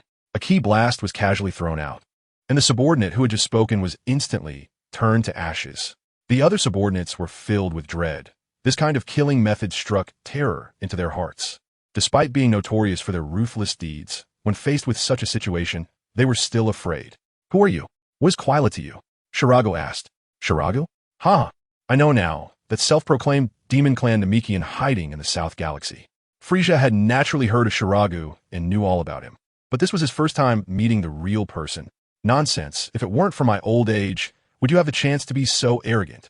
Shiragu retorted angrily. Since Frisia had touched upon his sore spot, Shiragu naturally didn't have a good expression. Ha! A guy who was beaten by a growing Quila to the point of hiding and not daring to show his face. Tell me, where did that group of people just go? Frisia questioned with an air of superiority. Shiragu was furious. A guy with only 1.5 arms dared to speak to him like that. Who is this person? There was no one else here when I arrived. It seems you are a member of the Quira tribe, so let us settle the score on your head. Shiragu was filled with anger. First because his starship was destroyed by this guy in front of him, and then because he was being interrogated like a criminal. Moreover, this guy was clearly an enemy of his from the Quira tribe. Shiragu didn't even consider that when his starship landed, it had directly crushed Frisia's spaceship into rubble. Frisia was just taking advantage of the situation, returning the favor in kind. Of course, as someone who was indirectly saved by Shiragu, Frisia wouldn't show gratitude either. As soon as he regained his true form, he naturally sought out Shiragu, who told Sun Tian and the others to teleport away before they arrived. When two tigers meet, a fight is inevitable. On the other side of the Colossus planet, Sun Tian and the others originally intended to go back and see what was happening. However, Frisia's transformation and Shiragu's appearance made the 6 of them abandon that idea. Although Vegeta and the others could sense energy, it was still not as direct as Sun Tian's divine sense. They didn't know what was happening on the other side. They only knew that Frisia's energy had exploded to nearly 50 times its usual amount. and another force had also appeared. But Sun Tian, with a sweep of his divine sense, clearly understood the situation on the other side of the planet. Therefore, he stopped everyone from rushing over immediately. The key was that right now, aside from him, the other 5 wouldn't be of any help. It was better to wait and see how things developed before making any plans. On the other side of the planet, Shalagu was completely enraged by Frisia. Although Shalagu was old now, he was not like during the battle with Daifa. As a Naxtar, he naturally had many extraordinary traits. Frisia, huh? You look like a cripple and still dare to be so arrogant. You must be seeking death, Shalagu shouted angrily. Frisia was also furious. The thing he hated most now was probably being called a cripple. Earlier, due to his arrogance, he hadn't transformed in time. Otherwise, how could he have been beaten so badly by Vegeta? Although he had transformed now and his tail had returned, his left arm was still very hard to regenerate. You're looking for death. The king was furious, and naturally, someone had to suffer. Before Shalagu could react, several of his subordinates were killed by Frisia's combined attacks. A mere few 100,000 in battle power against the king's 150 million was simply like delivering vegetables. As for Shalagu, the guy who kept attracting hatred, he would naturally be left to be killed last. Shalagu knew he was probably facing the greatest threat. Reluctantly, even at the cost of greatly reducing his lifespan, he had to use all his strength. Roar! Shalagu let out a loud roar, and his originally aging body with loose skin quickly changed. In no time, he looked as if he had returned to his youth, and an evil aura radiated from his body. Seeking death? Do you really think I, Shalagu, am weak? Shalagu's voice was no longer aged but thickened, though his heart was bleeding. Using nearly 20 years of lifespan in one go was a serious blow to Shalagu, who already had little lifespan left, intensifying his hatred for Frisia. With an 80 million battle power, Shalagu in his peak form was not afraid even when facing Frisia. Frisia was also taken aback. Comparing the two, he knew that although Shalagu's battle power might not be as high as his own, he already had the strength to fight back. The two quickly engaged in battle again, and this time Frisia did not hold a significant advantage. Shalagu knew that even if he restored his peak battle power, he was still somewhat inferior to Frisia. So, as soon as the battle began, he unleashed his ultimate skill, doubling his battle power, and for a moment, the two were evenly matched. No, to be precise, Frisia is actually at a disadvantage. After all, in terms of martial arts realm, Shalagu is far ahead of Frisia. It's impossible. No wonder he was able to escape from Kvila back then. I underestimated you, Frisia said angrily, not expecting Shalagu to be so fierce when enraged. Kvila was much stronger than you back then. Get ready to die. Shalagu wanted to finish the battle quickly. After all, the power gained by burning his lifespan cannot last long. And the ultimate move that doubles his combat power consumes a significant amount of energy. For a moment, Shalagu pushed Frisia back, attacking more and defending less. Damn it! Frisia felt he was incredibly unlucky, first encountering Piccolo, then being beaten nearly to the point of being unable to take care of himself by Vegeta. After finally escaping from Vegeta's clutches, successfully unsealing himself, and restoring his combat power to 150 million, he ended up facing Shalagu. I don't care. Even if it costs me my lifespan, I will defeat you. Frisia seized an opening, striking Shalagu back and quickly creating distance. Frisia began to gather energy, and in an instant his already terrifying aura surged dramatically. His power shot up to 70, raising his combat power from 150 million to 210 million. What? You can actually increase your energy. Shalagu was taken aback. No, I have to interrupt him or else I'm done for. Shalagu suddenly stretched out an arm, reaching directly for Frisia. You bastard. Frisia quickly dodged, and of course, Shalagu wouldn't give Frisia another chance to gather energy, quickly launching an offensive. But even without his left arm, Frisia, with a combat power of 210 million, was already able to handle Shalagu's attacks. The battle continued, and at that moment, Frisia had completely forgotten that there were still Sun Tian and his companions on this planet. Compared to Sun Tian's group, Shalagu's displayed combat power was undoubtedly several levels higher. As long as he defeated Shalagu, even if Sun Tian and others joined in, they wouldn't pose a threat to him. Although Shalagu had regained his peak combat power through forbidden techniques, as time passed, he slowly returned to his original state, while Frisia remained at his peak power. Boom! Frisia finally seized the opportunity and severely injured Shalagu. Unwilling. If it weren't for my old age, I would never have failed. Shalagu was unwilling. Ever since he was defeated by Kvila, He had once again been defeated by the Ice Clan, but there was nothing he could do. Frisia's current combat power was far too strong. If it were in his prime, he could still rely on his martial arts realm to suppress Frisia. But as the battle continued, Shiragu was beaten back to his original state. He could only passively take hits. Suddenly, Frisia soared into the sky, and an energy ball nearly 1,000 meters in diameter formed at his fingertips. "It's over, haha. No, I'm not willing." Shiragu watched as the energy ball shot toward him, but due to his severe injuries, he couldn't evade it at all. Boom, boom, boom. Frisia's energy ball hit directly, and Shiragu could only barely gather the remaining strength to form a protective shield, sustaining himself from being completely engulfed by the explosion. With the explosion of the energy ball, the entire ground was once again reshaped, creating a deep pit thousands of meters deep, with fiery magma erupting into the sky. It was uncertain whether Shiragu was still alive. Frisia looked at the ground where the smoke was dissipating, astonished. He hadn't expected this planet to be so solid. If it were an ordinary planet, taking a direct hit from this highly compressed energy ball would probably destroy its core. Yet this planet had endured it, merely changing the terrain and causing magma to erupt. This time, this guy should be dead, right? Frisia looked at the large pit filled with fiery magma. Shiragu was indeed finished, but he was not dead yet. If Frisia could sense energy, he would know that Shiragu was hiding behind a massive rock several thousand meters away, but he was not far from death.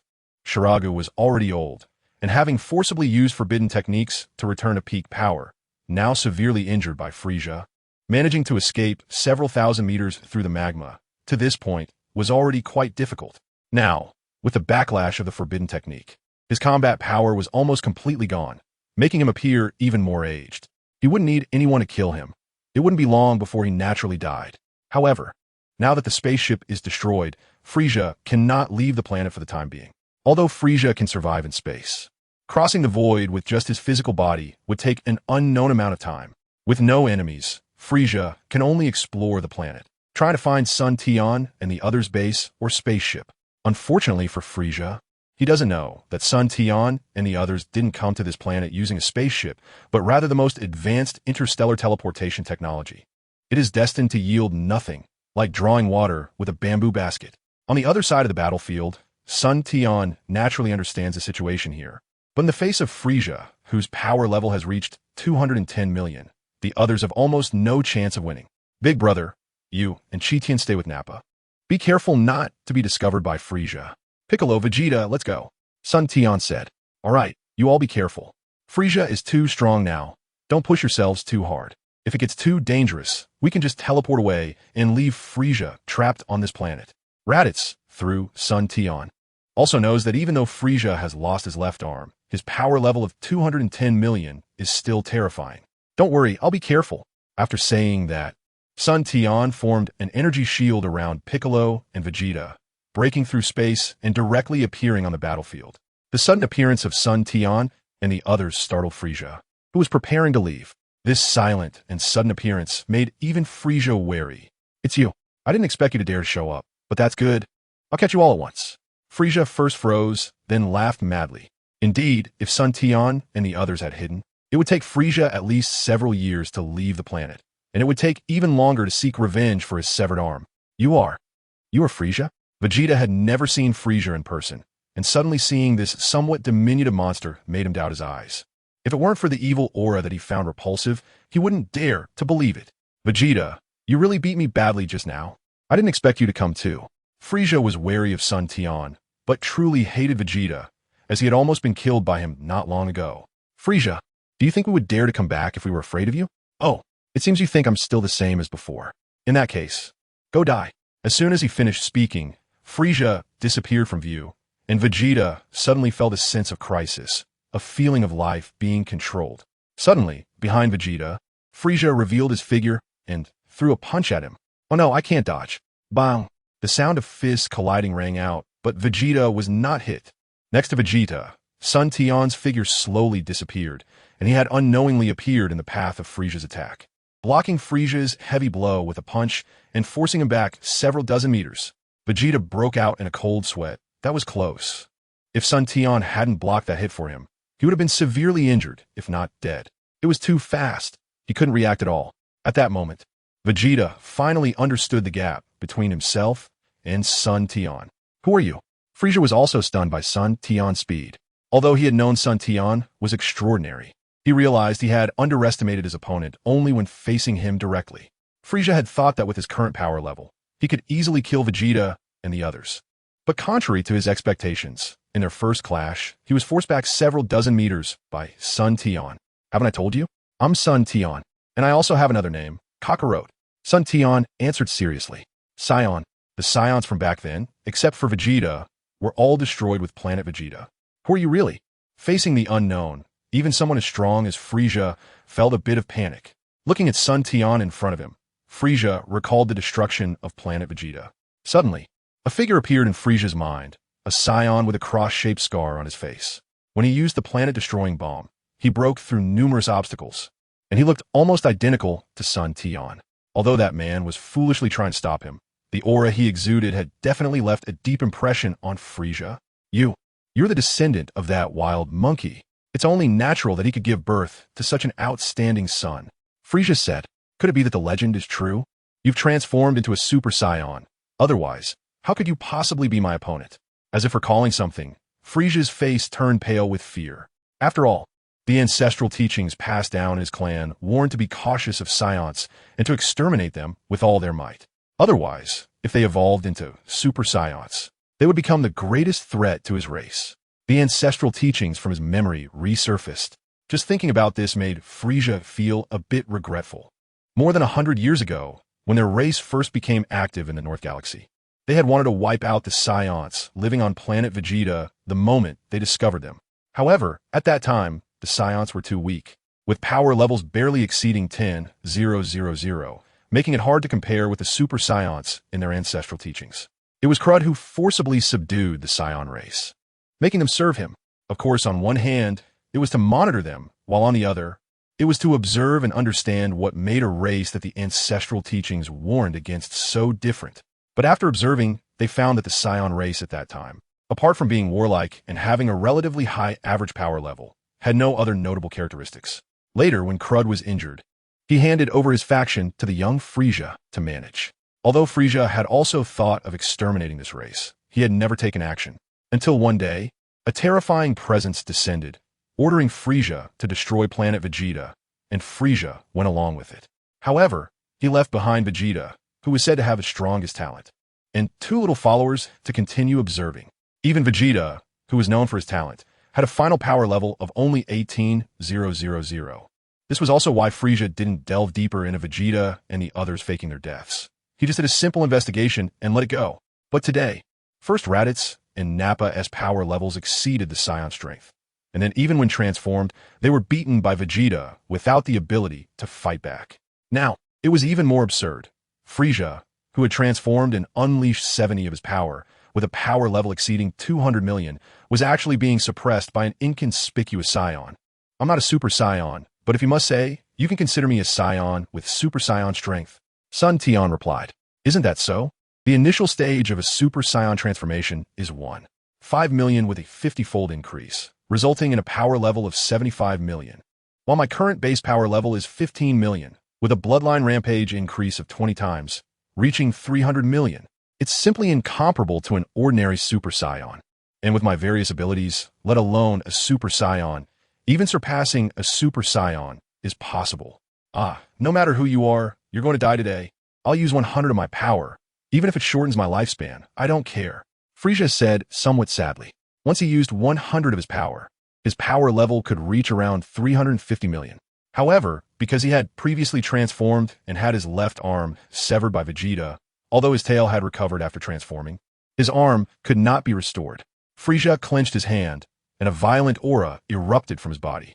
The already terrifying Frisia's aura kept increasing, and his slim and diminutive body began to fill out and expand.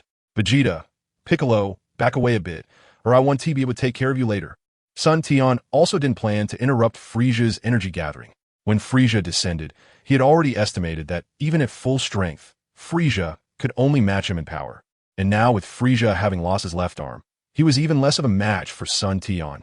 Vegeta and Piccolo retreated thousands of meters, leaving the battlefield to Sun Tian and Frisia. This energy? It seems to be from that guy who just fought Frisia. King Piccolo suddenly sensed a faint energy that was somewhat similar to his own. Behind a rock, Shiraga was half paralyzed, leaning against a huge stone.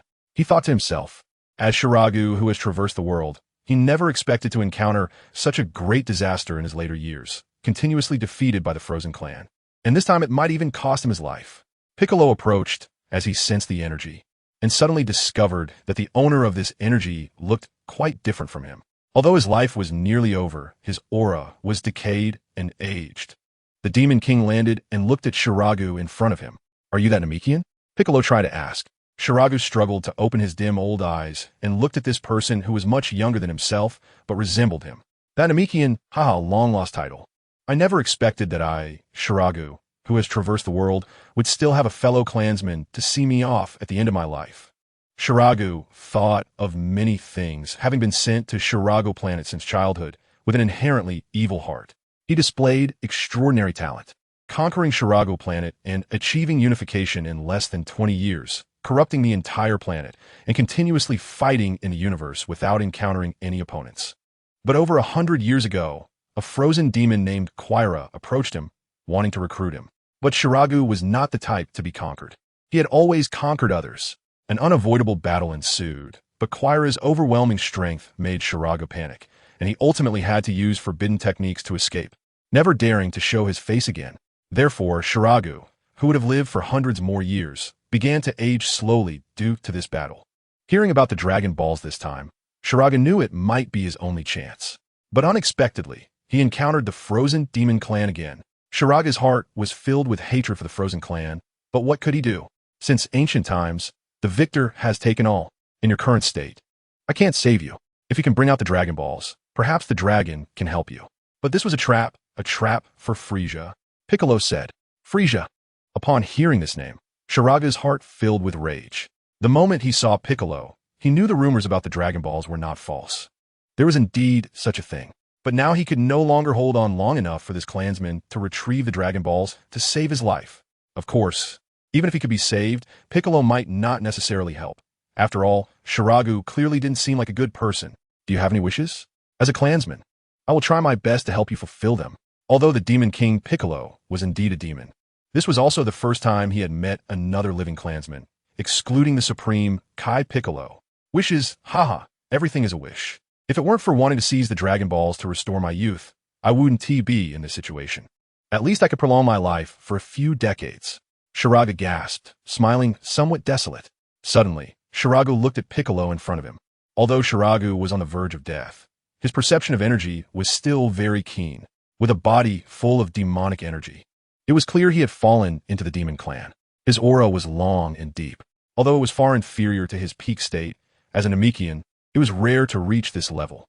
This clansman's physical strength could fully withstand his power. If he were just a clansman with a few tens of thousands of power, Shiraga would have to wait for death. But this one in front of him, possessing a demonic heart, had enough strength. Same clan, same origin, demonic energy surging. Perhaps his wish had a chance of being fulfilled, but if so, then his hope of entering the underworld would be lost.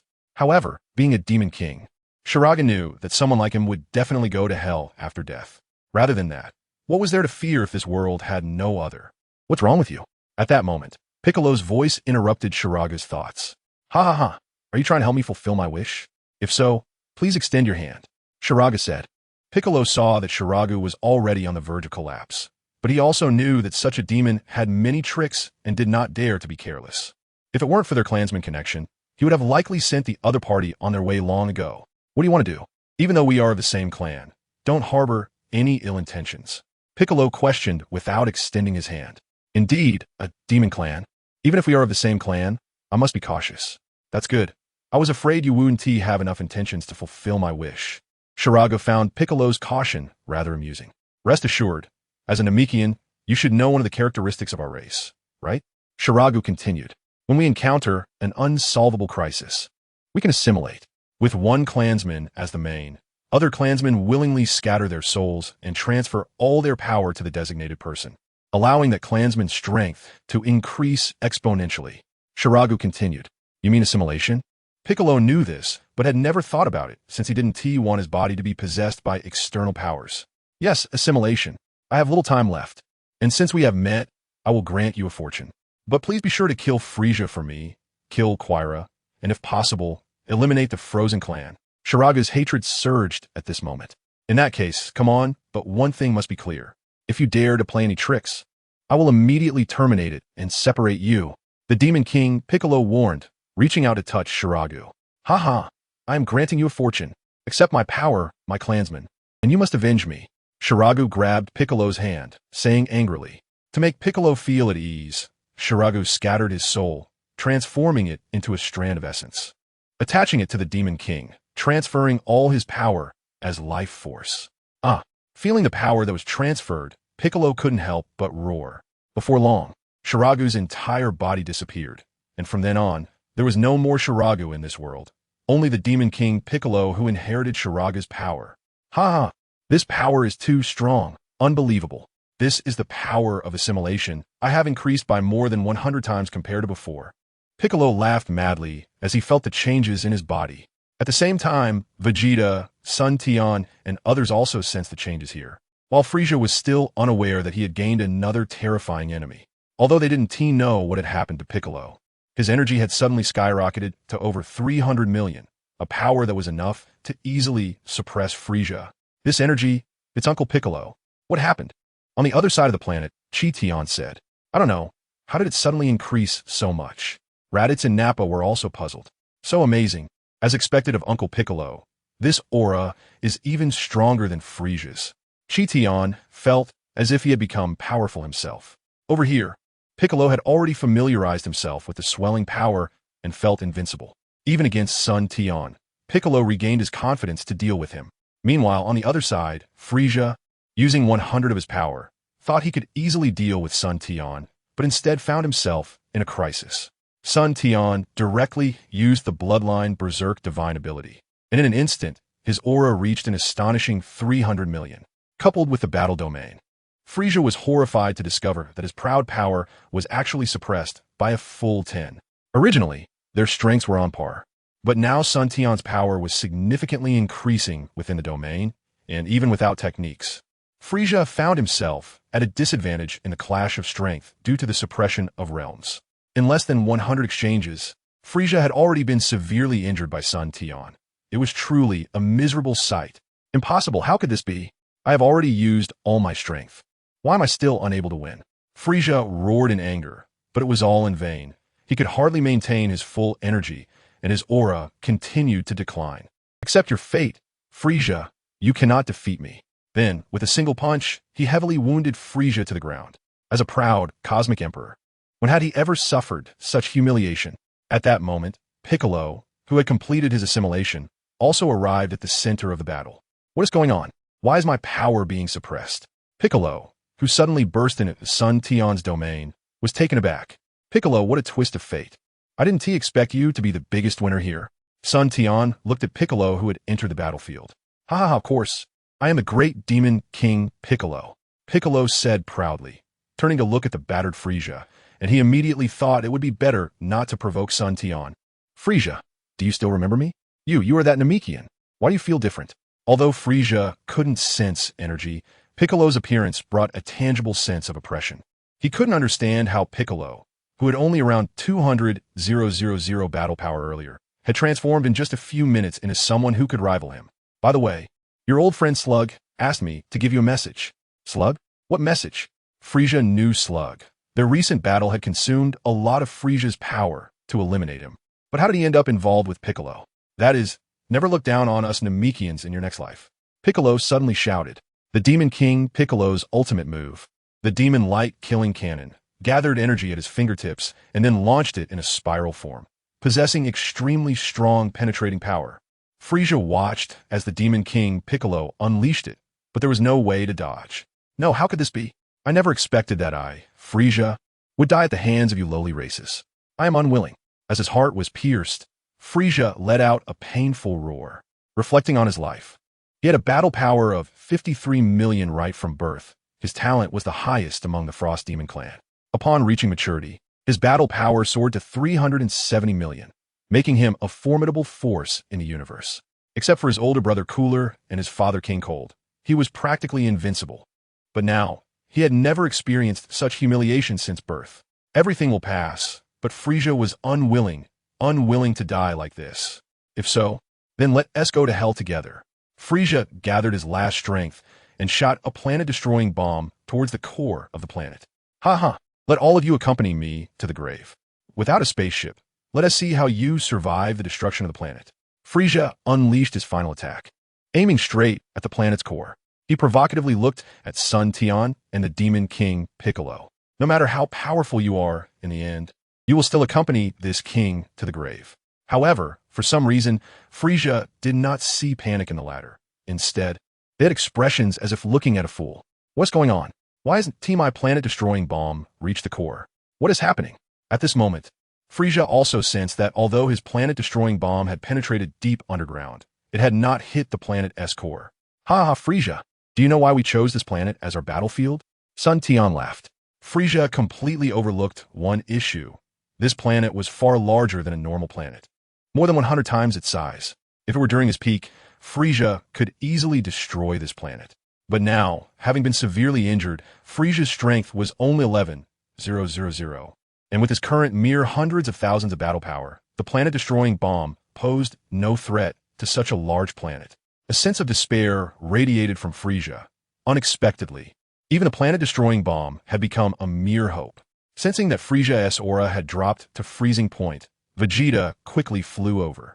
At this point, Sun Tian had already lifted the space domain. Frisia, didn't he expect it, did you? In the end, you still fell to the hands of the scions you looked down upon. Let me give you the final blow. Vegeta quickly gathered energy, and a highly compressed energy ball took shape. No, it shouldn't be like this. Why? Frisia wanted to move, but was locked by Sun Tian's energy. Unable to budge, he watched as Vegeta's energy ball came crashing down. Boom! A tremendous explosion erupted, and the area where Frisia was located was completely obliterated. The proud Cosmic Emperor's long dream of immortality was mercilessly brought to an end by Vegeta. It's over. Although there were ups and downs, it was not far from Sun Tian's expectations. Only it didn't utilize the pressure on Frisia to allow Vegeta to successfully transform into a Super Saiyan. However, after this battle, it would be enough to release Vegeta's mental block and prepare for future transformations. As for Slug's arrival, it was unexpected. However, even without Slug's presence, with Sun Tian's strength, he could easily eliminate Frisia, even though Frisia was stronger than anticipated. However, this battle also yielded great rewards. First, Leitais and Nappa broke through, and then Piccolo surprisingly assimilated Shrag. Their combat power skyrocketed in one fell swoop. Sun Tian used instant transmission to bring Leitais and Nappa over. Although the three of them had been sensing the situation here, they couldn't help but gasp when they saw the destroyed surface of the planet. Is this the destruction brought by high-level combat power? The entire surface of the planet is devoid of any intact environment, filled with deep craters reaching thousands of meters, overflowing with fiery magma, and erupting volcanoes everywhere. Without a few hundred years, it won't recover in this area of hundreds of kilometers. Sun Tian carefully scanned with his divine sense and confirmed that Frisia, Shrag, and all the personnel he brought had been buried. He didn't want to deal with another golden Frisia popping up later. Although he wasn't afraid, it would be troublesome. From the beginning, Sun Tian's target was not Frisia, but a deeper figure. Finally, it came to an end. Now let them clean up the battlefield. Sun Tian said, "My mental knot has been resolved, and I plan to enter seclusion for a while. I feel I should be able to transform into a Super Saiyan now." Vegeta suddenly said, "Oh, then let's return to Earth. There will probably be more trouble ahead." Yes, who leaked our Dragon Ball situation? And Frisia's forces are likely to be in chaos. Piccolo said rightly, this matter needs to be investigated thoroughly. No matter who it is, they must pay the price. It's also time to let the universe know the name of our magic martial sacred land. Yes, let's strike out. First unify the North Galaxy. Then sweep the entire galaxy and rush out. Tian looked like a battle maniac. He hadn't played any significant role in this battle and was just there to tag along. The few of them flew towards the interstellar teleportation portal without a spaceship. They still had to rely on interstellar teleportation to return. One day later, at the Earth Magic Martial Sacred Land, Sun Tian gathered all the core members to discuss future developments. At this moment, the North Kai, who had been observing, couldn't help but make contact with them. If not necessary, North Kai really didn't want to talk to Sun Tian and the others. These people looked like evil villains, clearly hard to control. Suddenly, Sun Tian recalled North Kai's voice, which was both unexpected and anticipated. After all, with so many planets in the entire North Galaxy, it was not easy for the Kai to find Earth among them. However, the movements of the Cosmic Emperor Frisia would be closely monitored by the Kai to avoid causing any trouble. When Sun Tian and the others fought Frisia, Sun Tian clearly sensed a strange gaze, although it disappeared quickly. But for someone who had already cultivated divine sense, it was impossible to escape Sun Tian's perception. Sun Tian and the others annihilated Frisia, who had been wreaking havoc in the entire North Galaxy, and also dealt with Shrag from the South Galaxy. It would be hard not to attract the attention of North Kai. However, North Kai couldn't grasp the intentions of Sun Tian and the others. After all, with the strength of Sun Tian and Piccolo the Demon King, they had far surpassed the current North Kai's control. If something went wrong, another Frisia could emerge. After all, after Sun Tian broke through to the Divine Realm, his status was already comparable to that of the Kai, which made North Kai even more awkward. Hello, I am North Kai, a deity from the underworld. First of all, thank you very much for eliminating the evil Frisia from the North Galaxy. North Kai knew that for strong beings like Sun Tian, it was best to be straightforward and explain the reasons.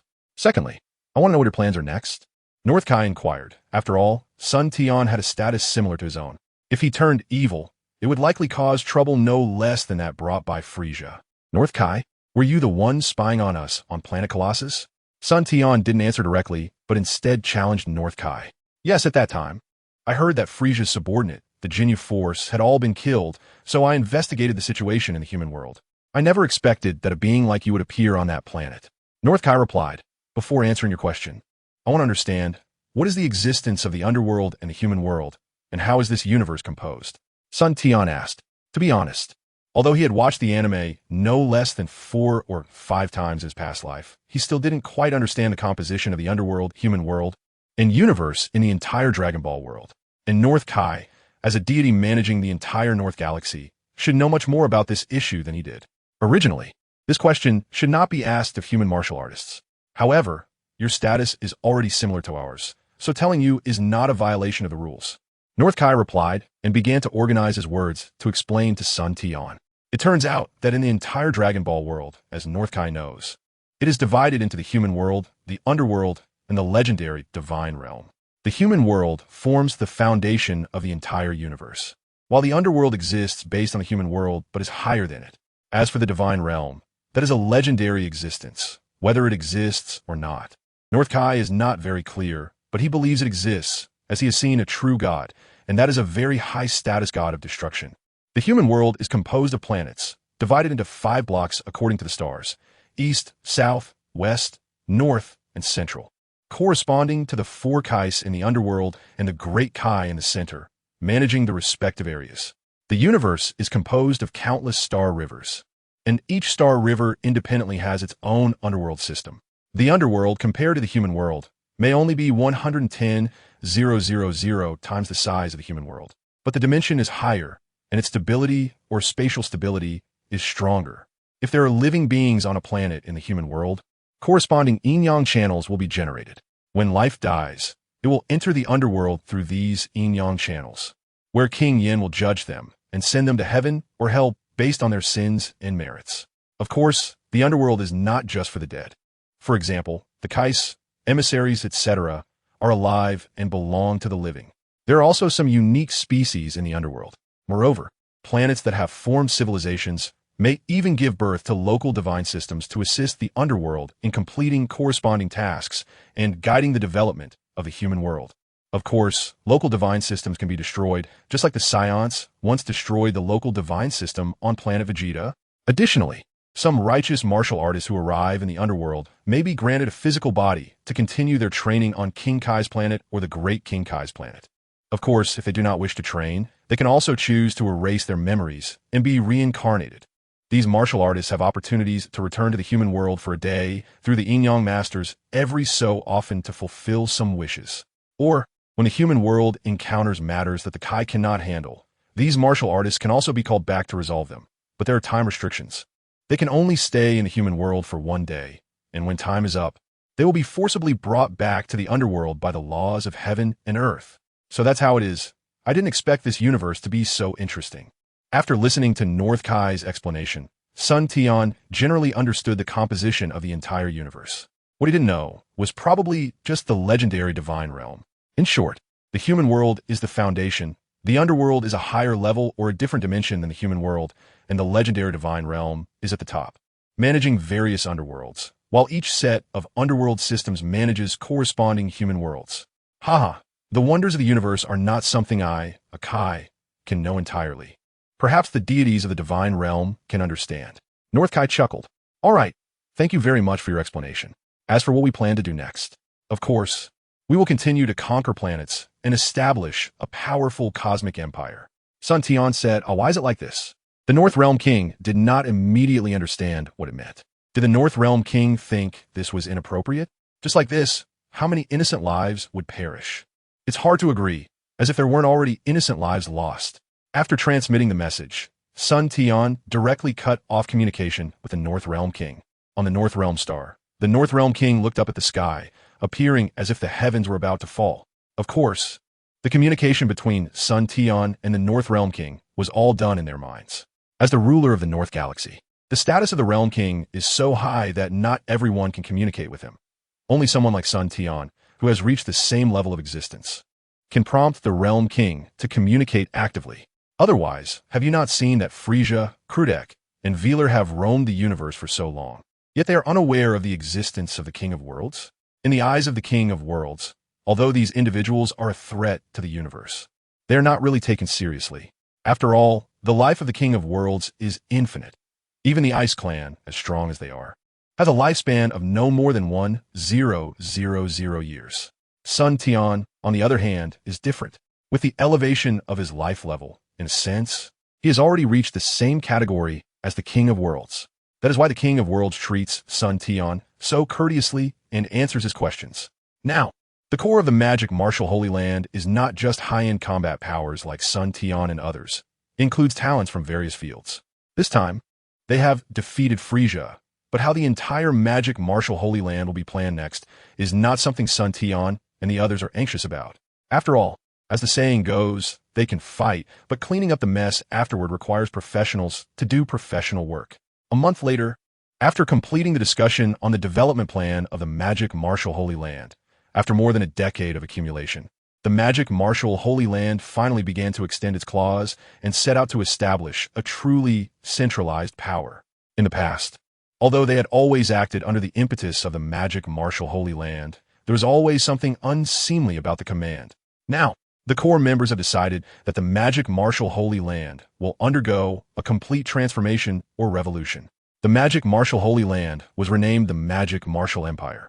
For this purpose, Sun Tian and the others specially summoned the dragon to transform the entire solar system. If it were someone else, they might just complete a wish at most. But Sun Tian is different. As the heir of the dragon, as long as it is not too excessive, the dragon will naturally not refuse to help. Thus, the entire solar system underwent tremendous changes.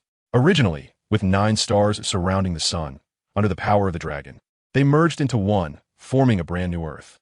The new Earth is over 3,000 times larger than the original, with 10 times the gravity and a sturdiness that can easily withstand battles with combat powers of over 10 billion. The new Earth, of course, cannot still be called Earth. It has been renamed Magic Martial Holy Star, serving as the imperial capital of the Magic Martial Empire. Moreover, to ensure the normality of the Magic Martial Holy Star, 2 stars were specially moved to join the original Sun Star, forming a new Magic Martial Star system. The new Magic Martial Star system consists of 3 stars and 1 super-large Magic Martial Holy Star. The Magic Martial Holy Star is surrounded by 81 satellites the size of Earth, named Magic Martial number 1 to Magic Martial number 81. The gravity of the satellites is comparable to that of the original Earth, and the humans from the original Earth have been temporarily placed on Magic Martial number 1 satellite. After all, ordinary humans cannot bear the 10-fold gravity of the new Magic Martial Holy Star.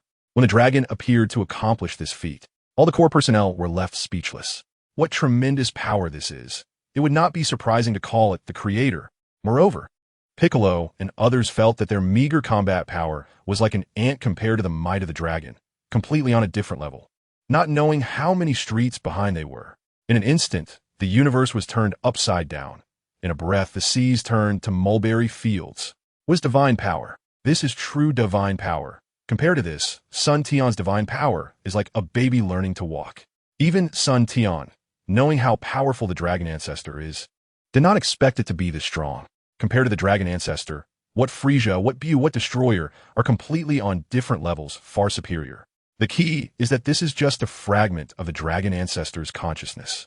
In Sun Tian's view, perhaps only the Grand Minister from the Dragon Ball Super in his past life could compare with it.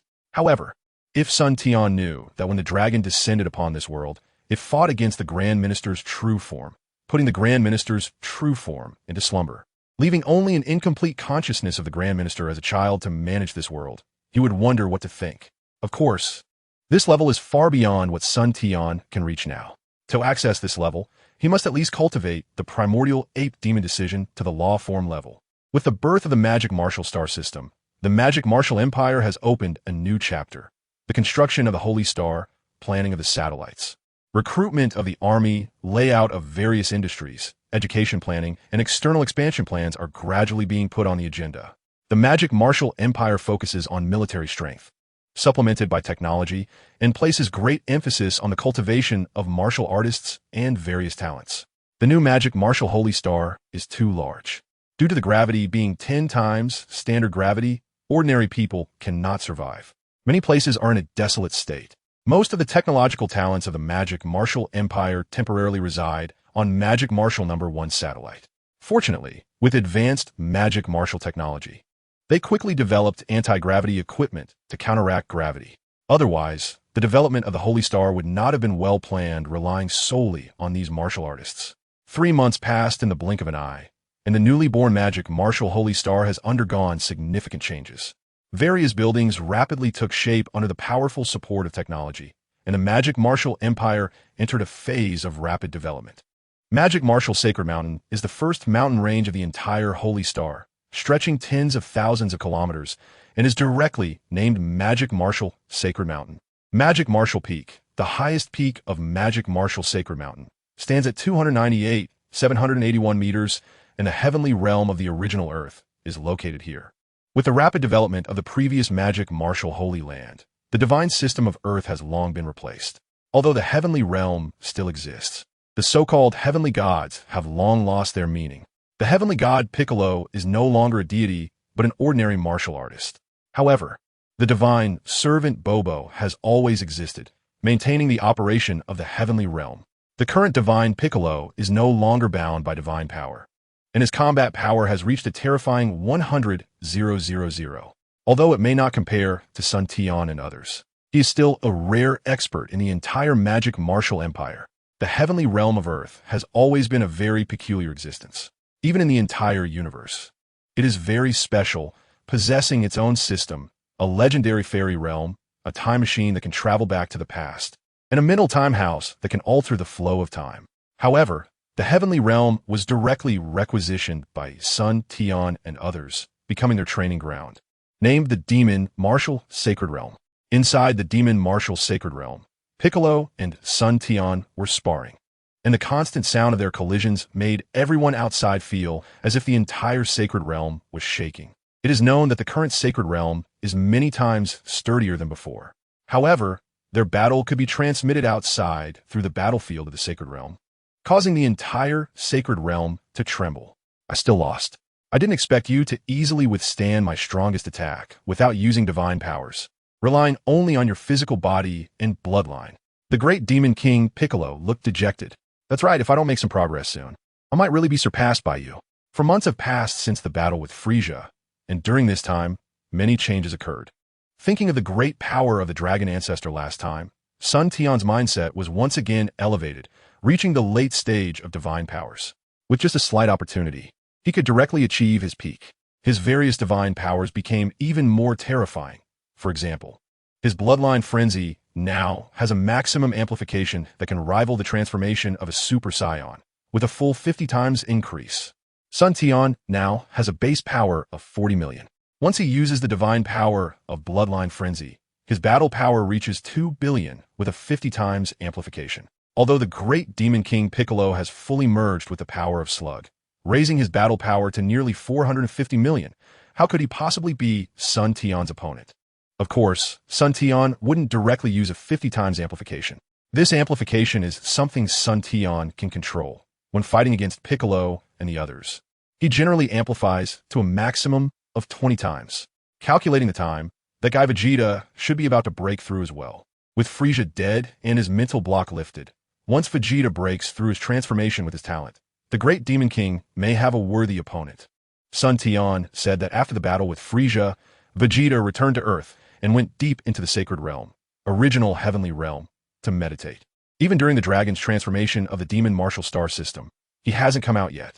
It's hard to say how he will react to the current changes when he finally emerges. Sun Tian and the others did not interfere with the development of the demon martial empire. As long as they grasped the general direction, everything was progressing steadily. What Sun Tian and the others did not know was that the entire North Galaxy had already descended into chaos. Frieza's death led his subordinates to each claim their own territory, and no one would submit to anyone else. The demon martial empire still needed to digest and plan, and they haven't yet taken military action externally. Moreover, with the news of this battle spreading, no forces dared to provoke them. In the past, although the North Galaxy was chaotic, Frieza kept those forces from raising their heads. Now, with Frieza's death, some hidden forces and Frieza's old subordinates began to stir restlessly. Of course, all of this is currently unrelated to the demon martial empire. The one who is probably most troubled is the Galaxy King. With wars breaking out and evil forces rising, the Galaxy King's galactic patrol simply couldn't manage it all. On a desolate planet in the South Galaxy, a being resembling Frieza was listening to his subordinates' report. King Kvila, it is absolutely true that Frieza has been killed by a scion named Sun Tian, and the entire North Galaxy is now in chaos. Shaviza knelt on the ground. This being is Frieza's elder brother, the ice demon Kvila. Compared to Frieza, Kvila is even more ruthless, having fought in the South Galaxy for many years. Since his battle with Slug over 100 years ago, he has placed even greater emphasis on martial arts cultivation. It can be said that today's Kvila, even with equal battle power, can compete with Slug, rather than relying on overwhelming power as he did over 100 years ago. Kvila's current state is his true form. His super strong martial arts allow him to easily control his current power without needing to seal it like Frieza to suppress that uncontrollable aura. Today, Kvila's battle power has reached an astonishing 620 million, far surpassing that of his father, King Klud. More importantly, Kvila has developed a new form. If Frieza's transformation is considered a transformation, Kvila can transform again on the basis of his 3 transformations. In fact, Kvila refers to this form as evolution, a sublimation of the species. Once Kvila adopts this form, not only does his physique become more suited for battle, but his strength and speed will also increase dramatically. At that time, his battle power could reach a terrifying 980 million. Listening to Shaviza's report, Kvila's cold eyes flickered. Science, huh? Back then, I told my father to exterminate the Science, but he insisted on observing. Later, Frieza was the same. Since he took action, why not clean them up completely? Kvila said, My lord, what should we do now? Should we take revenge for King Frieza? Or should we take the opportunity to seize Frieza's territory? Shaviza asked. Foolishness. For us ice demons, there's no such thing as family ties. There's no need to mention revenge for Frieza. However, I am interested in that scion. Although Frieza was not impressive, he still had a battle power of over 300 million at full strength. The fact that he could kill Frieza, could he be a super scion? Kvila muttered to himself. No matter whether he is a super scion or not, the strongest race in the universe can only be our ice demon clan. Any threat to our status must be eliminated. Shaviza, gather the mech troops. I will personally take action to eliminate anyone who dares to challenge our clan. Kvila said to his subordinate. Yes, my king. Just the 3 of us? Do we need to bring an army? Shaviza asked. No need. Against beings like us, an army is useless. Prepare and depart in 1 day. Yes. Deep within the sacred realm, Vegeta has been in seclusion for 6 months. However, he always felt that something was missing. Vegeta's ordinary state has already reached a battle power of 10 million. But whether it is due to his high talent or something else, Vegeta has not found the key to transforming into a super scion, always feeling as if there's a membrane blocking his way, but he just couldn't tear it. Memories of past experiences kept surfacing in his mind, The anger when his home planet was destroyed, the humiliation of being treated like a dog by Frisia, the thrill of fighting on the front lines, the excitement of having descendants, the relief when killing Frisia, and the unwillingness when Piccolo and Kakarot surpassed him in strength. These scenes flickered endlessly in Vegeta's mind. Vegeta, persistent in his heart, let out a series of roars. Suddenly, a surge of power erupted from his body, and that membrane he could never touch became clear, like a raindrop falling onto a calm water surface. Gah! Vegeta finally broke through the barrier, unleashing an unprecedented burst of power. The white aura radiating from his body began to shift to gold. His eyes slowly turned light green. His eyebrows became golden, and his originally upright black hair stood up and transformed into gold, feeling the power continuously surging within him. Vegeta clenched his fists and suddenly burst into laughter.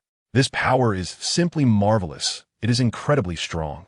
If he had this power when facing Frisia, there would have been no need for Piccolo and Kakarot to step in. A 50 times amplification? No, it's far more than 50 times. Vegeta felt the aura within his body, which was already approaching a battle power of 600 million. It is known that even Sun Tian at the late stage of divine powers could only achieve a 50 times amplification, but Vegeta, upon transforming, actually reached a terrifying 58 times amplification. So strong, truly too strong. Vegeta felt the power within him, gradually familiarizing himself with this surging aura, and he was completely in a state of exhilaration. Outside, Sun Tian and Piccolo were sparring when they suddenly sensed the astonishing aura emanating from deep within the sacred realm and looked over. This aura, could it be Vegeta? Piccolo asked. That's right, it's Vegeta, so strong. Piccolo, let's go. With that, an energy shield enveloped the two, and they vanished from the spot. Vegeta was feeling the power within his body when suddenly two figures appeared ahead, Piccolo and Sun Tian. Just in time, feel my power. Vegeta thought to himself. Frustrated at not having an opponent, and without giving the two any chance to react, he quickly moved and threw a punch at Piccolo. So fast, but this is great. Piccolo, who had been training with Sun Tian every day, had his combat power rapidly increased despite being beaten, now reaching 520 million. Naturally, he wouldn't back down against Vegeta, who had just broken through. The two quickly engaged in battle, and for a moment, the entire space was filled with their figures. Both fighters were nearly equal in combat power and experience. Piccolo had the advantage of better control over his own strength, while Vegeta was fiercely aggressive, having just completed his transformation. They were perfectly matched, each a worthy opponent. It was a pure contest of physical skills, with no energy blasts involved. At their level, energy attacks became less effective, as the opponent wouldn't give you the chance to gather a large amount of energy. The air was filled with the sounds of their collisions, and for a time, neither could suppress the other. Suddenly, Piccolo and Vegeta exchanged glances and looked at Sun Tian, who was watching from a distance. At the same time, Sun Tian launched an attack without prior agreement, and with his keen observation, he naturally understood the intentions of the two. With a sudden flash, he dodged their combined strike, and a surge of evil and violent energy erupted from him as he activated his bloodline ability. Faced with the attacks of the two, he surprisingly did not fall behind. With one punch, Piccolo was sent flying hundreds of meters away, and with another sweeping strike, Vegeta was forced to defend. The three fought for nearly half an hour, with Piccolo and Vegeta unable to gain any upper hand, only managing to barely counter with their combined defense against Sun Tian's overwhelming force. I'm done. Kakarot is a freak, and I never expected that even teaming up with Piccolo wouldn't be enough to suppress him. After over half an hour of battle, Vegeta's excitement from transforming had been completely shattered by Sun Tian. Ha ha ha, Vegeta, you finally broke through.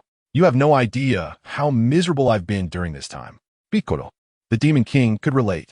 Well, that's not bad. You should know your transformation boosts your power nearly 58 times, and compared to you, my base is just a bit higher. Sun Tian replied. How smug. Let's go out. After more than half a year of eating junk food, it's time for a feast. Although Vegeta had stored a lot of food in the universal capsule, eating the same thing every day can get tiring. The three concealed their energy and returned to the outside world. What's going on? Why does everything look so different? After stepping outside, Vegeta finally noticed the changes, feeling as if he had switched to a different planet. In fact, it was equivalent to changing planets. Piccolo slowly informed Vegeta of the events that had unfolded over the past 6 months. To his surprise, so much had happened in just over half a year.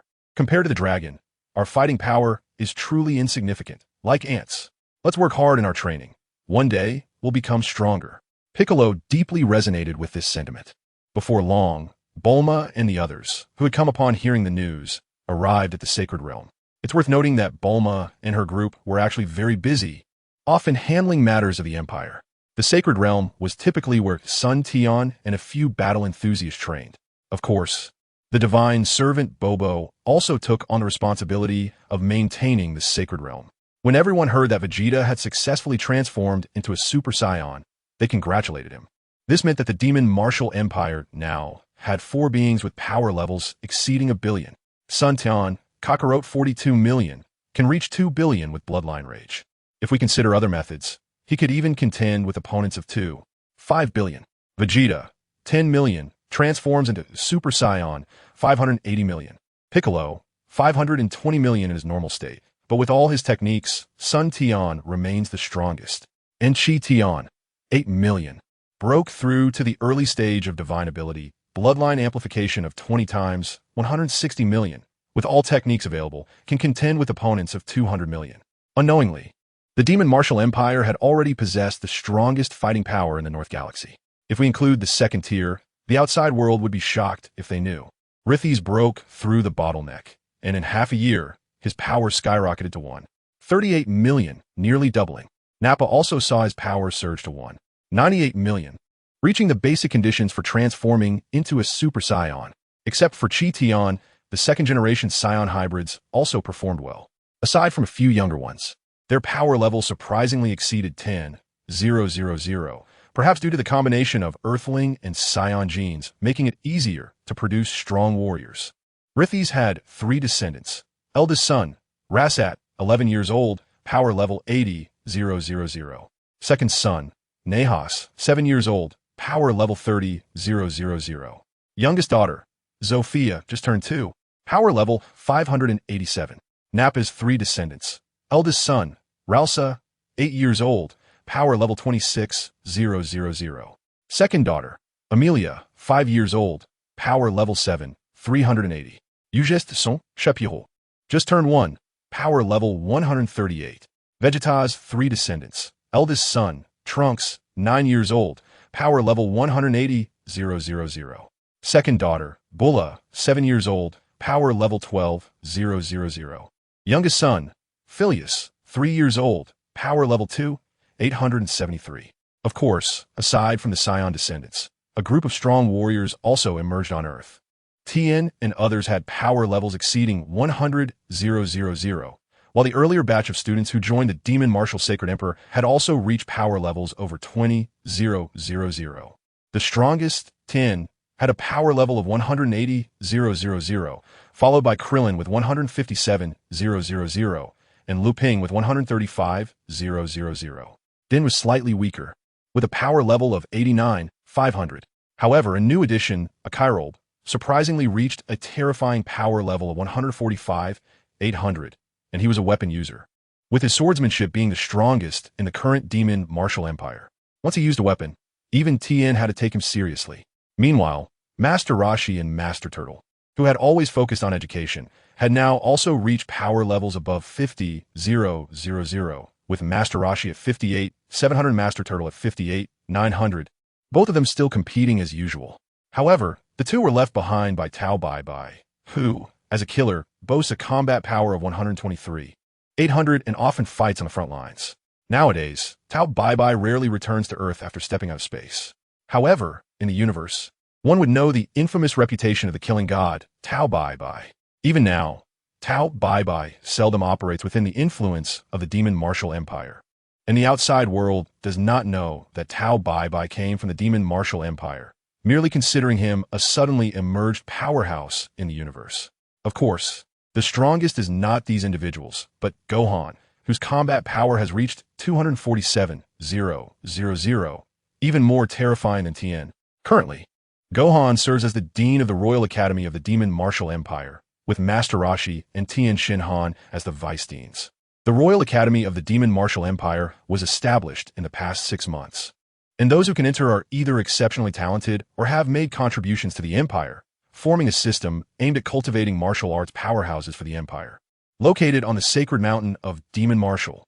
Besides this academy, the Demon Martial Empire has also established other academies in various fields to nurture different talents.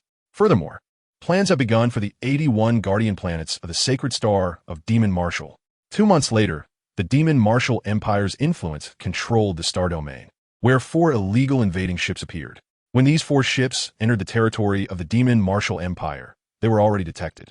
The Demon Martial Empire monitors ships outside the empire, but due to the detection of these 4 ships having excessively high life response intensity, it was reported to the Sacred Star headquarters. What? There's a life response with energy exceeding 600 million heading our way. Are we sure there's no detection error? King Piccolo received the information from the Empire's higher-ups and confirmed again. Yes, Your Majesty, alongside them are 4 life forms, one with a combat power of 600 million, and the other 3, while not strong, are around 400,000 each. The response came again. Yes, the first emperor of the Demon Martial Empire is neither son Tian nor Vegeta, but King Piccolo, which everyone finds normal. As a super powerhouse with combat power exceeding 500 million, King Piccolo has high prestige in the Demon Martial Empire, having fought for many years outside. And son Tian and others are not interested in this position. Even King Piccolo himself has little interest. However, to suppress those below, he couldn't let Bulma, a woman, become the emperor, right? In the end, everyone continuously pushed for Piccolo to become the first emperor of the empire. In fact, he doesn't deal with much important business and lets others handle it, unless situations like this arise. All right, got it. Don't worry about them for now. But be sure to monitor the planet they land on and notify us immediately. King Piccolo ordered.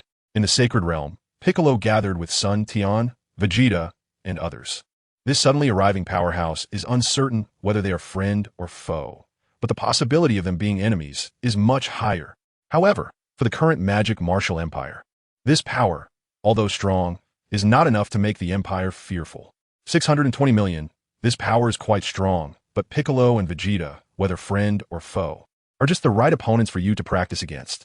It's important to know that it's not easy to find masters in the universe who can reach this level of power. After listening to what Piccolo said, son Tian roughly understood who it was. Haha, just when I was being bullied by you. I can't wait to see who dares to come to our magic martial empire this time. Upon hearing this, Vegeta said that in the past 2 months, aside from regular training, Piccolo and Vegeta seemed to have made an agreement, coming to spar with son Tian every few days, and each time they left with bruised faces. Now, hearing that a big guy has arrived, they naturally began to warm up. Outside the magic martial star system, after nearly 10 months of traveling through the universe, Kvila and his mech battle team finally arrived. Upon waking up, Kvila and his team were shocked to see the enormous magic martial holy star and the 81 regular-sized life planets surrounding it. They had originally thought that planets on the edge of the galaxy would be garbage planets, and according to the data, it was not supposed to be like this. What happened? I remember the data showing that this was supposed to be a small stellar system called the solar system. How did it change to this? Kvila thought to himself. However, being a cosmic emperor-level figure, although surprised, he was not afraid and directly led his mech squad into the gravitational field of the Holy Star. The Holy Realm had long since learned of Quila's whereabouts, and son Tian and others had already gathered together. Currently, the area of the Demon Martial Holy Star that is actually utilized is too small, occupying less than 10 of the land area. In fact, because the Holy Star is too large, over 70 of it is ocean, while the remaining 20 is land. In a desert area of the Demon Martial Holy Star, there are hundreds of kilometers of gobi, desolate, with strange rocks, and occasionally traces of large animals. Quila and his group emerge from their spaceship, exuding a terrifying aura that instinctively caused the animals in this area to flee. What a solid planet. Even I cannot easily destroy this planet. Quila casually shot an energy ball that exploded into a pit several hundred meters deep. My lord, I just detected that this planet's combat level is very high. There are actually several readings above 100,000, said Shavija. This planet is not bad. Once we deal with the troubles, we can consider it as our headquarters. Quila said, it also depends on whether you have the strength. Just as the words fell, an angry voice from King Piccolo came from not far away. For King Piccolo, Whether it was the former Earth or the current demon martial empire, it all belonged to the great demon king. And an outsider daring to say such arrogant words about dealing with them naturally made the great demon king very unhappy. It turned out that shortly after Quila and the others landed, Sun Tian had instantaneously moved over with Vegeta, Piccolo, and others. Seeing Sun Tian's group suddenly appear, Quila and the four were also astonished. They did not expect the owner of this planet to possess such a teleportation skill. If memory serves, this should be the ultimate skill of the Ardratians, right? Nez habitually pressed the combat power detector, and a series of power values appeared. 3,000, 5,000, 8,000, 8,000. Who are you? Do you think you can defeat us with combat power of less than 10,000? Don't joke around. Nez laughed loudly. Ruz, one of the mech squad members, had already reached 330,000 in combat power, standing tall at 277 meters, hailing from the Zold star, and living on a planet with abundant water, belonging to an amphibious evolutionary race. His skin and bones were exceptionally soft, his head could retract into his chest, and his limbs could stretch. He possessed an organ that could generate electricity, emitting high-voltage currents from his body. It should be known that their mech squad's combat power all exceeded 300,000, with team leader Shavija at 318,000, another member Dre at 375,000. Not to mention Quila's unbeatable combat power exceeding 600 million. These few people, with barely 10,000 in combat power, actually dared to speak arrogantly. Isn't that a joke? Despite their unusual entrance, as if they had suddenly appeared, Nez did not believe that a mere 10,000 in combat power could turn the tables. Shut up, Quila said, knowing that Quila was not a mech squad, with a high perspective. Moreover, Quila knew that some races in the universe could condense their entire strength. Oh, that Namekian? I sense a familiar aura from you. Who are you? Quila looked at King Piccolo. You must be Quila, right? Your old friend sends his regards. King Piccolo, having assimilated Slug, naturally recognized that the person before him was the one who had defeated Slug. Old friend? Who are you talking about? And you actually know my name. It's truly an honor. Want to know? Let us fight and see. Piccolo replied. At this moment, Vegeta, standing nearby, was displeased. Did they not consider him at all? Piccolo, if you want to play dirty, why should you go first? Vegeta, it was not someone else's request. Look, there are a few others with decent combat power. You can deal with them first. Stop it. What is the point of fighting a few weaklings? Enough. Do you not see us in your eyes? Quila saw that the other side was actually picking and choosing, looking at them as if they were trash. As for the mech squad beside him, although they knew that the opponents were likely far stronger than the detected combat power, what did that disdainful look mean? When did their combat power of over 300,000 become trash? All right, Piccolo goes first. Vegeta, you stay back. This opponent is not ordinary. Sun Tian saw the two vying to seek a beating and didn't know what to say. He couldn't exactly say that this time his opponent was stronger than them, right? You got lucky. Saying that, Vegeta made space for Piccolo. Quila unexpectedly glanced at Sun Tian, feeling that Sun Tian looked somewhat familiar, but couldn't recall where he had seen him. As Piccolo heard this, he began to release his suppressed aura. A terrifying evil energy surged from the great demon king's body. Quila then shifted his attention to this Namekian, while the three little brothers beside him were already suffocating under Piccolo's aura. How is this possible?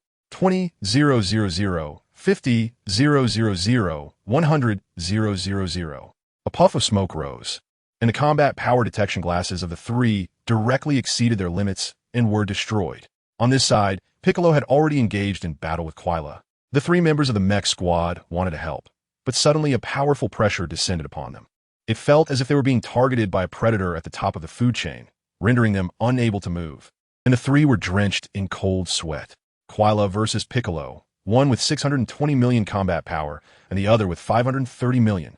After this period of training, Piccolo's combat power had improved. During his previous battle with Sun Tian, he always felt powerless. But now, facing Quila, who was only slightly stronger than him, they were evenly matched. The two continuously intertwined, and aside from Sun Tian, Tian, and Vegeta, even their movements were hard to see clearly. Surrounding rocks and hills kept exploding, and smoke billowed. That fool Piccolo is actually being gradually suppressed by that Quila guy, Vegeta remarked.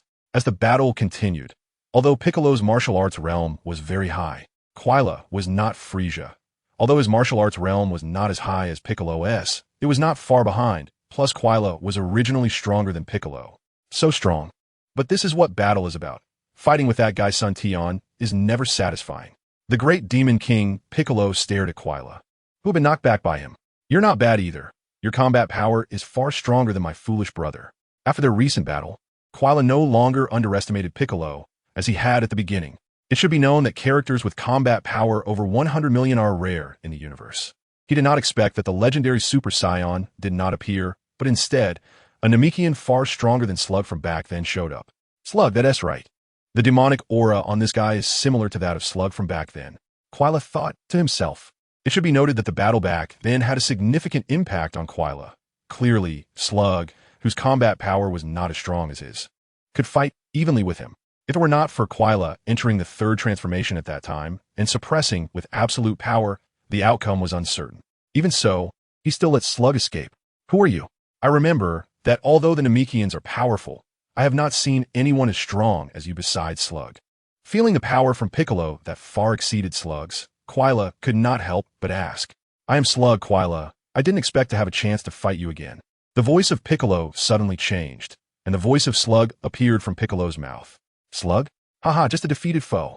Although Quila didn't understand why Piccolo suddenly said that. In fact, after assimilating Slug, Piccolo still couldn't fully adapt to this power. When facing Quila, Slug's lingering thoughts were triggered. Is that so? Come on. Suddenly, Piccolo's figure flashed and reappeared in front of Quila. A super large energy ball gathered in his mouth and shot out. Quila didn't expect Piccolo to launch such an attack suddenly, but at their level, ordinary energy blasts could no longer harm them. However, instinctively, Quila rapidly retreated, trying to dodge. You've fallen for it. Unknowingly, Piccolo had already reached the critical point of Kvelra's retreat route. With a powerful punch, he sent Kvelra deep into the ground. Seizing the opportunity, Piccolo's energy balls exploded towards the ground like they were free, fiercely suppressing Kvelra, who couldn't break through the surface for a moment. Kvelra the Great, how could this happen? Shaviza exclaimed. Impossible. The Great is invincible. Nez also said that Kvelra didn't expect to be turned around by Piccolo with one careless move. However, this kind of attack could only block him temporarily and wouldn't cause any effective damage. Piccolo certainly knew that this kind of attack was just a waste of his energy. But being able to suppress Kvelra was also a way to help Shragu. After attacking for a full minute, Piccolo finally stopped. During this minute, the three members of the mecha squad couldn't sense the energy and thought Kvelra had already been defeated, until Piccolo's voice rang out. Come out. This level of attack isn't enough to take you down. With the suppression of Piccolo's energy balls gone, the ground where Kvelra was located exploded with a loud bang. Flipping the entire surface, a figure appeared hundreds of meters away. And who else could it be but Kvelra? However, Kvelra was now very angry. After roaming the universe for so many years, it was the first time he had been suppressed underground and unable to break free. You are quite good. I didn't expect there to be such a master like you in the universe. It seems I need to take you seriously. You mean that just now was only a warm-up? Just what I was thinking. Haha, I didn't expect that mech star people could also tell jokes. Whether it's a joke or not, you'll know soon. Kvelra's energy surged again, and indeed, the previous battle was merely a warm-up for him. Vegeta watched on the side, feeling an itch in his heart, wishing he could swap players immediately. You too, can you be a little more serious and stop testing each other? Vegeta shouted. The mecha squad had completely turned into onlookers, silently cheering for Kvelra. If they previously thought the opponents were just a group of fighters with power below 10,000, now they couldn't help but feel that they were a pack of wolves in sheep's clothing, each one very cunning. Over here, Kvelra and Piccolo both adjusted their states to the best, and once again clashed, using all their strength against each other. Boom, boom, boom. The shocking sounds kept coming, and both were attacking and defending at an astonishing speed. Demon converging light killing cannon. Death beam. At their level, these ultimate moves could be executed with ease. Although they weren't as strong as fully charged attacks, their lethality was also quite impressive. However, the gap in strength between the two wasn't too great, and they could easily deflect each other's attacks. Kvelra easily deflected Piccolo's attack and immediately launched a new assault. Supernova. Kvelra leaped into the sky, forming a massive energy ball between his fingers. If this hit an ordinary planet, it would easily destroy the entire planet. But against a super giant planet like the Demon Martial Sacred Star, it was not enough. Watching the energy ball approaching, Piccolo created an equally sized energy ball with both hands to counter it. The two energy balls collided, and for a short time, they held each other in a stalemate, producing a thunderous sound. Both sides wanted to suppress each other, and the martial arts contest turned into a contest of strength. Piccolo and Kvelra both increased their energy output, trying to overpower the other. But as time passed, Piccolo gradually fell into a disadvantage. Vegeta, Piccolo can't hold on any longer. He is still much weaker than the opponent in power. Should I help, or will you? Son Tian asked. I'll do it. We can't expose your strength yet. After Vegeta finished speaking, he let out a loud roar, golden flames bursting from his body, directly transforming into a Super Saiyan. With a movement, he appeared right next to the Demon King. Lightning Cannon. An energy surged and merged with Piccolo's energy ball, countering Kvelra's attack. With Vegeta's involvement, the balance slowly tilted, and the shockwave that was originally pressing towards Piccolo was gradually pushed back. What? It's impossible. There's actually such a strong person. Golden hair. I got it, Super Saiyan. Kvelra exclaimed in shock. Kvelra, D. Super Lightning Cannon. Demon Flash. At the moment Kvelra was distracted, Piccolo and Vegeta decisively attacked, unleashing their strongest strike. This is bad. Block it. You must block it. Kvelra watched the energy wave rushing towards him, wanting to counterattack, but he had already lost the initiative. The super strong energy ball directly hit Kvelra, pushing him into space. Constantly being pushed, Kvelra, flying through space, felt a strong sense of crisis. What? Impossible. How could the king lose? Shaviza and the others couldn't believe it, but with their strength, they couldn't help at all, and even after Vegeta went to assist Piccolo, that key lock remained, leaving the three of them unable to move.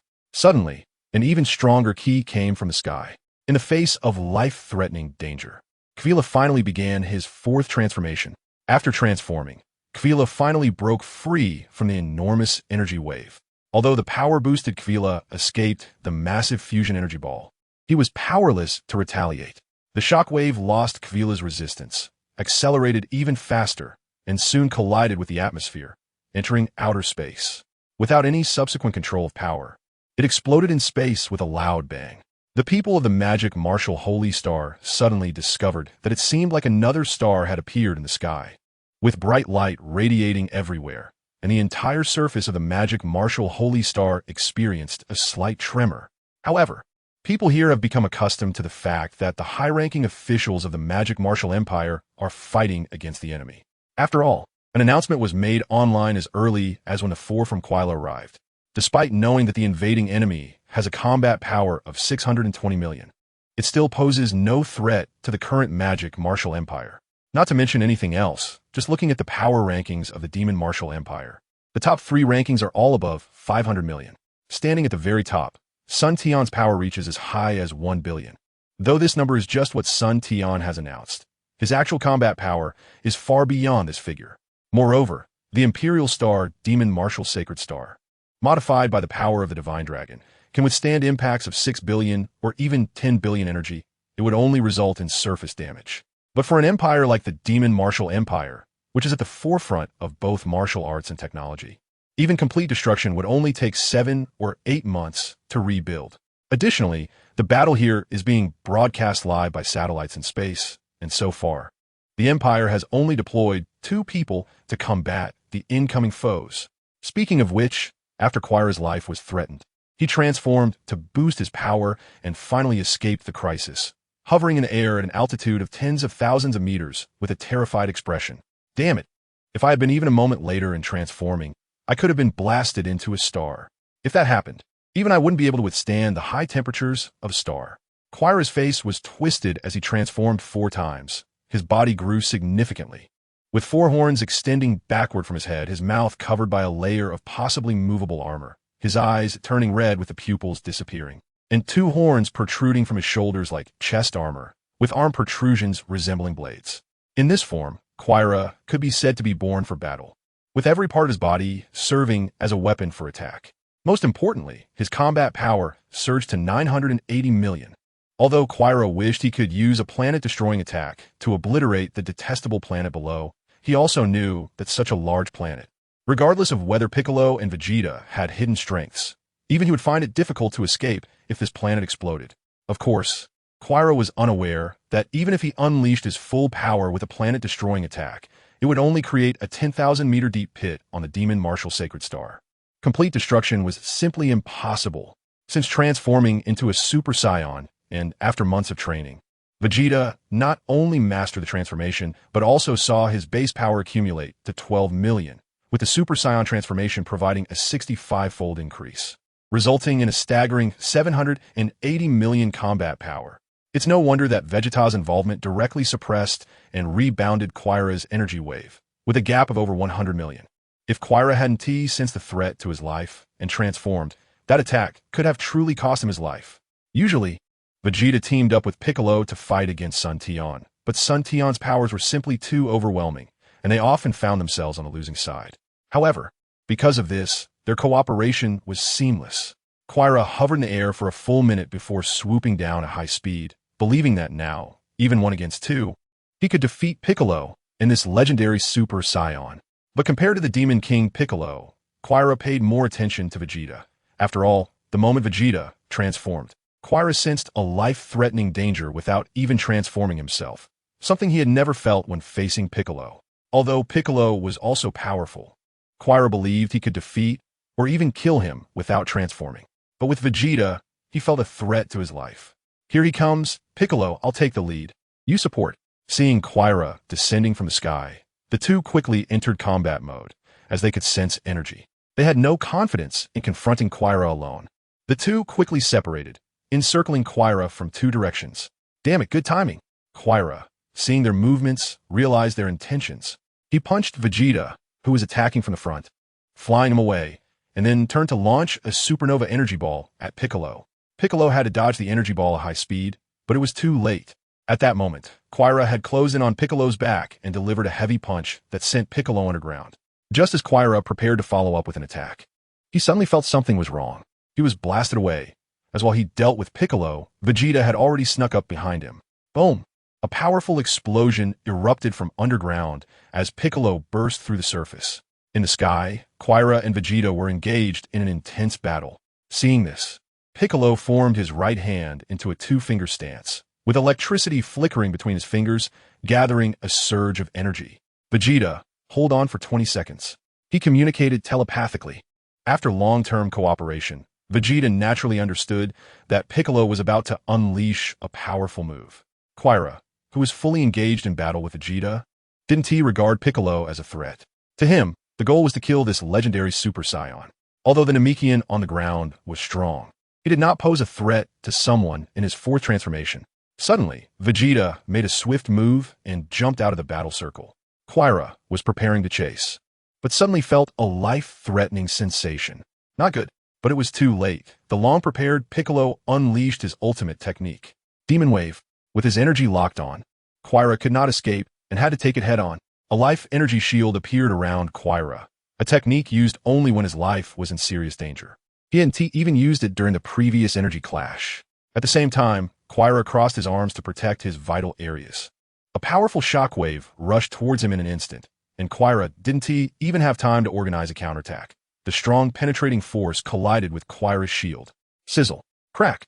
Quira put all his strength into the shield, but with a cracking sound, the shield shattered. With a scream, the most solid horns on Quira's arms broke off, and he was sent flying several thousand meters by the powerful shockwave.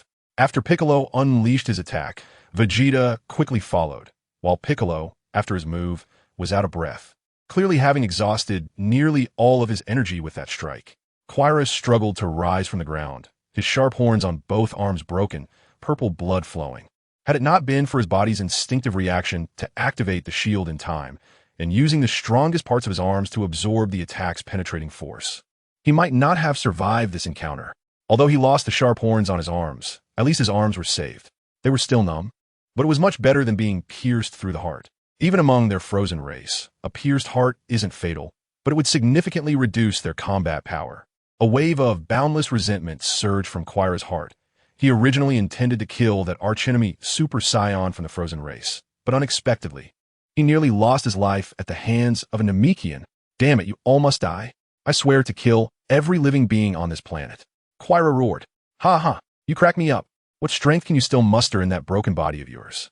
Suddenly, Vegeta's voice came from not far away. Sensing that Quira's energy had dropped significantly, to around 800 million at most. You, Super Saiyan? Quira glared at Vegeta with cold eyes. The Frost Demons truly refuse to change their ways. Frieza is like this, and so are you, delivering heads from 1,000 miles away. Although Vegeta doesn't know what hatred exists between the Saiyan race and the Frost Demons, he can't help but feel no goodwill towards them. This feeling is not due to the near extermination of the Saiyan race by Frieza, but rather an instinct, a deep-seated one. Super Saiyan, if it weren't for Frieza's arrogance, he would have wiped out your race long ago when he discovered you. How could there be so many problems otherwise? Killa snorted coldly. You are merely a sealed race. I never expected someone to break the seal and transform back into a Super Saiyan. But looking at you, it seems you are still in the initial stage. Otherwise, even I would have to flee if I saw you. Killa continued, as if reminiscing about something. It seems you know a lot about our Saiyan race. Vegeta asked in confusion. He knew that although the Saiyan race is known as a warrior race, it was not entirely accurate before the rise of Vegeta, Goku, and others. On planet Vegeta, although there were millions of Saiyans, most had power levels below 2,000, and those who could reach 5,000 were considered excellent warriors. Only a few hundred could reach 8,000, and less than 50 had power levels above 10,000. This level of power may not be weak, but it is definitely not strong in the universe. Yet, the Saiyans consider themselves a warrior race, which is indeed unreasonable. While most races in the universe have power levels not exceeding 1,000, the vast universe does have races with average power levels above 1,000. Why do the Saiyans think they can claim to be a warrior race? Being a warrior race is not simply about being belligerent. There are many aggressive races in the universe. Don't you see that the Frost Demons are born with power levels in the tens of millions? Yet they do not claim to be a warrior race. They merely call themselves the strongest race in the universe. I never expected the Saiyans to have fallen to the point of not knowing their own history. I really don't know whether to feel sorrow for you or to rejoice for the gods. Killa looked at Vegeta, who had not expected that although their Frost Demon race claimed to be the strongest in the universe, they were merely tools for the gods to eliminate the Saiyans. The Saiyans once fought against the heavens and the gods, while their race was merely used by the gods to wipe out the Saiyans in the lower realms. Of course, all this information came to him only after his fourth transformation. Before that, Killa was just as ignorant about the universe as Krillin and Frieza, which is why he wanted to destroy the Saiyans upon hearing about them, because he knew too well the terror of the Saiyans. According to his memories, even the Frost Demons, who could transform 5 or 6 times in ancient times, were far from being their opponents. What do you know? If you can tell me, perhaps I can spare your life. Vegeta truly did not know about the past of the Saiyans and saw Killa's implications. If he could clarify things, sparing his life would be acceptable. Don't joke around. Just because you just transformed into a Super Saiyan, you really think you can defeat me? If you want to fight, then let's fight. Killa, although caught off guard by Vegeta's sudden appearance, was not afraid of him even while injured. In the distance, son Tian, who had been watching the battle, was surprised to learn that the Saiyans had a history he was unaware of. Moreover, it seemed incredibly glorious. Even the plot from his past life did not mention it. He only knew that when watching the show, it seemed that neither the Kaioshin nor the Destroyer gods initially looked favorably upon the Saiyan race. As for later when Goku and the others trained with Whis, it felt more like they were being used. Could there be some story behind this? Son Tian teleported directly in front of Killa, a powerful aura locking onto him. Without any visible action from Son Tian, Killa was directly grabbed by the neck. No matter how he struggled, he could not escape Son Tian's grip. Vegeta, bewildered, asked Kakarot, "What are you doing?" "He's my prey." Son Tian did not turn around, but kept his eyes fixed on Killa. In an instant, Killa felt a sense of fear arise. So strong. Compared to the previous Vegeta, they were not even on the same level. Faced with Son Tian's gaze, Killa felt no inclination to resist deep within his soul. Killa exclaimed in terror, "Why, you are the Saiyan who killed my brother. But how is that possible? You haven't transformed. Not a Super Saiyan, yet so terrifyingly powerful." Kvila couldn't understand. It was completely different from the various Saiyan transformation forms deep in his memory. Son Tian revealed a strange smile and said, "Tell me everything you know. You should know what I want to know." Unyielding and incredibly imposing, yet for Kvila, it was only natural. When Vegeta heard Son Tian's question, he surprisingly did not argue further, as the prince of the Saiyans. He also wanted to know about the past of the Saiyan race. Kvila calmed the fear brought by Son Tian and slowly said, In fact, I don't know much either. I only know that you Scions are actually a sealed race, and this involves the ancient battle of the gods. In ancient times, the Scions, in order to resist the god slavery, allied with the Namekians and several other races to wage a war against the divine race that lasted for 100,000 years. It is said that during that time, several universes in this space were destroyed as a result. And both the divine race and the anti-god races like the Scions suffered almost 99 population loss. It is rumored that if the king of the divine race, who was known as Jing, had broken through to the peak of true godhood and reached a whole new level, the outcome of the ancient war would have been uncertain. But just as the king of the divine race was preparing to annihilate all the anti-god races, this space was unexpectedly torn apart, and a creature from another space burst in, ultimately leading to a mutual destruction with the king of the divine race. The king only had time to seal the lifespan and abilities of the anti-god races at that time, before falling into a deep sleep. Meanwhile, their frozen race took the opportunity to rise and took on the responsibility of exterminating the Scions. Once they discovered any trace of the Scions, they would strike with full force to kill. Not only has the Scion race fallen, but the Frost Demon race has also suffered heavy losses in their long battles with the Scions. Although the Scions have been sealed in terms of lifespan and power, a dying camel is still bigger than a horse. Initially, they were not easy for the Frost Demons to eliminate. Now that the Frost Demons have also declined, the Scion race is left with only a few remnants in the 7th and 8th universes. However, the Scions in the 8th universe have surprisingly forgotten their ancestral glory and have become tools for the divine race to manage the universe. The Scions in the 7th universe, although they have lost their historical heritage, still consider themselves a warrior race. Yet they do not even know why they call themselves warriors. Perhaps it is a kind of obsession imprinted deep in their souls.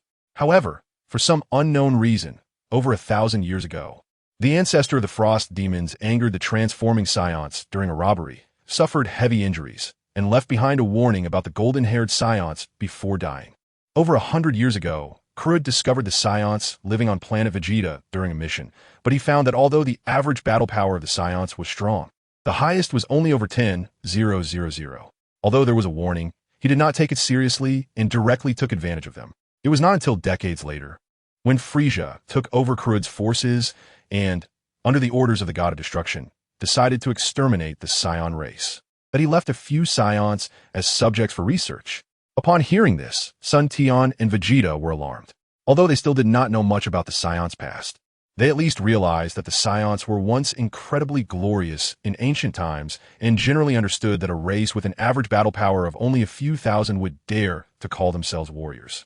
It turned out that this was their former glory, already engraved deep in their souls. Quila had shared everything he knew and asked, "Are you really a Scion?" Up to this point, Quila still could not believe it. The impact of Sun Tian was too great, with nearly 1 billion in battle power. He did not even have a chance to struggle. Sun Tian said, "Since you already know, then keeping you is of no use." Quila knew he could not escape death. But as a cosmic emperor, even facing Sun Tian's might, he had no hope of leaving safely after revealing some information they wanted to know. After getting the answers he wanted, Sun Tian directly used his powers to cast Quila into a spatial rift. Without luck, he would probably float in space for a long time until death. This was still because Sun Tian considered that Quila had revealed this secret. So he did not kill him directly, only exiling him. Of course, if given the choice, Quila would rather be killed outright, because in the exile space, there is only endless loneliness. Meanwhile, the Met combat team was in disarray. Their king Quila, with a battle power close to 1 billion, had just ended like this. So where would they go from here? Vic asked, what should we do with these three? Although the battle power of Shaviza and the others was only around 300,000, which was insignificant compared to Sun Tian and the others, they were still formidable characters in the universe. So how to deal with these three was also a problem. Sun Tian said, "Take them back first. They've been roaming the universe for years and are still somewhat useful to us." Indeed, little characters have no rights. After Sun Tian and the others made their decision, the Met combat team that roamed the southern galaxy was captured just like that. A few months later, on the Frost Demon home planet, Krud let out a loud laugh. Decades ago, the reason Krud suddenly retired and handed over his forces to Frisia was to seek a breakthrough. After decades of seclusion, Krud finally broke through again and raised his battle power to 50 million. If he transformed, he could reach 850 million. Although not as strong as Quila, he could still be considered a formidable figure among the frost demons. Looking at his home planet beneath his feet, Krud walked directly into his spaceship, ready to return and reclaim his forces. As for Frisia, he could be given a star domain as a token of appreciation for managing the forces these years. In a magic martial star system, outside the magic martial holy star, a strange machine marked with capsule suddenly appeared out of nowhere. The machine was oval-shaped, and inside, a purple-haired boy looked exhausted. This should be about 20 years ago. The boy looked at the instrument piloting the machine, hoping to quickly find the legendary person to save their world, which had completely fallen into darkness. What was going on? According to the coordinates, this should be Earth. How could he be in outer space? The boy looked outside at the environment. In outer space, what appeared before him was not Earth or the solar system, but a massive planet, at least 1,000 times larger than Earth, surrounded by 4 stars. The boy was a bit confused. Could it be that the machine malfunctioned, or... The boy never thought that he had not returned to the past, but had merely entered a parallel universe. If it weren't for sensing a few familiar energies on this enormous planet, he would have been ready to head back home. However, since there were familiar energies, the boy did not want to give up. After all, his world was far too miserable. Piloting the machine, the boy charged into the magic martial holy star. However, what he did not know was that shortly after he appeared in outer space, he was detected by the magic martial empire. If it weren't for the fact that his machine had capsule engraved on it and the detected energy response was not strong, he would have been discovered by Sun Tian and others immediately. After storing the machine, the boy was ready to fly toward the densely populated city to gather information. However, at that moment, he suddenly sensed an evil aura in space, with a strength of 50 million. This aura was so evil. Could it be Frisia? The boy thought that if the strongest energy on this planet was only around 30 million, it was clearly not a match for this aura. It seemed that before scouting the situation, he had to help them resolve this trouble first. In space, Krud was listening to his subordinate's report. "My lord, we have arrived at the holy star of the magic martial empire. Should we descend now? Oh, we've arrived? Is this the planet that was able to kill my son Frisia? I want to see just how strong this so-called magic martial empire is, which has brought such humiliation to my frost demon race." Krud was very frustrated. After finally breaking through, he was ready to reclaim the forces he had previously handed over to Frisia, only to tragically discover that the entire force was in chaos. After inquiring, he learned that his son Frisia had been killed by a newly emerging force, the magic martial empire, over a year ago.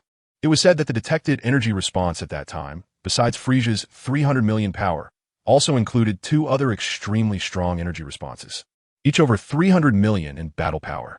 After nearly a month, Krud managed to reorganize his previously chaotic forces. After confirming the location of the magic martial empire's capital, he led his subordinates there, partly to avenge his son and, more importantly, to cleanse the shame for his race and eliminate the threat in its cradle. Fortunately, Quila was only exiled into the dimensional space by Sun Tian.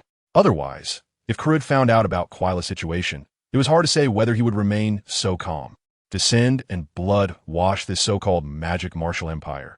And of course, the ones who kill my son, I will personally eliminate. The magic martial holy realm had already passed several months since Quila's exile. And Bic the Demon King once again came to tell Sun Tian that he no longer wanted to be the ruler of this empire, as it severely affected his cultivation. In the past, Bic the Demon King would have been very willing to rule such a large force. But ever since being with Sun Tian and the others, my mindset has slowly changed.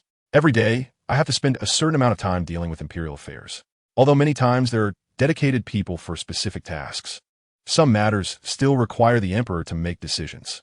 Watching Sun Tian, Vegeta, and the others become stronger and stronger after a few months. Vegeta's power has completely surpassed that of Demon King Piccolo, reaching a staggering 18 million in his normal form. Once transformed, his power skyrockets to a terrifying 17 billion.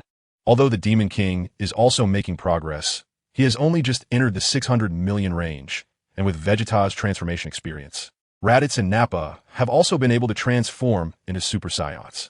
Although they are not as abnormal as Vegeta, they have also entered the ranks of cosmic powerhouses. Raditz, normal state 165,000, transformation 50 times increase, 825 million power. Nappa, normal state 218,000, transformation 50 times increase, 9 million power. Of course, the most terrifying are still son Tian and his son.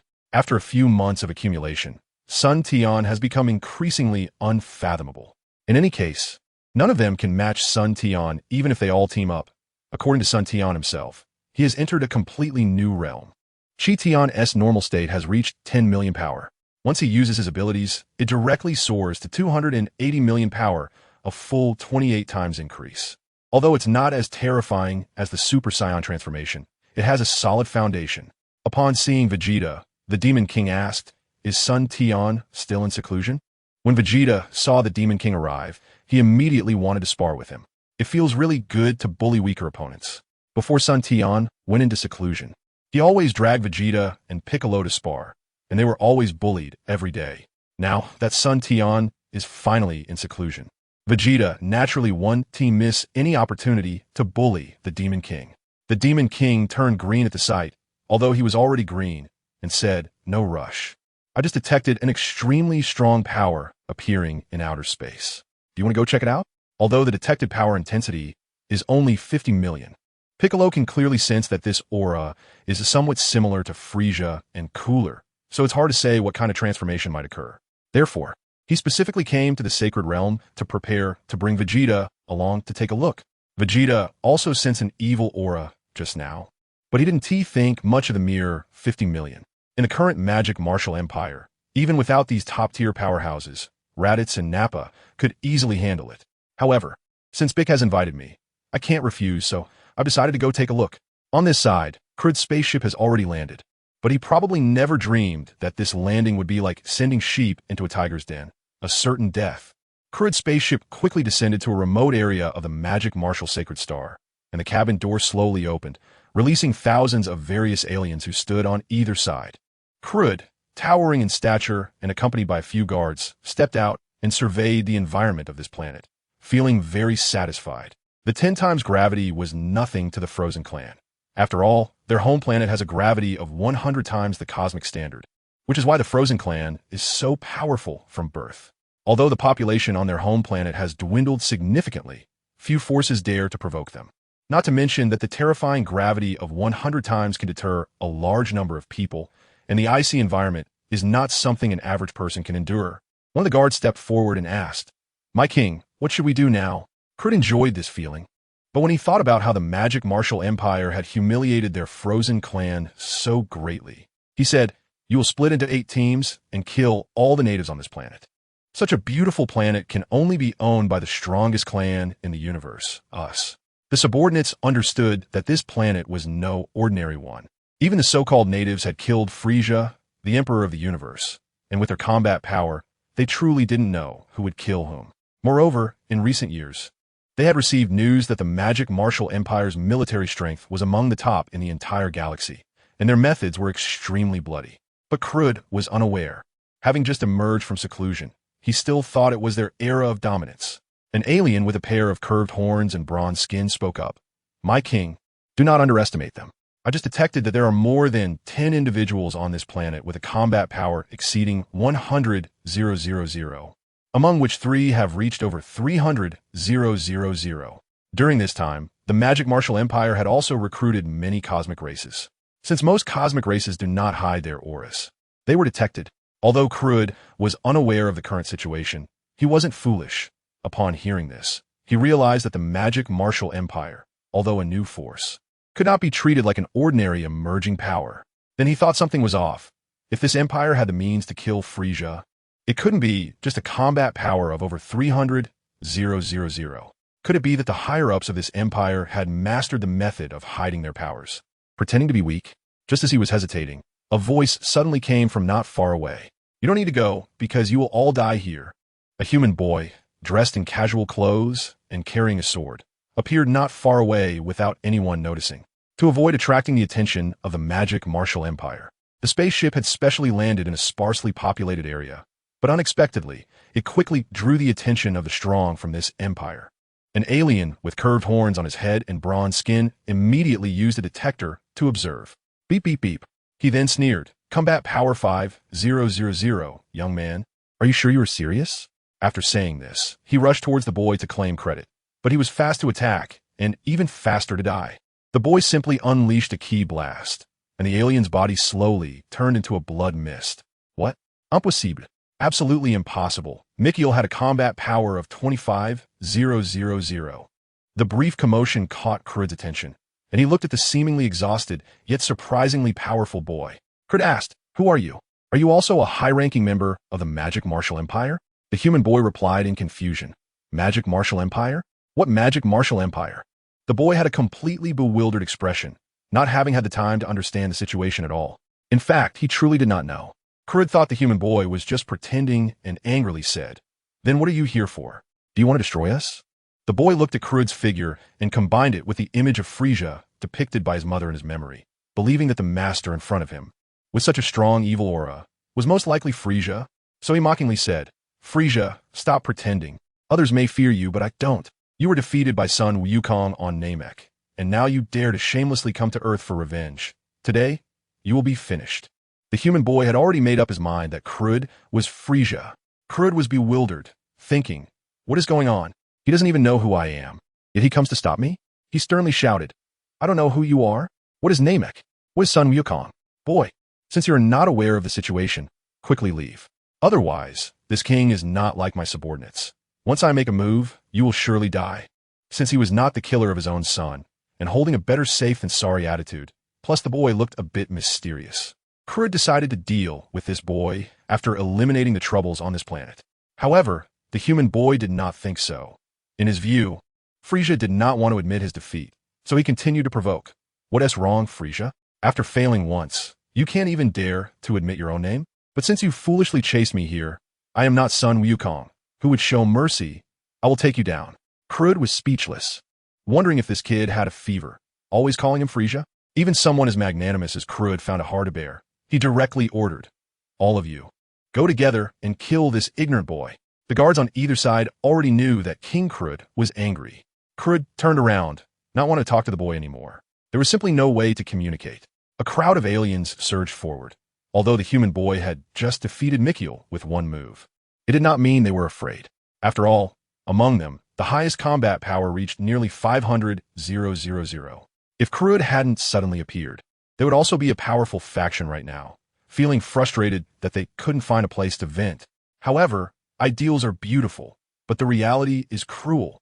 Although the human boy appeared somewhat fatigued, his combat power was not to be underestimated.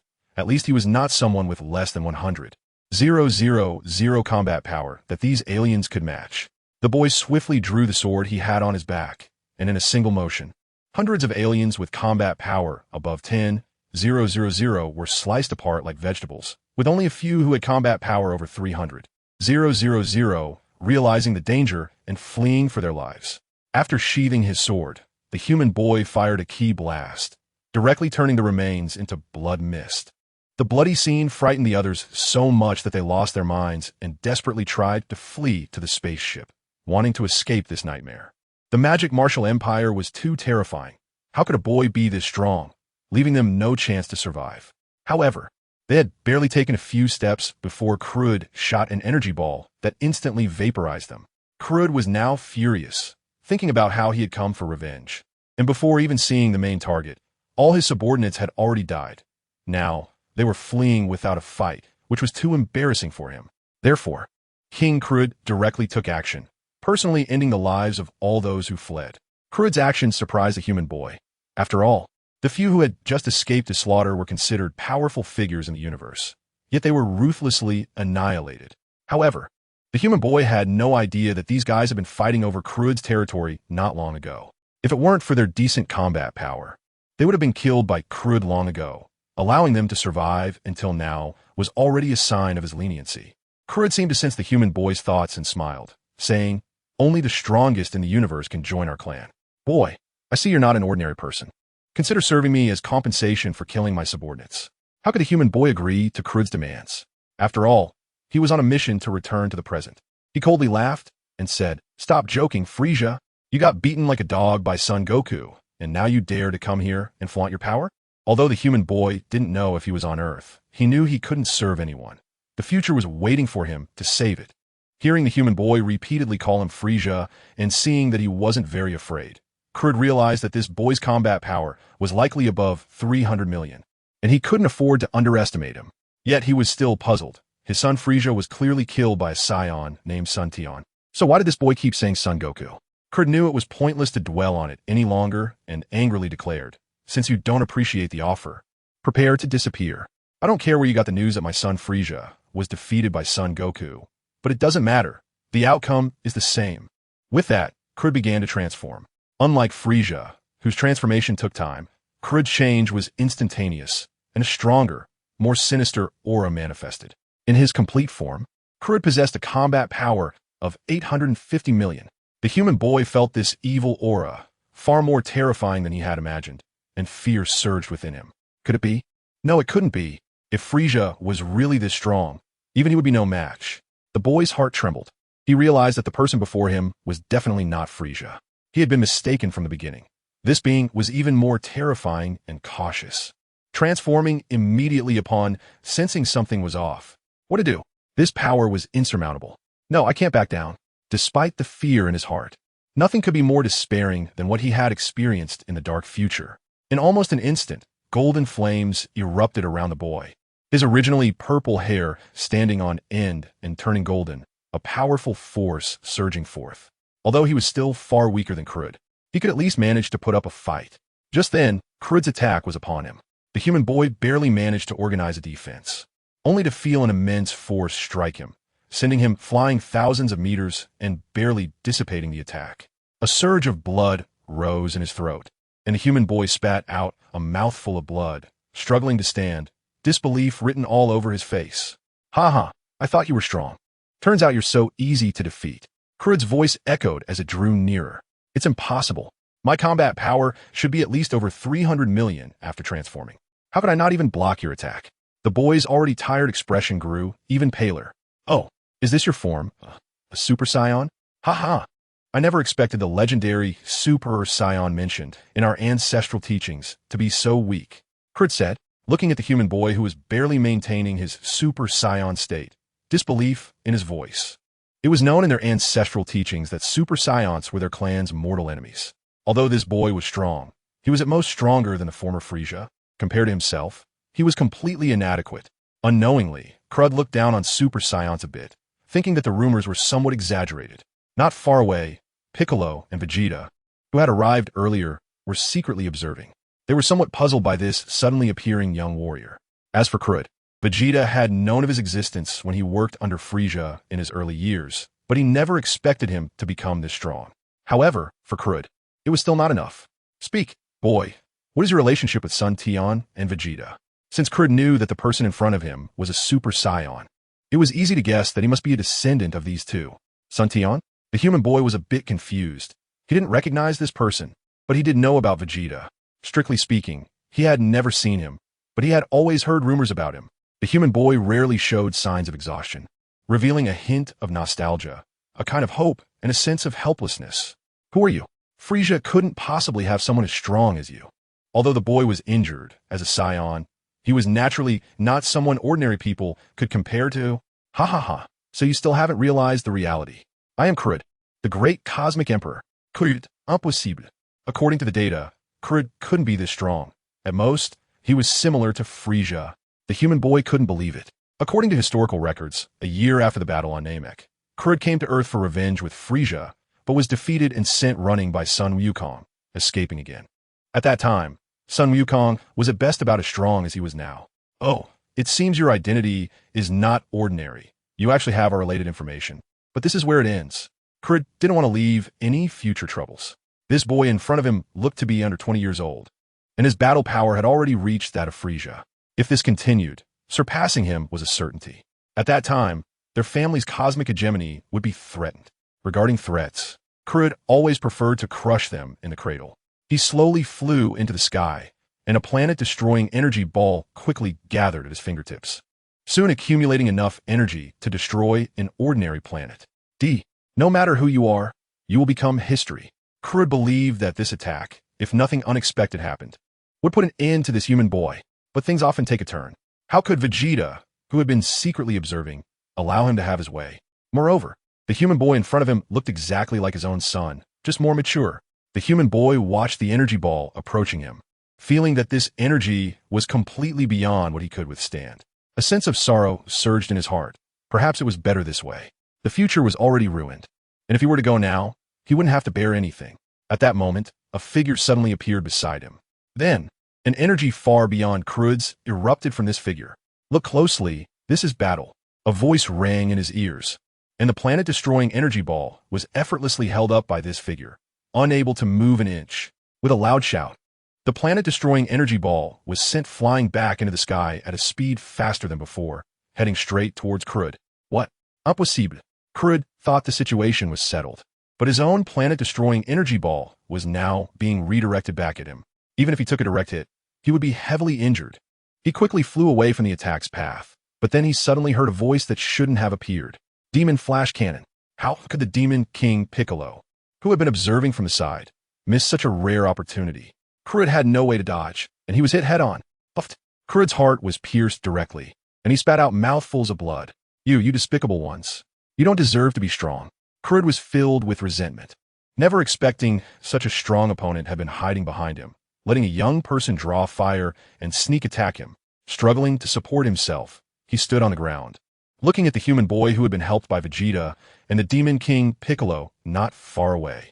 The human boy thought he could finally be free, but unexpectedly saw the person he had always wanted to meet, revealing a rare smile, only to be unable to maintain his transformation and return to his original form.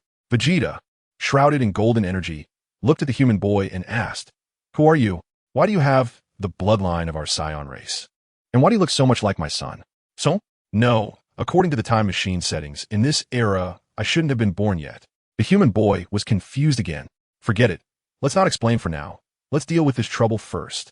Perhaps noticing that the human boy's state was a bit off, Vegeta said this and directly walked toward Crud step by step. Watching Vegeta approach him, Crud finally understood the power of Super Saiyan. It was this person who effortlessly deflected his planet-destroying energy ball, and now he was severely injured by another person, no matter how he looked at it. He was not the opponent's match. Being able to bend and stretch, Crud exhibited this to the fullest. After realizing that his son Quay's battle power had already surpassed his own by a lot, he feared that his son would pose a threat to him. Thus, he retreated, leaving his territory to Frieza to manage, seeking breakthroughs for himself, and now facing Vegeta, who was clearly stronger. Crud completely disregarded his dignity and directly begged for mercy. "Please spare my life. I can give you anything." Vegeta sneered and continued to walk forward step by step. "I'll give you a star domain." No. "I'll give you the entire North Galaxy." Crud continued to plead, but this also showed that although they were all from the Frozen Clan, the personalities of these three father and son were completely different. Frieza and Quay were 1,000 times better than Crud. At least they would never plead for mercy from an enemy. But Crud was different. He absolutely did not want to die. However, how could Vegeta let Crud go easily just because of his pleading? While walking, he gathered powerful energy. For such a shameless character, Vegeta didn't even want to say any extra words. Ultimate Flash. Crud turned to nothingness in despair. After finally breaking through and preparing to show his strength, he lost his life due to a momentary thought. Feeling Vegeta's aura, the human boy finally reacted. "So strong, is this my father? I'm afraid Mr. Sun Wukong can't compare," he thought, but for a moment, he didn't know how to face it. At this moment, Piccolo and Vegeta walked over, and both of them were very interested in this unknown boy, a Scion looking like Trunks but much older. Although his transformation battle power reached 300 million, his combat experience was not even close. It should be known that if Vegeta and the others had this battle power, they wouldn't just easily lose their fighting strength against Crud. "Boy, who are you? Now tell us." Although Vegeta had some guesses, he wasn't very certain. "Hello, my name is Trunks." As Trunks slowly spoke, both Vegeta and Piccolo felt it was unbelievable. If what Trunks said was true, their world clearly had a different development. At least in this world, there was no Scion named Sun Wukong, but there was an additional Scion named Sun Tian. Unknowingly, more than a month has passed. Although my writing is poor, many readers have still been watching, and I am very grateful for everyone's support. Dragon Ball, as one of my favorite anime, has accompanied many of us through our childhood, high school, and college, filling those times with passion and always keeping the dream of Dragon Balls in our hearts. This book is based on Dragon Ball, incorporating some of my own ideas. There are shortcomings in my writing, and I welcome readers to point them out. Additionally, regardless of whether this book gets signed or not, I will continue to write. After all, this is my first book, and I absolutely cannot let it be abandoned. It's all part of fulfilling my own Dragon Ball dream. I won't ramble on too much. There will be another update shortly. Starting tomorrow, there will be 4 updates daily at 12:15 p.m., 9:30 p.m., 10 o'clock p.m., and 10:30 p.m. Friends who like this book are welcome to read and can also provide your valuable opinions. According to Trunks, future Trunks, this world will see the emergence of androids. However, in fact, there is no such thing, because based on the timeline, androids should have appeared 4 years ago. Yet, due to the instinct from his bloodline, Vegeta is certain that this boy in front of him is indeed his child. He just doesn't understand why. According to the boy, he should have been born 4 years ago. In fact, Vegeta's first child is already 10 years old. Unfortunately, son Tian is currently in seclusion. Otherwise, with his abilities, he would certainly know what has happened. Unknowingly, son Tian has become the core for Vegeta and the others. Whenever they encounter something they can't solve, they always think of son Tian. However, for some reason, Vegeta did not inform Date about the development of this world. After a brief exchange, he took the boy back to the demon martial sacred realm with him. After all, according to Date, although the future is dark with his strength, he could at least contend with the so-called androids, and the battle is not as one-sided as it seems. However, considering that Date's martial arts skills are really too low, according to Vegeta's estimation, that so-called android should have a battle power of around 300 million, but that kind of permanent energy source is somewhat troublesome. Date originally looked at his father and Piccolo, both of whom were so strong, far exceeding the 17 and 18 from the future world, with a sense of admiration. But at the same time, he felt a sense of relief. If either his father or Uncle Piccolo could return to the future world with him, defeating the androids would be no problem at all. With this thought in mind, a long-lost smile appeared on his tired face. However, who was Vegeta? He could easily see what his son from the future was thinking. Although he was the only scion in the future world now, as a warrior race, how could he escape responsibility? But thinking of the suffering he endured in the future, he felt a kind of indescribable pain in his heart. Nevertheless, Vegeta still said with a stern face, "Kid, don't think about having us help you solve your problems.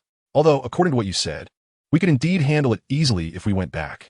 With a look of being seen through, Date cautiously replied to his unfamiliar father, "But father, if it were only one person, I could barely manage, but there are 2 of them, and I have no chance." Upon hearing this, Vegeta realized that his son from the future had already developed a psychological shadow. Well, who told him to be his offspring? So he said, "Kid, come with me. Let me train you properly. I believe that by then, you alone will be able to defeat those 2. Date had also undergone training in the future. But at that time, the older generation had already perished, and son Gohan, who didn't really like fighting, only picked up martial arts again after the android incident when everyone else had died, and naturally, he was only half-baked. After finally transforming into a Super Saiyan, he sacrificed himself in a battle to protect Date, which resulted in Date, filled with anger, transforming into a Super Saiyan with immense power, yet being unable to fully unleash it. After a while, Vegeta returned to the demon martial sacred realm with future Trunks, while Piccolo went back to the imperial capital to handle some affairs. In the demon martial sacred realm, the new generation of Saions, including little Trunks, now Trunks, were training under the guidance of Son Tian. Nowadays, Son Tian has become the idol of the new generation of Saions. At this moment, they happened to see Vegeta returning with future Trunks, and the group of little ones curiously looked at the boy who was slightly older than Son Tian, but looked almost identical to Trunks. Lazet exclaimed, "Trunks, look, that person looks just like you." Although Lazet was already 12 years old, his combat power was much weaker than little Trunks. Among the new generation of Saions, aside from the abnormal Son Tian, Trunks had the highest combat power. It was uncertain whether it was due to good genes or because Vegeta successfully transformed into Super Saiyan, breaking the bloodline seal of their lineage. At just 10 years old, little Trunks had a combat power of 300,000 and could transform into Super Saiyan. This made Vegeta feel frustrated for many days. Although little Trunks' combat power increase was not even 50 times, only a mere 30 times, he was still considered a little expert aside from Tian, with a combat power of 9 million, barely able to keep up with Son Tian's pace without using divine abilities. Little Trunks saw that the boy really looked almost identical to him, just appeared more mature. "Dad, who is he? And was that bad guy just now taken care of?" Little Trunks looked at Vegeta with wide eyes, seriously doubting Vegeta's loyalty to his mother. Meanwhile, Future Trunks also noticed this group of little ones with decent power, but was secretly glancing at Sun Tian. Who was Sun Tian? He had been training with Piccolo and Raditz since childhood, and with his own powerful strength, after breaking through to the divine realm. Future Trunks' performance had completely fallen under his perception. He was somewhat curious about the boy's expression of attachment and respect. After some effort, Vegeta finally explained things to little Trunks. Although he did not mention that Future Trunks came from the future, he was required to vow that he had never wronged little Trunks' mother for it to count. Soon, Piccolo arrived with Bulma from the Imperial capital, and Vegeta sent the group of little ones away to play by themselves, leaving only Sun Tian, Piccolo, Bulma, and Future Trunks. After all, they had no understanding of high-tech inventions like time machines. Therefore, before Piccolo returned to the Imperial capital, Vegeta informed him that Bulma was coming to the Sacred Realm. Future Trunks brought out the time machine, and Bulma began to study this great invention that might have originated from her many years later. Meanwhile, Vegeta and Future Trunks slowly shared relevant information, and at this point, Bulma and Tian realized that this boy came from 20 years in the future. Although they did not know why the historical timeline of the boy's era was completely different from the current world, Bulma, after all, had heard Sun Tian mention parallel universes before and had a general idea of what was going on. The so-called parallel universe refers to a theory in physics that has not yet been confirmed. According to this theory, beyond the human universe, it is very likely that there are other universes, and these universes reflect possible states of existence. The basic physical constants of these universes may be the same or different from those of the universe known to humans. According to what Trunks said, the Scions in his timeline were far more violent than those in this timeline. For example, Raditz wanted Goku to kill Earthlings, and when Vegeta and Nappa first arrived on Earth, they were filled with a brutal aura. Even Goku, who grew up on Earth, would have been a violent character if he hadn't suffered brain damage as a child.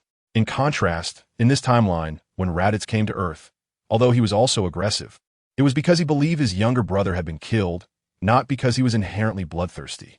In that timeline, Goku should be the same as Sun Tian in this timeline. Although the names were different, Scions all had the same name, Kakarot. Moreover, in that timeline, Vegeta learned the truth about the destruction of planet Vegeta by Frieza on the so-called Namek planet, rather than knowing it long ago. However, in this timeline, Vegeta and the others had figured out the truth early on and prepared a backup plan, directly leading to Sun Tian's recent surge in strength, which allowed him to defeat Frieza. Although the two timelines developed similarly, they were also different. At least in this timeline, Demon King Piccolo had not been killed by Sun Tian, leading to the birth of a second Piccolo, and the Scions in this timeline had a bit more humanity. Unlike in that timeline, although Vegeta's character improved later because of Goku, it did not compare to the racial consciousness present in the Scions of this timeline. Through analysis, they also identified why there were no androids in this timeline. It turned out that when Demon King Piccolo first emerged, he was provoked by the Red Ribbon Army and directly blew up the entire base. The so-called Dr. Gero never had the chance to implement his revenge plan. Additionally, there was a significant disparity in strength between the two timelines. Frieza and Cooler were obviously much stronger than in that timeline. Otherwise, how could Goku, with a combat power of less than 300 million in that timeline, defeat Frieza and his son? I really don't know why the version of me in that timeline was interested in that Vegeta and that whatever weapon. Although they have some strength, they're nothing special. I really don't know what that version of me was thinking. Bulma remarked, feeling that her counterpart in that timeline had poor judgment. Bulma, what are you saying? Although my counterpart in that timeline isn't great, how could he not be worthy of you? Vegeta retorted, although he knew his counterpart was indeed embarrassing. What's wrong, Vegeta? Did I say something wrong? Bulma shot back, wearing an expression that suggested if he dared to say more, she wouldn't let him to bed that night.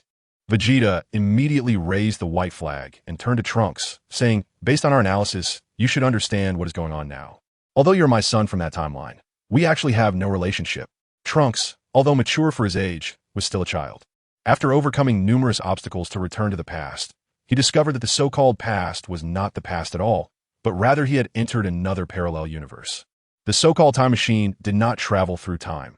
It merely traversed two parallel universes, and it should be called a space-time travel machine. Vegeta looked at the bewildered child before him. Although theoretically he was not his child, he still felt a vague pain in his heart. So he said, Trunks, if possible, I can also go to your timeline to help you. However, we will face more difficult challenges here. So if you want to save your Earth in that timeline, you must not be afraid of hardship. I will help you train from the beginning. Is that really possible, father? Trunks knew his shortcomings. If he could train systematically, with his combat power, he wouldn't be unable to deal with those two androids. In a moment of desperation, even though he knew this person was theoretically not his father, he still called him father, as in his timeline, he was still in swaddling clothes when Vegeta died in battle. Vegeta, upon hearing Trunks call him father, did not refute it. To be honest, this kid is quite pitiful, so Vegeta did not tell Trunks about the ancient history of the Saiyans. Some things are better known only to the older generation. The younger generation shouldn't know too much when their power is insufficient. So far, only Vegeta, son Tian, Tian, and Piccolo know about the ancient history of the Saiyans obtained from Kefera, and even Raditz and Nappa have not been informed. Just thinking about the enemies they might encounter in the future drives the four of them to train so hard. Otherwise, why would son Tian always meditate in seclusion?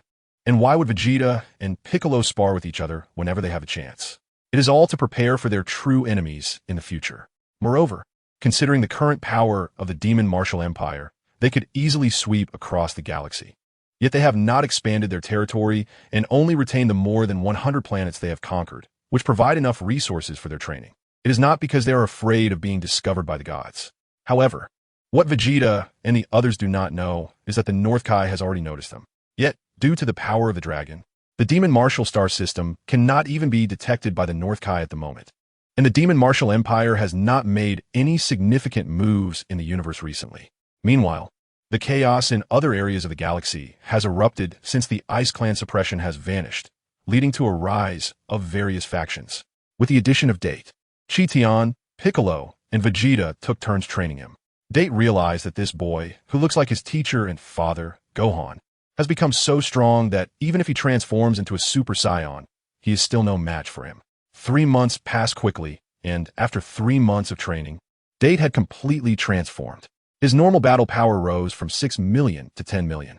Once he transformed, his power increased to a terrifying 60 times, reaching a total of 600 million. But that was not the most important part. Date's martial arts foundation was being reshaped from scratch by the three of them. Although he still could not reach the level of Vegeta, Tian, and Piccolo, he had improved by countless times compared to before. It could be said that now Date, if he returned to his own time and space with this martial arts foundation, could easily defeat those two androids even with his previous battle power of 300 million. Of course, from a certain perspective, Date's comprehension and aptitude are also top-notch, plus he had a solid foundation to build upon, which allowed him to make such a significant leap in just 3 months. Without such high aptitude, no matter how hard Vegeta and the others trained him, it would be useless. The time for parting soon arrived. On this day, Vegeta and the others came to the Sacred Realm Square. Considering the development of the two parallel universes, the flow of time between them should not differ much. Therefore, the 3 months of training in this time and space should be about 3 months for Date's time as well. Trunks, with your current power, I believe you can handle the crisis on your side without any problems. But don't become complacent just because the crisis is gone. Vegeta instructed. Having observed Trunks' changes over the past 3 months and being relatively optimistic about this Saiyan from another time and space, Date replied, "Yes, father, I will protect that world." Vegeta thought for a moment and then instructed again, "Also, remember to be careful of that hypocritical god. You never know, we might meet again one day, and we may need your power then. All right, the time is almost up, go." Although Date did not fully understand Vegeta's meaning, he still took these words to heart. It wasn't until later, when Majin Buu was born and the Kaioshin appeared on Earth, that Trunks truly understood. In the future time-space universe, Earth, compared to its past prosperity, is now a scene of devastation. Once with nearly 10 billion people, now only about 10 million remain due to the emergence of the androids, most of whom live in underground shelters. Of course, they do not know that if they wanted to, the androids could destroy the Earth at any time. They simply enjoy the feeling of fear that everyone has towards them. West City, once an international metropolis, now 2 young people are playing a game of shooting humans, reveling in the feeling of despair that brings fleeting hope, and they never tire of it. A very beautiful young woman said, "Number 17, what do you think happened to Trunks? Has he been scared out of his wits after killing that Son Gohan in the last battle? It's been almost half a year since we last saw him." The other boy, of similar age, replied, "Maybe, but now the only ones on this earth who can fight us are him and Son Gohan. If I had known, I wouldn't have killed Son Gohan last time. Now the fun of fighting is gone, and it's getting more and more boring. These two are the androids from Date's time. The boy is number 17, and the girl is number 18, who were originally twin siblings before their modifications. Number 18 continued, "Let's hurry and find that legendary Bulma. We can force her to build a spaceship for us, and then we can leave this planet." Number 17 replied, "Don't worry. She's said to be in West City. Just don't cause too much destruction. Otherwise, if we accidentally kill her, we'll be stuck on this boring planet." The two quickly killed the humans hiding in the shadows and began searching throughout West City. However, they cannot sense any energy, so they can only search slowly. In the underground of West City, the former Capsule Corporation, the Bulma family, has long since fallen into decay. If someone passed by, they would not think that this was once the residence of the richest person on Earth. The brief couple had passed away several years ago. If anyone could build a spaceship now, it would probably only be the former genius girl, Bulma. Deep underground, Bulma, now in middle age, no longer possesses her former beauty. Looking at the images transmitted by the monitors, a deep sense of helplessness filled her heart. Her only reliance now is on her son, Trunks. Ever since Gohan's death months ago, Trunks seems to have become a different person. Out of anger, he transformed into a Super Saiyan and fought the two androids several times, always returning heavily wounded. Fortunately, the time machine he had been working on finally succeeded 4 months ago, although it has not been tested yet. This world can't wait for them to complete their experiments. 3.5 months ago, Trunks returned injured again, and after recovering, he set off with a fatigued body. But this time away lasted 3 months, leaving Bulma feeling exhausted with worry, sometimes wondering whether Trunks' journey was good or bad. In the West City area, after bidding farewell to Vegeta and the others, Trunks finally returned to this despairing world. Feeling the sorrow of this world, Trunks quickly calmed his emotions. Although he did not return to the past this time, he gained what he wanted. Let me bring hope to this world. After storing away the time machine, Trunks quickly entered a hidden passage and soon returned to the only warm home he had left in this world. Seeing his mother, Trunks rushed forward, tears in his eyes, and said, "Mom, I'm back." Bulma, who was regretting letting Trunks use the untested time machine to go to the past, suddenly heard her son's voice. She turned around, wiped her eyes, and hugged Trunks tightly. "Good boy, it's good that you are back. It's good that you are back." "Mom, why are you crying?" "It's nothing. I just miss you a bit." Suddenly, an announcement broke the heavy atmosphere. Emergency notification. Emergency notification. The androids have arrived in West City. Please do not go outside. Do not go outside. All passages to the shelters are about to close. The broadcast played continuously for about 10 times, and then the entire shelter's machinery started to operate, closing the gates leading to the outside world. Upon hearing this information, Trunks' gaze sharpened, and he said, "This is good. Let's settle this once and for all." When Bulma from the future heard this, she quickly said, "Trunks, don't go. If you get killed too, our world will really be finished." Although Bulma had maxed out her technological talents, she didn't understand martial arts and believed that Trunks couldn't possibly be a match for the androids. She wanted him to train properly first, and only after becoming stronger should he confront the androids. Trunks gave his mother a confident look and said, "Don't worry, Mom. I've been training with Dad for the past 3 months. I'm way stronger than before. Dealing with 2 androids is no problem, and our world can truly be at peace again." While Bulma was still trying to dissuade him, Trunks had already stood up and flew outside. Although the androids had no energy for Trunks, since they had appeared in West City, it would be much easier to find them. Androids at 17 and 18 were searching for Bulma's residence in West City. In their view, once they had a spaceship and left Earth, there would be no need for Earth to exist anymore. Little did they know, a crisis was gradually approaching. After searching for a long time, 17 and 18 still couldn't find it. Android 18 couldn't help but vent her frustration, and with a key blast, she turned a tall building that was already leaning into rubble. Trunks was searching for the 2 androids in West City when the sudden explosion caught his attention, and he quickly flew toward the direction of the blast. Android 17 was saying something to Android 18 when he suddenly noticed a figure flying toward them at high speed, getting closer and closer until it was right in front of them. Seeing the 2 androids and recalling their evil deeds, Trunks angrily said, "I've found you. I didn't expect you to come to West City." Android 18, seeing a new toy, said, "Oh, I thought it was someone else. Turns out it's Trunks. How come you're not afraid of death and dare to show up in front of us?" Android 17 was also taken aback, but he didn't take it to heart. With Android 18 alone, they could easily deal with Trunks. Moreover, if they hadn't let Trunks live in their previous encounters, he would have been dead long ago. Suddenly, Android 17 thought of something and said, 18, we can just play with him for a bit. We still need Bulma to make us a spaceship. and this kid can be used as a hostage.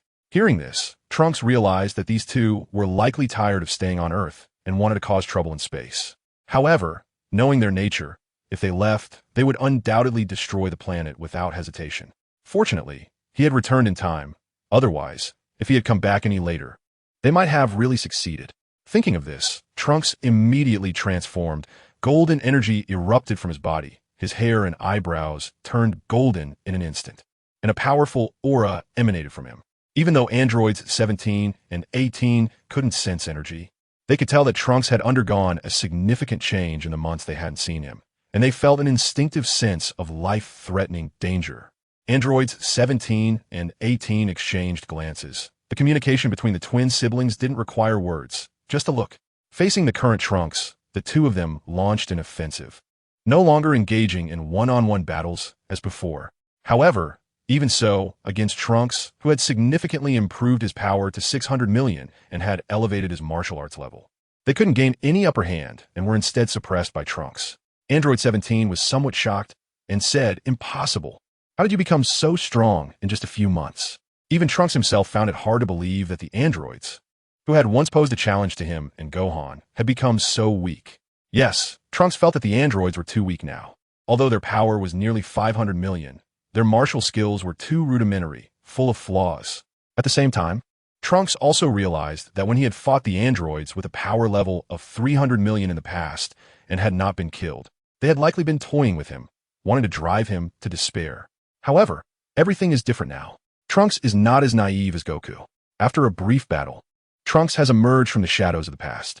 The feeling of breaking free from the mental barrier has elevated Trunks' state of mind once again. With a powerful punch, he forced 17 away and let out a furious roar, then calmly said, "Are you ready to go to hell?" Although 17 and 18 sensed Trunks' change, they were both powerful beings with a combat power of 500 million, and their energy was inexhaustible. Moreover, if they didn't eliminate Trunks today, who knows how much stronger he would become the next time they met. The two did not take advantage of Trunks' moment of pause to escape. Instead, they joined forces to attack Trunks again, unleashing energy blasts at him, as if they were free of charge. At this moment, Trunks had broken the mental barrier imposed by the androids, and his power increased further. Faced with the two energy blasts, he easily dodged them, feeling the power surging within his body. Trunks moved like the wind and appeared in front of 17 in an instant. What? How is this possible? This speed? 17 thought as he saw Trunks suddenly appear before him. Without any grand gestures, Trunks conjured a highly compressed energy sphere at the location of 17's heart. With a loud explosion, 17 was sent flying. 18, run. Otherwise, we will both die here. In the distance, 17 managed to stand up with great difficulty, but his entire heart region was hollowed out, directly pierced by Trunks' energy sphere. Just as he finished speaking, the entire process had been completed in mere seconds. 18 turned to look at 17's condition and realized that the two of them were doomed today. Even if she escaped, she could only survive in hiding like the human